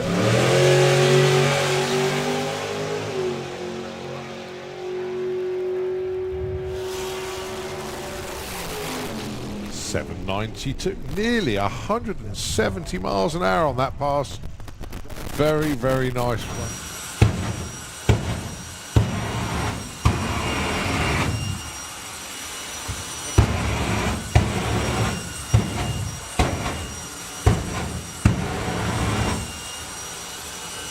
So Richard giving him the signal to turn it up even louder.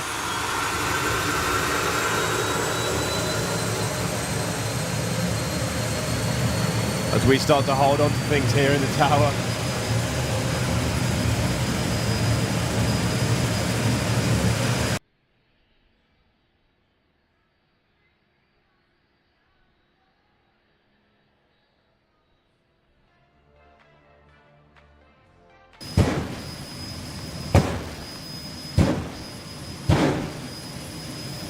Man, that's violent.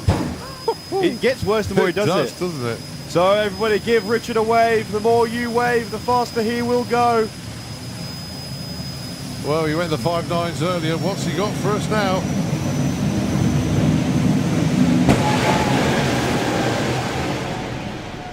Disappearing off into the distance. Clicked it early over the line with a 586.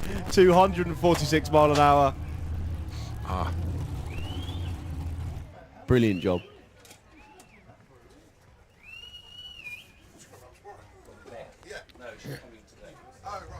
So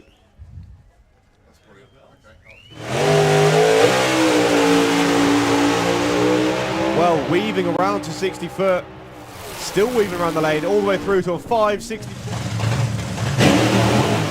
Oh, wow. Synchronized. Can you say they have both the same tuner? Well, the same thing happened to both of them earlier.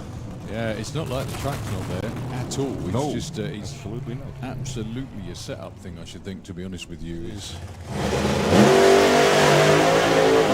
Whoa, one flat 60 foot, then tyres just started to shake about 60 foot and turned the car hard to the wall.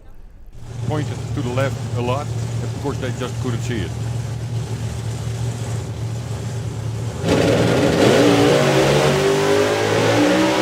Well, lots of tyre shake again. Both cars going towards the middle, trying to high-five each other. Both pedaling it. 758, 198 mile an hour, and a 784, 125 mile an hour. That's just as about as sideways as. So what can they do? One from UK, one.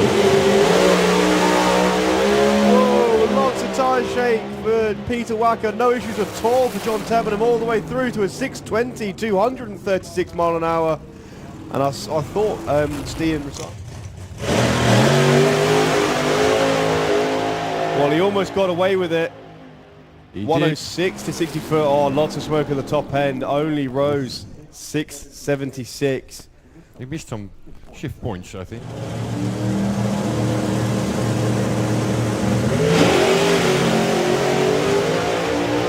Well, a one flat 60 foot again from Jerry.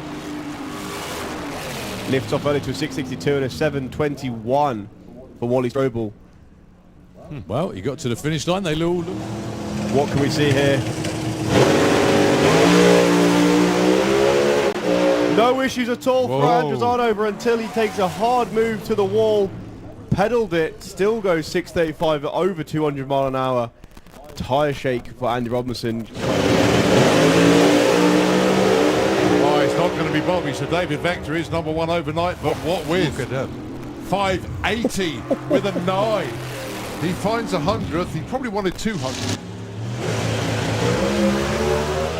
Well, a .99 60 foot. The car moving over towards the wall, but reeled in perfectly. It's going to beat a 14. 675 with a 4. Moves him up to the number 3 spot. Little bit of tyre shake for Lars.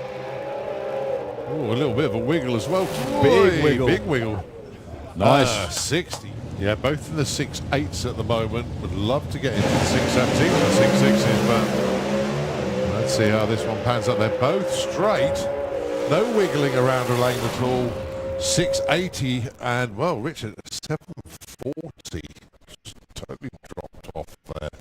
Something's really amiss on Stefan's car. 6 points. Well, you could hear the wheelie bars slapping the floors. Door handle to door handle all the way up. 665 and a 656. 56. All of us.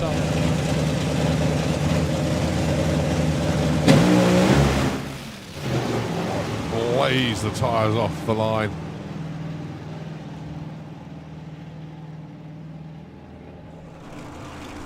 I'll tell you what, you're still going to get the shoots out right across the finish line.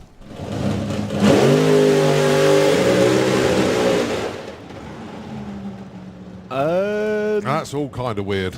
Yeah. Wow, something definitely broke in the driveline, which sent the engine zinging. It did. A few extra inches forward. 619 to beat to take the number 1 spot from Apache. 675, 203 on that particular pass.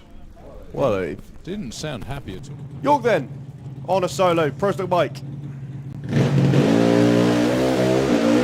Arrow straight down the middle of the track, clicking through all of the gears. That should go to number 2, I think. Yeah. Oh, no, number 1, 713, 184, outhouse to penthouse.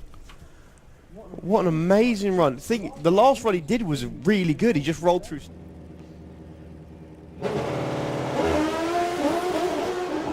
Well, it's not going to be a 7 on this one. Not sounding healthy at all. Ashwin finally clicks it off at the 8th mile. Trickles through to a 10.29 at 92 miles an hour, but absolute credit to him and the whole team that show up. Whoa, both of them all over the place. Well, Jerome must have been thinking he was running a kangaroo. Look at that, 1, 2, 3, 4 times it launched off the start line. 8.14, 163 mile an hour, and probably quite sore. Yeah, I'd say so. Travelled all the way from the west coast of Finland to be with us here this weekend and run this bike.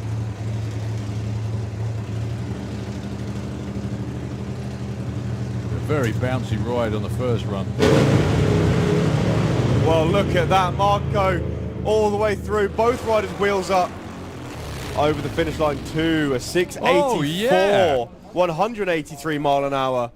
Nice looking run for Marco Lanto, actually. That's a very good point. And look at that, he is long gone. All the way through the quarter mile to a 6.30, 209 mile an hour. Takes the number 1 spot by half a second. And he's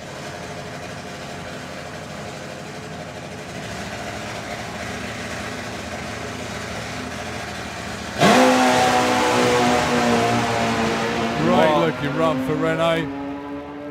Oh, big bang at the finish line, goes 6:46, 185 miles an hour, but the motor expires right at the finish line. 109 to 60 foot, 417 at 184 to the 8th mile. I must admit, it did sound like it was running out of legs. Joe, Top Fuel bike, funny bike.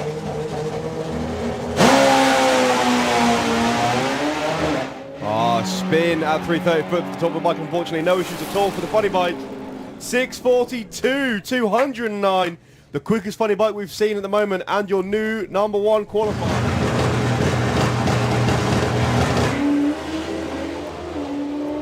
Wow, Thomas Pettersson's bike's on an absolute flyer. Backs off it at the top end though. Mickey Ollie, 673 at 202 miles an hour, knocks another 10th off his PB. But Thomas... Well, I called it the turbo duck, so I was well off. But look at that, arrow straight, leaning over slightly. Over the stripe to a 643. Oh.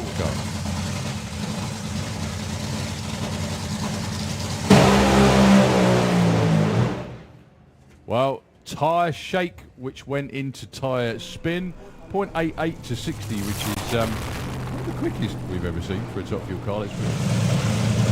Top Fuel here, qualifying session number 2, coming right at you. They were both 85 to 60 beautiful foot. for India. 3.86, 303.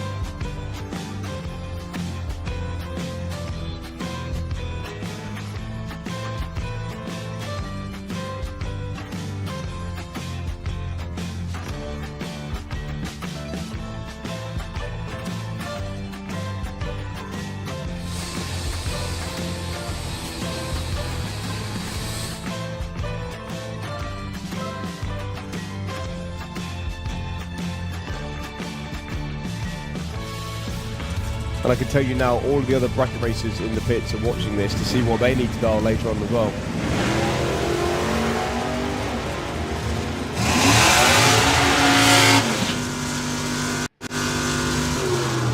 Well, this is going to be close at the stripe. Really close. Whoa, sends 70 on a 69. Simon Innes doesn't. Fronted, I think the slap Yeah. fronted ones were. Well, there should have been a reaction time advantage to Andrew Brook, and there was, I think. Who's going to get there first without breaking out? It is Warren. Look at that, bang on the money. 9:13 on the 9:11. They both had reaction times that started with. Oh, it does give you that professional. Oh, Tom Watkins goes red. Wow, number one qualifier is on the trailer, and it is Sean Law that goes through. Sean's going to keep it pinned, see what the car runs. 8.72 and a 60 for a while. So the pop will get the green light first. There we go. Again, we can't mention reaction times because it is elimination. Tom Kay is catching him, Tom Kay's past him. Tom Kay takes the win. I was going to say they were about the same on their dial-ins, but Tom... Yeah, I know it's obviously only 2/10, but that is a long time. So, green light drag race. Once again, not saying reaction times, but Dave Cherritt's going to get there first. Oh, wow. Look at that run from Dave Cherritt. 16, 8, 4, 2, winner of the class. Yeah, I should probably point out, a package is basically add the reaction time to how far they were off their dial-in. Mason's way out in front. He's still out in front. Score, having to think about it. Will Clark's car is for sale. An incredibly reasonable amount of money to go out and have lots of fun. Oh, that's scary. We'll tell you in a minute. I think Will Clark's called him already, actually. Will Clark is ahead. And Will Clark takes the win. Hans van der Speck a long way off his dial. Both had 0. So both nudge into stage. Marie's going to go first, which can get the green light first anyway.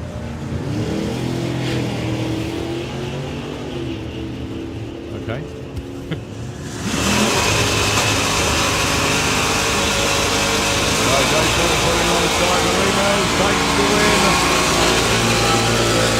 That will actually go days stuck around for the main event.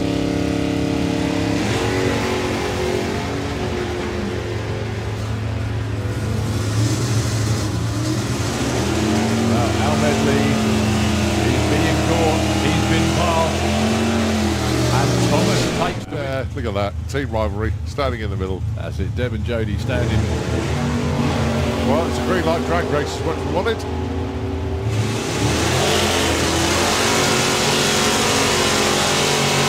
In front, and it is Brett that takes it. John Payne got there first, but broke out. He wasn't going to win that. He was.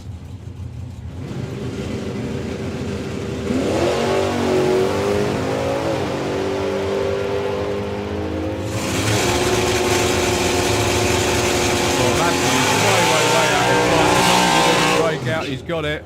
And that was a little bit too close, to be honest.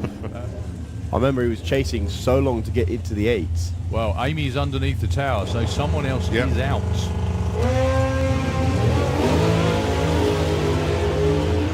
Well, Nicky's long gone out there in front. Can Ronnie catch him? Nicky's got it as long as he doesn't break out, which he doesn't. 10.19 on 16, very well judged. He was 2 to 9.02. Oh, game over for Amy straight away. A weekend to forget, unfortunately. Yeah. 970, 906, only 400s off, but then Paul, I think, would have seen the win light on in his lane straight. 1190 plays 975. Well, with the breeze, it'll be interesting to see if Kirsty can go that quick.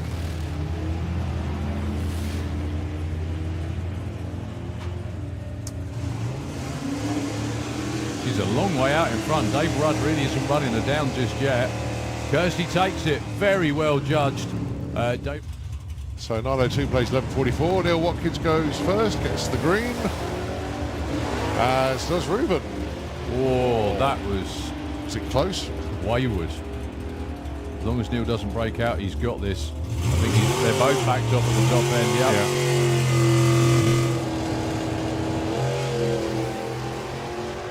Didn't make it.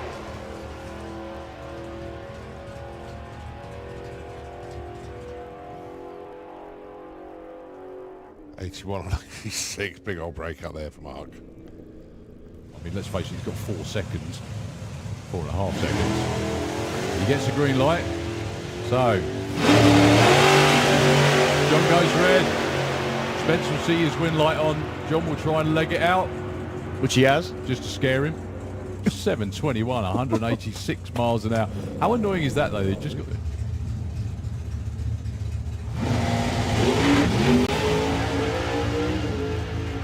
Well, the light was good. The double step probably wasn't.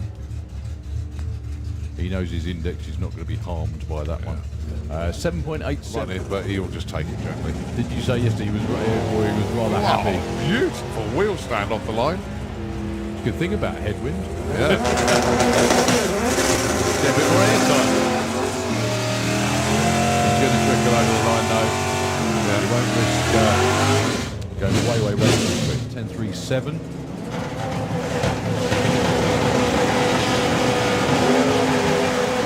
Well, that's what I meant by wheelie bars being set high. The front end carried quite a long way out there. Well, Nick will probably click it very shortly. There we go. He's going to take the stripe, which is the aim. Matt goes 10.01 at 140. Nice run, Matt. Well done, Matt. Yes.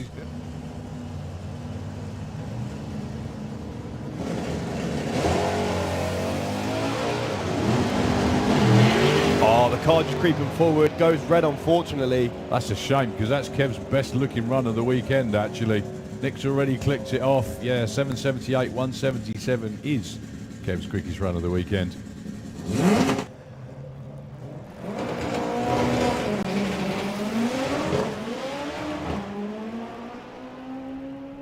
Lift about now? Maybe not. I think they got it turned down. Beautifully Johnny run, very good. Yay, that'll work. So Army's going to get, sorry, Terry's going to get the green, there he goes. Cox goes red. Terry Newton's going to get the win and look at him blow by the van. 6:03, 235 mile an hour. Oh, it was only a 0.14.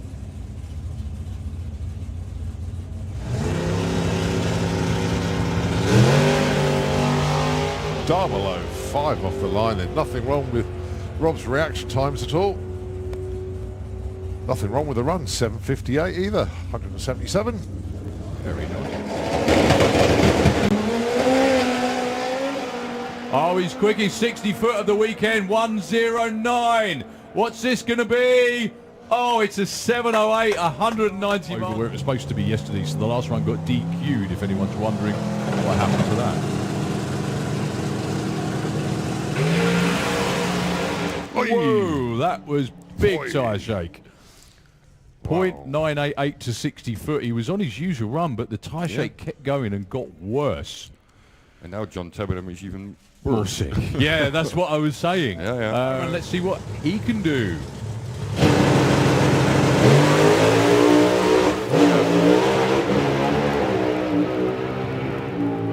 It doesn't sound happy at all. No. 669 at 220. You could see it. John's going to bump him. Well, Dave with the wheels up. Yes! Oh, yes, that's the one we were waiting for. I think in Germany. Well, Wally just stood it up on the tyre. Bobby all the way through, arrow straight. 6:15, 236 mile an hour. I can't help but feel like they wanted a bit more than that. Yeah. They will never let you on the track. Oh. Well, Bruno takes the green light for a berth in round 2. Yeah, you have to have faith that the track is going to be good. Yeah. I mean, Andre Arno, more than a month ago, a test day, pretty much, like a run what you brung day, went 5:82.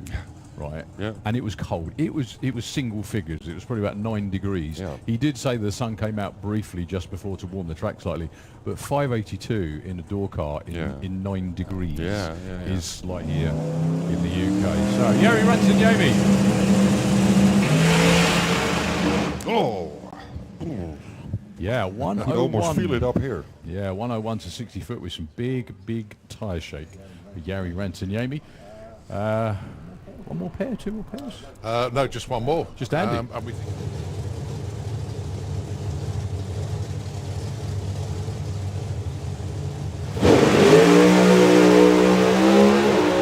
Well, that works. Yeah, we are.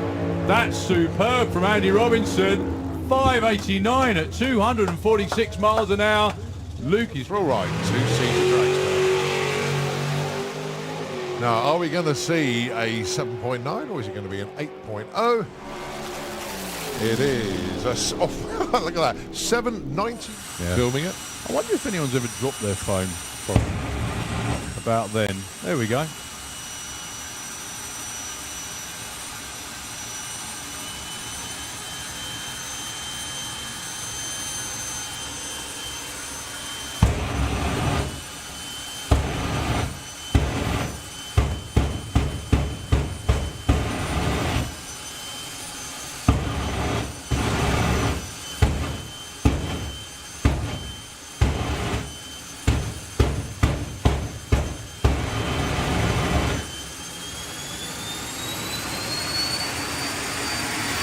So Richie gives the signal to Martin to wind that turbine up even more. The pops at the bank will get a little bit louder.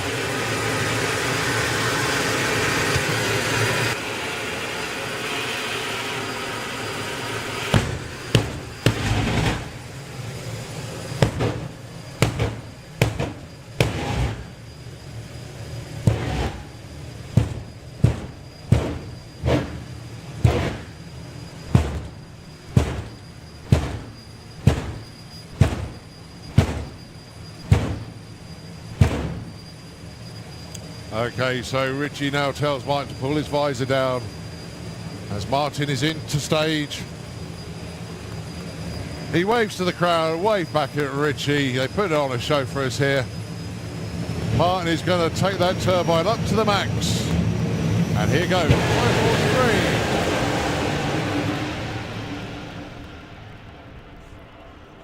To a 596 at 242 miles an hour.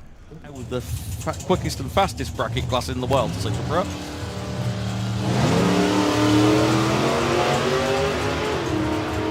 think Bob Dot actually moved first there. And takes that 887. Lovely 006 light. Even though Dave Russell was close, it's a toughie though. Colin Morris, he's won door slammers before as well. Away together, they've got identical ETs to chase of 878. One significantly better on the tree than the other though. Oh, look at that. 03 on the line and 878 with a 3.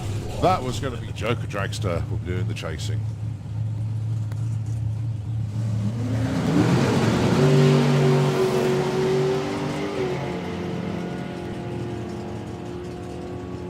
Looks like Kieran's got his nose out in front, and he takes that with a 788 to a lose out 808. Great run for Bailey. And it's game over for the Chevy from Switzerland. That is Rob Brown with an 04 light, very nice indeed, and an 859 taking the win as it's a red. 81. Phil. 899.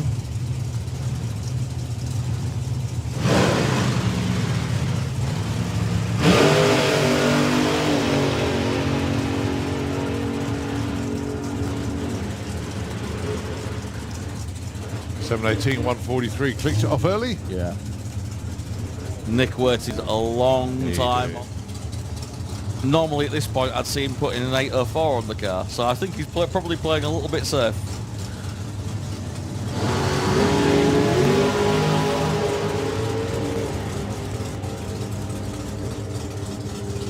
And it looks like Joe's going past. What we're going to be doing is going to run a junior dragster and junior drag bike. So at least we can get some more eliminations through.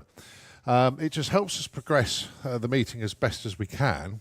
So all of the juniors have been advised, and I think most of them are in the lanes. Well, certainly junior dragster are in the lanes. Junior drag bike, we will get into the lanes. So that is our plan. We're just getting them all together. They've just had a meeting and have been advised what's going on. They'll all have to take the first exit. So they can't go any further than that because obviously they'll be... that's where the jet dryers will be working at the top end. The racetrack itself is ready. It's always the shutdown area that takes the brunt of it. So the engines that you'll hear next, we're not quite sure how long it's going to be, but it will be junior dragster and junior drag bike, the two classes that run to the 8th mile. They're getting in right now. Yep. So, what that means is what we're doing is we're running them while we continue drawing the shutdown area. So, okay, we can't go back to full racing yet, but we are doing what we can while we have the chance. And it does actually appear, if you look behind the bank, that Mother Nature might be nice to us to finish out the day. You never know. We've been looking at so much of the nasty stuff bearing down on us. And looking at the radar for now, I'm going to speak too soon, but whatever. Whatever will happen. I don't make it happen by saying it. Yeah. But the rain, the clouds appear to be dissipating. Yeah. So that's all good news. And we've still got a couple of hours left of run time. And the junior dragsters have been given a 20-minute turnaround as well. Why not? Right, okay. Well, they'll have to be quick on that. So that's the state of play. We'll give it back over to Nitro FM 96.2. And as soon as the juniors come round, we will take it back.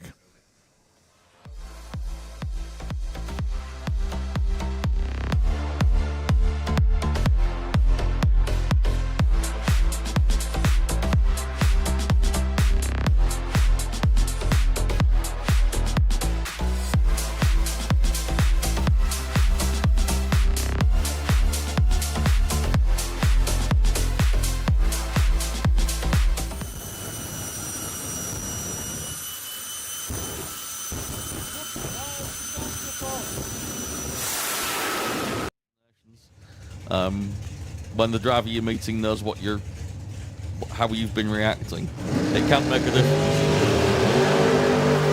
Both green.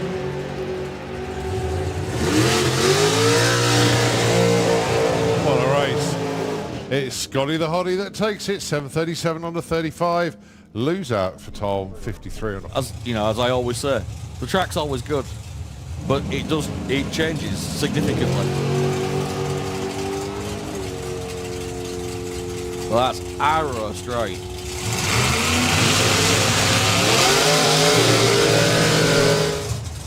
We'll get to him later. So Fabian dials 698 and Silver that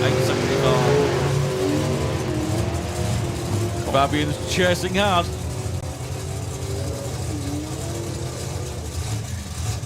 And 1307 carried those front wheels beautifully. And old TV.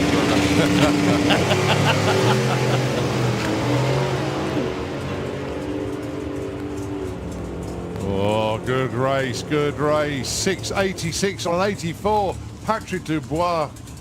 761 on the 58. Oh, but then Barry Charles goes red. Aschenbrenner is into round number 2 with an 808 on an 808 dial-in. And very nicely done. Yeah, interestingly, Franz did.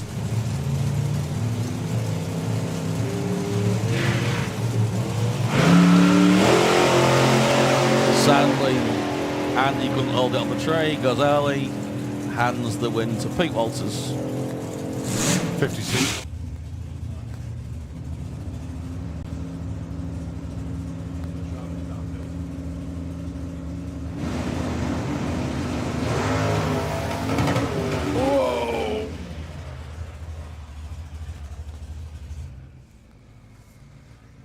Big issue there for Nick.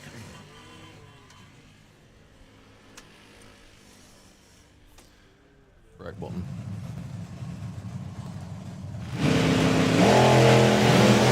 Which he does. Didn't look like it was much difference though. No. But he still held it together really well. 23 on a 22, but the win light going to Callum Swinchak, 8.99 on a 91 dial-in.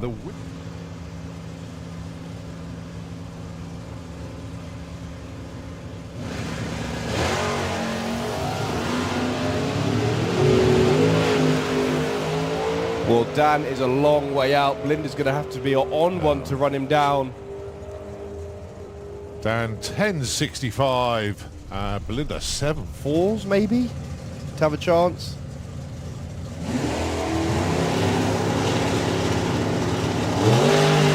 And that's what Rob said. Fear of the cherry on the tree, which is exactly what's just happened there. Win light comes on for Spencer. He lifts off 11.59 to lose at 78. That'll be me for saying, so how hard is it? Changing the index permanently. Right, so there goes Gary. Armin sets off in pursuit. Yeah, so Ahmed's only goal this time is basically push Gary as quickly as he can get him to go. 11.19. Gary Carr takes the win. Ahmed goes 8.60.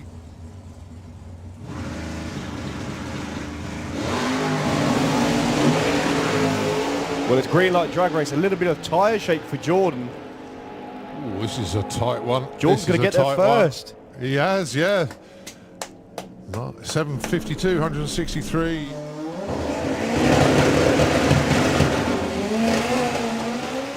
.111 to 60 foot. Nice straight run again. Oh, 7.07 at 189 miles an hour. Well, Pop one shootout, but he kept his foot on the pedal. That was a 2.42 seconds to 330 foot with the shootout. That's not bad going. There's a 0.93 to 60 foot. That's about where they want to be. Yeah. I think that was tyre shaking. They're both into pre-stage. They'll just roll them into stage. The lights will go. Cracking race. And it's going to be Steve Ashdown. Ball of flame as he crosses the finish line. 4.52 at 223 miles an hour. But a point. It's in the pre-stage. Just going to inch forward now.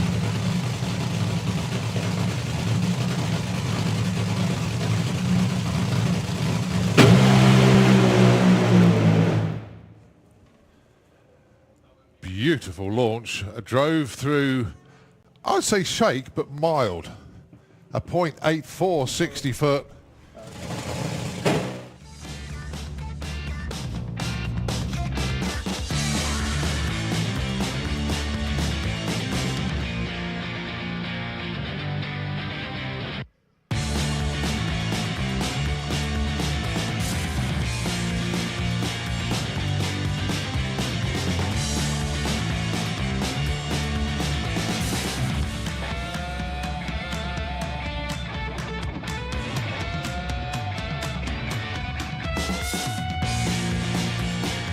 Well, even if she's coming forward, even though she's been told to stop. Needs to go back. Only simply because there's no Starline crew. But here comes Ian and Dave.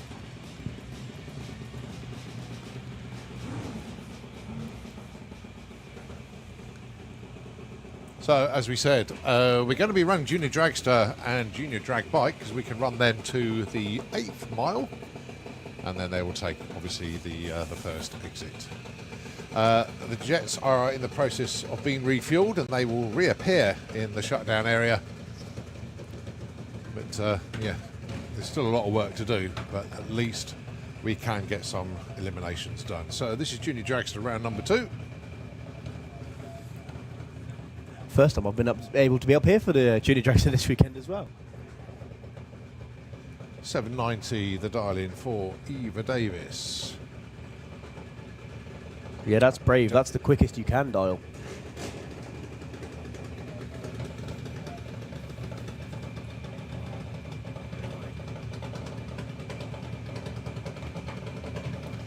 Oh, number 1 qualifier, Daniel Weir. Had a bye in round 1, so this will be his first race of today.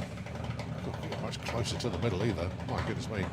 Yeah, just turning off a little bit now.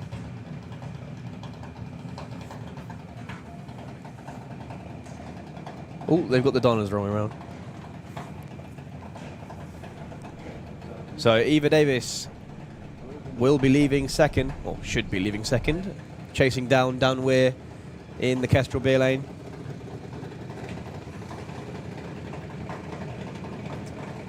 So for Lucas Oils, this is Junior Dragster Eliminations round number 2. This will set the quarter-finals.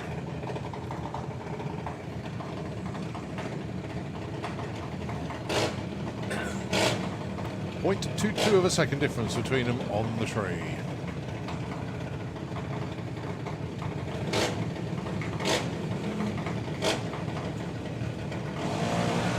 It's a green light on both sides of the racetrack, so now it is a race to the 8th mile blocks. Eva's already next to Dan over the finish line. Don't break out. And she doesn't. Takes the win. 0-1 was the win margin at the finish line there.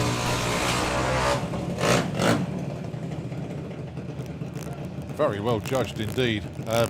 Daniel had the reaction time advantage, 0.3 to a 0.10. But the win light going to Eva Davis. And the sun's come out to make it even more fun as well. Yeah. What's it like at this time of day in the left-hand lane? Is it hard? There was a reason I had such a tinted visor. Okay. Was for this eventuality. It does make it a lot more difficult to see the lights on the tree. Well, a slight advantage then for the little junior funny car, because obviously she's inside a body, so it shields her face and everything from the direct sunlight, which is something we don't often get in the UK. So, Lena Wolf. Well, if the dial-ins stay like that, there's a second, but I think they're about to change. They are, because I don't think it's 8.99, which is what Ian is on the radio discussing. Freddie Taylor does indeed dial a 7.99. Lena dials 8.44. There we go.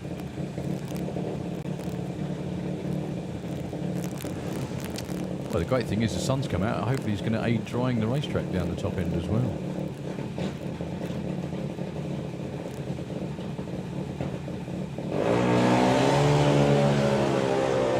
UK against Germany one more time. Dragster against Funny Car. It's going to be close to the finish line as well. Freddie Taylor takes the win with a 7.99 on a 7.99 dial-in. Who's still going? That's Lena. Sorry. Well, driving to the exit, basically. There. Yeah, definitely. Wanted to get there really, really quick. But a great job there in the Kestrel lane. Lola Bell-Kent with the West 10 Junior in the Kestrel lane, taking on Ted Sullivan with the Bulldog. No, son, don't go in. We like you being there. We enjoy it. I believe Teddy will still be your points leader coming into this round.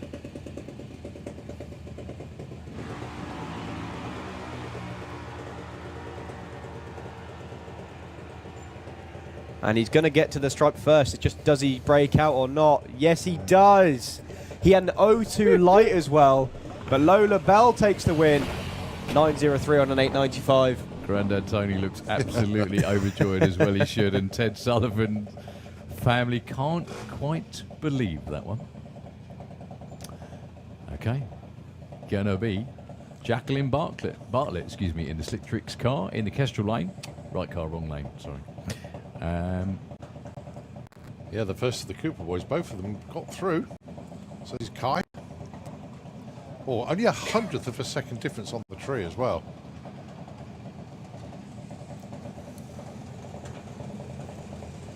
Well, if you can see the difference in them launching, it means someone was late. Or someone was red.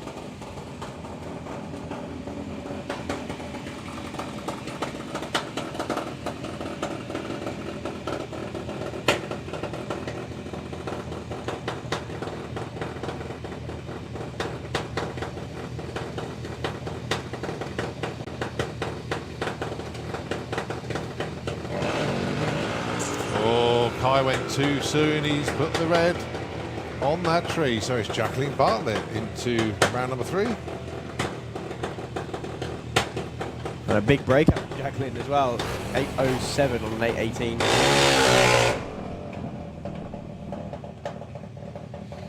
Well, the jet dryers appear back down the top end again to finish off drying. The good thing is they're right down the end. As in right down the end. Right, Harry Peters and Luke Mugridge. Pairings set up so far. Eva Davis will be taking on Lola Bell-Kent. Jacqueline Bartley will be taking on Freddie Taylor in the next round.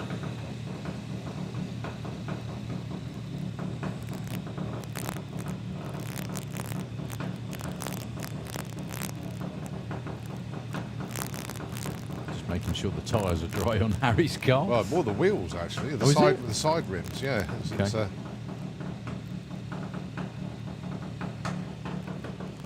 Luke sat very patiently in stage. Yeah. In No, fact, he's got gonna into be full solo. stage. Ah. Maybe it's not just drying out the tyres a or bit the more. wheels. A little bit more than that. Oh, what a shame after waiting all that time as well. And staying up past bedtime. 100 of a second breakout for Luke, but it doesn't matter. No, Luke as well, he probably meant to do that.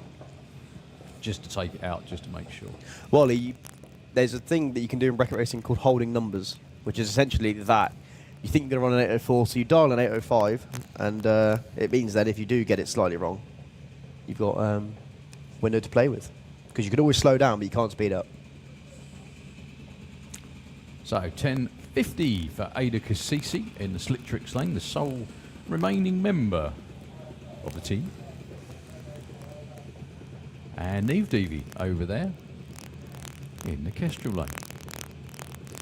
Just to restate what we're doing, everybody in the pits or whatever, if you're wondering why we're running the juniors and not the bigger cars first, is because the shutdown area isn't completely dry all the way down the other end, so it's not safe to run anything that runs over the quarter mile, but we are doing what we can while we can with the junior dragsters and at least getting those through while we have the chance to. Well, it's a green light drag race. Neve has got to hunt Ada down, which she has done just before the stripe, as long as she doesn't break out. Oh, but she does! Neve Deavy breaks out. Ada Cassisi takes the win. Oh, and Ada gets a bye into the semis. Ooh. Oh, that was worth 2 round wins, that one. Right, last pair. Chev Checkit and Jake Cooper. Well, Chev Checkit, definitely a late goose in qualifying, but no Chev down here for what a this shame. run, unfortunately. I did see Mick carrying her back to the car earlier on, but unfortunately, I guess, gone home to get ready for tomorrow. What a big shame. Especially as Jake went red, however. I know, he wasn't racing anybody.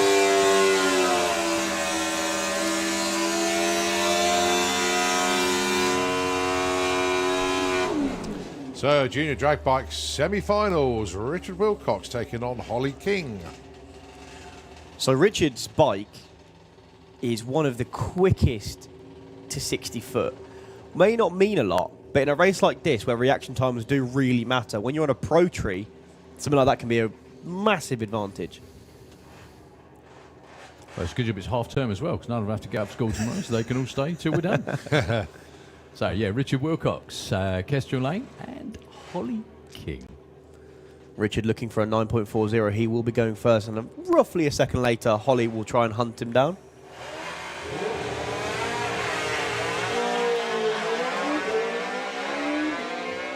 Richard already looking over his shoulder. Keeping an eye on her. She's going to get there first, and that was perfectly judged. Well done, Holly King. She was off the line second, but drove the finish line absolutely perfectly. Well done to both teams. That was a really, really great race. And Ollie and Andy shake hands at the end of that one. Well done, chaps, and well done to both of them. So, Leah Morrison with a bye run into the semi-finals. We're continuing with track drying up the top end, so this will be the last vehicle for a few moments. Yeah, I know Junior Dragsters have been told to turn around quick, quick, quick. Well, that actually sets the final in Junior Drag Bike. Leah and Holly. That is the final set for them. Well, they were number 1 and 2 in points last season. Good run. Leah's still going while she's got the chance anyway. You can hear, it's funny, you can hear some of them speed up and go, oh, wee, look, there's someone here. This is fun. Anyway. So, yeah, trying not to confuse everybody. What we're doing is the shutdown area right down at the end isn't completely dry yet. So we cannot run any of the cars or bikes that run the full quarter mile because all of the braking area is not available. Exactly. Yet. So we thought while we were doing that, a very smart move from the race director and the powers that be, that we would get junior Dragster and the bikes underway, because they only run to half track or the 8th mile, so their braking area is effectively the rest of the racetrack, isn't it? Yeah. They take the first exit, so while the team work diligently down there, I have a feeling we may see them round again before we see any more quarter mile action. Yeah. But yeah, we will be on as soon as we can. What that's done as well is it's cut one of the largest fields in half, effectively on borrowed time. So. Well, they're in round 3. Quarterfinals, yeah. In round 3. So we'll whittle them down from 8 to 4.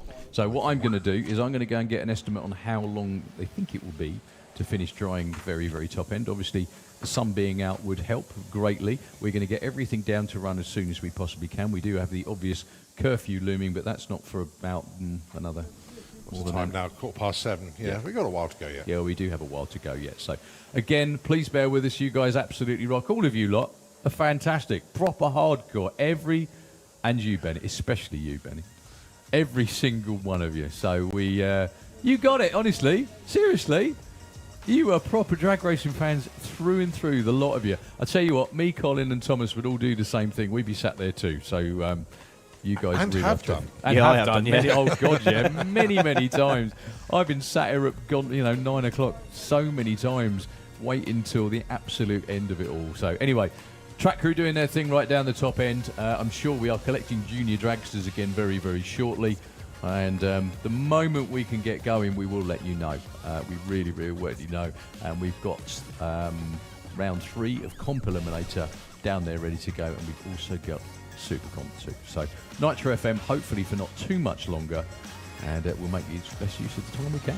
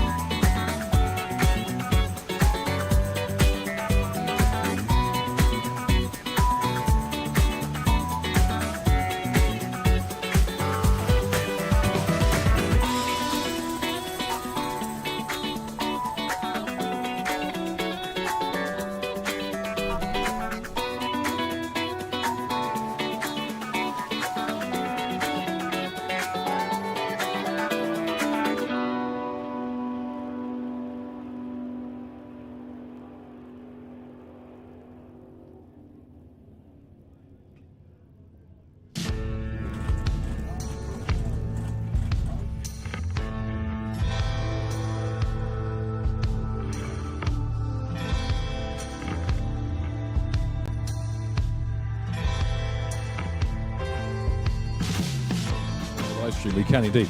This is tyre shake. What it is where the tyres hop between each other. It's when the track and the tyres and the clutch and everything else as well aren't in perfect synchronisation, and it really, really hurts. So the tyres effectively slap down on the racing surface, and the only way to describe it in a door car is basically it's like driving over a bunch of broom handles, and it does not do the cars, the drivers or anything any good at all. It's all a setup thing. It's nothing to do with the racetrack generally. It's all about it's all about how they got the cars set up. But the kings of the sport, the kings of tyre shake as well, pretty much.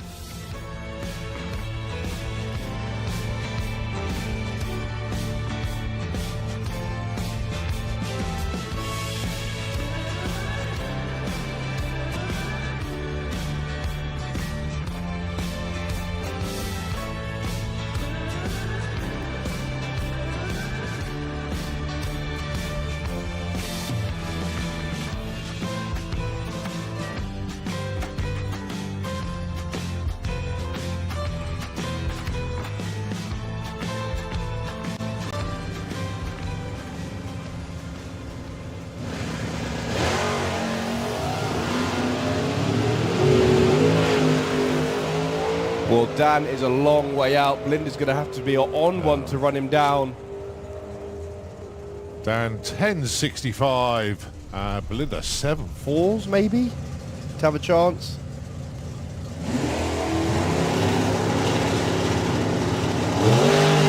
And that's what Rob said.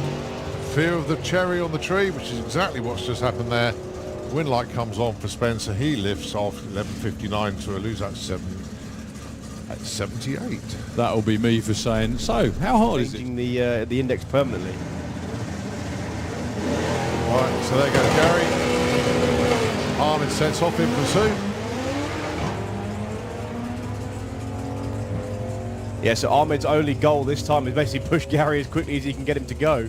11.19. Gary Carr takes the win. Ahmed goes 8.60.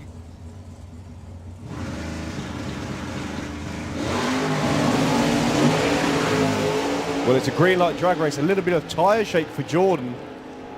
Ooh, this is a tight one. Jordan's going to get there first. He has, yeah. 7:52, 163.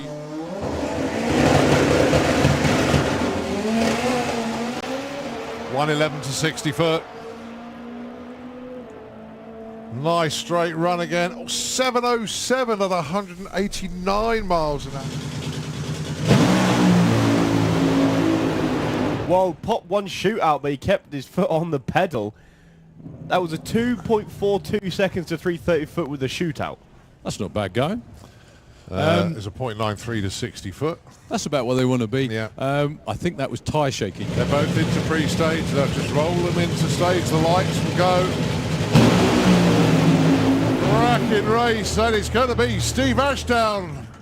Ball of flame as he crosses the finish line. 4:52 at 223 miles an hour. But a point is in the pre-stage. Just going to inch forward now.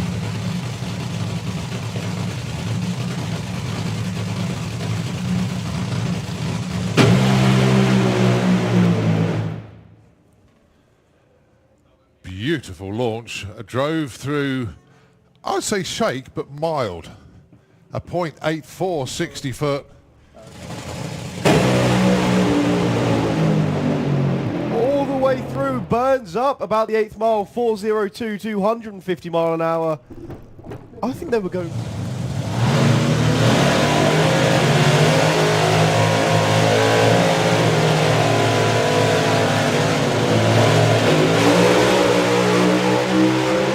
Sandro, arrow straight. Silvio having all sorts of issues. A big flash of flame for Sandro. Still goes 5:52. And I don't know who that was, but they were on the throttle the long way down. Silvio, my goodness me, that had everything. Yeah, someone's drooled over that.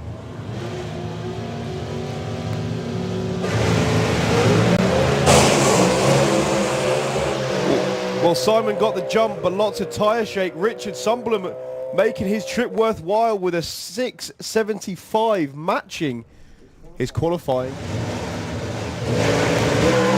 Away together. Side by side, all the way up the corner bar. This one's tight to call. 6:65. Stefan Enright finds it at last. So, just in the nick of time.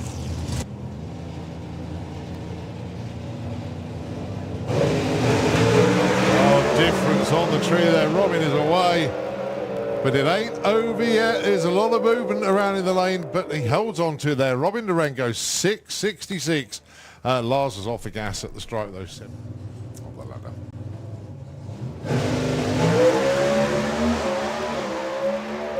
0.9 to 60 foot. 4:24 at the 8th. 6:58 at the stripe at 211. That speed, I'm not sure what the European...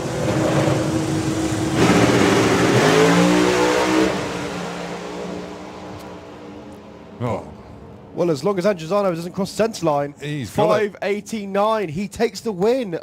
Yeah, bizarrely, Andros flickers the stage bulb, which set Dave off, and David left early. Yeah, of course. That was... Well, Bruno Barda got the jump on Bobby Wallace. He's out in front. What a race.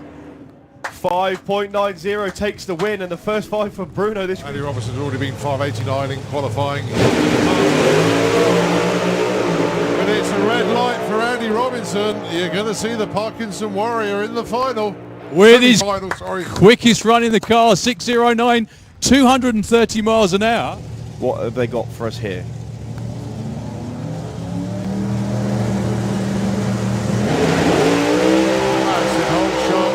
But it ain't over yet, because here comes the Willis. Here comes the turbo car. Whoa! Oh, the Willis gets it. 6:05 at 2:20. Track yet though, so he needs to do it here. Oh, this will be the one. All the way through. 6 flat at 249 mile an hour. Off pace for 73. Yeah, it should have been alongside Rene van der Berg, but obviously Rene not down there.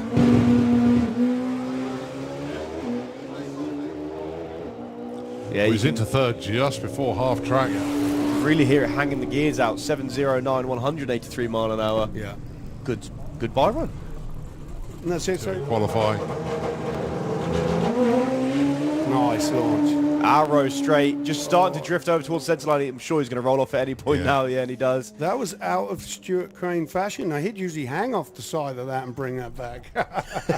For this weekend.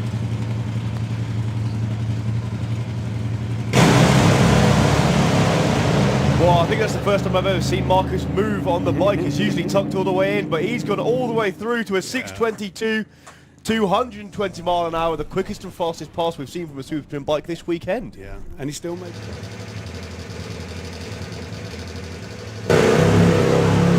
Beautiful arrow straight, wheel up all the way past the 8th mile as well. Lifts early, but that was an insane run. Arrow straight. He was doing. He's made 3 passes this weekend. He actually got a run in before the rain yesterday. Oh, fucking Bronco like mad. But there's, well, in actual fact, Patron is actually going to take this one with a 760. Yeah. But at the start, it was like he was trying to get the bike to.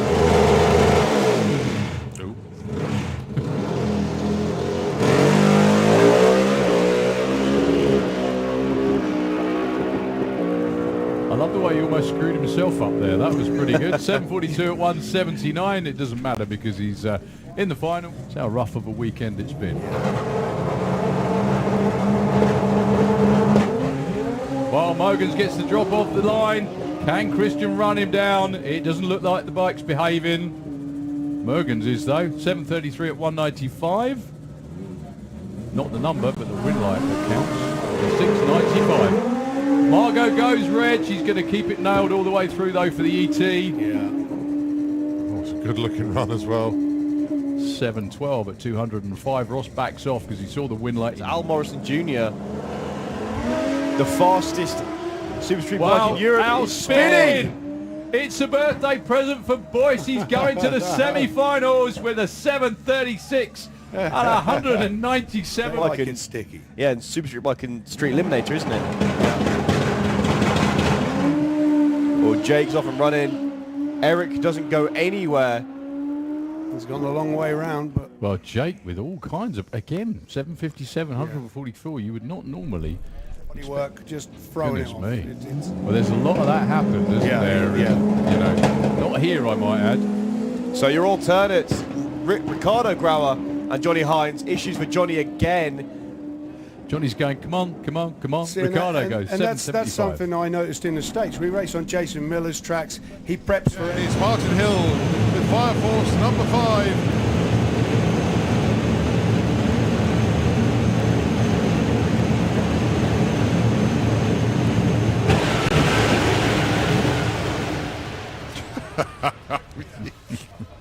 Oh dear, 568 for Martin Hill, 499. Deary me.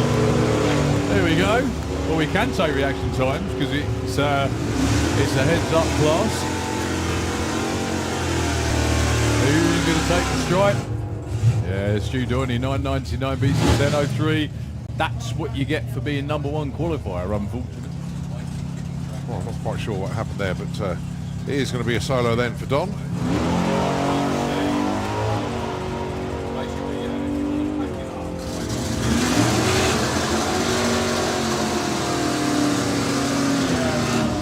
$998, 129.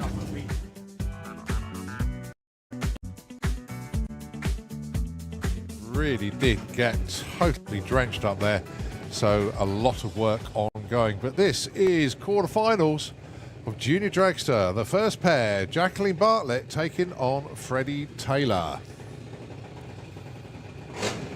Yeah, very good job from all of the teams to get the cars turned around so quickly. Now, you've raced against both these two in your career, haven't you? I'm sure you have. Yes. Yeah, more recently. I've never raced Freddie in that car. Right.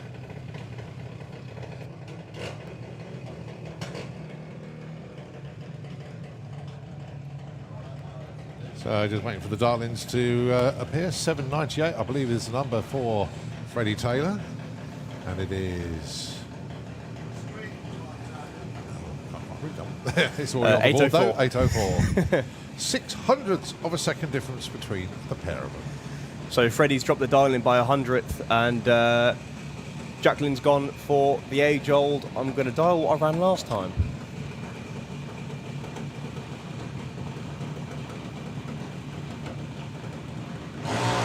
Oh, Freddie Taylor goes red by 0-1.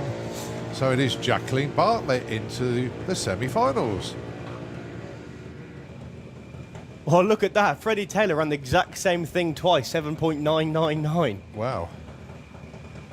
Right, next up it is Lola Bell Kent and Eva Davis. Eva sticking with the 7.90 dial in. She was off the throttle last time, ran a 7.95. In actual fact, just looking at this, we are guaranteed one of our ladies into the final. We'll see how this all pans out, because Ada's got a bye, so it'll be Ada against Jacqueline on one semi-final. This one, Lola Bell and Eva. Well, Eva's rolled in deep. She has. She didn't go red. Still goes green. Still got to hunt down Lola Bell. It's going to be close to the stripe. Eva Davis takes the win. Lola Bell broke out. 0-2 was the difference between them at the finish line. But it was that breakout that decided. So, Eva Davis through to the semi-final, who I believe will take on the winner of these two. It's correct, yeah. Jake Cooper and Luke Mugridge. See, it's all the thing about winning the main event, but it's the points that they're acquiring as well. Oh, hundreds.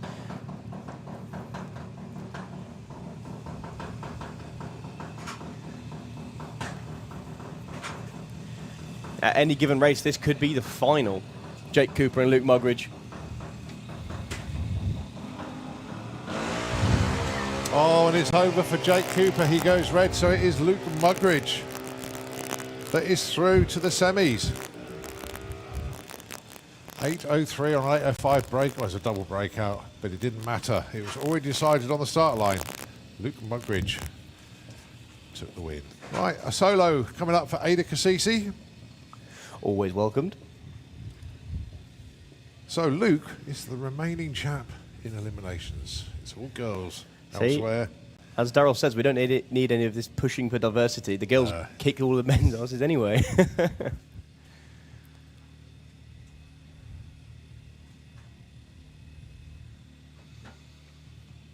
So let's just see what Ada does as they bring the junior up to the line. Well, currently today, Ada has ran two 10.62 runs. Keeping it safe at 10.60 then. Well, it depends on the temperature of the car. Yeah, true.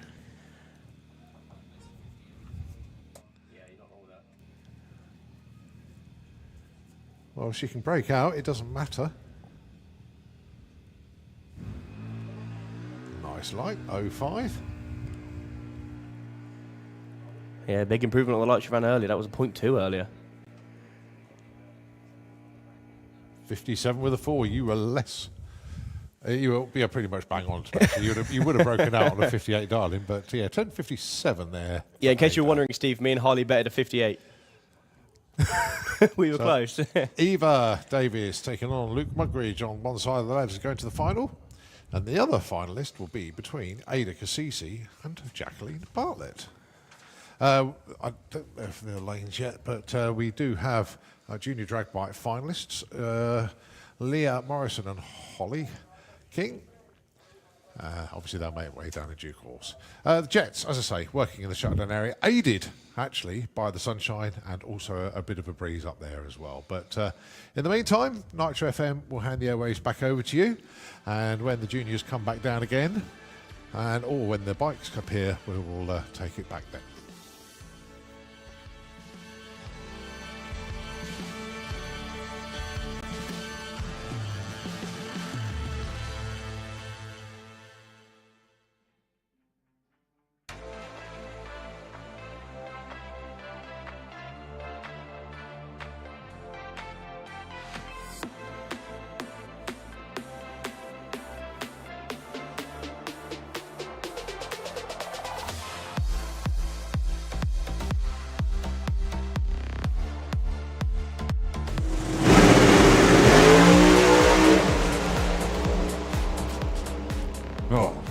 Well, as long as Androzano doesn't cross the centre line, he's got it. 5:89. He takes the win. Yeah, bizarrely, Andros flickers the stage bulb, which set Dave off, and David left early. Yeah, of course. That was... Well, Bruno Barna got the jump on Bobby Wallace. He's out in front. What a race. 5.90 takes the win, and the first 5 for Bruno this week. Andy Robertson's already been 5:89 in qualifying. But it's a red light for Andy Robinson. You're going to see the Parkinson Warrior in the final. With his Semi-final, quickest run in the car, 6:09, 230 miles an hour. What have they got for us here?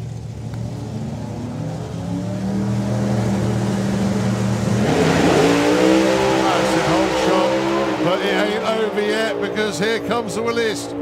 Here comes the turbo car. Whoa! Oh, the Willis gets it. 6:05 at 2:20. Track yet though, so he needs to do it here. Oh, this will be the one. What's All the mile way now? through.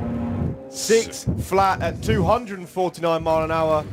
Off pace for 73. Yeah, it should have been a long time.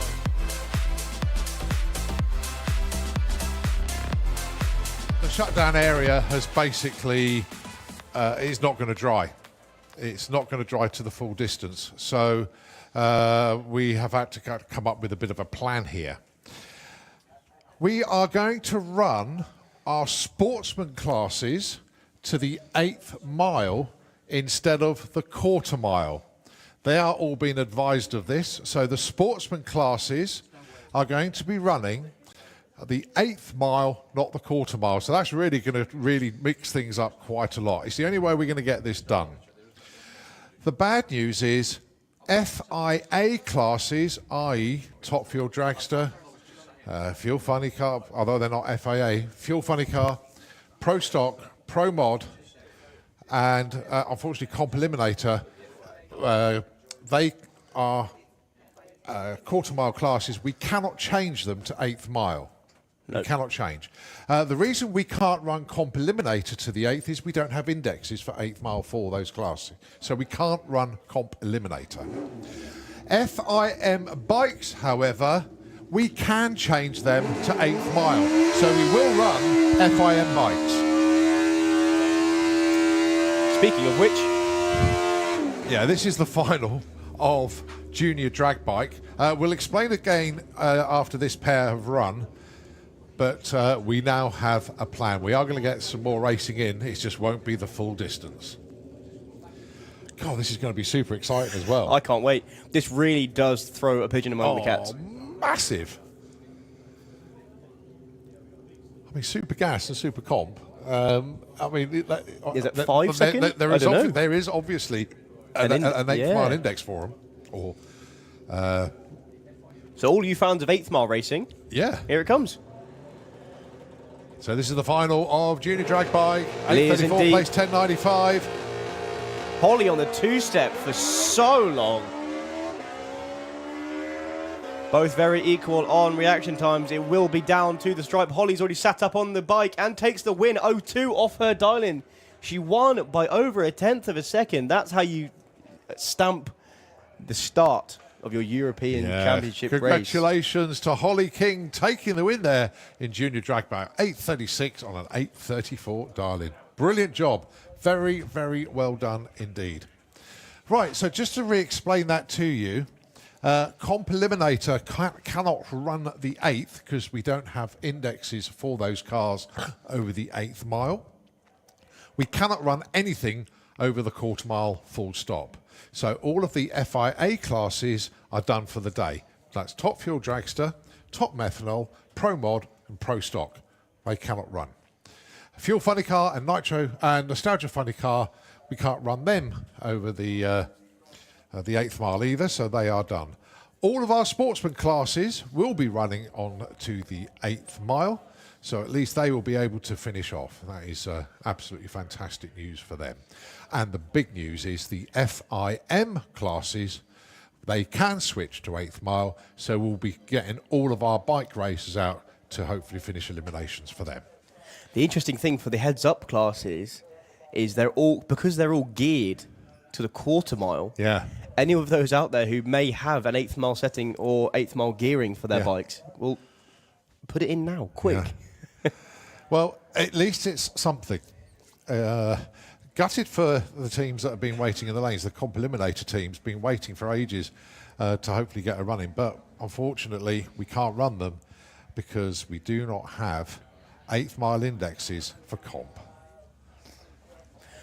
But I believe up first will be Super Comp, which is usually an 890 class over the quarter mile. So, yeah, I think you're going to see comp head back to the pits now, actually. Spencer and Jordan just shook hands saying, maybe next time. But it is what it is. A great shame. Please show your support as all of these drivers wave, as I'm sure they will, as they come past. They will be going up the old return road. They've been waiting in them pairing lanes all day. Yeah. Well, it's 3 of the 4 cars in the lane, so for Williams Brothers Racing. And there they all go back. That is, of course, Spencer Tram with his 69 Camaro heading back to the pits. Gary Carr, number 1 qualifier with a boiling point Nova. And Dan Williams with his beautiful Camaro. Dino Dan. So, unfortunately, they are done for. They've been waiting in the lanes for hours to get their races in. So, showing the appreciation there.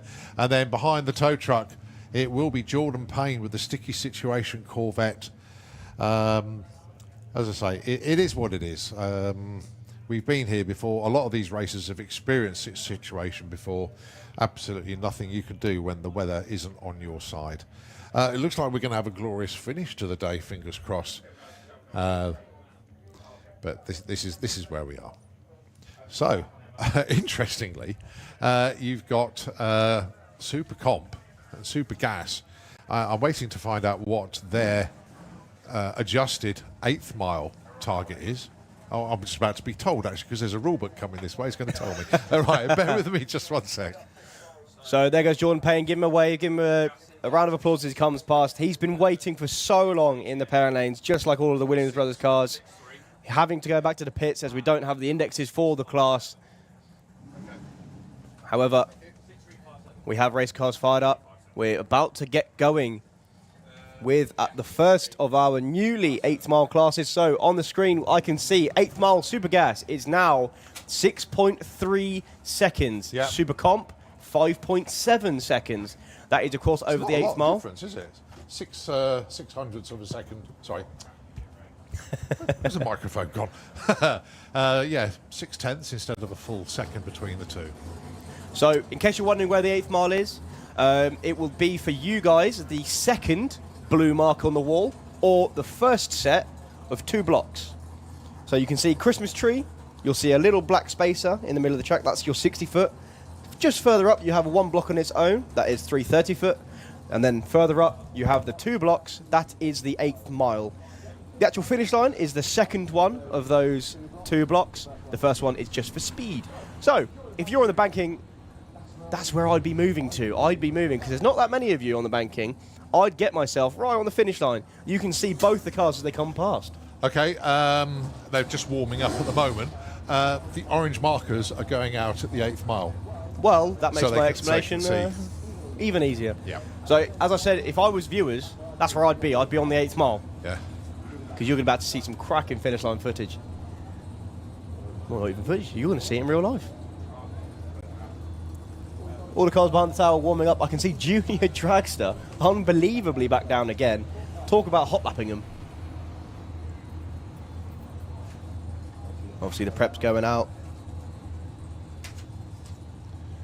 Are they going to collect the cones from... I can see that the quarter mile blocks have gone. Possibly. We just have to wait and see. I can see Ronald House round the back of the corner. I can see Warren Watts. See, this really does change everything because, as you guys know... They have throttle stops. The throttle everything. stops. Oh, my word. Because the 8th mile doesn't matter in quarter mile racing. You can go past that at whatever time you like. As long as you reach the finish line for your index, what you do before that doesn't matter. So they're going to be around the corner frantically looking at old runs, old dial-ins, old 8th mile passes and seeing what they have to do. I'll tell you what, whoever wins this now has really earned it because... well, it just hasn't... I've never seen it before. Well, it's easier to win a class you've raced all your whole life. It's kind of because more difficult. Let's not forget, this is round 1 of Super Comp. They've got to go. They've got to go rounds. Wow. Unbelievable. The cars that lift at the top end as well. Yeah. Oh, yeah. Well, let's not think any more about it because they have got a lot on their minds. Easy enough for Street Eliminator because they are just a heads-up class. Yep. Go as hard as fast as you can. So, bizarrely, they've got the easiest job. Pro ET have got to dial in their cars to run 8th, as a Super Pro ET. That's easier, though, because you have passes. You run flat out the whole way. That's the other thing to remember.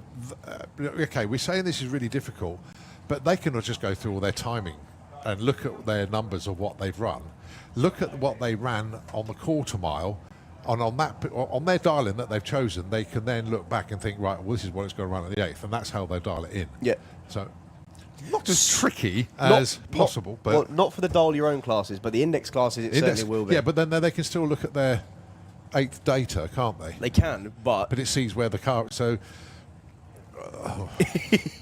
essentially, you've got to work out. So what we're saying is the toughest job is Super Comp and Super Gas. All right. Good luck. You're up first. Well done. And as Colin said, whoever wins this weekend is going to really earn it. Or has been ridiculously lucky. Yeah, because their car runs 570 over the 8th. Yeah. Well, that will be how it's worked out. A full flat-out pass over the 8th mile, or over the quarter mile at 8.90 should be a 570 at the 8th. So people like Steve Hudson may have an advantage. Warren Watts may have an advantage. Richard Tunstall could have an advantage. Even Ronald House with a 55. All of those cars like Leah Kellett is now... The thing is what do you do? Do you run to the 8th and actually have some racing, or do you pack up and go home with no racing over the quarter? I'm having racing. I'm having racing at the 8th. Yeah, there is no question. If I've come here to race, I want to race.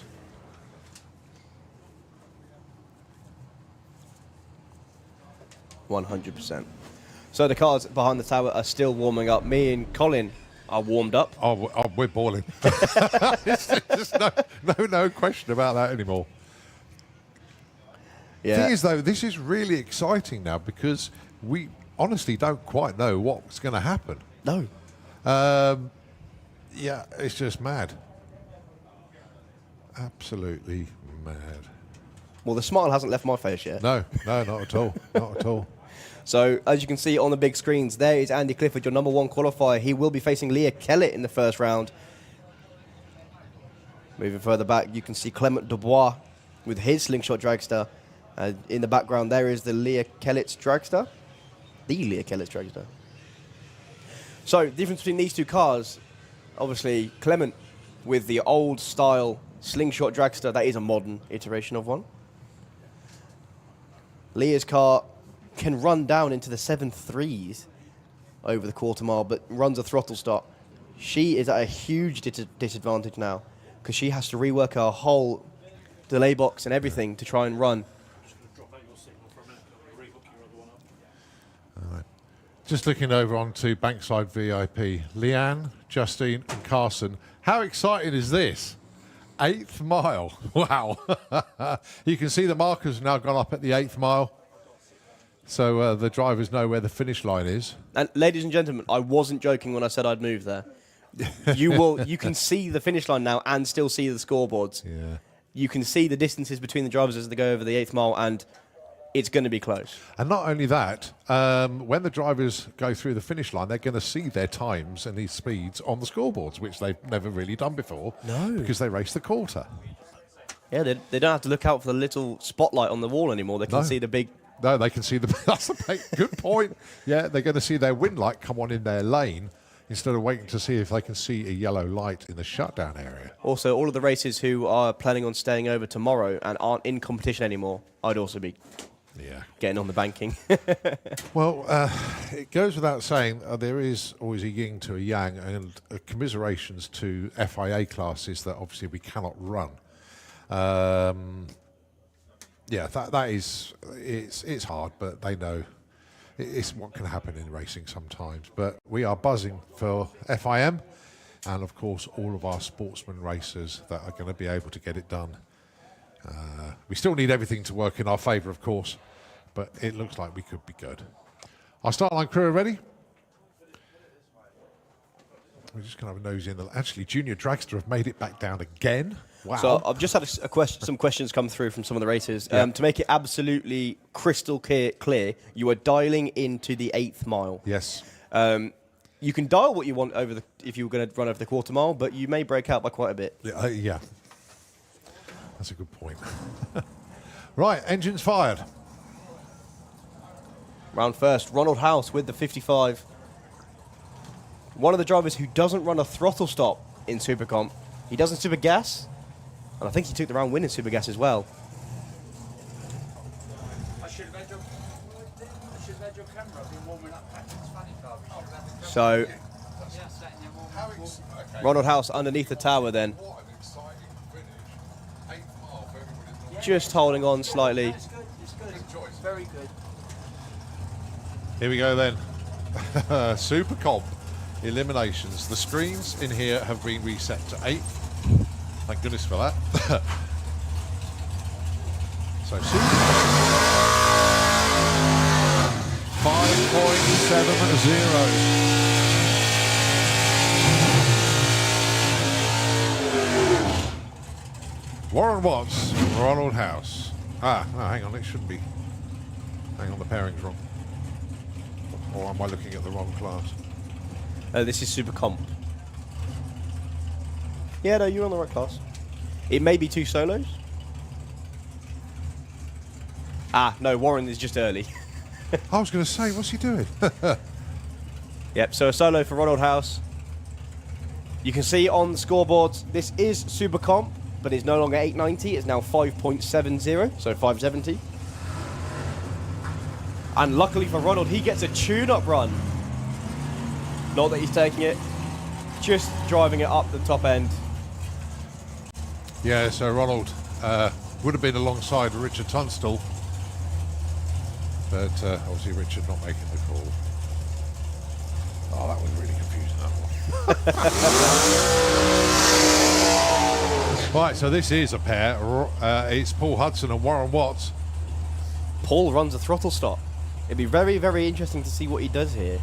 It may be that he runs it with no throttle stop and just shadows Warren.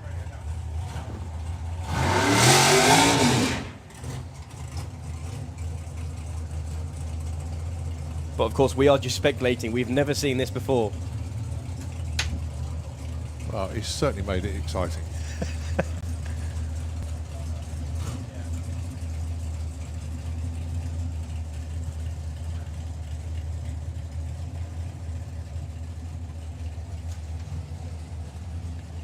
Yeah, to say it's a bit like throwing a dart at a map blindfolded to see where you go.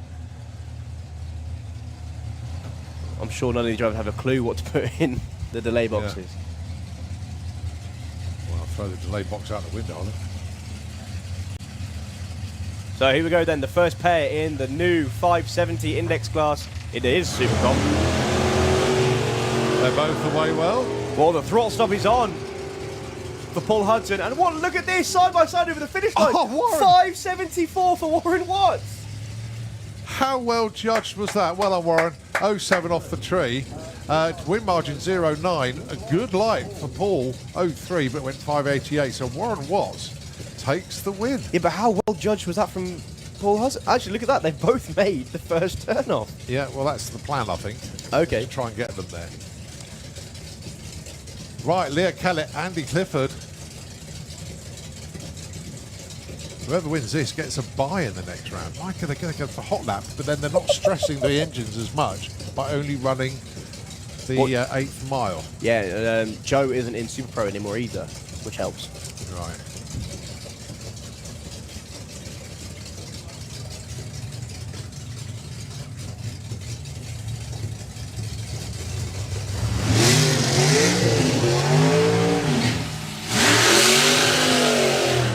Yeah, so this is where we may see the cars that just run heads up 8.90 have an advantage, because I believe that's how it's calculated.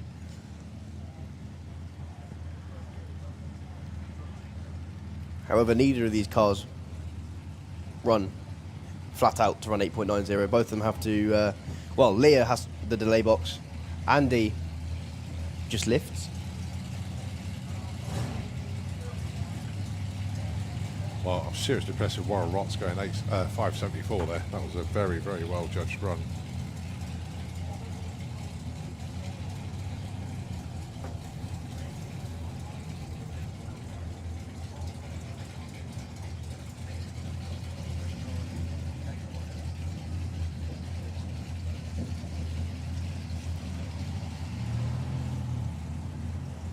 One thing I'm going to get hold of is a copy of the Rule Book and start studying it for events like this.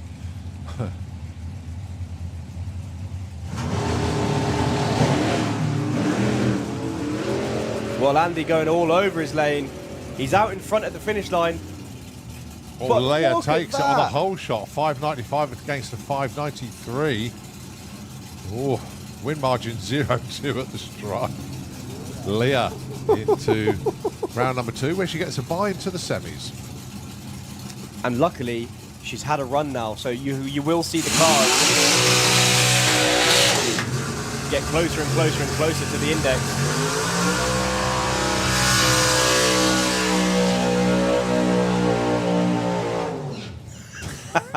Hooligan.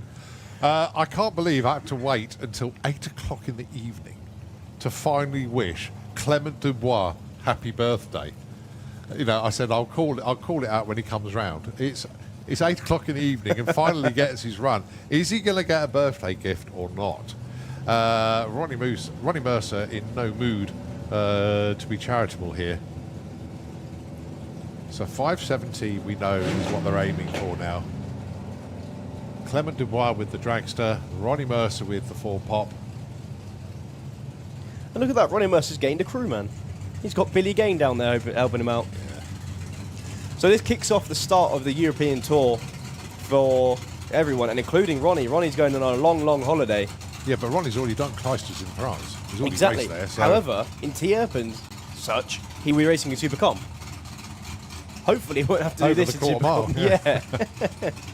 Here we go, the next pair. Ronnie Mercer, Clement Dubois.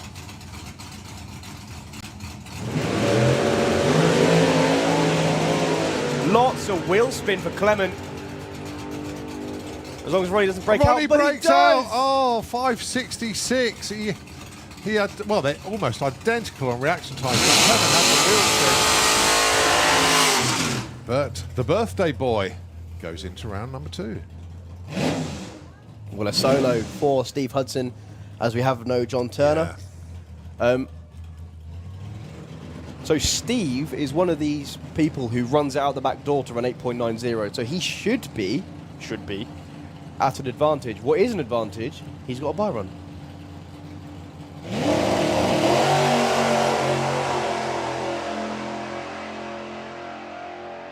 There was no lifting at all. 5.63.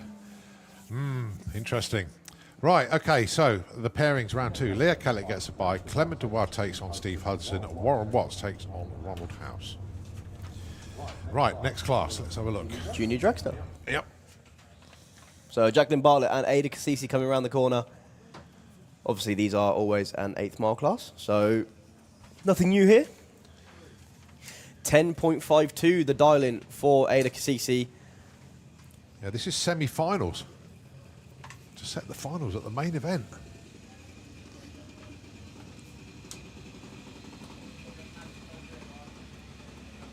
What can we do here then?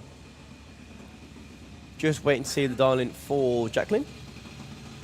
But no rush because they're not even on the start line yet. Well, you say no rush, we've got an hour to go.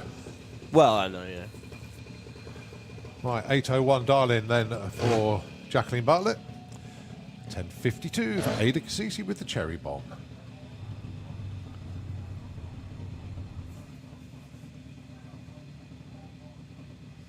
Keith coming now to check on Jacqueline.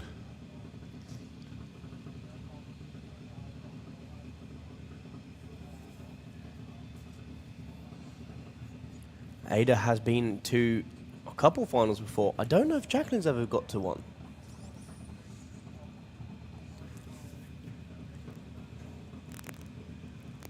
So Jacqueline in the Slicktrix car, in the Slicktrix lane. Ada Cassisi with the Cherubim in the Kestrel beer lane. She will be leaving first, 10.52 the dial in, 8.01 the dial in for Jacqueline.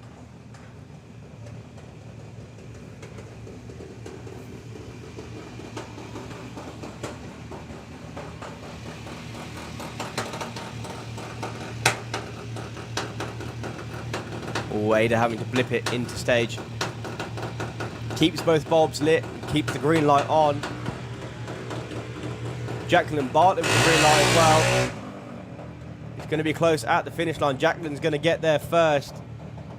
And Jacqueline takes the win. 0-1 light to Ada's 0.16. And I think that is Jacqueline's first final. Yeah, Dad's happy. That's the first I've seen him fist bump for this weekend. It's been a challenging one for the governor here, but congratulations, Jacqueline, into the final. But who is she going to race? It's going to be Eva Davis or Luke Mugridge. 790 plays 804. It will be the Veloci Dragster going first, and it'll be Mayhem doing the chasing. Slicktrix Lane going first. Prepare for some whomps. Oh, yeah.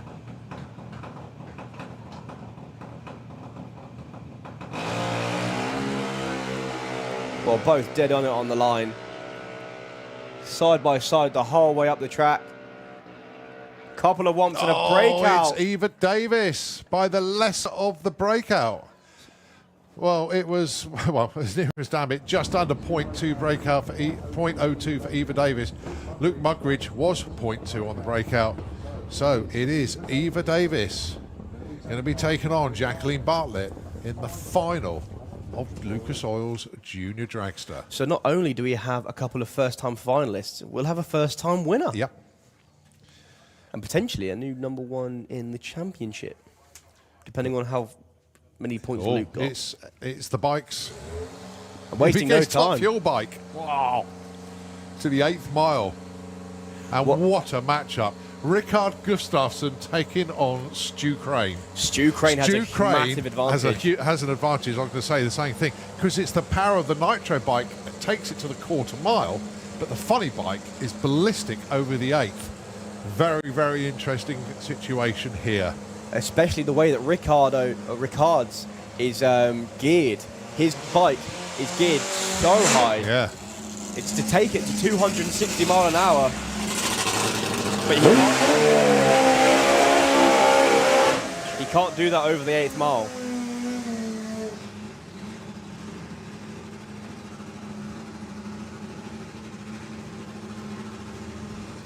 So Stu, no doubt, singing his own praises on this one, thanking his lucky stars that we've shortened the track to the 8th mile. A dose of nitro comes into the tower, but to be honest, we didn't think we were going to get, but we have. And it's been provided by Rickard Gustafsson.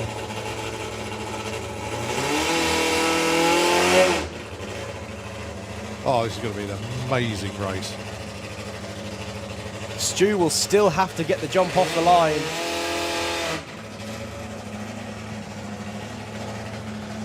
However, if Rickard can keep his candles lit, this will be so close to the finish line. What have we got then? Top fuel bike. Both away well, both side by side. Rickard's going to get there first. Only just 0.9 at the stripe, but it is Rickard with a 4.09 at 165 to lose out 4.12 at 179.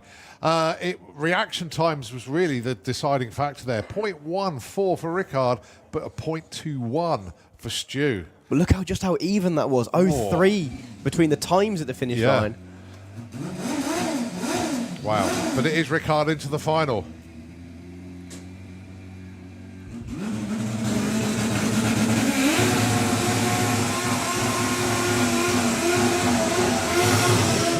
So Thomas Pedersen and Mike Ollie. I don't see any Mike Ollie though. No. Oh.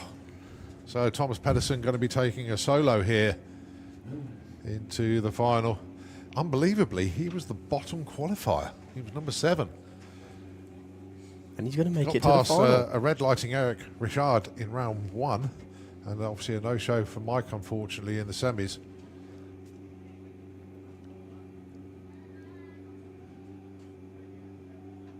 So all he needs to do is break the beams to take the win.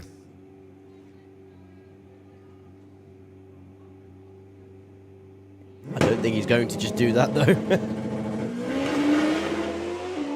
Well, the leg coming out for stabilisation. 4:38, that'll do. So it is Thomas against Rickard in the final of Top Fuel Bike. Well, he's going to have to do something in the final to have a chance to get to the nitro bike. Although, it's going to be tough for Rickard to turn the bike around. Yeah. So next up, Super Street Bike. What a class to Yeah, run over the eight. semi-final stage for them. It's going to be Jake Michelle against Mogenslund, and it is going to be Chris Reed, Boyce, to everybody who knows him, against Ross Morrison. There's Mogens on the big screens, just looking over to his shoulder, making sure that Jake's there. He is there, of course he's there.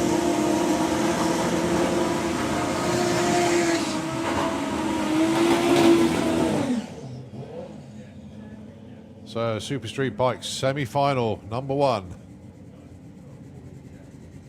Jake Michelle was number 1 qualifier. Don't forget, that was over the quarter mile with the 6:79.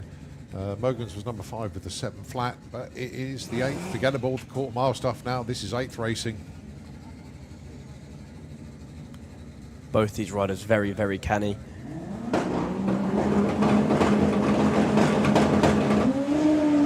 But wheel spin for Mogenslund. Jake Michelle out and running, going to take the win Takes with a 4:58. See, the Super Street bikes, they build the boost at the top end as well. So it's those riders who can get off the line well, get to the 8th mile well. Not necessarily those with the most horsepower. Now Jake taking the second exit. There was no way he was going to be able to stop by the first exit. But 4:58, 170 miles an hour at the 8th mile. Yeah, that's quick. Right, the other side of the ladder then. Ross Morrison taking on Chris Reed.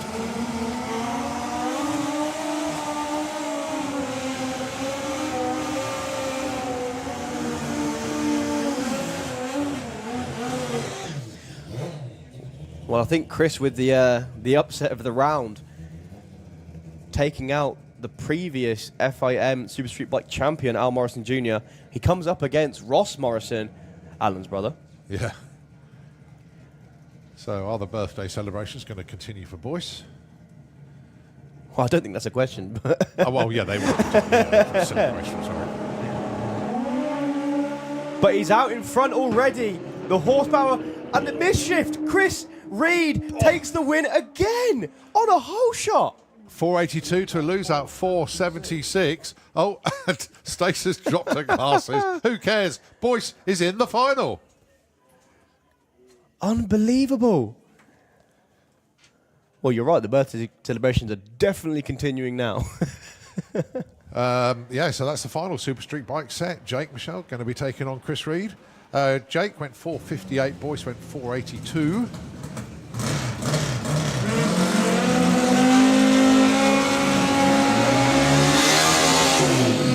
Pro Stock Bike. This is the final. Jorg and Bertrand. Jorg Lyman was your number 1 qualifier, 7:13 on the quarter mile. Bertrand was 7:17. So they're very closely matched on the quarter. Let's have a look, see how they get on the 8th. Can I have Pro ET and Super Pro into the lanes, please?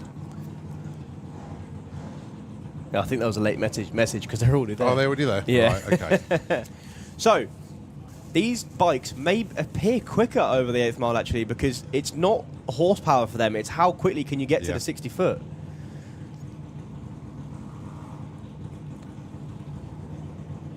So for the win at the main event for Pro Stock Bike.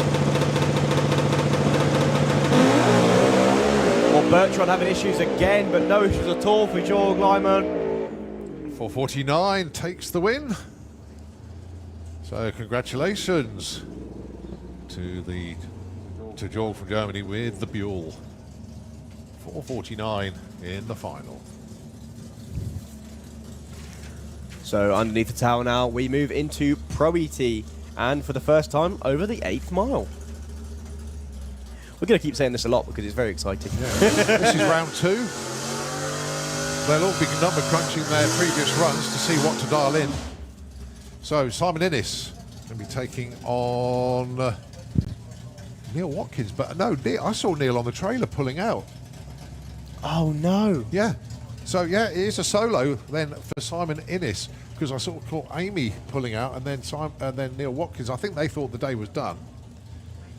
But yeah, so a solo for Simon Innes.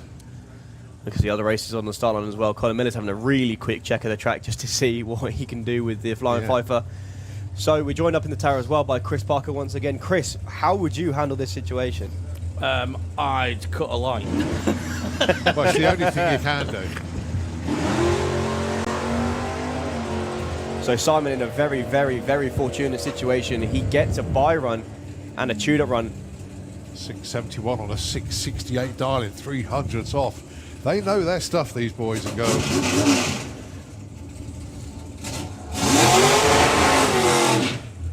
Right, Sean Law with the Wicked Lady going to be taking on Will Clark, but is Will down there? Are they just trying to clean his lane? I'm going to say no, because I can't see any crew either. Well, Sean going to get a solo. Bizarrely, Sean Law here will be taking on Simon Innes in the next round. That should be a close matchup because they've both had a tune-up run now. So let's see how he gets on then. He dials 543. He's got to run it through to see what he's going to get. 008 off the line. And a lot of traction issues, it sounds like, as well. 543? I can't believe it. He's hit his number. Wow. Let's just hope he can do that again in the next round because, damn. Well, it doesn't matter what distance you race them on, they know what they're doing. Simple as that. 543 dial, a 008 light, and a 543 with a 3. 01 package, though, isn't it? Ooh. If you had to put your money on anybody. If you just opened a book. Right, sorry about all the excitement up in the tower, but genuinely, this is unbelievable. Not many people here to see this. Hope everybody's still tuned in on the live stream to see it. Right, next up then, Nick Mugridge. Should have been alongside Dave Cherritt, but he's not here.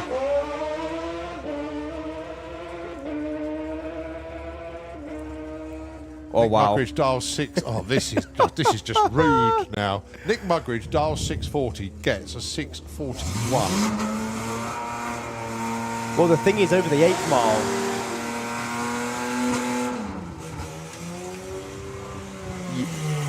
the wind. Oh, we have a race, finally. Great. Right, this is Lee Morris taking on Tom Kay. Yeah, as I was going to say, over the 8th mile, things like the wind will affect you less. The air conditions doesn't mean as much because the horsepower, torque gets you off the start line, horsepower gets you over the finish line over a quarter-mile race, but it doesn't affect you as much over the 8th mile. And cars like Tom Kay's Junior Comp and Nick Mugridge's car you've just seen, they don't have to shift as many gears either. Right, only 100th between these two. 639 for Tom, 638 for Lee. Basically, whoever moves first stands the best chance on this one.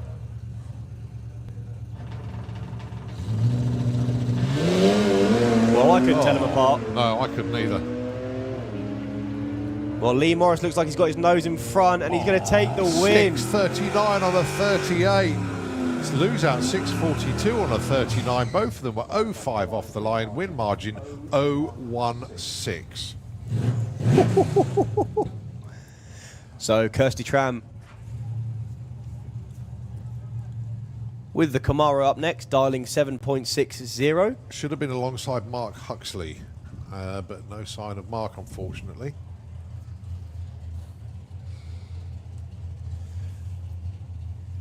Do we think that, I mean, I don't know, I'm guessing, but do you think some of them thought, no, we ain't going to be racing and called it a day? Yeah, there's quite a few that did.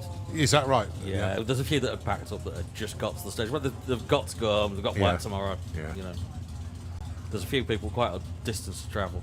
Well, Kirsty's quite lucky. She's only half an hour away from here. So, what's she got for us then? An 04 light. She's looking for a 7.60. 761. This is ridiculous.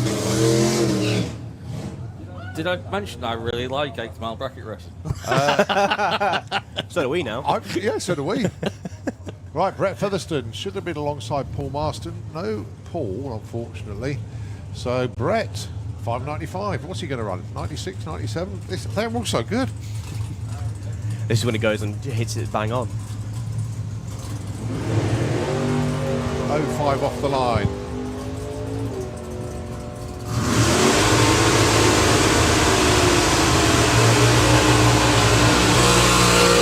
Right, 607 there for Brett Featherstone. Right, Warren Watson, Thomas Bublitz.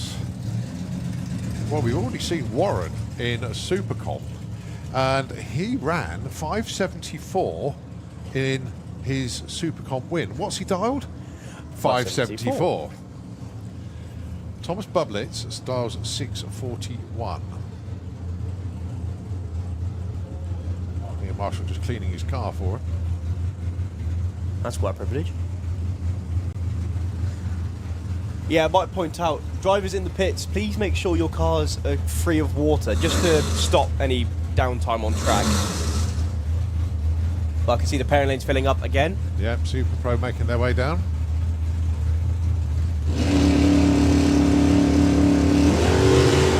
And Warren Watts goes red. Oh, 007 green for Thomas Bublitz. And they can see that. 646 on the 41. Thomas takes the win. Last pair. Matthew Dowdy, Marie Mills. 2 locally based cars. Obviously Marie Mills altered, I think, lives with the Shockwave team. Matthew Dowdy's car lives in Northampton. Darlings, 640 Marie Mills, 704 Matthew Dowdy. This is the only door car that we could actually get the camera in when it launches. Because of the base, not got a back window in it.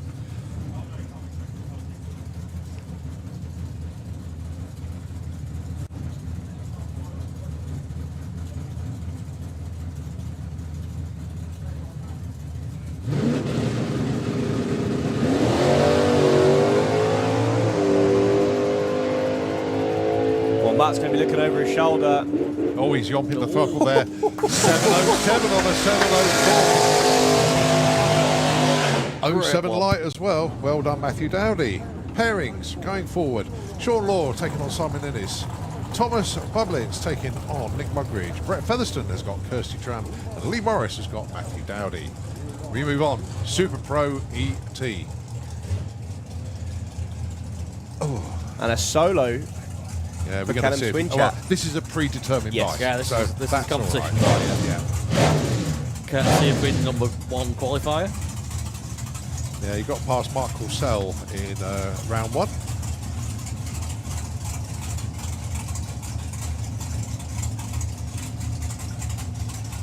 He dials 559. Well, interestingly, his car tends to run 8.90. Yeah.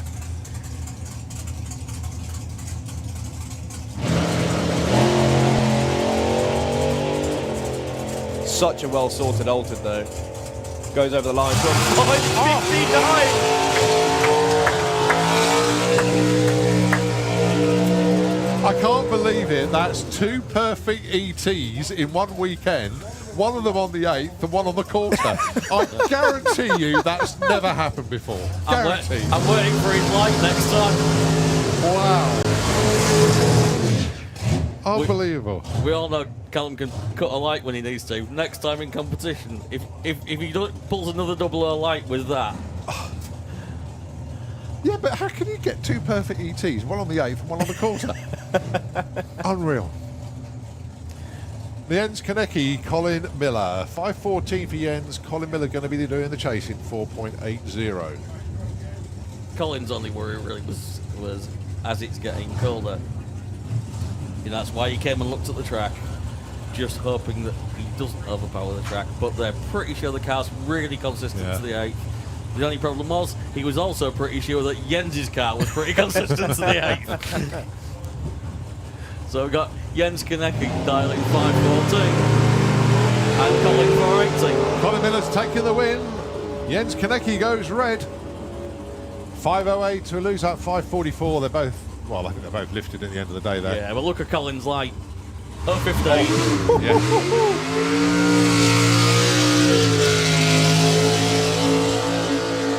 If there's ever a place you want to be on the tree, up 15's it. Yeah. Right, Franz Aschenbrenner should be taking on Bob Doyle. I saw Bob towing out, so he was, that's, right. Okay. Yeah, that's definitely Franz getting the bye. I'll tell you what, you ladies and gentlemen who've stayed this long are getting a treat right now, especially if you're fans of bracket racing. I bet I have a wife that's standing at the 8th. There you go, look, she's waving. Yeah. Hi, Becky. Tony, I can see you down on the start line. Can we convert your car to an 8th mile car now? So, Franz with a much-needed tune-up run. Well, I say much-needed, probably not. Everyone's bang on anyway. This is insane. I can't. I want to go shake Callum down and get him to pick me the lottery numbers. I mean, I know it wasn't luck, that was skill, but even so, wow. Yeah, but to do it with a 0 and an 8 after the dialing, that's impressive. And after everything that's happened to the track today.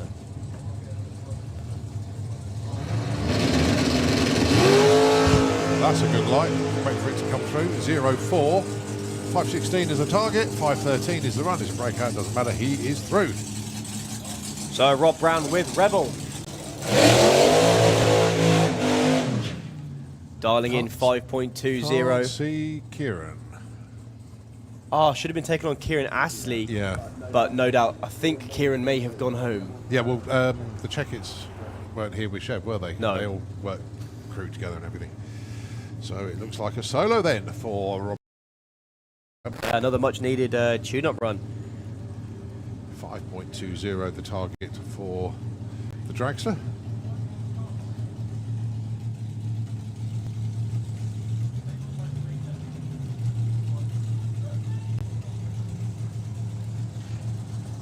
(8) on a bank holiday Monday afternoon. We're still racing. It's the 8th mile.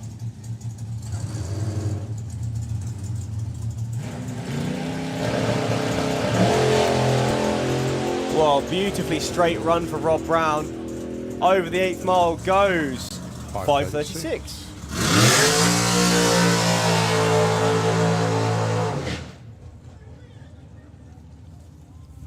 All right, Scott Hauser. He'll be taking on Alan Didwell.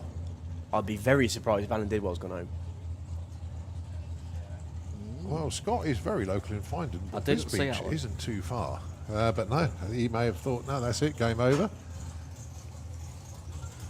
So, here's a solo for Scott. I'll tell you what, that's lucky for Scott because he had a tough competitor in the first round as well, Tom Atkinson. And he would have had a tough one in the second round as well with Alan Didwell.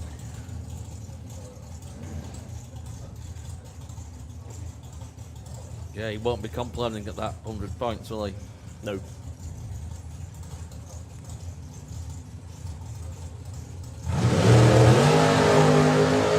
So 466 is what Scott's looking for. 464. Just a little bit quick. But hey, Jeff, get that adjusted for next round, eh? I don't know if it left a little bit harder than they were expecting, which is maybe the reason for Scott's red.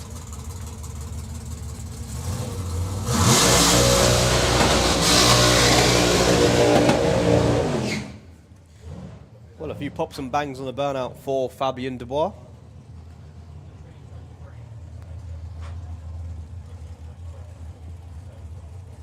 No Pete Walters. No, Pete's being pushed around behind the tower, unfortunately. Oh. Issues, I'm sure, getting it fired. What a shame, that would have been a good race.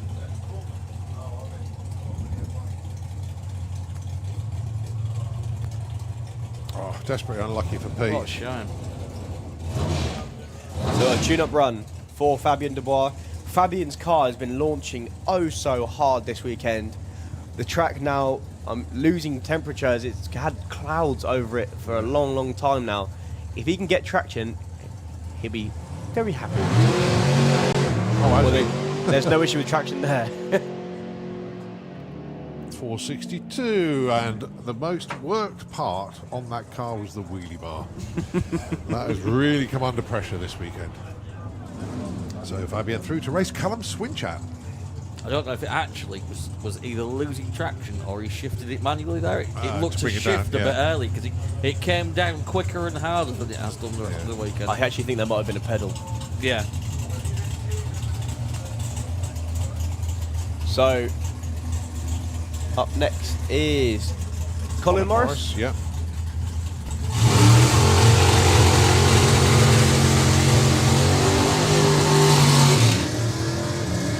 And we have a race. Yeah, Ashley Bell down there.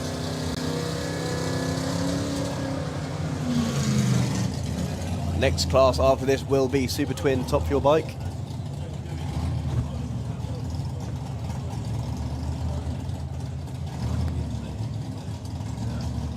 $586 dial-in for Ash, $546 dial-in for Colin.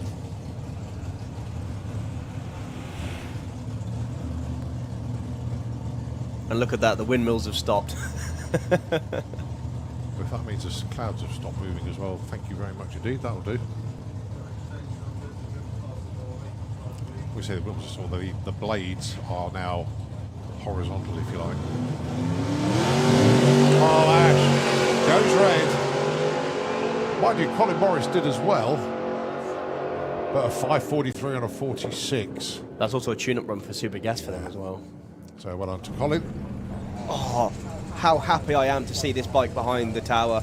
That is Marcus Christensen. And I say this every time it comes out, especially in the dark.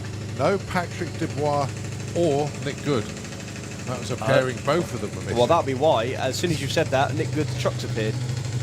Ah, right, okay. So Marcus Christensen bringing the bike forward, and I say this every time when he brings it to the line in the dark. Just watch the header flames come out of the bike.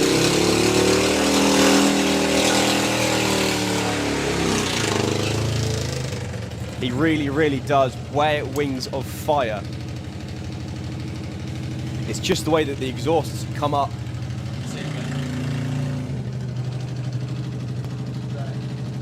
One under one leg, one under the other. This is the final.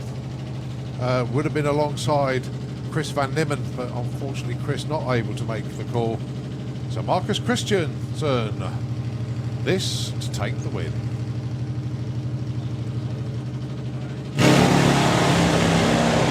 There you go, there's the wings of fire as he takes it to 330 foot.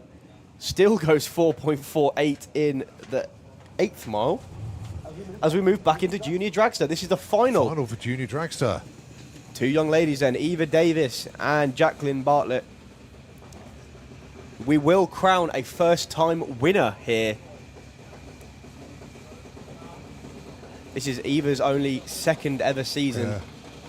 Bearing in mind, Junior Dragster final at 8:30 on Bank Holiday Monday. Thank goodness it's a half-term week, eh? Yeah, exactly. That'd be very late home to school. So the dial-in, 7.90 again for Eva Davis. She ran 7.88 in the last round and 7.99 for Jacqueline. So 0.09 of a difference on the tree.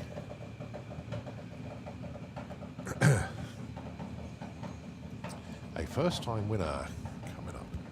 And now you can really see the light has dimmed quite a bit in the sky. All the track lights are on now. Yeah, well, that will make a difference on reaction times. The way you see the tree, the way you perceive the lights changes.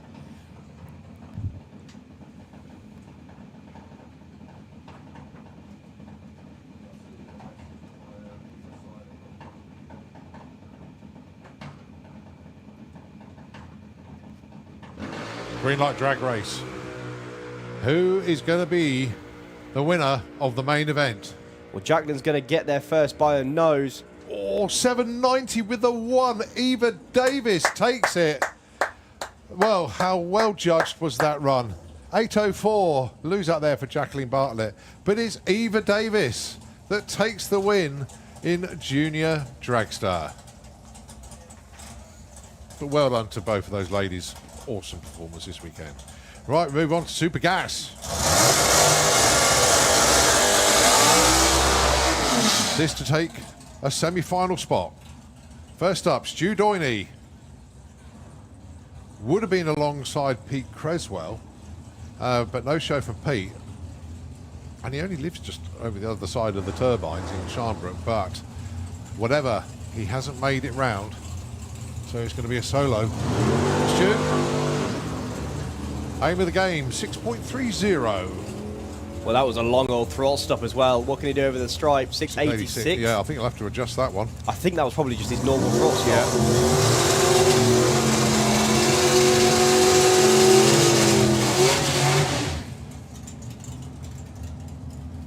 So Bob Malden and Dave Fulton. Bob, one of these drivers who usually lifts after the 8th mile to run the 9.90.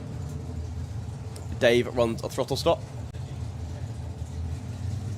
So neither of these drivers have an advantage here. I'm sure what you're probably going to see is Bob Malden launch, get to 330 foot, look over his shoulder, and then shadow Dave.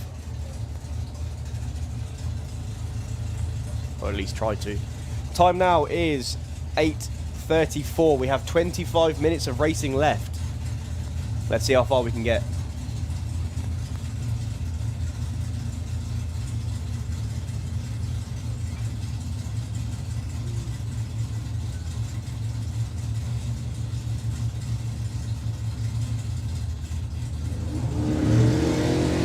It's green on both sides. And it's close at the stripe as well. Dave Fulton takes the win, 6:51, with an 0.2 light as well, 0.2 win margin at the stripe. Right, Don Scott. Should have been taken on Dave Sherritt. Well, he didn't appear in Pro ET, so he wasn't going to appear in Super Gas.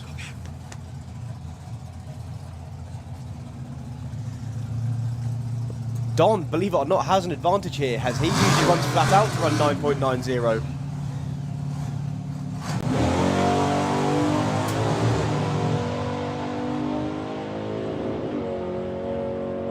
Oh, 6:20.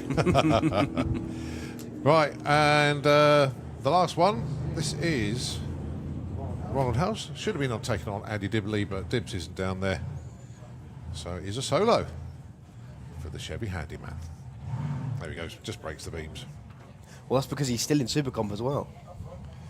Right, so semi-final set. Stu Doyney taking on Don Scott. Ronald House against Dave Fulton.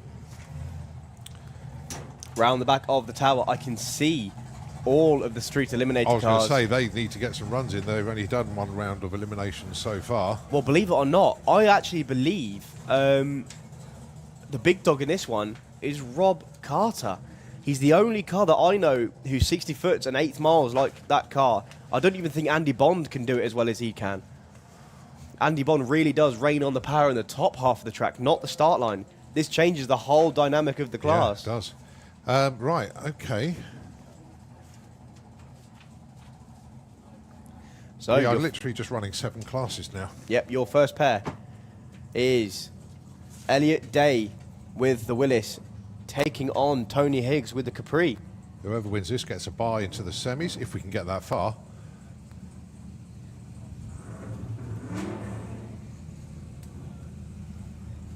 Great fens off track, actually. They really are.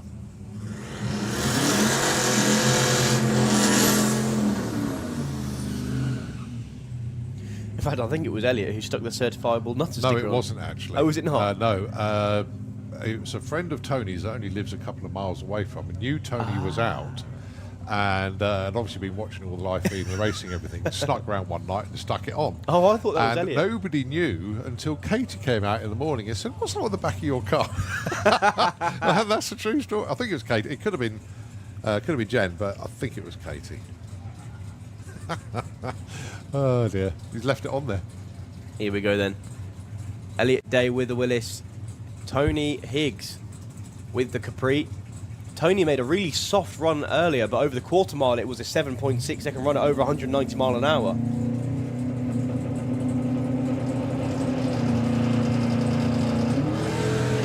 Whoa, Elliot bringing the wheels way up. They both lost traction, but Tony Higgs takes it 561 at 107. But as you say, lifted front wheel. Both of them 0 off the line. Really, really good. But it is Tony. Well, Dave sprinting faster than I've ever seen him sprint before for the tractor. I'm not too sure if anything came out of Elliot's car when he hit back down. That car went way up in the air.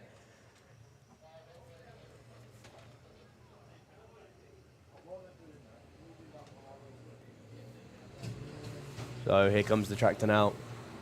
Yeah, just a quick bit of sledding out there. Right, still to come. Victoria Smith has got a bye. Al Mack has got a bye. Rob Carter has got Graham Smith, and Andy Bond has got Al Mack. Oh dear, some matchups in this round. Who have we got under the tower? I can see Graham Smith. Oh, look at that. That's an evil look. Look at that. That's not Stuart, by the way, the evil look. It's it's Grimhild with those angel eye headlights. Looking I'll tell you what, really menacing down there. If any of the cameramen want to win best shot, both these guys will have their headlights on, and I know, well, I can tell Graham Smith has. I'm not sure if Rob Carter has. There we go, I can see. That is so cool. There we go, look at that. You guys can see it on the big screen now. How cool does that look? I think the trouble is, it's looking right into the lenses, but you can't. I wonder if the camera can pan back a bit instead of going in tight. Just come back and maybe catch the angel eye effect.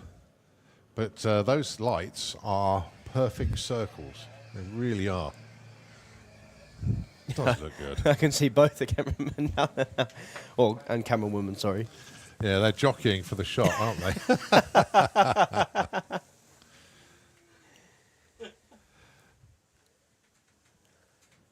Yeah, you guys can really see it on the big screen. You'll see it when it comes onto the start line as well. So, tractor's being parked up. Cars will refire any minute now. So, this for a spot in the next round. Rob Carter and Graham Smith. Graham, to be fair, has had an epic weekend. He set personal best after personal best. He's ended up in the 8.4s. Really, really happy with the car this weekend. Running full on nitrous this weekend. No messing about. Wants to see what the car can do now. Rob Carter with Percy the Passat. Basically, at the moment, the quickest car in the class over 60 foot. It really does launch so hard. Now that's going to be an advantage for him if it hooks and goes right here, right now. I've just had a small signal, which I don't want to say out loud. Well, but really little bit. Let's see. Hopefully, well, this is. I mean, air. You know, this is in effect day 5 of the main event, because the first day was test day, then 4 days of qualifying and racing. It's been a challenge all the way through, but super exciting to close the meeting with some 8th mile racing. It wasn't part of the plan. Well, we've had some cracking races as well. Yeah. We have, if we can get it done, the final in Top Fuel bike, Rickard Gustafsson to take on Thomas Pedersen. Jake Michel taking on Chris Reed.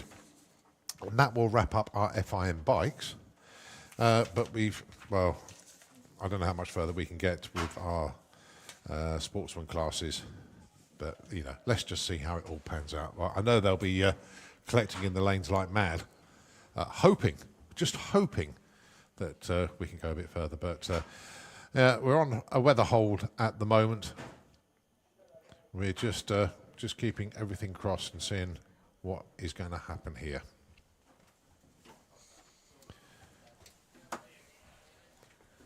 Yeah, I can see a couple of spots on the windows now. Yeah, it's a great shame because you know, to push this hard to have such excitement right at the end of the day. No. And it's.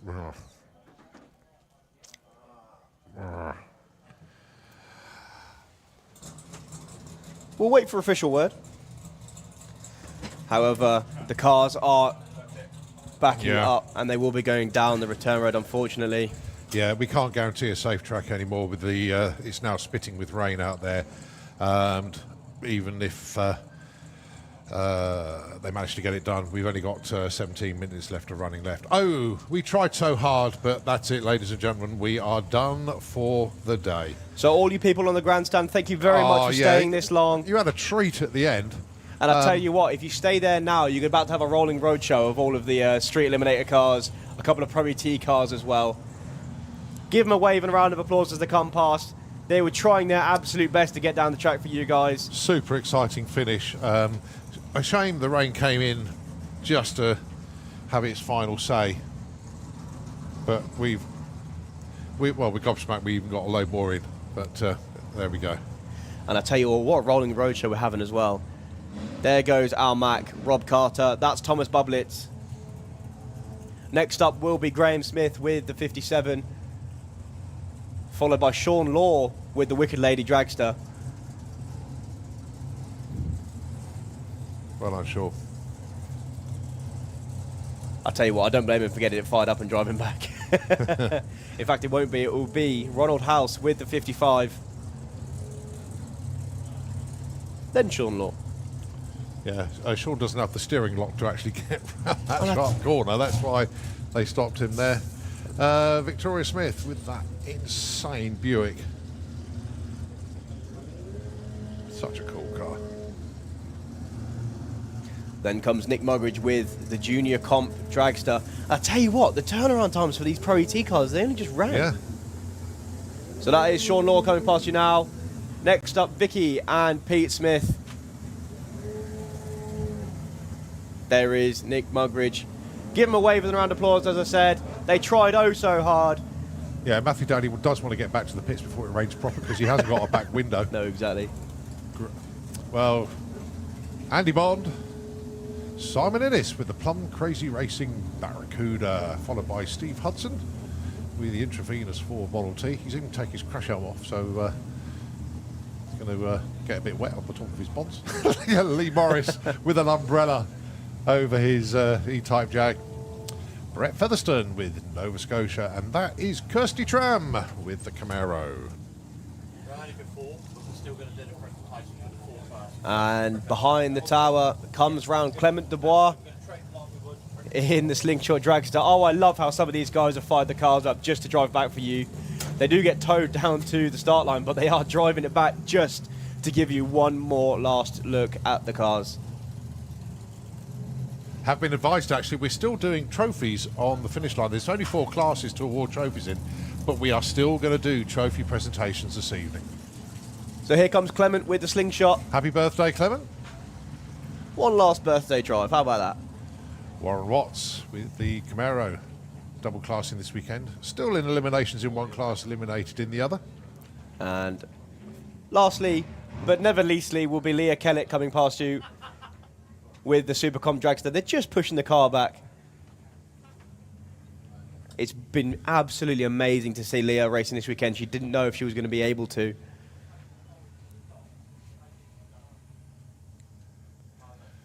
But she was still in competition in Supercom. Yeah. And I tell you what about that for a turnaround time as well? Well, they're used to it, obviously, when the car is double classed. Oh, Pete, stop. Pete, stop. Drop the tow rope.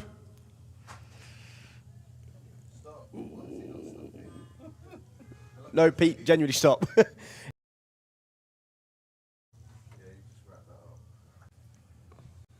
There we go. Go on. Oh, that was lucky. Quick thinking. There's a heart in my mouth then. Oh, I was a little bit concerned then.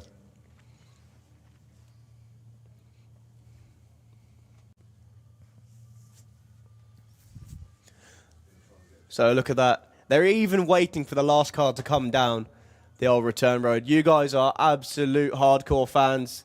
Everyone on VIP, everyone on the banking, you guys are rock.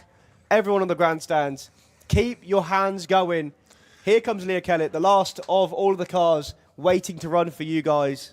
Going back to the pits, the Dolly Daydream car, Loads of T-shirts sold for the cause this weekend for Macmillan. And, well, Leah had a few concerns coming into this weekend, whether she could even drive the car and get in and out. But she's managed to do it. So well done, Leah. Right, okay, so we do have some trophies to give away this evening. We will still do presentations down on the start line as soon as we possibly can. So those classes, well, you should know who you are, but just remind everybody. Junior Dragster, Eva Davis and Jacqueline Bartlett. Eva the winner, Jacqueline the runner-up. In the Super Twins, it is Marcus Christiansen who took the win from Chris Van Nimmen. Unfortunately, it was a no-show. In Pro Stop Bike, Jorg Lamar took the win. Bertrand Maurice was the runner-up. And of course, Junior Drag Bike, it was Holly King that took the win with Leah Morrison, the runner-up. Right, we're going to wrap from the tower for the time being. Many thanks indeed to Thomas and, of course, to Chris for coming up to see us this weekend. Daryl has had to head back. He's got a 4-hour drive to get home and he's working tomorrow. So here we have results of the meeting. And just quickly, thank you very much to Colin. You've been up here all weekend as well. Yeah, it wouldn't be anywhere else. Bizarrely, we do have 5 classes on here, but we do know that Street Eliminator wasn't won by Tony Higgs and Elliot Day runner-up. It was just the only pairing that we had. Yeah, that one doesn't count. Those of you left, you guys are amazing. I'm going to try and get one more massive round of applause for the entire Santapod crew, whether that be from signing on, from track crew, from the people all the way to the top end. Those of you who've been operating cameras this weekend to get the live stream working, everyone in hospitality or signing on, or even the people who've been all the way up at the main gate. You guys are amazing. Yeah. Thank you. Big thanks to Santapod for the big screens this weekend as well. They have been absolutely phenomenal. Great success. Yeah, we know we've got to work on them to improve what we get out of them as such and what we can do for them. But I think everybody that's been here will fully appreciate the thought and the effort that has gone into those big screens. So a massive, massive bonus that nobody was expecting because we didn't tell anybody. Okay, as I say, we are going to do trophies on the line for the 4 classes that will be receiving them. We'll get those done as soon as we can. Those 4 classes, we will need you down on the start line to present those trophies to you, which is our 2 junior classes, of course, Junior Dragster, Junior Drag Bike, Pro Stop Bike and Super Twin Top Fuel Bike. Those are the ones we need. And if you're watching on the big screen still, if you look just above the Slick Tricks line or the S of the Santapod, I'm going to give you a final wave goodbye. And we'll see you all at the next event, I believe. Okay, good night, safe journey home. If you want to hang around for trophies and just give a final thank you to everybody, please do. But we're going to sign off from the tower for the time being. As I say, those 4 classes, we do need you down to the start line so we can award those trophies. In the meantime, Nitro FM will have the airwaves over to you. Thanks very much indeed.